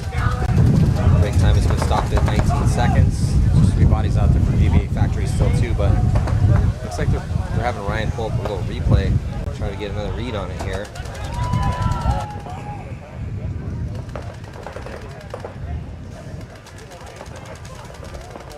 As it stands now, that penalty assessed, no bodies to pull. But I think they're trying to figure out here, Robert, if there was 1 or none left. Yeah, Colin Stewart's down there making his case. He's explaining, like, I was shot after when I walked out when you pulled me. You know, and to be quite honest, just looking at it, I kind of think he has a case. Well, getting another look at it here as they are pulling back up the replay. But, I mean, it did go bang, bang. Because, I mean, you know, the minute the flag went up, he steps out. You know, he did catch some extras. Yeah. So it looks like he's walking off. Well. Maybe, I don't know. Oh, he's going to go over here and talk to the pits. Now, give the refs some really good credit here because they're going the extra distance to make sure they get the call right, or as right as it can be, right? So instead of just saying, nope, we saw what we saw going away, they're looking at the footage. Everybody's talking about it. I really appreciate that as a player. You got to, you know, even if the call don't go your way, at least you got heard. Yeah. And this is a big point, too, obviously. And now they're calling him back to the field. He can play. He looks a little confused. You're up, you're down. You're up, you're down. You're up, you're down, and you're down. Down? Nope, they're going with 4. I think that's the right call, personally. I do too. But now Smoke's over here going, what's going on? Well, number one, you wasn't in the conversation when they were discussing everything to get your side heard. You just say, well, I know what I know. It can't possibly be, somebody else's way. Look. No, not possible. Yeah, you got to be your own lawyer here, dude. Well, thank God we got 3 sponsors that are.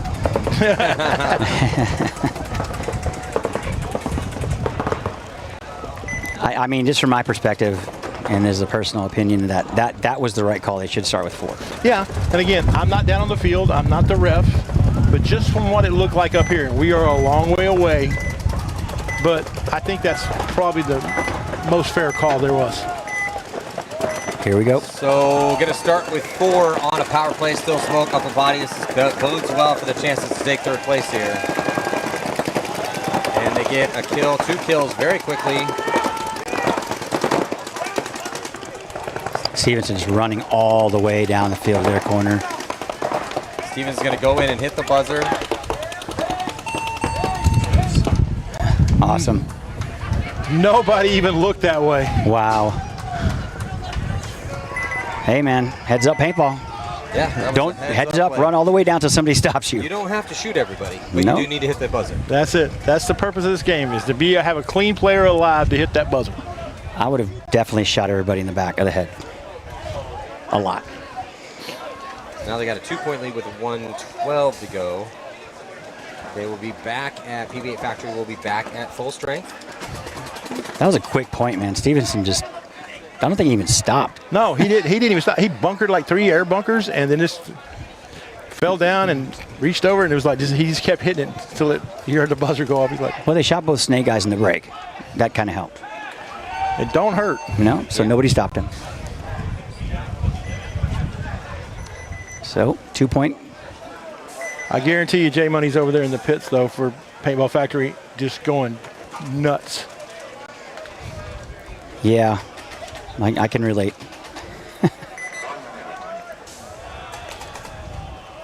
I don't never think that coaches get mad. I think they're just passionate. And, I get mad.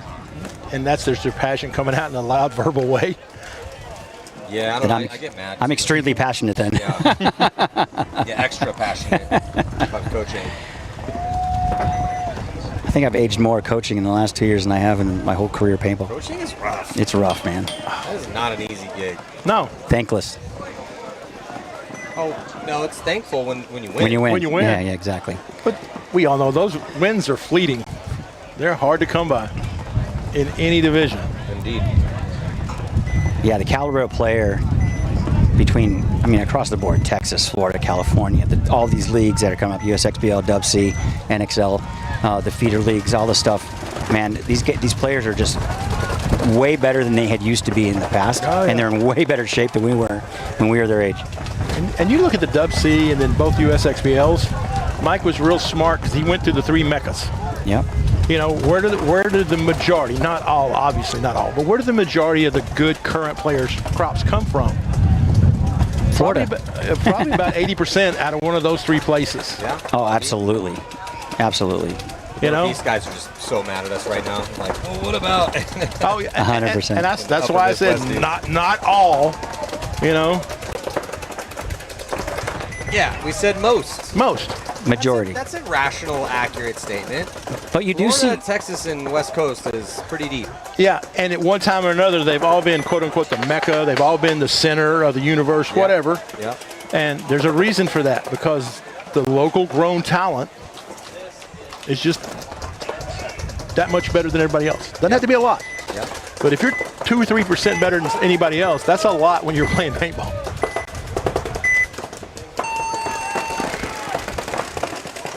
Oh, yard sale here for the 8-Ball Factory, trying to get into D2. Lost his loader and his gun is broken now.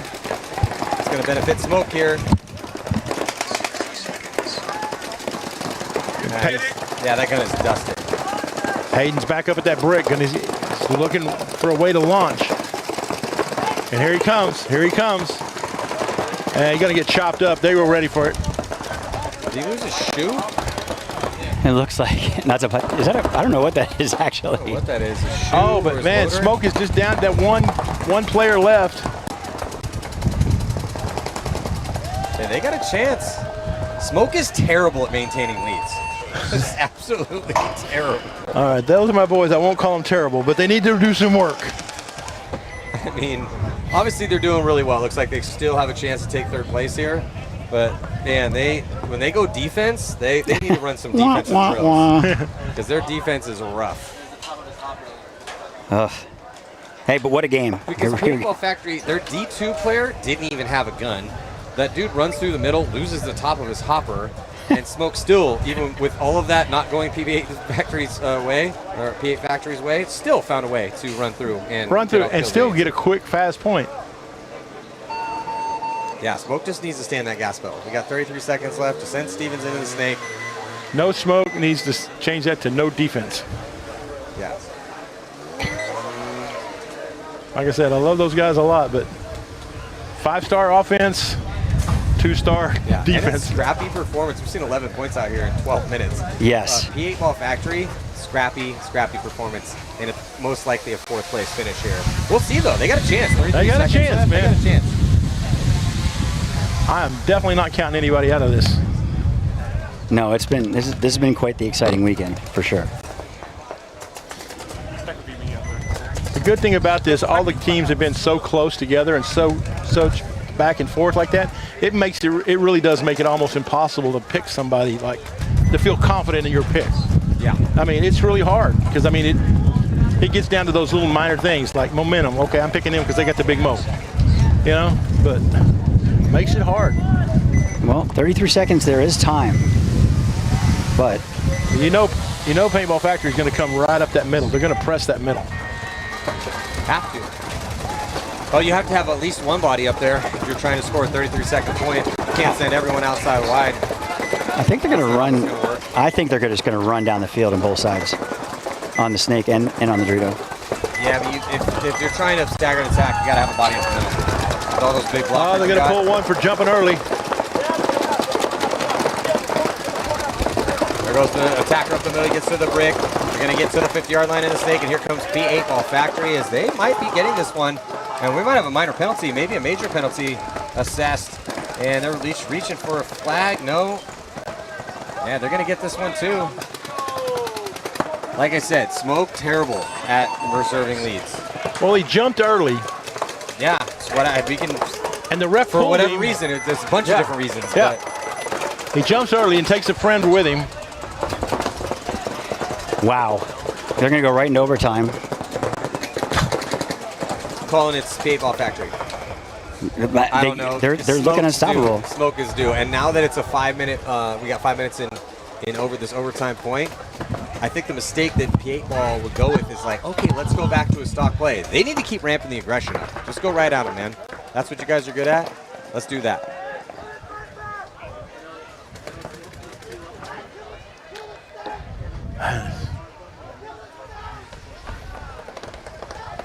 For Smoke, they need to go back on hit the gas pedal, man. Yeah, but Paintball Factory hit the gas pedal on TKO Super Gremlins, brought it all the way back, and then at the point that they needed to, they got away from that. They got away from that middle push. They got away from the things that was working against the Gremlins. They've done the same thing here. Now they brought it back. Will they get away from what's working? I would not. I would do exactly like you said. I'd be like, go do that again. I'd go back to your first play if you're Smoke. So Stevens into the clover, essentially off the break, or snake 2. Yeah. I mean, but he's consistently making the corner for the most part. He's fast, man. Yeah, he is fast. He has made the corner a bunch. I still like him, and I'd rather give me snake 1 over that corner, because the snake 1 is just a higher probability of making it off the break, and then let him get the read, try to get into snake 2, and then maybe on a delay get out to that corner.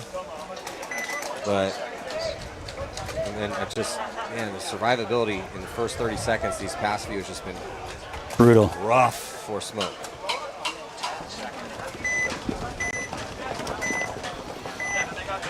We got about a minute to go before the start of this next one, and then after that, 3 more sets to go. It's going to be the D4 finals. It's going to be Onyx taking on Elite for 3rd and 4th place, and then for 1st and 2nd, it's going to be Rad taking on Houston Homicide. And then I have absolutely no idea what's going on in the D5 segment of this tournament. So they've been playing behind us all day. We've been focusing on Elite and D4. So we will have the D5 semis and then the D5 finals to close out the day here at Giant Sports outside of Dallas, Texas for the Crbn Texas Shootout.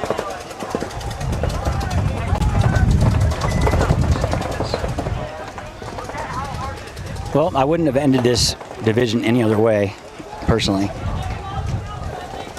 Got to go and win it in an overtime. I just. Who wants it more? Great paintball. Who wants it more? Yeah, great game.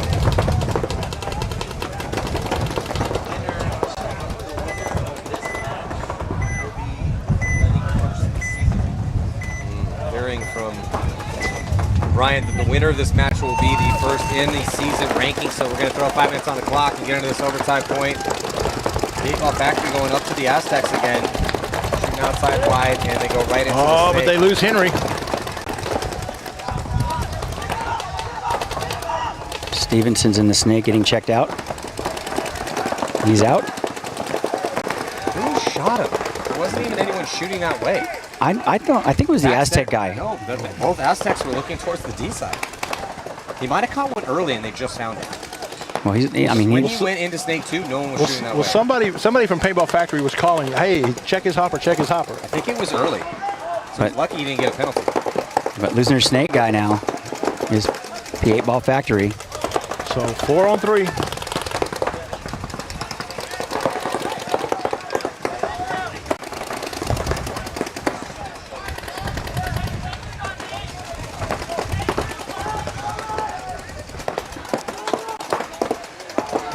So driver's seat right now for Smoke.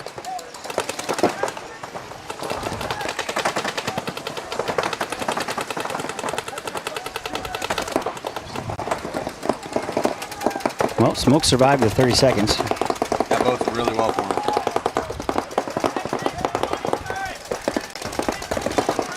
Yeah, the 8 ball, 3 bodies across the field. And Smoke with 4, so it's a 4 on 3 in favor of Smoke.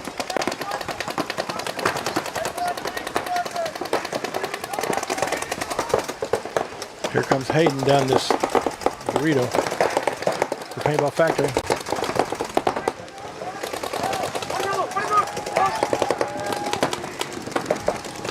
Gets the back center. Yeah, tough to have that high body situation. Oh, he caught one.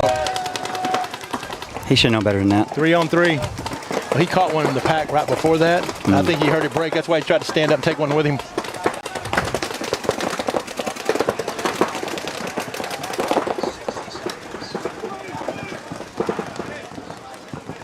Here comes the hammer. Here comes the hammer.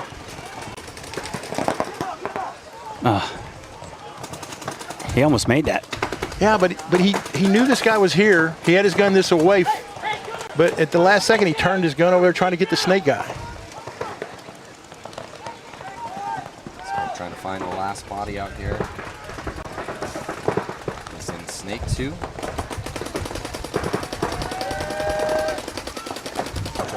Oh, he ran out of bounds. You got to be kidding me. Wow, God, why does everyone keep doing this? There's your one-on-one, buddy. Here you go. Hey, Robert, you get your one-on-one.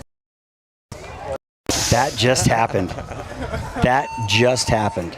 Wow, Smoke is just continuing to find ways to just step on all of the possible traps they could and ruin their chances to win this tournament. Paintball Factory not only got lucky there, but they got lucky because the guy in the snake was shot in the hopper, and the center guy was calling, he shot in his hopper, that's a major. And he just kept on playing. But they didn't call it. They didn't call it. And you know what? If the ref didn't see it, it never happened. So now, who do you send out for your one-on-one? That's always the big thing here. I'm sure I don't know these teams well enough to know that answer to that question. Probably Paintball Factory is going to send out Hudson Dumfrey, D2 player, you know, probably one of their better gunfighters. For the Smoke, I have no clue. I mean, Jackson, because he's super athletic and not too tall, probably. But Jesus, man. It's nice to have a tall guy in a one-on-one, though. Yes. Because if you end up in a brick, you can play over it. Yeah, then you got Stevens there. I mean, just because you're tall to make you a good one-on-one player, but hey, I don't know. We're about to find out. We throw 2 minutes on the clock, and God, what a rough break for Blaine as he basically had the third base and the first in the series sewn up. He just didn't run out of bounds.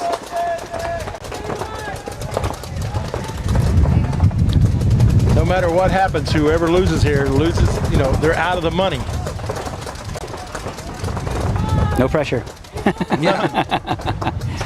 But this is why I love one-on-ones, because I thrive on this. I'm like, anytime there's a one-on-one, I'm like, yes, coach, put me in. I'm fat, I'm slow, but by God dang, I can gunfight. Let's go. As Maddie can attest to it from the Ultimate Shootout. I remember, yeah, that's the first time I saw you. I literally sat on the start box and was whacking people. Yeah. Nice. Hey, gotta be comfortable. Running is not that big a deal. That was a fun COVID tournament for sure. All right, here we go. They send out Argeles, and I believe that is Hudson. Or is it Hayden? I can't tell. Well, the closest game of the tournament here. About to be decided on the one-on-ones, and if we can't get a winner in 2 minutes, we're going to have the next 2 bodies come out for their squads.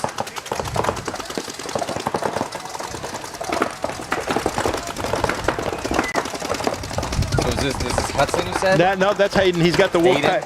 Yeah, Hayden, the wolf pack. That's Hudson's twin. Okay, the one that's been pressing the middle all day. Hayden is pushing the issue right now. He's in D3, so much more proactive in this fight, kind of trapping Smoke in that back center.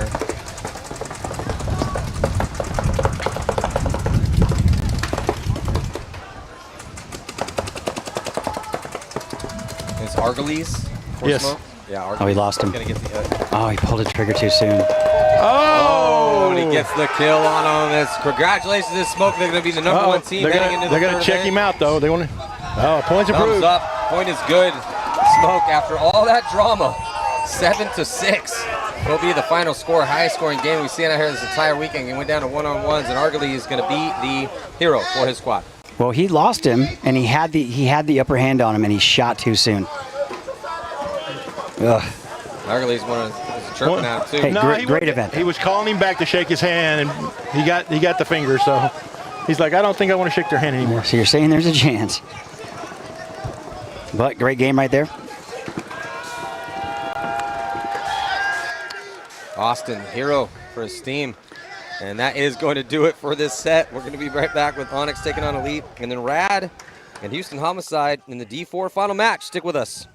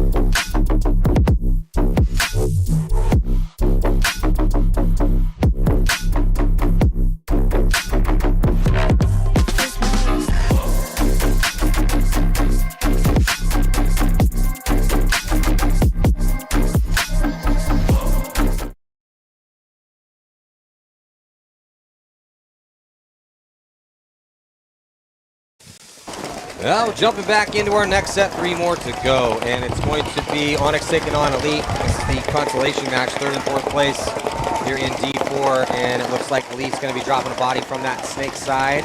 Onyx drops a body as well too, so 4 on 4. So doubling up the back center for Onyx. And everyone just kind of feeling each other out right now, Chris. No big, bold, dynamic moves. Usually these first points in this, course of the tournament is usually the slowest point. Trying to feel each other out. That first crucial point is very important. I don't see this one going to 6-6 or 7-6 though. That was. Well, it can't because it's a race to 4. Oh, got it. Okay, fair enough. Elite screaming, calling the kill from D1, and he gets it. So Elite looking pretty good here to put up point number 1. Oh, it's taking too big of a bite.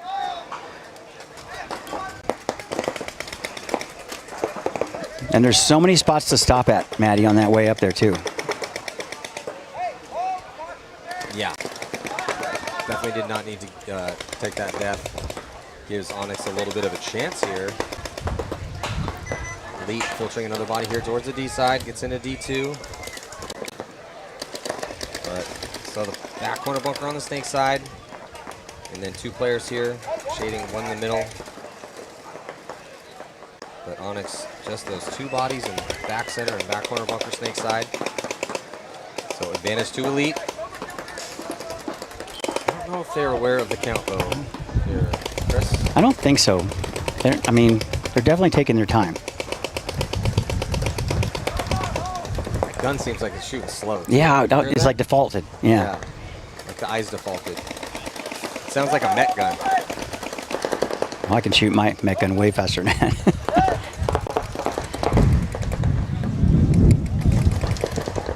It does sound like a mech gun though, so.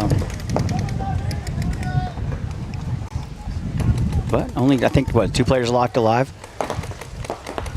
for Onyx. Back center, snake corner. Yeah, they're just kind of gunfighting from these spots here.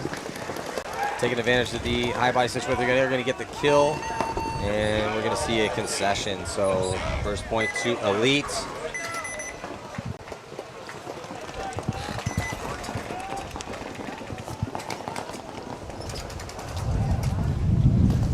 And championship match. Rad the big favorite here, as they have been pretty much demolishing every single team that they have played. Houston Homicide, gritty performance to get into this top game right now. Yeah, Rad is looking almost unstoppable. Yeah, Rad really has been an unstoppable force out here. Killer, Kellen on that snake side, by far so far in the MVP running.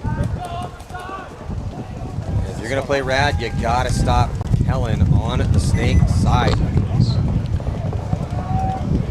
Point number 1, bat to start, with 12 minutes on the clock. First and second place, battle going down here in D4 at the Crbn Texas Shootout. Have like what we've been seeing out of Houston Homicide. We can't count them out, but Rad the big favorite in this one. Yeah, I totally agree with you, Manny. On the breakout, Houston Homicide gonna be shooting Kellen off the break. That's what needed to happen. They put 3 guns that way. Was that Kellen that they got, or did Kellen get into snake 1? It was one of the little guys on the D side. Yeah, I see there's 22 right there. That's Kellen Jones. Okay, so Kellen is alive still. Oh man, Homicide getting a penalty here. That's not gonna help their chances. It's not, it's a 3 on 4. Kellen Jones now into the Starfish, I believe. He is, he's playing the outside of that bunker.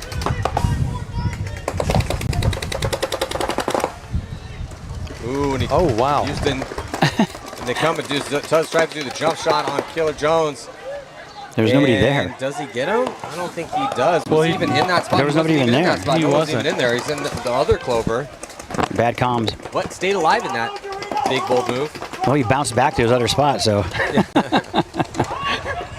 Maybe he was just seeing if he could do it. Yeah. You know? It looked cool. It did look cool. Good communication from side to side here on Rad.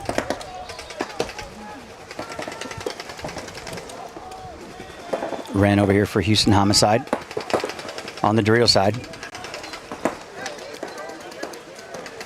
Yeah, Ren closed out a couple good points in the last set that they were a part of, beating Elite. Slow playing this point out of the gate, grinding down in 10 minutes. So Kellen is just kind of staying at the starfish there. Yeah, he's kind of slow playing this one a little bit. Yep. Well, he's going to get an enemy as Houston Homicide filters out into Snake 2. He's the only body on that side. Kellen's also the only player for Rad on that side as well. So it looks like it's a 3-on-3. Yeah, who else did Rad lose? Yeah, I couldn't see. Must have slipped out of here. Unless he's hiding somewhere out that we can't see from our drone shot. Cody Kipp bumping up to the third Dorito. Looking inside across. Good communication from the Snake side on Houston Homicide back over to the Dorito side. They're staying pretty crossed up here. And their back center now is focused on the Dorito side.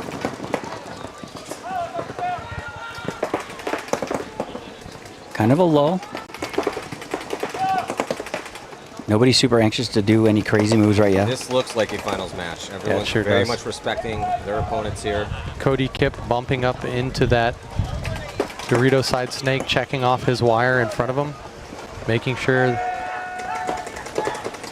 Well, he tried to do the jump shot up and over the top again. This time got eaten up on it.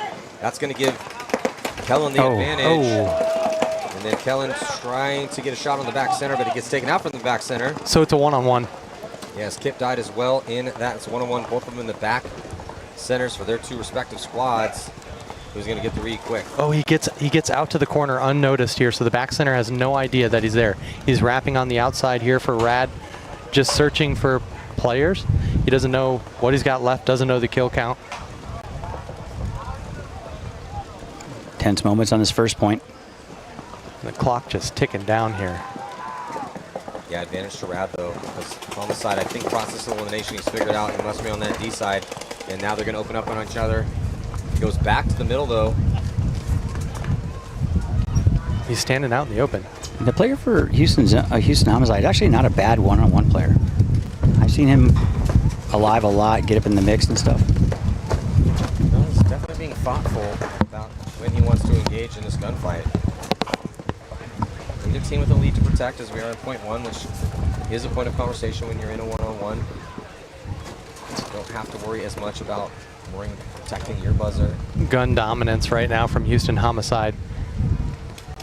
He's looking for any angle that he can get here, just to drop a shot in. He's also tall enough to probe in the middle. He can probably play close to being over the top of those bricks if he wants to go there. Looks like he's over 6 foot tall.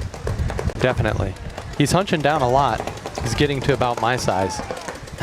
Yeah, if you're going to play a one-on-one and you go in the middle, it's ideal if you're able to play over the bricks. It gives you a big advantage.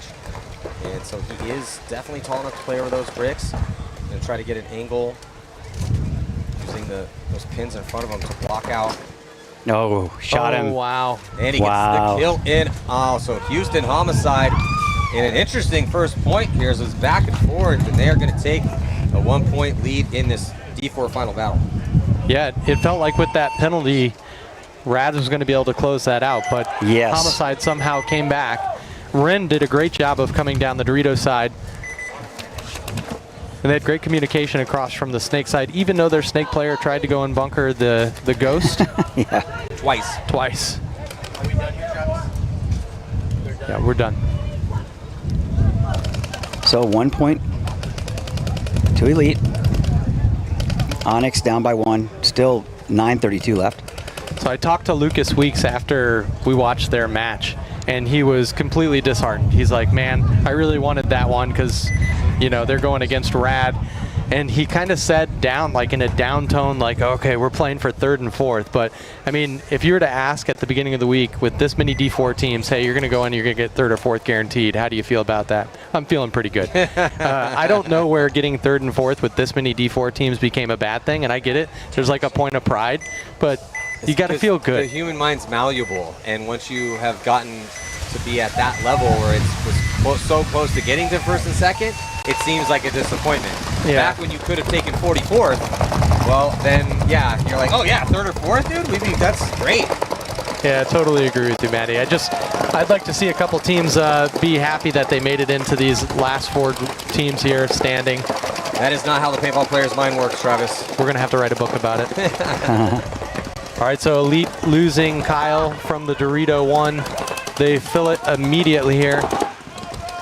Onyx matches him and bumps immediately to Dorito 3. Nothing stopping him, so he's going to go to Dorito 4.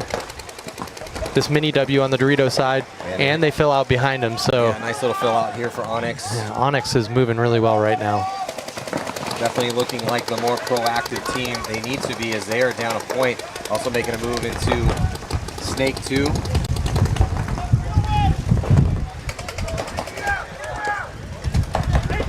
Oh, the good old get him out. Doesn't look like you put a ball in anyone though.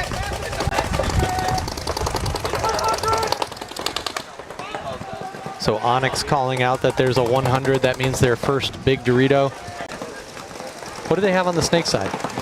Onyx just has the Clover.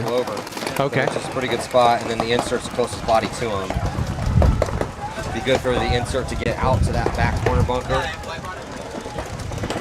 You're gonna move up to the Aztec in the middle.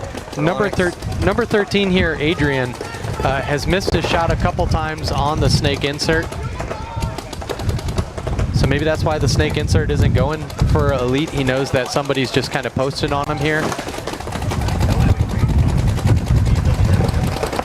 Another drawn out point. Time ticking down to 7:45. Elimination out of the back center here, and Adrian goes ahead and goes onto their side of the Doritos. Yeah. Looking across the field at the Clover. Yeah, Travis, Adrian's in a really good spot. Got to be careful not to pop the top too much, using a little nipple here.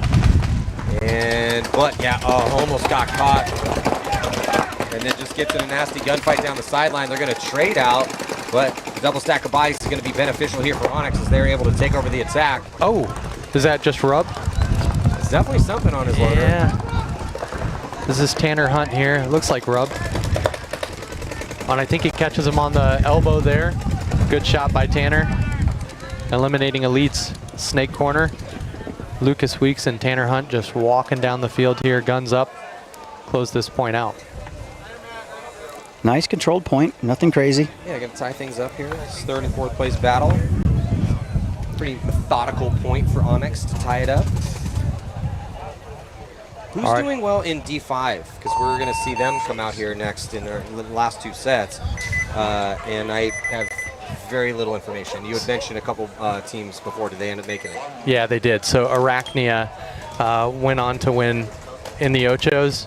So did Black Lotus D5. New team that they just put together. They're doing great.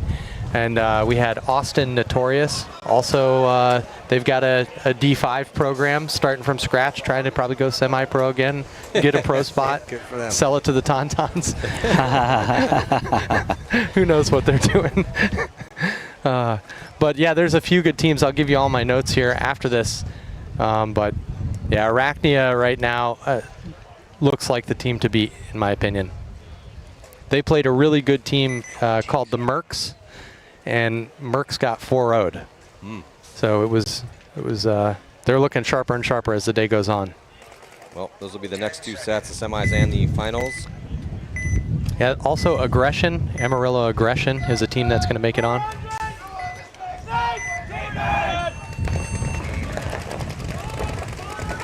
Well, on the breakout right now, looks like Rad doubling up the back center, and they get right back into the Snake with Kellen.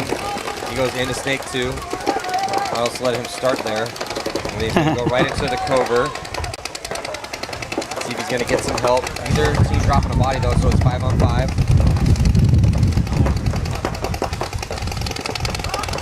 Yeah, Houston Homicide still doubled up at home. They have the Snake insert and the Dorito 1.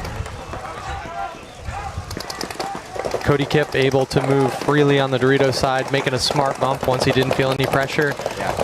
Houston Homicide trying to pick him up here from the back center. Yeah, a little bit more conservative breakout for them. Still chilling in that back center with 2 bodies. They do dip into D3. Nice secondaries there. Try to take some ground on this important and crucial Dorito side of the field as Kellen gets into the Clover. 40-yard line here for Rad. So Tanner Pagel in the back center It doesn't know. Yeah, and Kellen Jones getting eliminated over in the clover, playing over the top. But up on one point, you need this point. Yeah, they do need this point. We did mention this, that Rad hasn't been down. They haven't been in this scenario all weekend. Yeah, man, they've been playing with leads, big leads, and just smashing people. So now that they've actually facing some adversity, how are they going to respond? They are going to be getting a kill inside. They do let Houston Homicide with Ren get into the 40-yard line. Another body coming off right here for Houston Homicide. They're losing some gunfights right now. Yeah, it's now a 2-on-3. They are in at their clover. It's a 2-on-3 or 2-on-4 here? Well, there's 3 bodies for both teams at least. Yeah, so right now, Houston Homicide, the Rad guys are in their clover. Oh, wow. So yeah, it's 4-on-3 in favor of Rad because they're on their side of the field in their clover. Ren is now on their side in the D side. 4-on-2. Body coming off. So Ren's going to have to try to make something happen. He wins that first gunfight. He pops the top, might be able to get that inside kill. Got to keep that head on a swivel, though, because the snake side's getting blown open. He is going to easily shoot the back corner bunker, so a little 2-pack here, and he's going to get a 3-pack. Ren put the team on his back right now. Has to keep, again, the head on a swivel. He's going to get a little bit of help as they do shoot that body inside, so Ren making his presence known out here for Houston Homicide. Oh, wow. There he goes. There's still one more body to shoot. They do isolate him, take him down. They're going to take a 2-point lead with 4:20 left on the clock. Wow. Here's what I'm noticing about Rad. They have taken their foot completely off the gas over on this D side.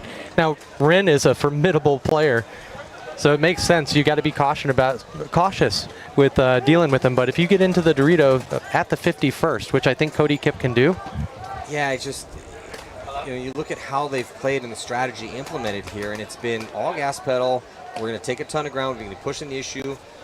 With Kellen on the snake side, he's going to draw guns, and then let's get the D side going. It's worked out perfectly. All of a sudden, they're kind of grinding their gears on offense, and that's just. And now, just as we discussed, they're facing a deficit. They have not been here all weekend. How they're going to respond to this? And there's not a lot of time left, so they have to kind of go. They have no choice but to go back to what's working. I think that could bode well for them. They need to go talk to Paintball and Elite and figure out how to do it.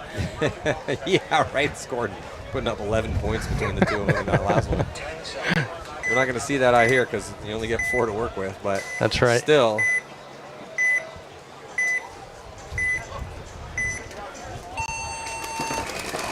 Jumping into this tie game here in this 3rd and 4th place match. Elite drops a body off the break. Onyx able to get into the snake.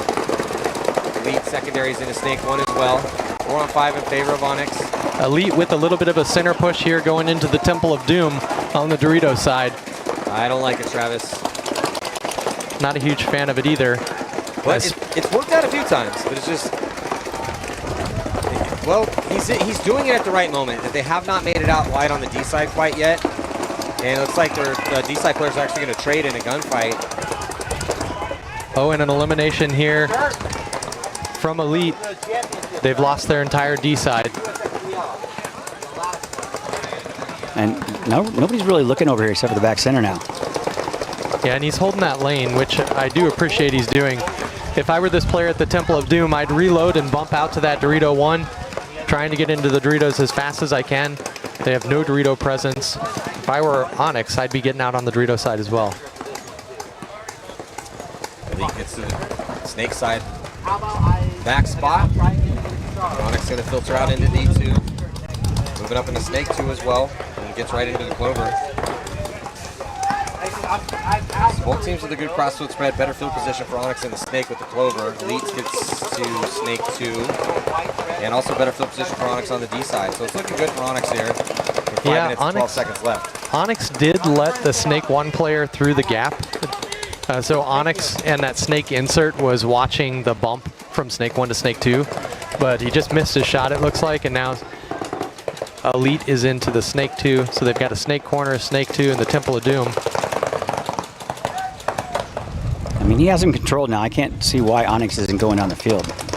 Because he was dominant on that Aztec guy.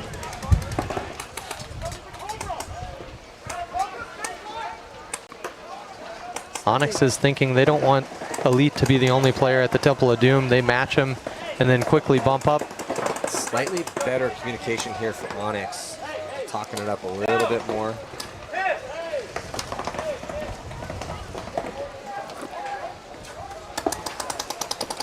Onyx now going to filter out and move up in the middle, filter out snake side, back corner, and up into the brick. Oh, and the elite player getting eliminated, looking up over the top.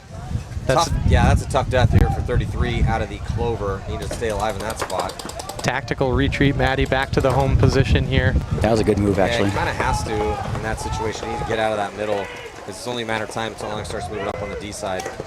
And they're going to be pushing the issue in the middle, trying to fit the pinch on the back corner, snake side. He is tucked in as much as he possibly can. Back center player getting eliminated for elite. Oh, but the Onyx player losing the gun battle with the back snake corner. Onyx still with a good crossfield spread, and they control the D side. Here comes Hunt. He pops over and jumps the pin. Try to put pressure on this back corner bunker. He's now going to engage. A little slightly blocked out because the player's staying down low using that Aztec. And he's going to go up into the wedge. It's a safer route because he would have had to go into the gun to get across into the other Aztec. 2-on-1, you can tell the elite player's getting a little bit antsy. He's feeling small in that bunker back there. He's got 2 players shooting at him. Time grinding down. Finally clip him out of there, and that forces the concession. So Onyx with 2:58 to go, a 1-point lead. Now heading back into Houston Homicide, controlling the action here with 4:20 on the clock against Rad. How is Rad going to deal with this situation? It's been nothing but utter dominance for them in all of their games throughout the past couple days. Yeah, I'm looking who they're sending out here, Maddie. Well, as we just talked about, Travis, they have no choice but to go back to the bread and butter. Yeah, You're running about 2 minutes and 10 seconds per point. Well, what do you need to do there? You don't. It's not a reckless attack moment, but you have to push the issue. They've been great at pushing the issue. That's what they've excelled at. So I think having to force to go back, I think we're probably going to see a tie game, and I think it's probably going to go to overtime. I hope so. I see Shane Scarborough's out there, and we talked about Shane's energy before in the last set. I've got Cody Kipp out here on the Dorito side. Shane Scarborough is going to be shooting for the Doritos off the break. You got Tanner Pagel, who's going to be shooting Snake Way. And we've got Killer Kellen Jones. Maybe they go back to that delay play. Let's see what happens. They're down 2 with 4:20 left. Going to go to delay? I don't think they're going to do that. They don't. They go out to the snake corner. It's a gutsy play call, man. You're going to send him. I mean, he's little, but you're going to send him for the most susceptible off the break shot on that side. Well, it works out nicely for him, at least to start out. It is 5-on-5. Houston Homicide, though, a little bit conservative on the snake side. Taking some ground D side, though. D1 and D2. 5 alive for both sides here.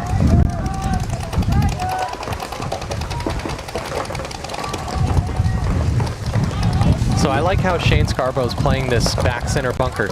He's standing up and just dominating the Dorito side, not letting him get through that gap. Shane's very disciplined, but he does drop his gun, and there he goes right away. The Houston Homicide player senses that.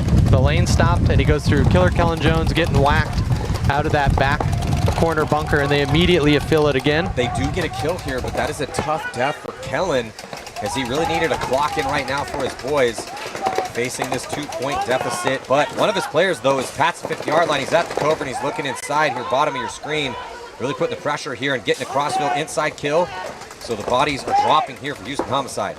And look, Maddie, all guns now over at the Clover. They do quickly switch back over here on the Dorito side. Whoa, wow. Number 10 there taking a tumble. We've got Ren here in the battle on the Dorito side with Cody Kipp. Homicide down to 2 bodies. Rad with, looks like a 4-on-2 situation. So a big high body moment right now. Need to still push the issue right now. Now we're going to run down. Looks like Ren is going to try to turn the tables. Potentially, he's begging for a penalty. I don't think he's going to get it. And Rad clears out that snake side. And they are going to pull within 1 with, by the time they get in there, looks like now they've decided to jog in. They realized, oh shit, we're down. Excuse my language. I'm not used to this, guys. Yeah, we haven't been here before. Oh wow, we have to utilize we got to hit the buzzer? Yeah. Oh, man. Diversing ruling teams. Well, we have to sprint. It's funny. So. Great point, though. Back and forth. But this is a great back and forth battle on all these games. I love it. So what I'll say about the last couple points and having Killer Kellen Jones over there, he's kind of staying in their side clover. What this player did here is he went down on the other side. Nothing was stopping him, and I think that was the big game changer. He had that crossfield kill on the Doritos side, and then he went and shot the Snake 1 as well, closed that entire point out. Yeah, no, that was clutch for sure. And they're usually, once they killed Kellen, they probably weren't expecting that move either. Because Kellen's usually up there doing that. Onyx taking the field now against Elite. 20 seconds. Yeah, everyone's a little slow to get on the box. Been a long weekend. I can't blame them. Yeah, so Elite with a little work to do here. This is the point. We're under 3 minutes to go. They're down by 1. They're going to be on the left-hand side of your screen, and they need a good break here. Looks like they're going to go snake off the break. No, they're going short. They're going to that hold play.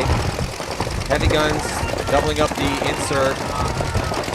Onyx making it into Snake 1. Yeah, not only does it not produce a kill, okay, it does now, but Onyx does get through the gap and they get into Snake 1. Both teams losing a body. Elite's going to lose 2 as they lose their D-side attacker as well. So just 3 players alive here. 3 players for Elite, 4 players. Now it's a 1-on-4. Wow. Got to concede this point now. Yeah, definitely. If you're Chris Vandervalde, you got to call this one. They're going to let it ride for a little bit. They absolutely need to concede this point. They're already squandering precious seconds. They're on their side of the field. Oh, no, sorry. They're on the far side of the field, so it's kind of tough to see. They should see and be able to get a glimpse at the a group of their bodies walking off. There you go, the last body getting eliminated here. So if you're Onyx, you don't need to do anything at all. I can't believe we're not conceding this point. Maybe they don't care about the 4th. You know? Might have run out of paint tickets. It's like, hey, how much paint we got? 1 box? Okay. Yeah, no pods Do we want to filled. get more? We don't? Okay. Yeah, how many pods we got full?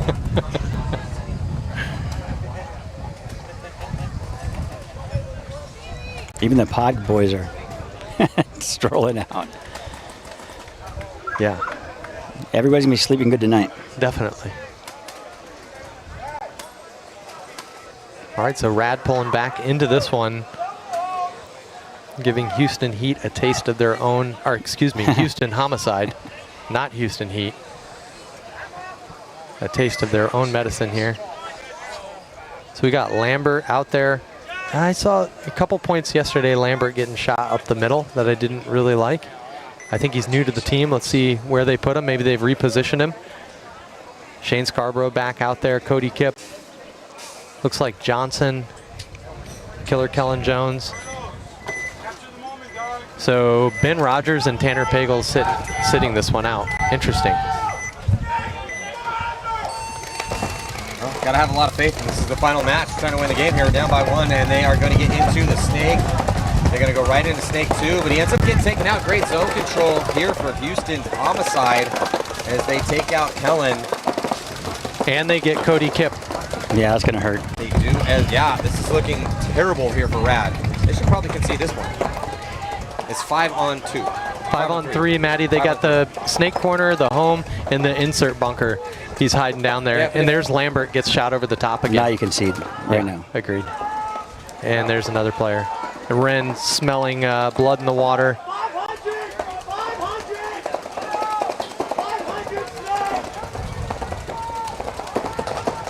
Yes, Houston Homicide's game because Rad does not want to concede it. They're going to let this last player ride it out in the back corner bunker here in this first and second match. Yeah, that's crazy. I don't know why they're doing that. Yeah, only about 30 seconds too late. Well, they're down by 2 with 1:30. They do play fast well, so might work out for them. Right, yeah. Good. Right back into it. Hopefully, they're boys with P8 Ball Factory. Like, Yeah. hey, give us some of those fast plays that you ran. That's right. Oh, Elite found some pods. They're back out here with full packs.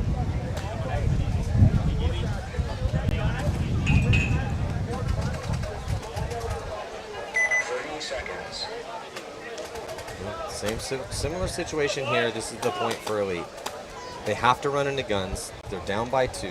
It's under 2 minutes to go. They're going to have to take some risks.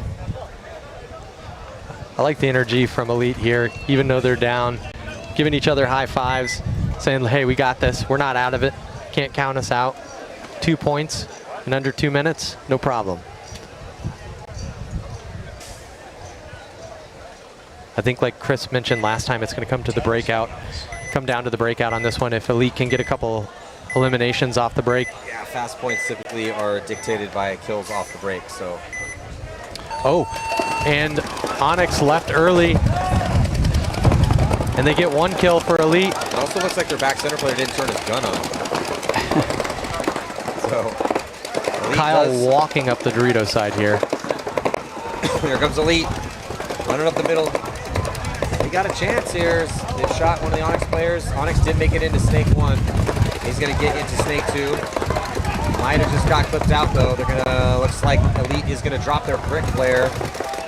But they still got 4 options out there on the offense. They're gonna go past the 50-yard line here on the D side with Coulter.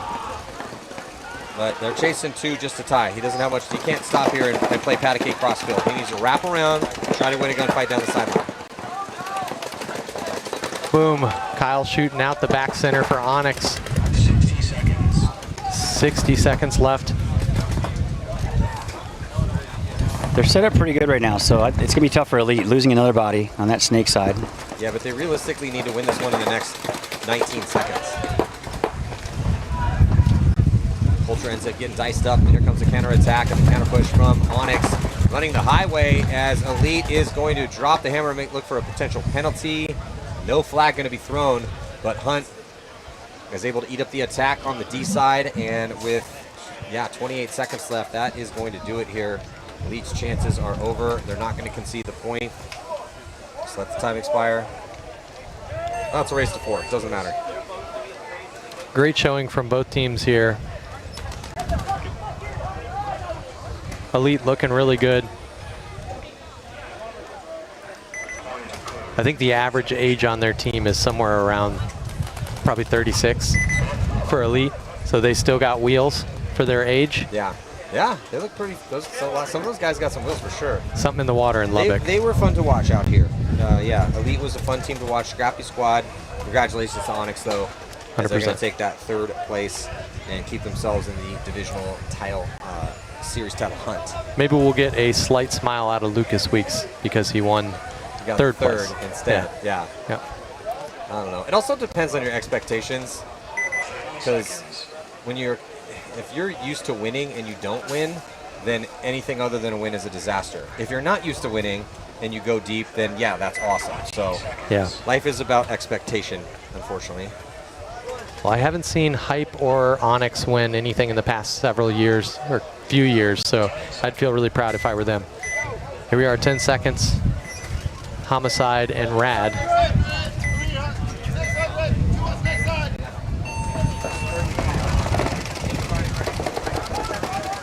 Kellen Jones going all the way into their side of the Snake, and he makes it alive. He's in their clover immediately. Shooting inside across the field, trying to get that cross-field kill on the mini Dorito, and he does it. Might be getting another one, and too. He gets 2 kills. Yeah, so doors open here on the D side, but they got to get it going here, as they need 2 just to tie Kellen. Kellen is in a great spot, but they do not have much penetration on the D side. And there's only 1 gun looking that way, so they need to wrap around, feel the pressure, and get up the field. Yeah, that should definitely be in the Doritos all day by now. So they know it now. 3 Homicide players left. He's calling that he shot out Killer Kellen. Lambert here trying to work through the middle. They do eliminate the Snake corner. They got it now. They got Killer Kellen. Yeah, but they need to push the issue. They need to do this in the next 10 seconds or so to have any chance. Lambert is just hunting here. Go through the middle, find somebody. And they do shoot that Snake insert. And they shoot out the back center. So Lambert's going to hit the buzzer with about 19 seconds left to go. I don't know if that's going to be enough time. We have seen some quick points out here, but right around 18, 19 seconds. It's I don't see precipice of possibility here. Yeah, I don't see it happening though, unfortunately, I don't think. Well, it's going to make this last point very entertaining. Yes.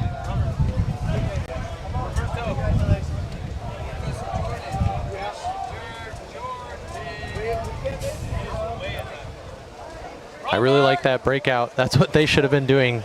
You say it because he made it off the break, but Kellen was running really high, past the snake tube, past the clover, diving into their snake, but aggression wins here. And he can stand up and almost be as small as a snake bean. Killer Kellen Jones. This kind of goes back to what got you here.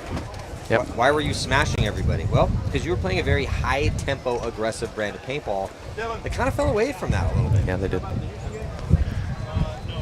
Well, they still have an opportunity. Maybe a major penalty on Houston Homicide. And they have the wheels to make this one interesting, but it's going to have to be a full commitment. It's definitely a big ask. Especially, I mean, Houston Homicide shooting good lanes in the break. I mean, the 8-Ball Factory put up a ton of quick points. Yes. So that was pretty impressive. Time being called. Yeah, that game sounded personal. I didn't get to watch it because I was looking at the paintball.com field, but it sounded pretty personal. Oh, it got pretty personal. Lots of fingers, lots of screaming, chirping. Ah, sign language. Yeah. Hey, yeah, you're number one, buddy.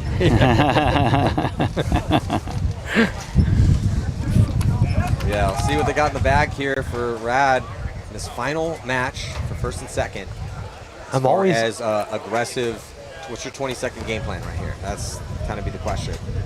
It's got to be a mix of running bodies out wide, staggered attack up the middle. You do have a lot of blockers up the middle, and also as you start out, and if you are running and gunning and you're putting accurate shots back up the gut, you possibly could get some kills in the middle as well too, while making your way safely potentially to the brick. We will see. It's going to be a full commitment though. I think you concentrate on shooting something in the break on the Doritos side. Run that way up the middle of that brick and just keep going. Hopefully you get those shots. And what do you do if you're Homicide here? Shoot those shots back at them. Paintball gods. Yes. I mean, you need to know they're going to run at you. So it's caution both bricks in the middle. You probably should, because everyone's going to be running and shooting. So we're making the snake even without people running and shooting. So I get a body in the snake and get bodies outside wide, most likely on a delay. I think that's probably the best case scenario for you here. And of course, I don't want to commentate or curse anybody, but Homicide, if they get a red flag here, is it automatic swing point? Automatic swing point. And also, if you're Homicide, fight fire with fire. Send one body up the middle, running and gunning to go to war, because that's going to cause them to force to deal with that body. Even if he's going to die, but it's going to eat a few seconds off the clock. When they get a kill out of the Dorito side here, so they're hunting. It's going to be too little, too late for Rad here. Yeah, we're under 10 seconds to go. Rad did send it, but they have 3 bodies coming off, and now the 4th, and so it's just 1 player left alive as time expires. Congratulations to Houston Homicide, our champions in D4, taking down the favorites, Rad. Pretty much, I mean, they dominated against every single team that they played, but we had talked about this coming in. Houston Homicide had some scrappy victories, and their gutsy performance here against Rad going to make them the champions. Yeah, I agree. Congratulations, Houston Homicide. So that is going to do it here for this set. Onyx 3rd place, Rad 2nd, Houston Homicide 1st, and Elite 4th. And 2 more sets to go. D5 semis coming up next, and then the D5 finals. We'll be right back.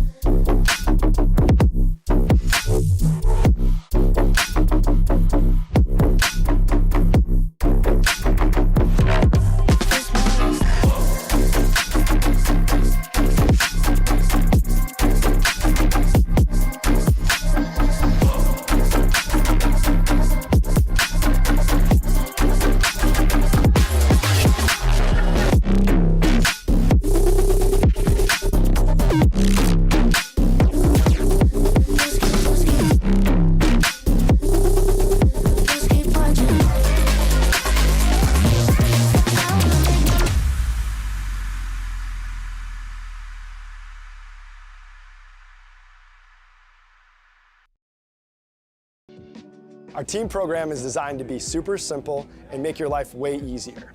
There's no minimums, there's no required packages, and you'll get season-long access to our catalog at a discount team price. Plus, you can design more custom products. The first step of the process is to design your custom jersey. Now that might sound weird if you already have jerseys or you're going through a different provider. However, this is a crucial step in building out your whole team catalog. So we're gonna use your guys' logo, team colors, and your sponsors to build other cool custom products.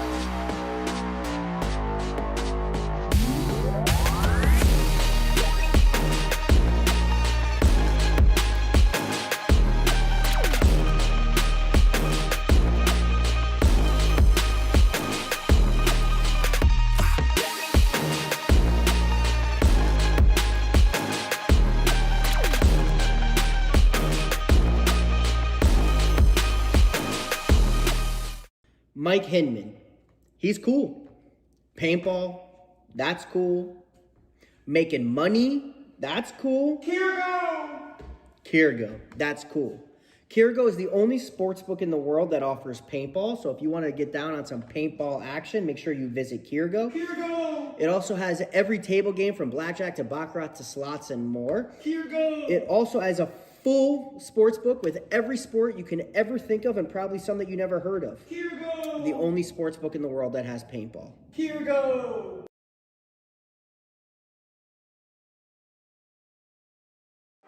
Hey, it's BRNT at Crbn, here with the DRV, an absolute hot rod force feed loader. What separates the DRV from the competition is our LCD display on the back. This has a built-in timer, ideal for classic paintball, but if you're playing anytime paintball at all, the ability to know what's going on without a scoreboard is an advantage. Along with our adjustable torque settings, 1 through 5, allows you to shoot any paint in every condition. If you're shooting super brittle paint, turn it down. If you trust the paint, it's a little bit harder, you can turn it all the way up, shoot 25 balls a second, no problem.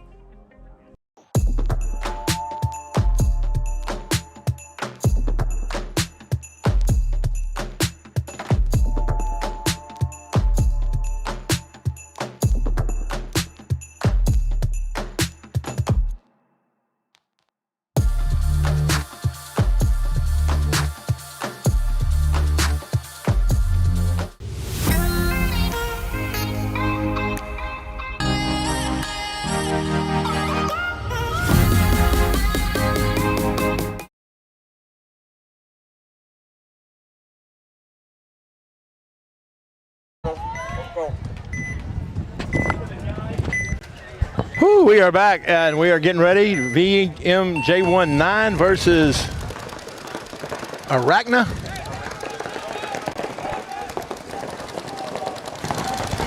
Now you're up. Yeah, so it's Arachnia. We are in the semifinals in D5. It's race 4. VMJ19 transitioning from last year's D6 3-man as the season champions, transitioning over into D5 Usxbl. Come out of Hunt County Paintball right out inside of Dallas in Greenville, Texas. Mac McKenzie out here, former Marine, has got his own little thing going out there and pulls in some pretty good players. Yeah, they made it to the semis. Yeah, they look good. They only dropped 1 game in the prelims.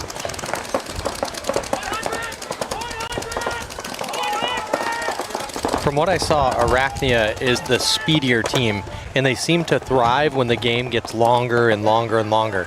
They're scrappy as well.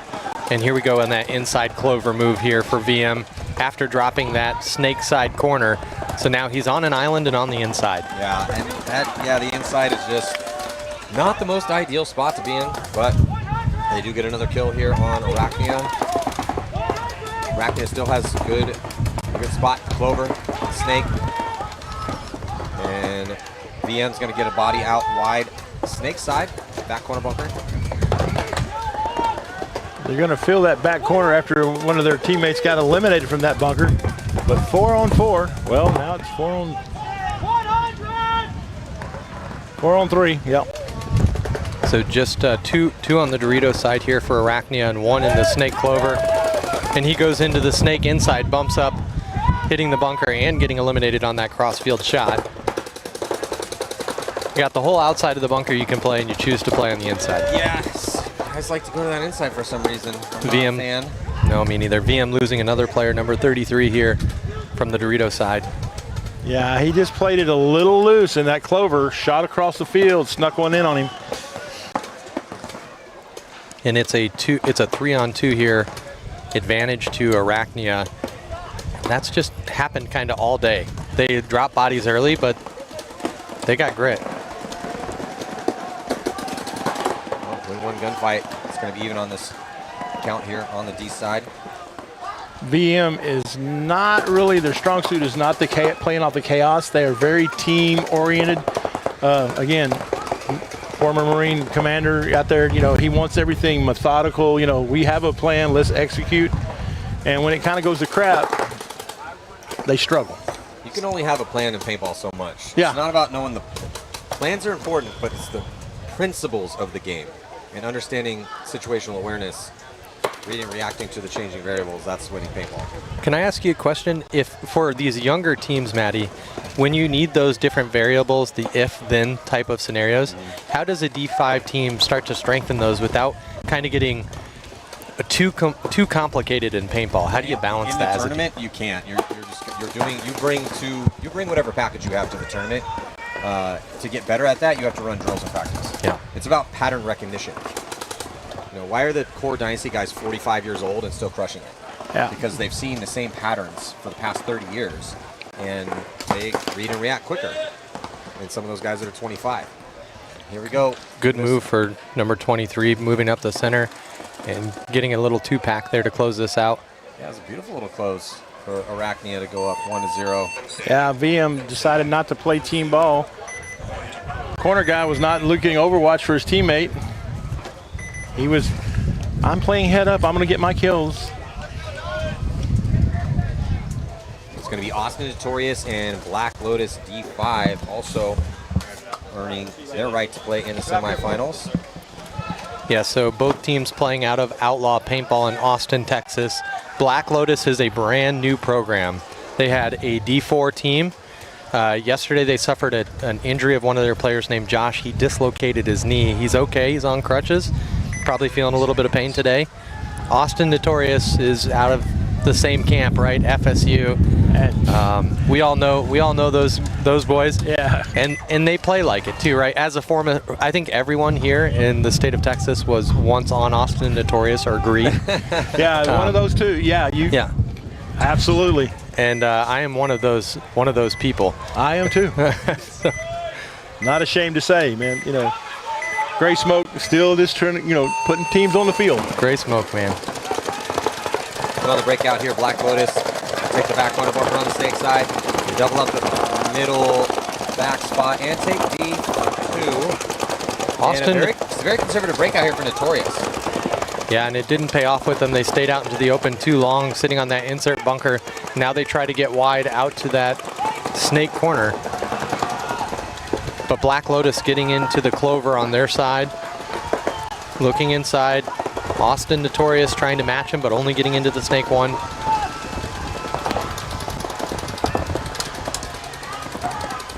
Yeah, body drop in for Black Lotus. They might be losing another one too as a running referee coming in to check out D1. They're going to go into D3. D1 is clean.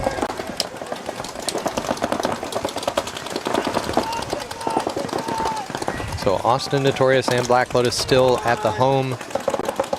Austin Notorious, the snake corner and the snake one, and the Dorito one.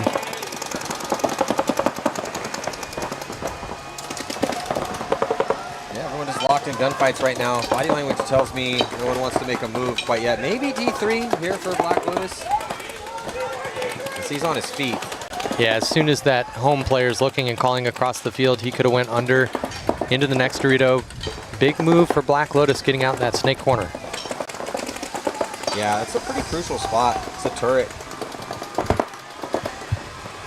Well, sure enough, D3 for Black Lotus going to go into D4. You gotta get a little support. They're keeping the first attacker and second attacker close. They're playing a little bit more aggressive than Austin Notorious. Notorious, or at least on the D side. So Austin Notorious just dives into the clover, and they're matching up in the gunfight here down the sideline. Let's see who's been practicing those snapshots more at Outlaw Paintball. That is a very lost art of snap shooting. Nowadays with ramping guns, you know, everybody tends to depend on, hey, I'm going to shoot a lane, but it's that first, second ball that really counts. Well, both teams losing a body here, and looks actually 2 have come off for Black Lotus. Black Lotus still with a chance, though, as they dive past the 50-yard line and D side, and I don't know if he's there. Yeah, they are unsure. De La Garza. Yeah, De La Garza. Here's the gun. Free kill. Oh, and what a gentleman. One time in the pack. Yeah, he's played spectacular all day. He's gotten many, many shout-outs for the way he's played this Doritos side. Well, he's just got a little 2-pack here to keep his team in this point. He's got a little bit of work to do. Is he by himself? He's by himself on the D side for sure. No, there's still a Snake. Oh, Snake, okay. That little one shot in the pack would have drove Chris crazy.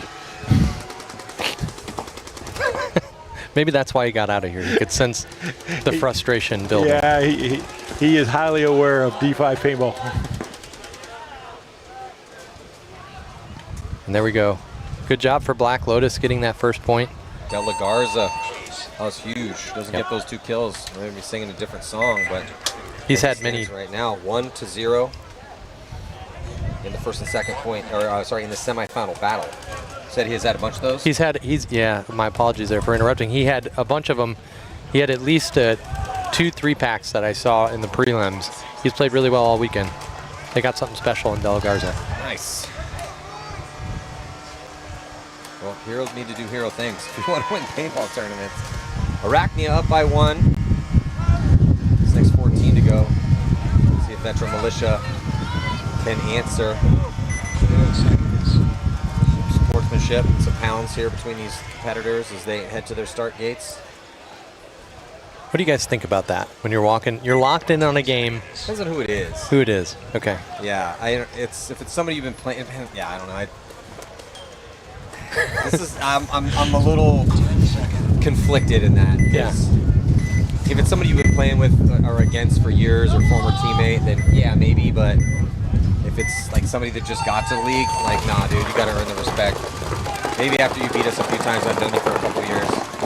Huge breakout here for VM. They go all the way into the clover off the break. That's the Snake 3, but running referee checking him out. Calls him clean. Body coming off for Arachnia from the backfield here, so 4 bodies alive for them. They shoot anyone for Veteran Militia yet? I don't think so. No. Yeah, 5 on 4 here in favor of Veteran Militia. I really like what VM's doing here. They're going into their clover. Gonna pop up. And they should eliminate, and they do. This Dorito side corner gets eliminated on that cross shot, Maddie. Yeah, and now pushing the issue here for Veteran Militia. They're going to dive and go past the 50-yard line on the D side. See if his second attacker can get closer to him. The Spar going to be ripping across the lane and pitches out the back corner. Bunker, nice kill. There's still one player in this. I don't think they're aware Snake 1 is hot. It's right on the other side. No, he knows he's there. Tries to jump shot on him. He's going to go run the highway. That was creative. Yeah, it's very creative. That was very D5-ish. I got a tall wedge here that's, 6.5 feet tall, and I'm going to try to jump and dunk over it. He's pretty tall. Yeah, he is a pretty tall guy. He ain't that tall.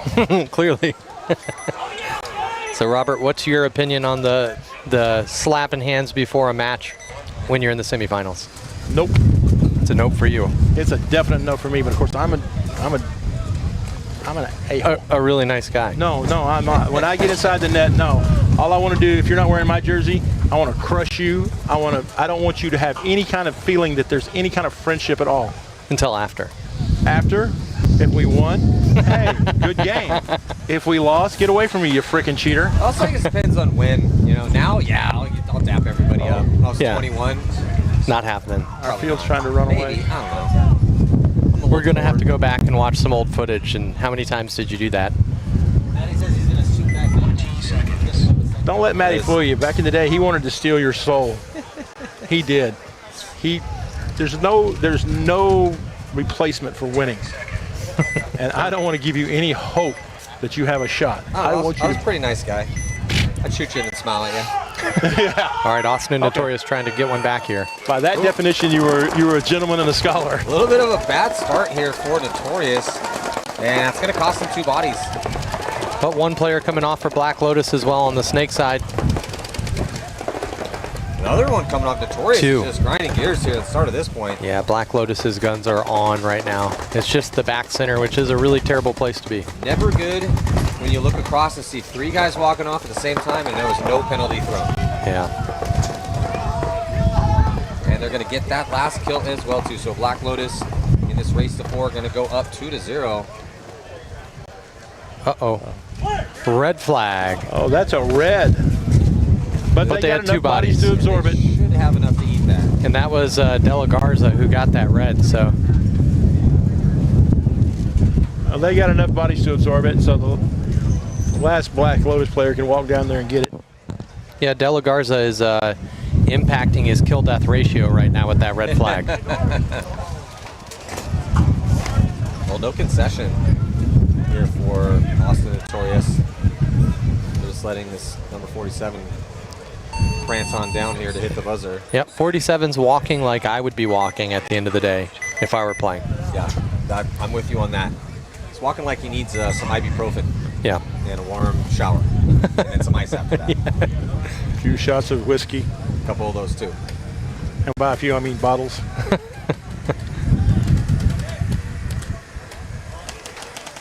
Well, in my case, it's actually tequila. I don't drink whiskey. All right. Speaking of whiskey, do appreciate that gift of the whiskey gave me first event when I came down here. Went on my shelf. And I kind of saved the I'm not a huge whiskey drinker, but when I had friends over, we kind of share it around. Yeah, share it around, yeah. Test. That one was a hit. Great. All right, so 1-1 here in this one, Arachnia and VM. And exactly 5 minutes left to go. So yeah, semifinals, D5. And we'll have a short break and head into the finals. And I don't see Mac McKenzie out there playing with his team. Him or his wife's usually out there with him, but I guess he's putting his youngsters out there and like, hey, get some experience, guys. Let's go. Big break for Veteran Militia. Goes all the way into Snake 2, makes it clean. Yeah, Arachnia with the big break of their own as well, going to the Snake corner in the Snake 1, Matty. A little bit of a trip and a fall for Veteran Militia trying to get from D1. Minor penalty assessed on the player in Snake 2. That's going to pull out the second attacker over there. And then here goes a Phil, makes it clean as they get a kill. So it's getting a little chaotic out here at this point. But as the dust settles, Arachnia should have a one-body advantage. 4-on-3 in favor of Arachnia. Yeah, and they're in the clover. Body out behind him, back corner, Snake side, and a crossfield spread. So yeah, looked pretty good, 4-on-3. Robert was saying, can't squander this opportunity.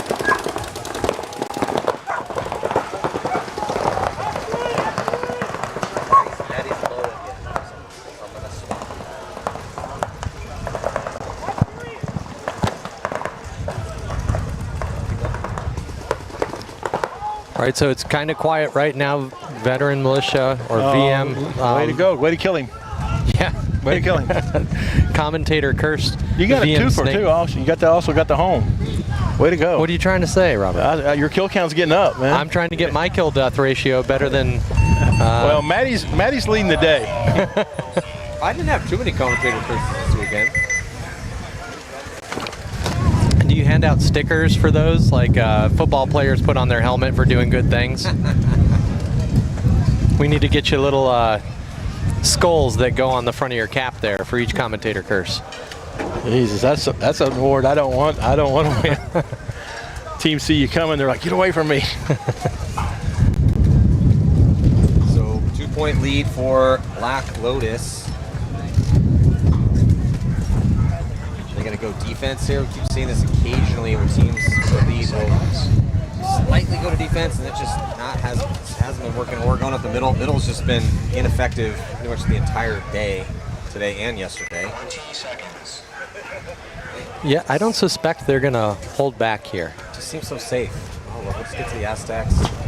Yeah. Well, I haven't seen Gray Smoke here, so with him not here, you know, it's dependent on whoever's coaching him. I don't know if Austin Notorious has a coach today. Oh, that would definitely be bad.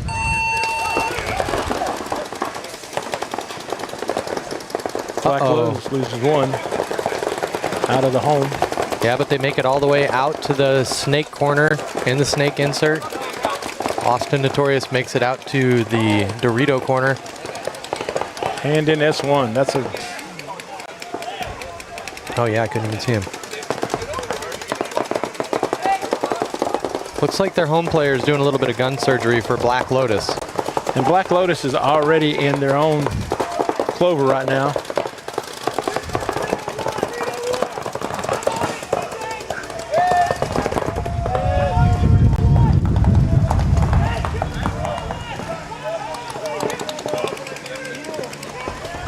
All right, so Austin Notorious dropping a body out of the D1 there, or the baby Dorito. They've got the snake side. Oh man, Black Lotus is all the way onto their side, Maddie. Yeah, he is.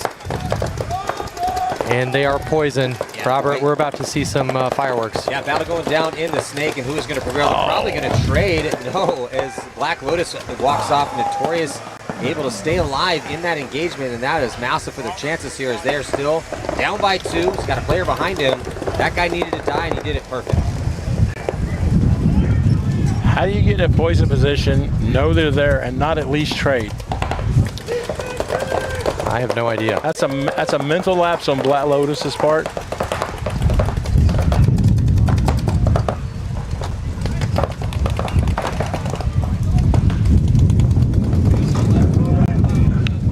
So Austin Notorious has the entire back line, and they're in the snake in their own clover. Still need to be pushing the issue here as they're still down, and there's only a little under 4 minutes to go here. So Austin Notorious going to be starting to push the issue here as they get past the 50-yard line in the snake, get into Black Lotus's clover. They're bodying that back corner Bunker to deal with though, and the back center. They eliminate the back center from Black Lotus. Just Notorious is also going to launch on the D side. They lose that snake presence. But there's only one guy left, and he's in the snake corner trying to fight off 2. And oh, he's trying to fight off 3, and here they come. Yeah, they call command center, which is that corner bunker, and he was calling over to Corey to be cautious of that, but Corey gets eliminated. Gonzalez and Corey have been playing together for a couple years now in the Notorious program.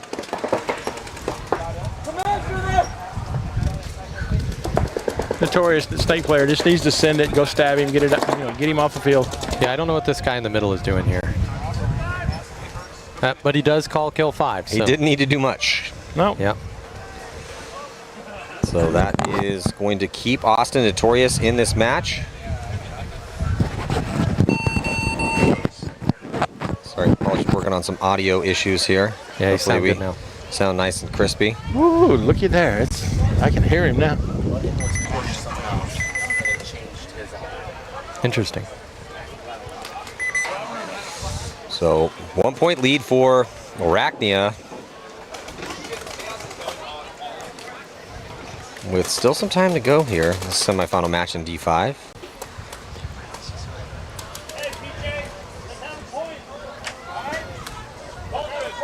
Sun's getting closer to the horizon now. Overcast, it's starting to get a little darker, a little darker.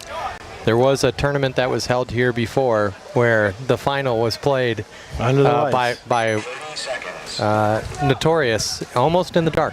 Almost. We had very first, remember the Mardi Gras events? Oh, yeah. very, very first Mardi Gras event. Davey Williamson and I were brought out by Steve Rabakoff, and we reffed it. And we finished the last game by car light. Yep, pulled up all the cars, ringed the entire ringed field the whole with thing. cars. I remember. Yeah. Mardi Gras. No, it wasn't that muddy that year. Pre-Mardi Gras. Yeah, this was out, and it wasn't even in New Orleans technically. It was some town about 45 minutes from New Orleans. Yeah, Slidell or something like that.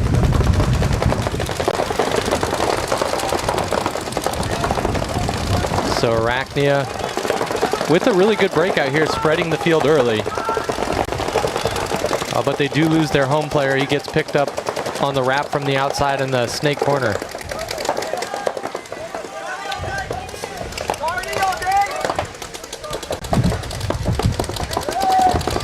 Well, trying to push into D2, and a minor penalty going to be assessed here on Veteran Militia. Oh, that's... It pulls out 3 bodies. Oof. I think that other body got shot. Regardless, though, not looking good for Veteran Militia. There are comeback attempts. Might even want to think about conceding this point.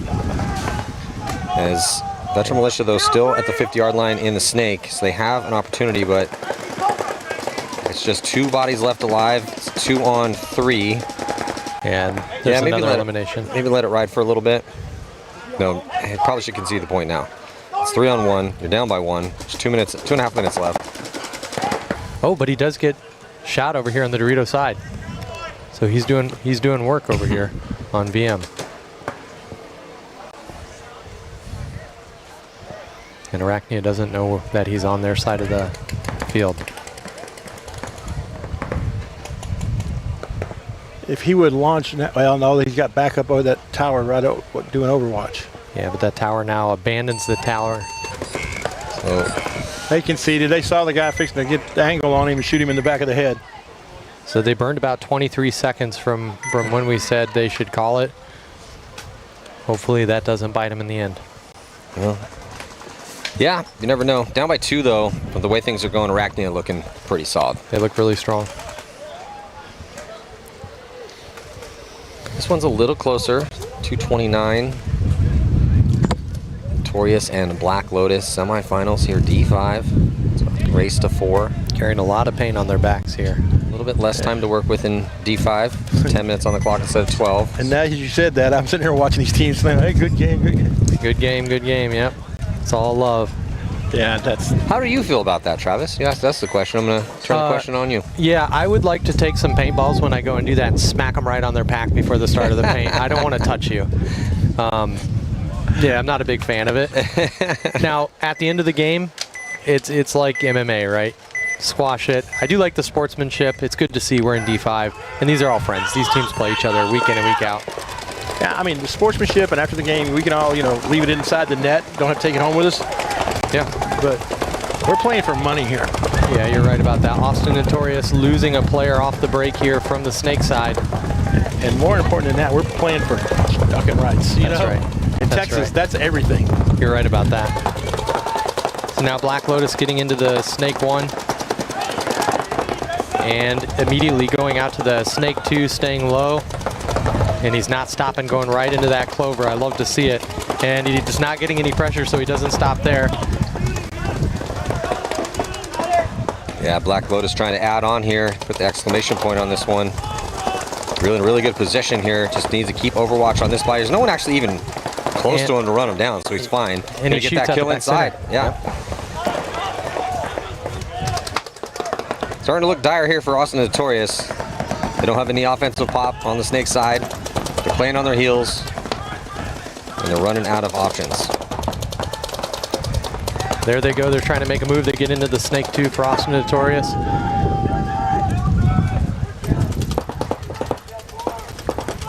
Notorious down to their final 2 players. Oh, here comes running referee, just repositioning. Well, first body for Black Lotus dies on that snake side attack. And now so Notorious still got a chance here. 2 on 3. Still in favor of Black Lotus. Yeah, 60 seconds. Austin Notorious. 1 for 1 there. They're going to trade out. That's going to make it into a 2-on-1 in favor of Black Lotus. Nichols, number 11 there. But they don't know where he's at. And here he comes on a heater. He's running. And he gets eliminated. He didn't know where the guy was, so. At least he didn't commit the cardinal sin. I'm glad you brought it up. You're right. It drives me bananas. I'm just trying to say it as many times as I possibly can and just spread that word out into the game so we just see it as little as possible. And believe it or not, people around here, we echo that. I mean, we find a good, something we believe in, we all share it. That's right. According to Matty Marshall, what's the cardinal sin? Yeah, it's the paintball gospel, right? It really is. And at some point when they write the book of paintball, the paintball gospel book, that will be in there. Chapter 3. Yeah. The chapter Matty. Oh, yeah. In the beginning was the word. No, I don't know. It's one of those things where it seems blatantly obvious to me. you have zero chance of winning if you just sit in your bunker when you're down by 1. Whereas if you actually, even if you just run into a gun, maybe you shoot that guy in the run, and maybe you shoot him first, and the ref sees something and he pulls him in. You just have no idea what's going to happen out there. Give yourself a chance. Even if it's a 5% chance, it's a chance. You hiding in your spot is a 0% chance. You miss 100% of the shots you don't take. There you go. That's right. Now, there was a team in the prelims here on D5 who let the time expire with a 1-point game and had 5 players on the field. There was only 1 from the other team. Lord and none of them were past the 50. And Matty would have just took his headset off. He'd have walked out on the field and slapped them all. That's why I put a snack on Matty's desk yesterday so he wouldn't look to that side of the field and throw something at that team. If you keep him giving him snacks, he stays distracted and looking one direction. I do like snacks. Yeah, Who doesn't? And my pet peeve, playing off his, my pet peeve is to see these horrible cheaters. The guys that just can't cheat nothing. And they're over here and they think like they're the greatest thing since sliced bread, and you shouldn't call them on it. I just hate cheaters are bad. I agree. VM losing a Dorito side player there, immediately fill in. And they make a pretty interesting run diagonally to that big brick on the snake side. Yeah, I mean, the brick just hasn't worked out too much today and yesterday. No, it hasn't. But when you're chasing one, if you can get the sidelines involved, then it gives you a really good launching pad to close out. So I'm cool with that if that's the play. But you need to get the sidelines involved, and they are. Looks like 97 here going to be pushing the issue. Yeah, they're chasing 1, not 2, so they have to play at that 2-point pace, not just 1. Got to force gunfights right now. What I like to see. see, make moves. Yeah, you're right. And Arachnia is not stopping moving. They're making bumps anytime there's no pressure on them. And just because they're up 3-1 in this one, ooh, double knee slide here for the VM number 9. Yeah, but I thought that was a bad move. Well, Arachnia is going to be dropping their D2 player. I like that they have bodies outside wide, but they're going to be dropping back corner bunker on the snake side. So more of attrition going down right now. 2 bodies for Veteran Militia dying on the attack, but at least they're attempting it. But they are running out of offensive options. Still, snake side, he's going to dive past the 50-yard line. But still looking at 3 bodies here for Arachnia with just 34 seconds left on the clock. The snake and the brick were not in communication. The snake, the Dorito guy didn't communicate to him that, hey, there's somebody in the snake looking at you. So when he run across that lane, he just got chewed up. Yeah, and for VM, they have a player in the snake corner still. And their snake forward, their snake 1 is in the other side clover. So I really do not like him sitting way back there. Doesn't make any sense. He's not helping anybody way back there. No, he can't cover him. He can't. He's just kind of ineffectual and out of the game. That's going to do it. Semifinals over with. It's going to be Arachnia playing Black Lotus for first and second, and then Austin Notorious versus Veteran Militia in the D5 X-Ball final match here at the Crbn Texas Shootout. So stick with us. We will be back. Display on the back. This has a built-in timer, ideal for classic paintball. But if you're playing anytime paintball at all, the ability to know what's going on without a scoreboard is an advantage. Along with our adjustable torque settings, 1 through 5, allows you to shoot any paint in every condition. If you're shooting super brittle paint, turn it down. If you trust the paint, it's a little bit harder, you can turn it all the way up, shoot 25 balls a second, no problem.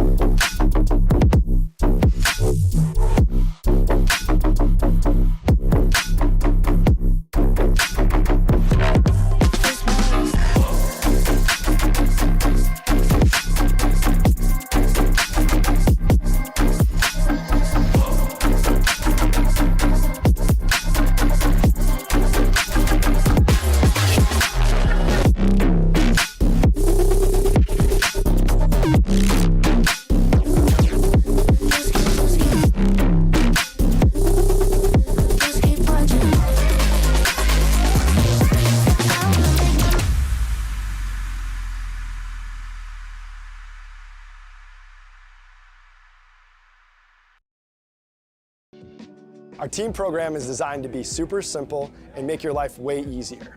There's no minimums, there's no required packages, and you'll get season-long access to our catalog at a discount team price.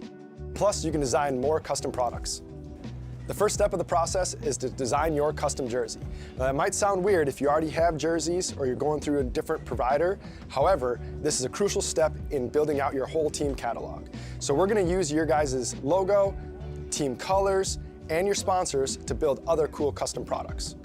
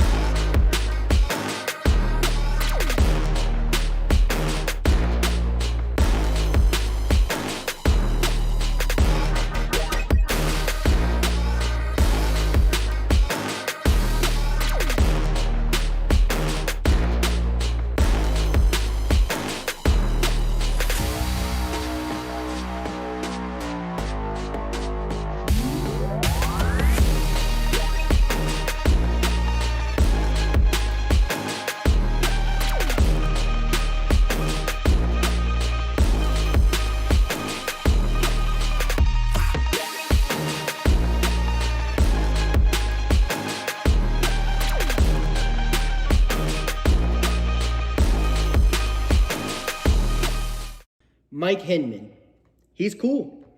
Paintball, that's cool. Making money, that's cool. Kyrgo, that's cool. Kyrgo is the only sports...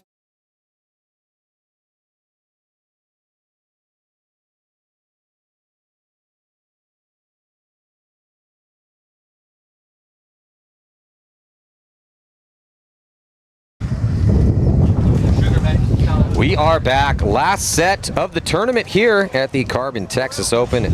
Giant Sports a little outside of Dallas, Texas. And right now it's going to be Veteran Militia taking on Austin Notorious for third and fourth. And Black Lotus taking on Arachnia for first and second. About to jump into point number one. Notorious going to be on your left-hand side. Veteran Militia J19A. Bible reference. Here we go. Heavy guns from VM. They go 3 guns up, delaying in the pocket between the snake entrance, and they make it all the way out to the snake corner. Travis does not produce a kill though, so it's a 5-on-5 situation. And on a couple secondary moves, leapfrogging, getting into D3, D2, and Snake 1 for Veteran Militia. A little bit quicker to go here to get into some better positions, but Veteran Militia going to be dropping a body out of D2.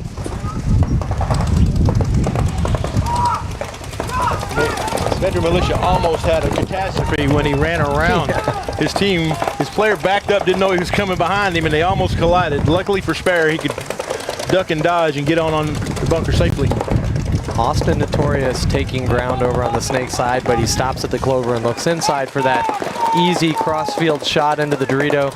And he knows that he's there in the Dorito 3. This is spar number 33 for VM, looking inside, battling across the field. Austin Notorious had 2 people still at home until they just moved out to the snake corner. I like that move, getting behind his guy in the snake. Yeah, I really like that back corner bunker. It's been very effective all weekend long. It's a good safety valve. You can wrap around. You can win your gunfight down the sideline. You can also wrap around, get some inside shots. It's pretty crucial. But looks like Veteran Militia going to be dropping their first attacker here on the D side. So just one body over here for him now, as Austin Notorious is going to release and get up into D4 with some good comms crossfield, calling that kill. Austin Notorious does lose the one player though, taking a walk off the snake side. Yeah, and that was their snake 1 attacker, so I wonder where he got shot from. Yeah, because there's nobody really that, unless he's just hanging out, shooting down the tape, you know, just being lazy.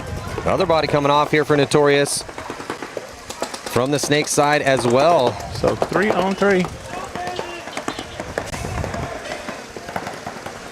I'd say position advantage here for VM. They've got the snake side and they've got their Dorito side on an island. Yeah, and if they know the count too, Because when you go down bodies, we've all been there, right? You're, oh God, we're in a 35, and you get a couple kills. Feeling, okay, oh, now we're confident. It's 33. We're going to win this point. That's right. That's if they know the count, though. Got to throw that caveat out there. Thoughts on the new bunkers here with these clovers? Yeah, I do like them. We've had Dover was an excellent layout. This is a good layout. So yeah, I'm into it. First time I saw it, I hated it. But now that I've watched people dive over and dunk on people, you know, and stuff, I love them. But I don't like them when people play the inside of them like they did today here several times. I'm just not a fan of that. We need to get Dunkin' Donuts to sponsor it, and they can call it the Dunkin' Starfish. The Dunkin' Donuts dunk. Yeah. Dunk of the day. The dunk of the day. I like it. VM kind of sneaking up the middle in no man's land here with his gun down but his head up. Yeah, losing a gunfight down the sideline. So veteran militia. Player in the middle, completely out of paint. Going to try to one-hander, and he definitely works out. He gangster one-hands him. Greg Pauly special. Let me just shoot from the hip. And he shoots the snake corner out and hits that buzzer. My goodness. That's 2-2-2 there with the dreads from VM, and he gets the thumbs up. Point approved. That was one-handed awesome. Hip gangster shot. Just yeah, that was GP, huh? It doesn't need to look pretty. It just needs to work. D5-ish. So Black Lotus and Arachnia playing for first and second. Going to throw 10 minutes on the clock in this D5 final battle on center court here at Giant Paintball. Beautiful field. Like what Billy Saransky's done with the place. Yeah, and Mark Johnson. Looking really great. And he told me it is for sale if anybody wants to buy a paintball field. Did he say that? Yeah, he said, just bring me $1 million. You can have this headache. Well, I guess everything's for sale at the right price. Yeah. I tried to get him to check a check, but he expected it to be good, so that left me out. We'll have to crowdsource it. Paintball players are broke. None of us got no money. It's because we play paintball. Exactly.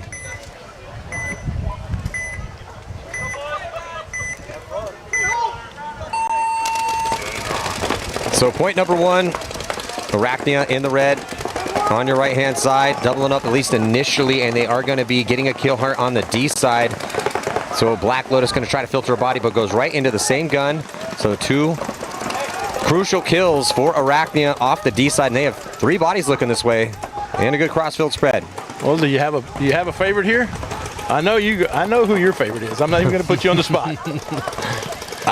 Well, do I have a favorite? Yeah. I don't know these teams from Adam, but I would say, just because Arachnia is up some bodies that they're going to win right now. Okay, fair enough. I don't know. They just lost their first attacker on the D side, but they shot another one off the snake side. So,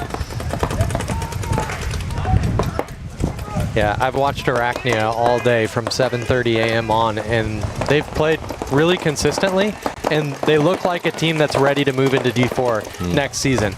And that's about the highest compliment I can give a D5 team is when somebody's recognizing that you're ready to go and play D4 and you be competitive the way you are now and ready to sharpen those skills. The thing that they're going to have to work on between this season and the next season, if they happen to move up, is the speed in which they're bumping. But some core principles like communication, crossing up guns, and staying alive and staying disciplined, they've showed that all day. And so I've liked watching them, but my friends play on Black Lotus, and it's run, my buddy built that team in Brian Gibson, so I'd really like to see them pull this one out. Now, Brian was up here, and Robert, what was the prediction that he made for this game? Well, I'm not going to put him on the spot all right, like we won't that, put him on the spot, but it was a number that... It was a bold prediction when he said he was going to win 4-0, and they were going to smash him. Yeah. I was like, I like that confidence. Yeah. Way to go, man. Well, if you're listening for Arachnia out there on the live stream, when you make that move up, let me just give you a piece of advice. Change your jerseys. Black on dark red does not bode well for getting your name called. Oh, that's good. It's good feedback. We can't say this enough. Look out here. Red jerseys, big white letters, black outline. We can read your name from across the field. Yeah, that's true. Dark black on dark red. Man, I don't know who you are. So VM taking that first point in this one. Austin Notorious looking to claw one back.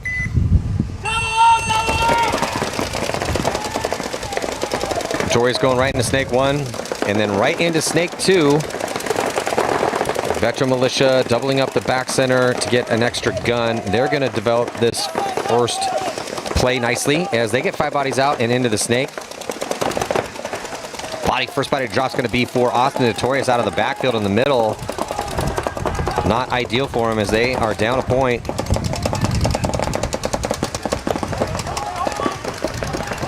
Yeah, Austin Notorious, though, sitting in that snake 2 and just looking across.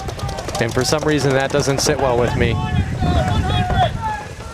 And just like that, now he's got his mirror. Instead of being in their clover, he's stuck at snake 2. And there he goes, finally. And he gets eliminated on the bump. Yeah, so another kill for Veteran Militia as they own that snake side. 2 players, bottom left portion of your screen. And now they're going to move up into the wedge and 40-yard line. Top of your screen on the D side. Developing perfect for Veteran Militia to try to stack up another point. And the sun's coming out, and it's shining right in the eyes of Notorious FSU. So it's been cloudy all day long, and now we're going to have some glare. And I mean, they're looking directly into it right now. Yeah, hopefully they have some tinted lenses in for this one. We really have been blessed with weather this weekend. Yesterday was nice, but today's been even nicer. Yeah. It really has. Austin Notorious losing 2 more players. And no concession. No concession. Might be kill 5 we're hearing. Oh, it is kill 5. You are right. Well, if it's not, walking down the field like you're going to church might not be the answer. Yeah. 5 bodies alive there for VM. They didn't drop a single person. Perfect point. Still no concession. Interesting. Yeah, I don't Notorious. know. I don't know that Notorious has a lot of help in their pits. I saw some of their players collecting pods and things like that. So I'm not sure who they have. Of course, normally they have a pro coach and Marquis Franz or somebody, but he's playing over at Czech. Yeah, in Czech right now. So yeah, I saw Chavi brought home some hardware with Ranger. Oh, cool. Yeah, he's holding a trophy and a big medal. Just sent a picture back, and I was like, Scott Stewart's over there also. Man, so some of the Texas players, man, are high demand overseas. Yeah, why not? You can pick up Chavez. There you go. Who else was out there?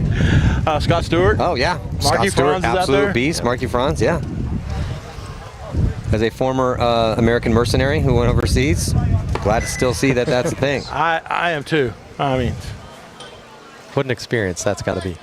Yeah, we were the first generation of mercenaries that went over there. Because Joy Division brought me, Oliver, and Mike over, and we won Brighton Beach in England. And they were like, oh, the other Europeans were like, wait, you can do this? Yes. Yeah. And everyone was like, yeah, apparently. Still my favorite logo. Floodgates. Yeah, Max is a great guy. So Black Lotus here trying to get one back. Arachnia trying to stop it from happening. And Black Lotus with a great shot in that D side, and they take out the snake corner as well. So, but dropping a body here for Black Lotus on the snake side. It's a 3-on-4. Running referee going into the Dorito 2, chasing down that Dorito player. And he is eliminated, and it's a yellow flag. I was going to say, he didn't call it, but the other ref said, no, you made him chase you all the way across the field. Then you tried to slide it off? No, my friend. So this one looking really good for Black Lotus, unless something crazy happens. Yeah, I don't like that move back to that center bunker. Going to see a concession. Yeah, you move back to the middle where you can get pinched out and done real dirty. Yeah, but he could have bumped out to the corner. Yeah, put your back against the tape. Yep. So you can only, then you've narrowed the field from this to this. That's right. It's just the basic principles of paintball that's going to go in Maddie's, the Gospel of Paintball book. Chapter 4.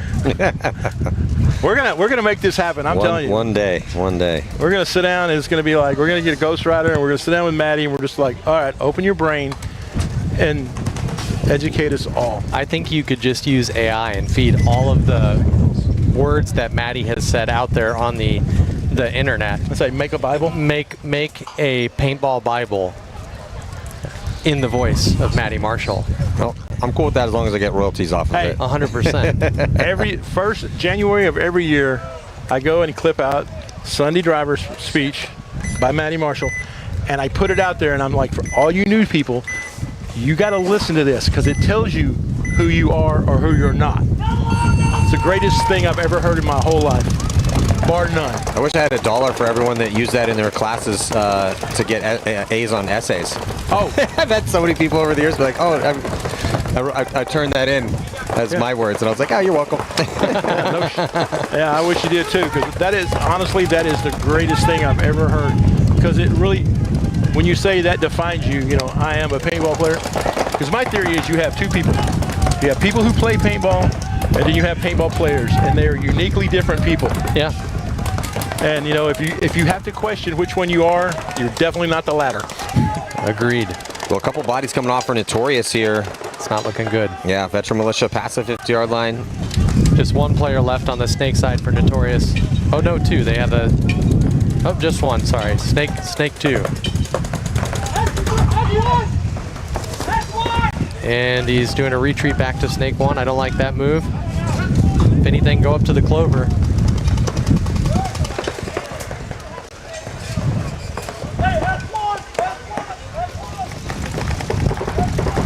Oh, and he gets hit in the pack. Looked like he got hit in the pack. Running referee, and he's eliminated. Yeah, they're just trying to finish this one out here. Go up 3 points on him, and they're being very careful about it. So it's some discipline paintball on this close.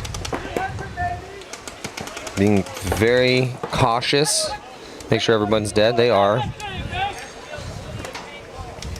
Still no concession from Notorious.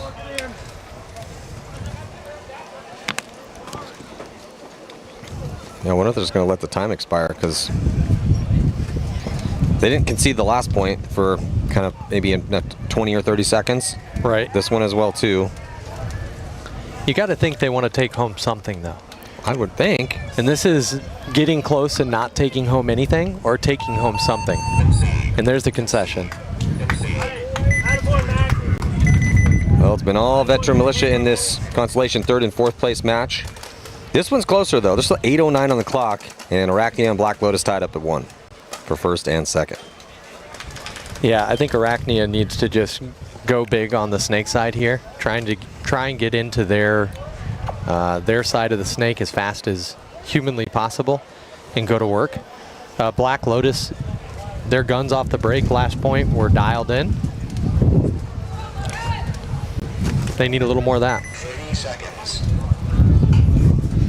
Well, these points have been running at a relatively rapid 1 minute-ish a point clip, so you can see a decent amount more. We also are kind of due for a longer one to pop off, so.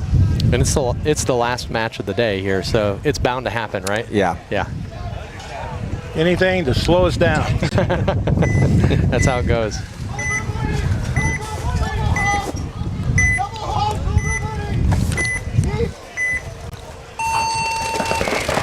Three guns up off the break for Arachnia. And the same thing for Black Lotus, but they produced a kill out of it. So Black Lotus going to load up 2 bodies on the Snake side and then release on the D side as well, too, in a 5-on-4 situation. Going to quickly get to the Clover, and they're going to shoot another body. 3 players out there for Arachnia in this 5-on-3. Black Lotus could see another quick point here because they have a massive advantage. They're already at the 50-yard line, and they're putting the pinch on those inside bodies, and they shoot out D1. So exactly what I said Arachnia needs to do to win this point. Black Lotus said, we'll go ahead and do that. Yeah, we'll do that. And yeah, that's a great, I love that strategy. We're going to implement that. Let's just do that. But it's just going to be us, not Arachnia. And they had the advantage because they got that kill off the break on the Snake side from Black Lotus as well. They had an instantaneous read and react getting out to that corner and containing. And there's the concession. Look, for a second, the player for Black Lotus was a little slow to get up on the Snake. Might just be able to be a little fatigued. But he just crawled 70 yards for nothing. And they have played, to be fair, they have played all their games today. All their games. At least the lead in D4, you know, played yesterday and then come play today. Yeah. D5, no, it's Iron Man. Start, you finish the whole thing in one time. That's tough days, but it's fun. Rub some dirt on it. Come on, guys. Yeah. You're young.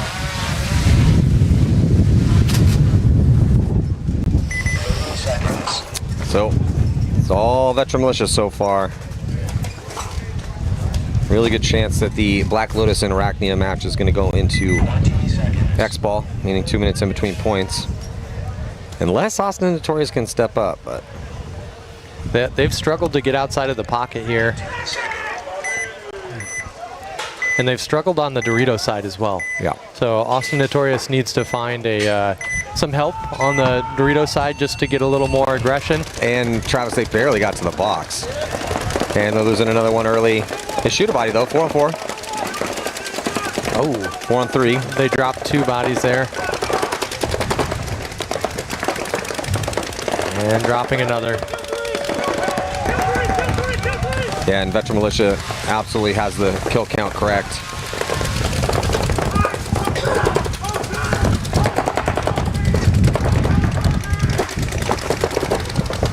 Just a little more work to do before Veteran Militia takes this 3rd place. Yeah, VM's playing like a team. They're moving together, they're communicating together. They look really good. It's like they listened to Robert after their last match. They went back to their core. I like Usxbl down here. I mean, backwards hat. Hadn't seen that in a long time. Yeah. You know, got a little bit of baggy pants on. A little throwback. Love it. Love me a backwards hat. I saw the JT gray baggies are coming back. Yes, they are. Though people have been wearing the backwards hat recently, seems like they get it a little too low down by their neck. You gotta have that thing come out flat. You gotta have They don't have the lip turning upwards. No, they don't. But again, there's only certain people that can pull that look off. That's right. And you have to be from California. You have to be from California. Yeah. If I tried to put that on my watermelon head, no, it's not working. As the kids say nowadays, it's a vibe. It's a vibe. It is definitely a vibe. So Austin Notorious losing another player. He's talking to the ref about, hey, what happened there? But Spar got shot too. See? He's got a little bit of survivability issues over here on the Dorito today, and you can tell he's frustrated by his body language. Everybody has those tournaments. They've still played really well. I've had tournaments where I couldn't do anything wrong and makes me believe that I'm the next big thing, and then go out there and play catch no matter, going from the start box to home and catch one right in the mouth. Yep, been there. It's literally just whatever the paintball guys decide your day is going to be. Yep. It's what it's going to be. No. So VM closing this one out. Yeah, they might not put this 4th point on the board, but it doesn't matter because they will take 3rd place. It doesn't look like they're in any rush to run the score up here. After a fatiguing day, but a relatively successful day for Veteran Militia. So officially will be Austin Notorious 4th, Veteran Militia 3rd. And now we just got to see what's going to happen with this Black Lotus Arachnia match. Still 7:17 on the clock. Black Lotus 1 point lead. And VM gets to take home a little bit of money to make itself feel good. Yep, that's just right. enough probably to get a couple cases of beer, but, Yeah, and or paint at the next practice. Well, Mac McKinley runs his own field, and he treats his team really well. I mean, it's just whatever it costs me, it costs you. That's just. I'm not going to lose money today, but he doesn't charge his team to practice there. He really wants to build something there. And about how far is that field from here? Probably from here, like downtown Dallas, it's like 50 miles straight up I-30. Just like you're heading toward Arkansas, and it's just you cut right through the middle of Greenville City, and it's about 2 miles on the outskirts of Greenville. Awesome. And he has a live shooting range there. He does a lot of combat handgun courses and rifle courses. That's what he does for a living. Paintball is just his fun stuff. But he has a shoot house and everything there. Player for Arachnia getting eliminated out of that first Dorito. Hopefully he's okay. He kind of got up looking like maybe he was in a little bit of pain. He landed awkwardly on his right knee. And another elimination for Arachnia on the snake side, but they still have the snake too. Black Lotus just looking locked in right now. Yeah, they really are, Travis. They, across the board, good body posture, good communication, control of these zones. Already with a couple kills, they have the lead, so they don't have to do much now. Maddie kind of threw him under the bus, announcing what their prediction was. So they go, we better get on our horse and at least try to save a little bit of face. That's right. And maybe it wasn't going to be 4-0. Maybe I meant to say 4-1. To be fair, I was also going to throw Brian under the bus. He didn't tell me not to say anything. No, he didn't. I mean, and he said it boldly. He did, yeah. I mean, maybe he said to you guys, but he seemed pretty confident about it. And we have that stack of NDAs right at the bottom of the stairs before you come up to the tower, and no one has signed them all day. So yeah, some of the paintball factory guys were like, "Why are we talking about us in our jerseys?" Well, you came up here and complained. Guess what? You're fair game. You come up here. Y'all know me well enough. I'll talk really crazy about you if you act up too much. You're an excellent paintball communicator, Robert. Yeah. Okay, let's not get too crazy there. De La Garza, a little too sloppy around the corner here for De La Garza, cost him his body. And he's also a little slow to get up. Using his gun as a crutch there.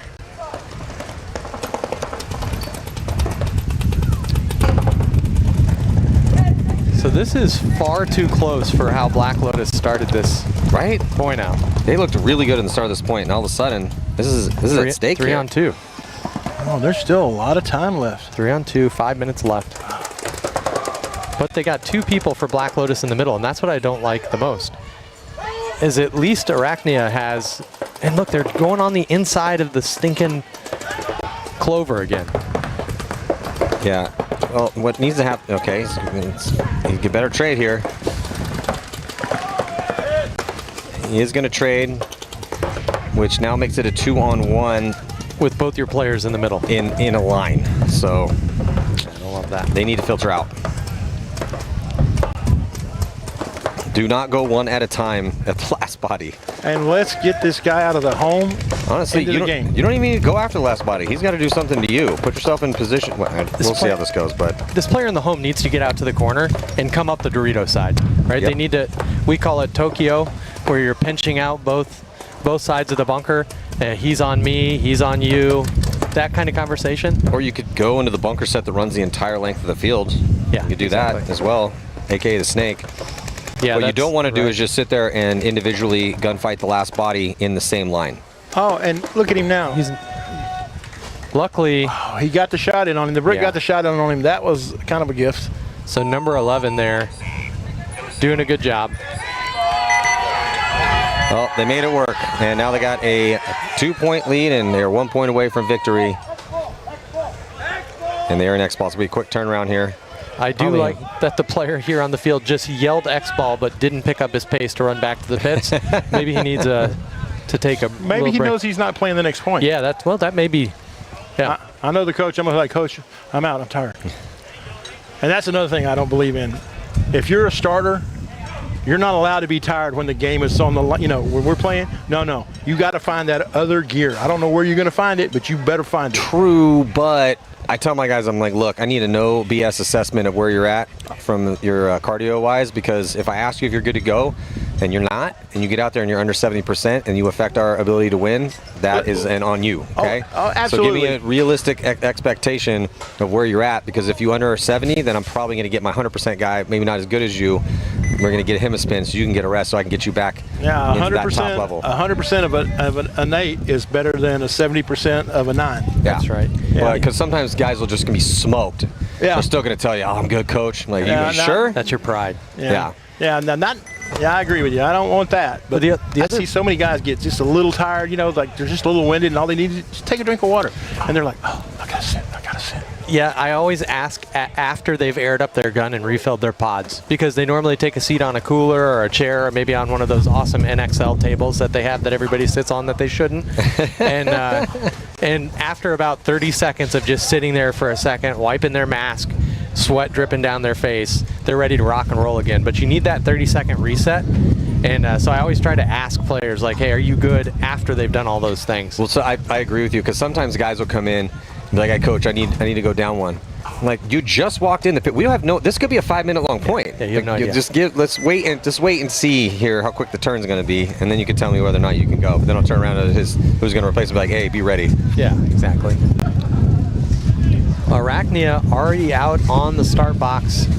Black Lotus, 46 seconds to get out to the starting gate. Yeah, we're going to call a timeout. It's cool enough today where that doesn't feel so bad when they do it. If you're Arachnia standing on the box for an additional couple minutes, not a problem, because it's nice and cool today. For Texas standards, I'd say. Yes, Texas standards. This is like pleasant weather here. I mean, this is a balmy California, though. Yeah, where I live in San Diego, it does get a little hot in the summer, but I mean, I've been to Texas enough to appreciate this weather. And if you just had east from San Diego, you're going to hit some pretty hot temperatures as well on your way over to Las Vegas. Yeah.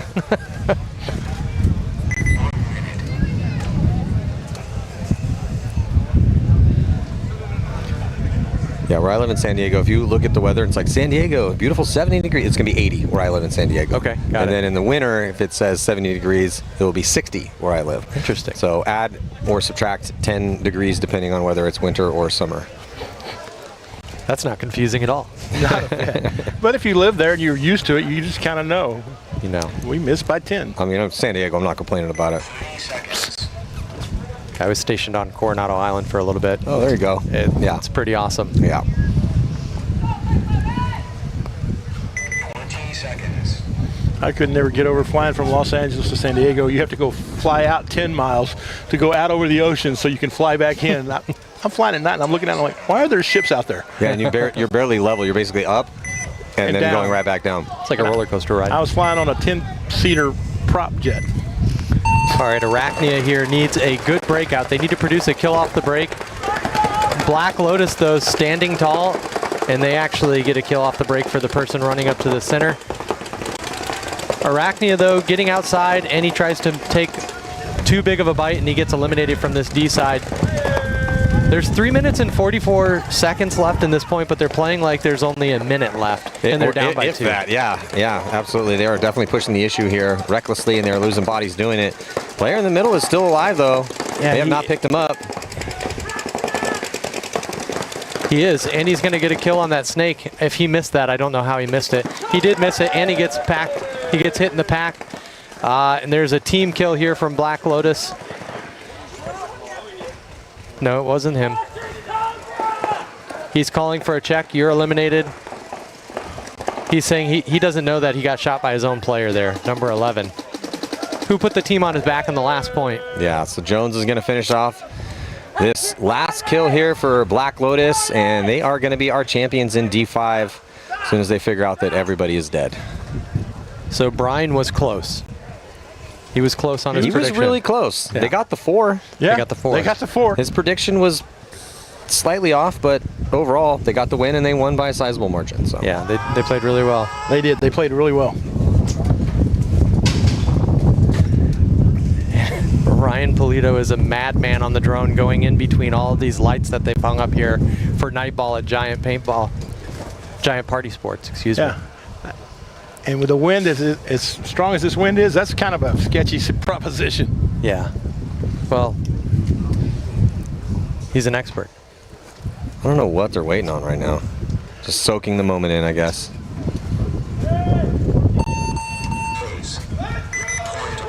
That is going to do it. Congratulations to Black Lotus as they take the victory here in D5. Hopper dumps for everybody. Big celebration. So that is going to do it here for us as well. Thank you guys so much for joining us here at the Crbn Texas Shootout. It's a pleasurable weekend. Can't wait to go down to San Antonio for the next one. Yeah, that's going to be the interesting one. As far as Elite goes, man, there were some rivalries built today. Some new kings have risen. TKO balls out again, stepping up to the plate. So, and don't forget about the teams that are also playing in Usxbl in Florida or WC. Yeah. So these rivalries are now spanning east to west coast. Yeah, it's an awesome thing that Mike and Tracy are doing out here with the Usxbl. So thank you guys for tuning in, and on behalf of our entire broadcast crew, I'm Eddie Marshall. See you guys at the next one.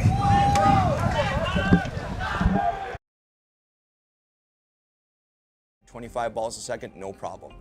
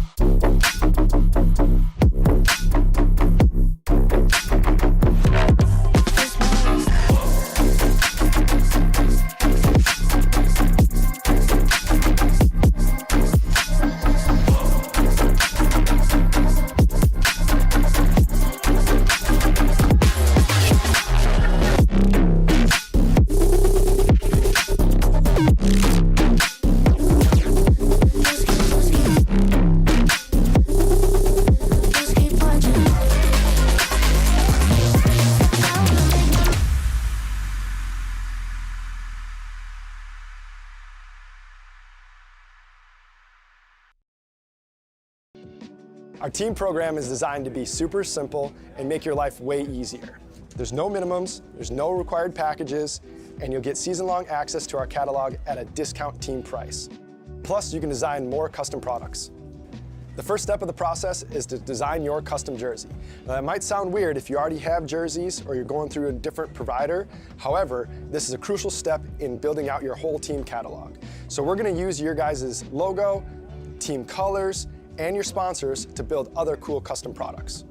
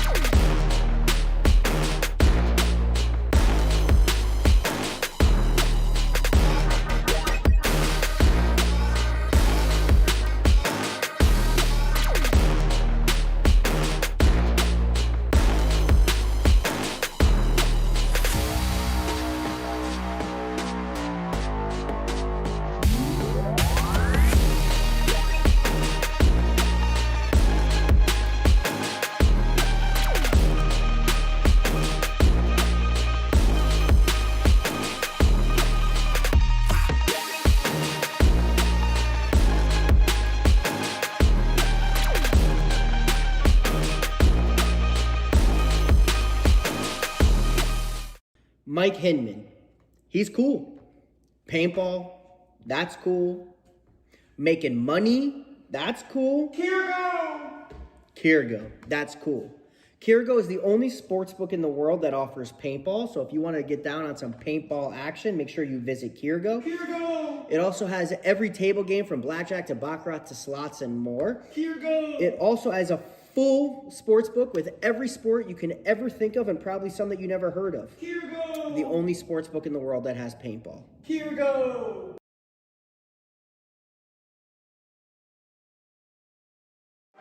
Hey, it's BRNT at Crbn, here at the DRV, an absolute hot rod force feed loader.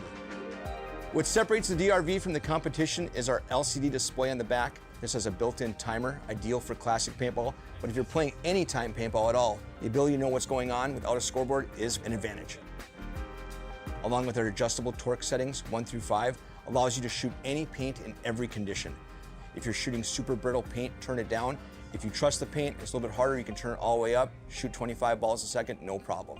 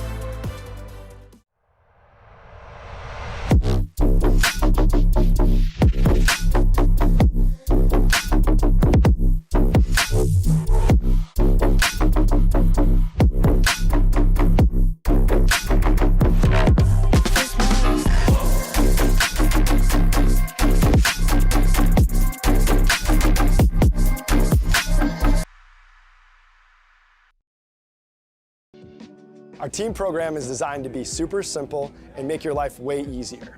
There's no minimums, there's no required packages, and you'll get season-long access to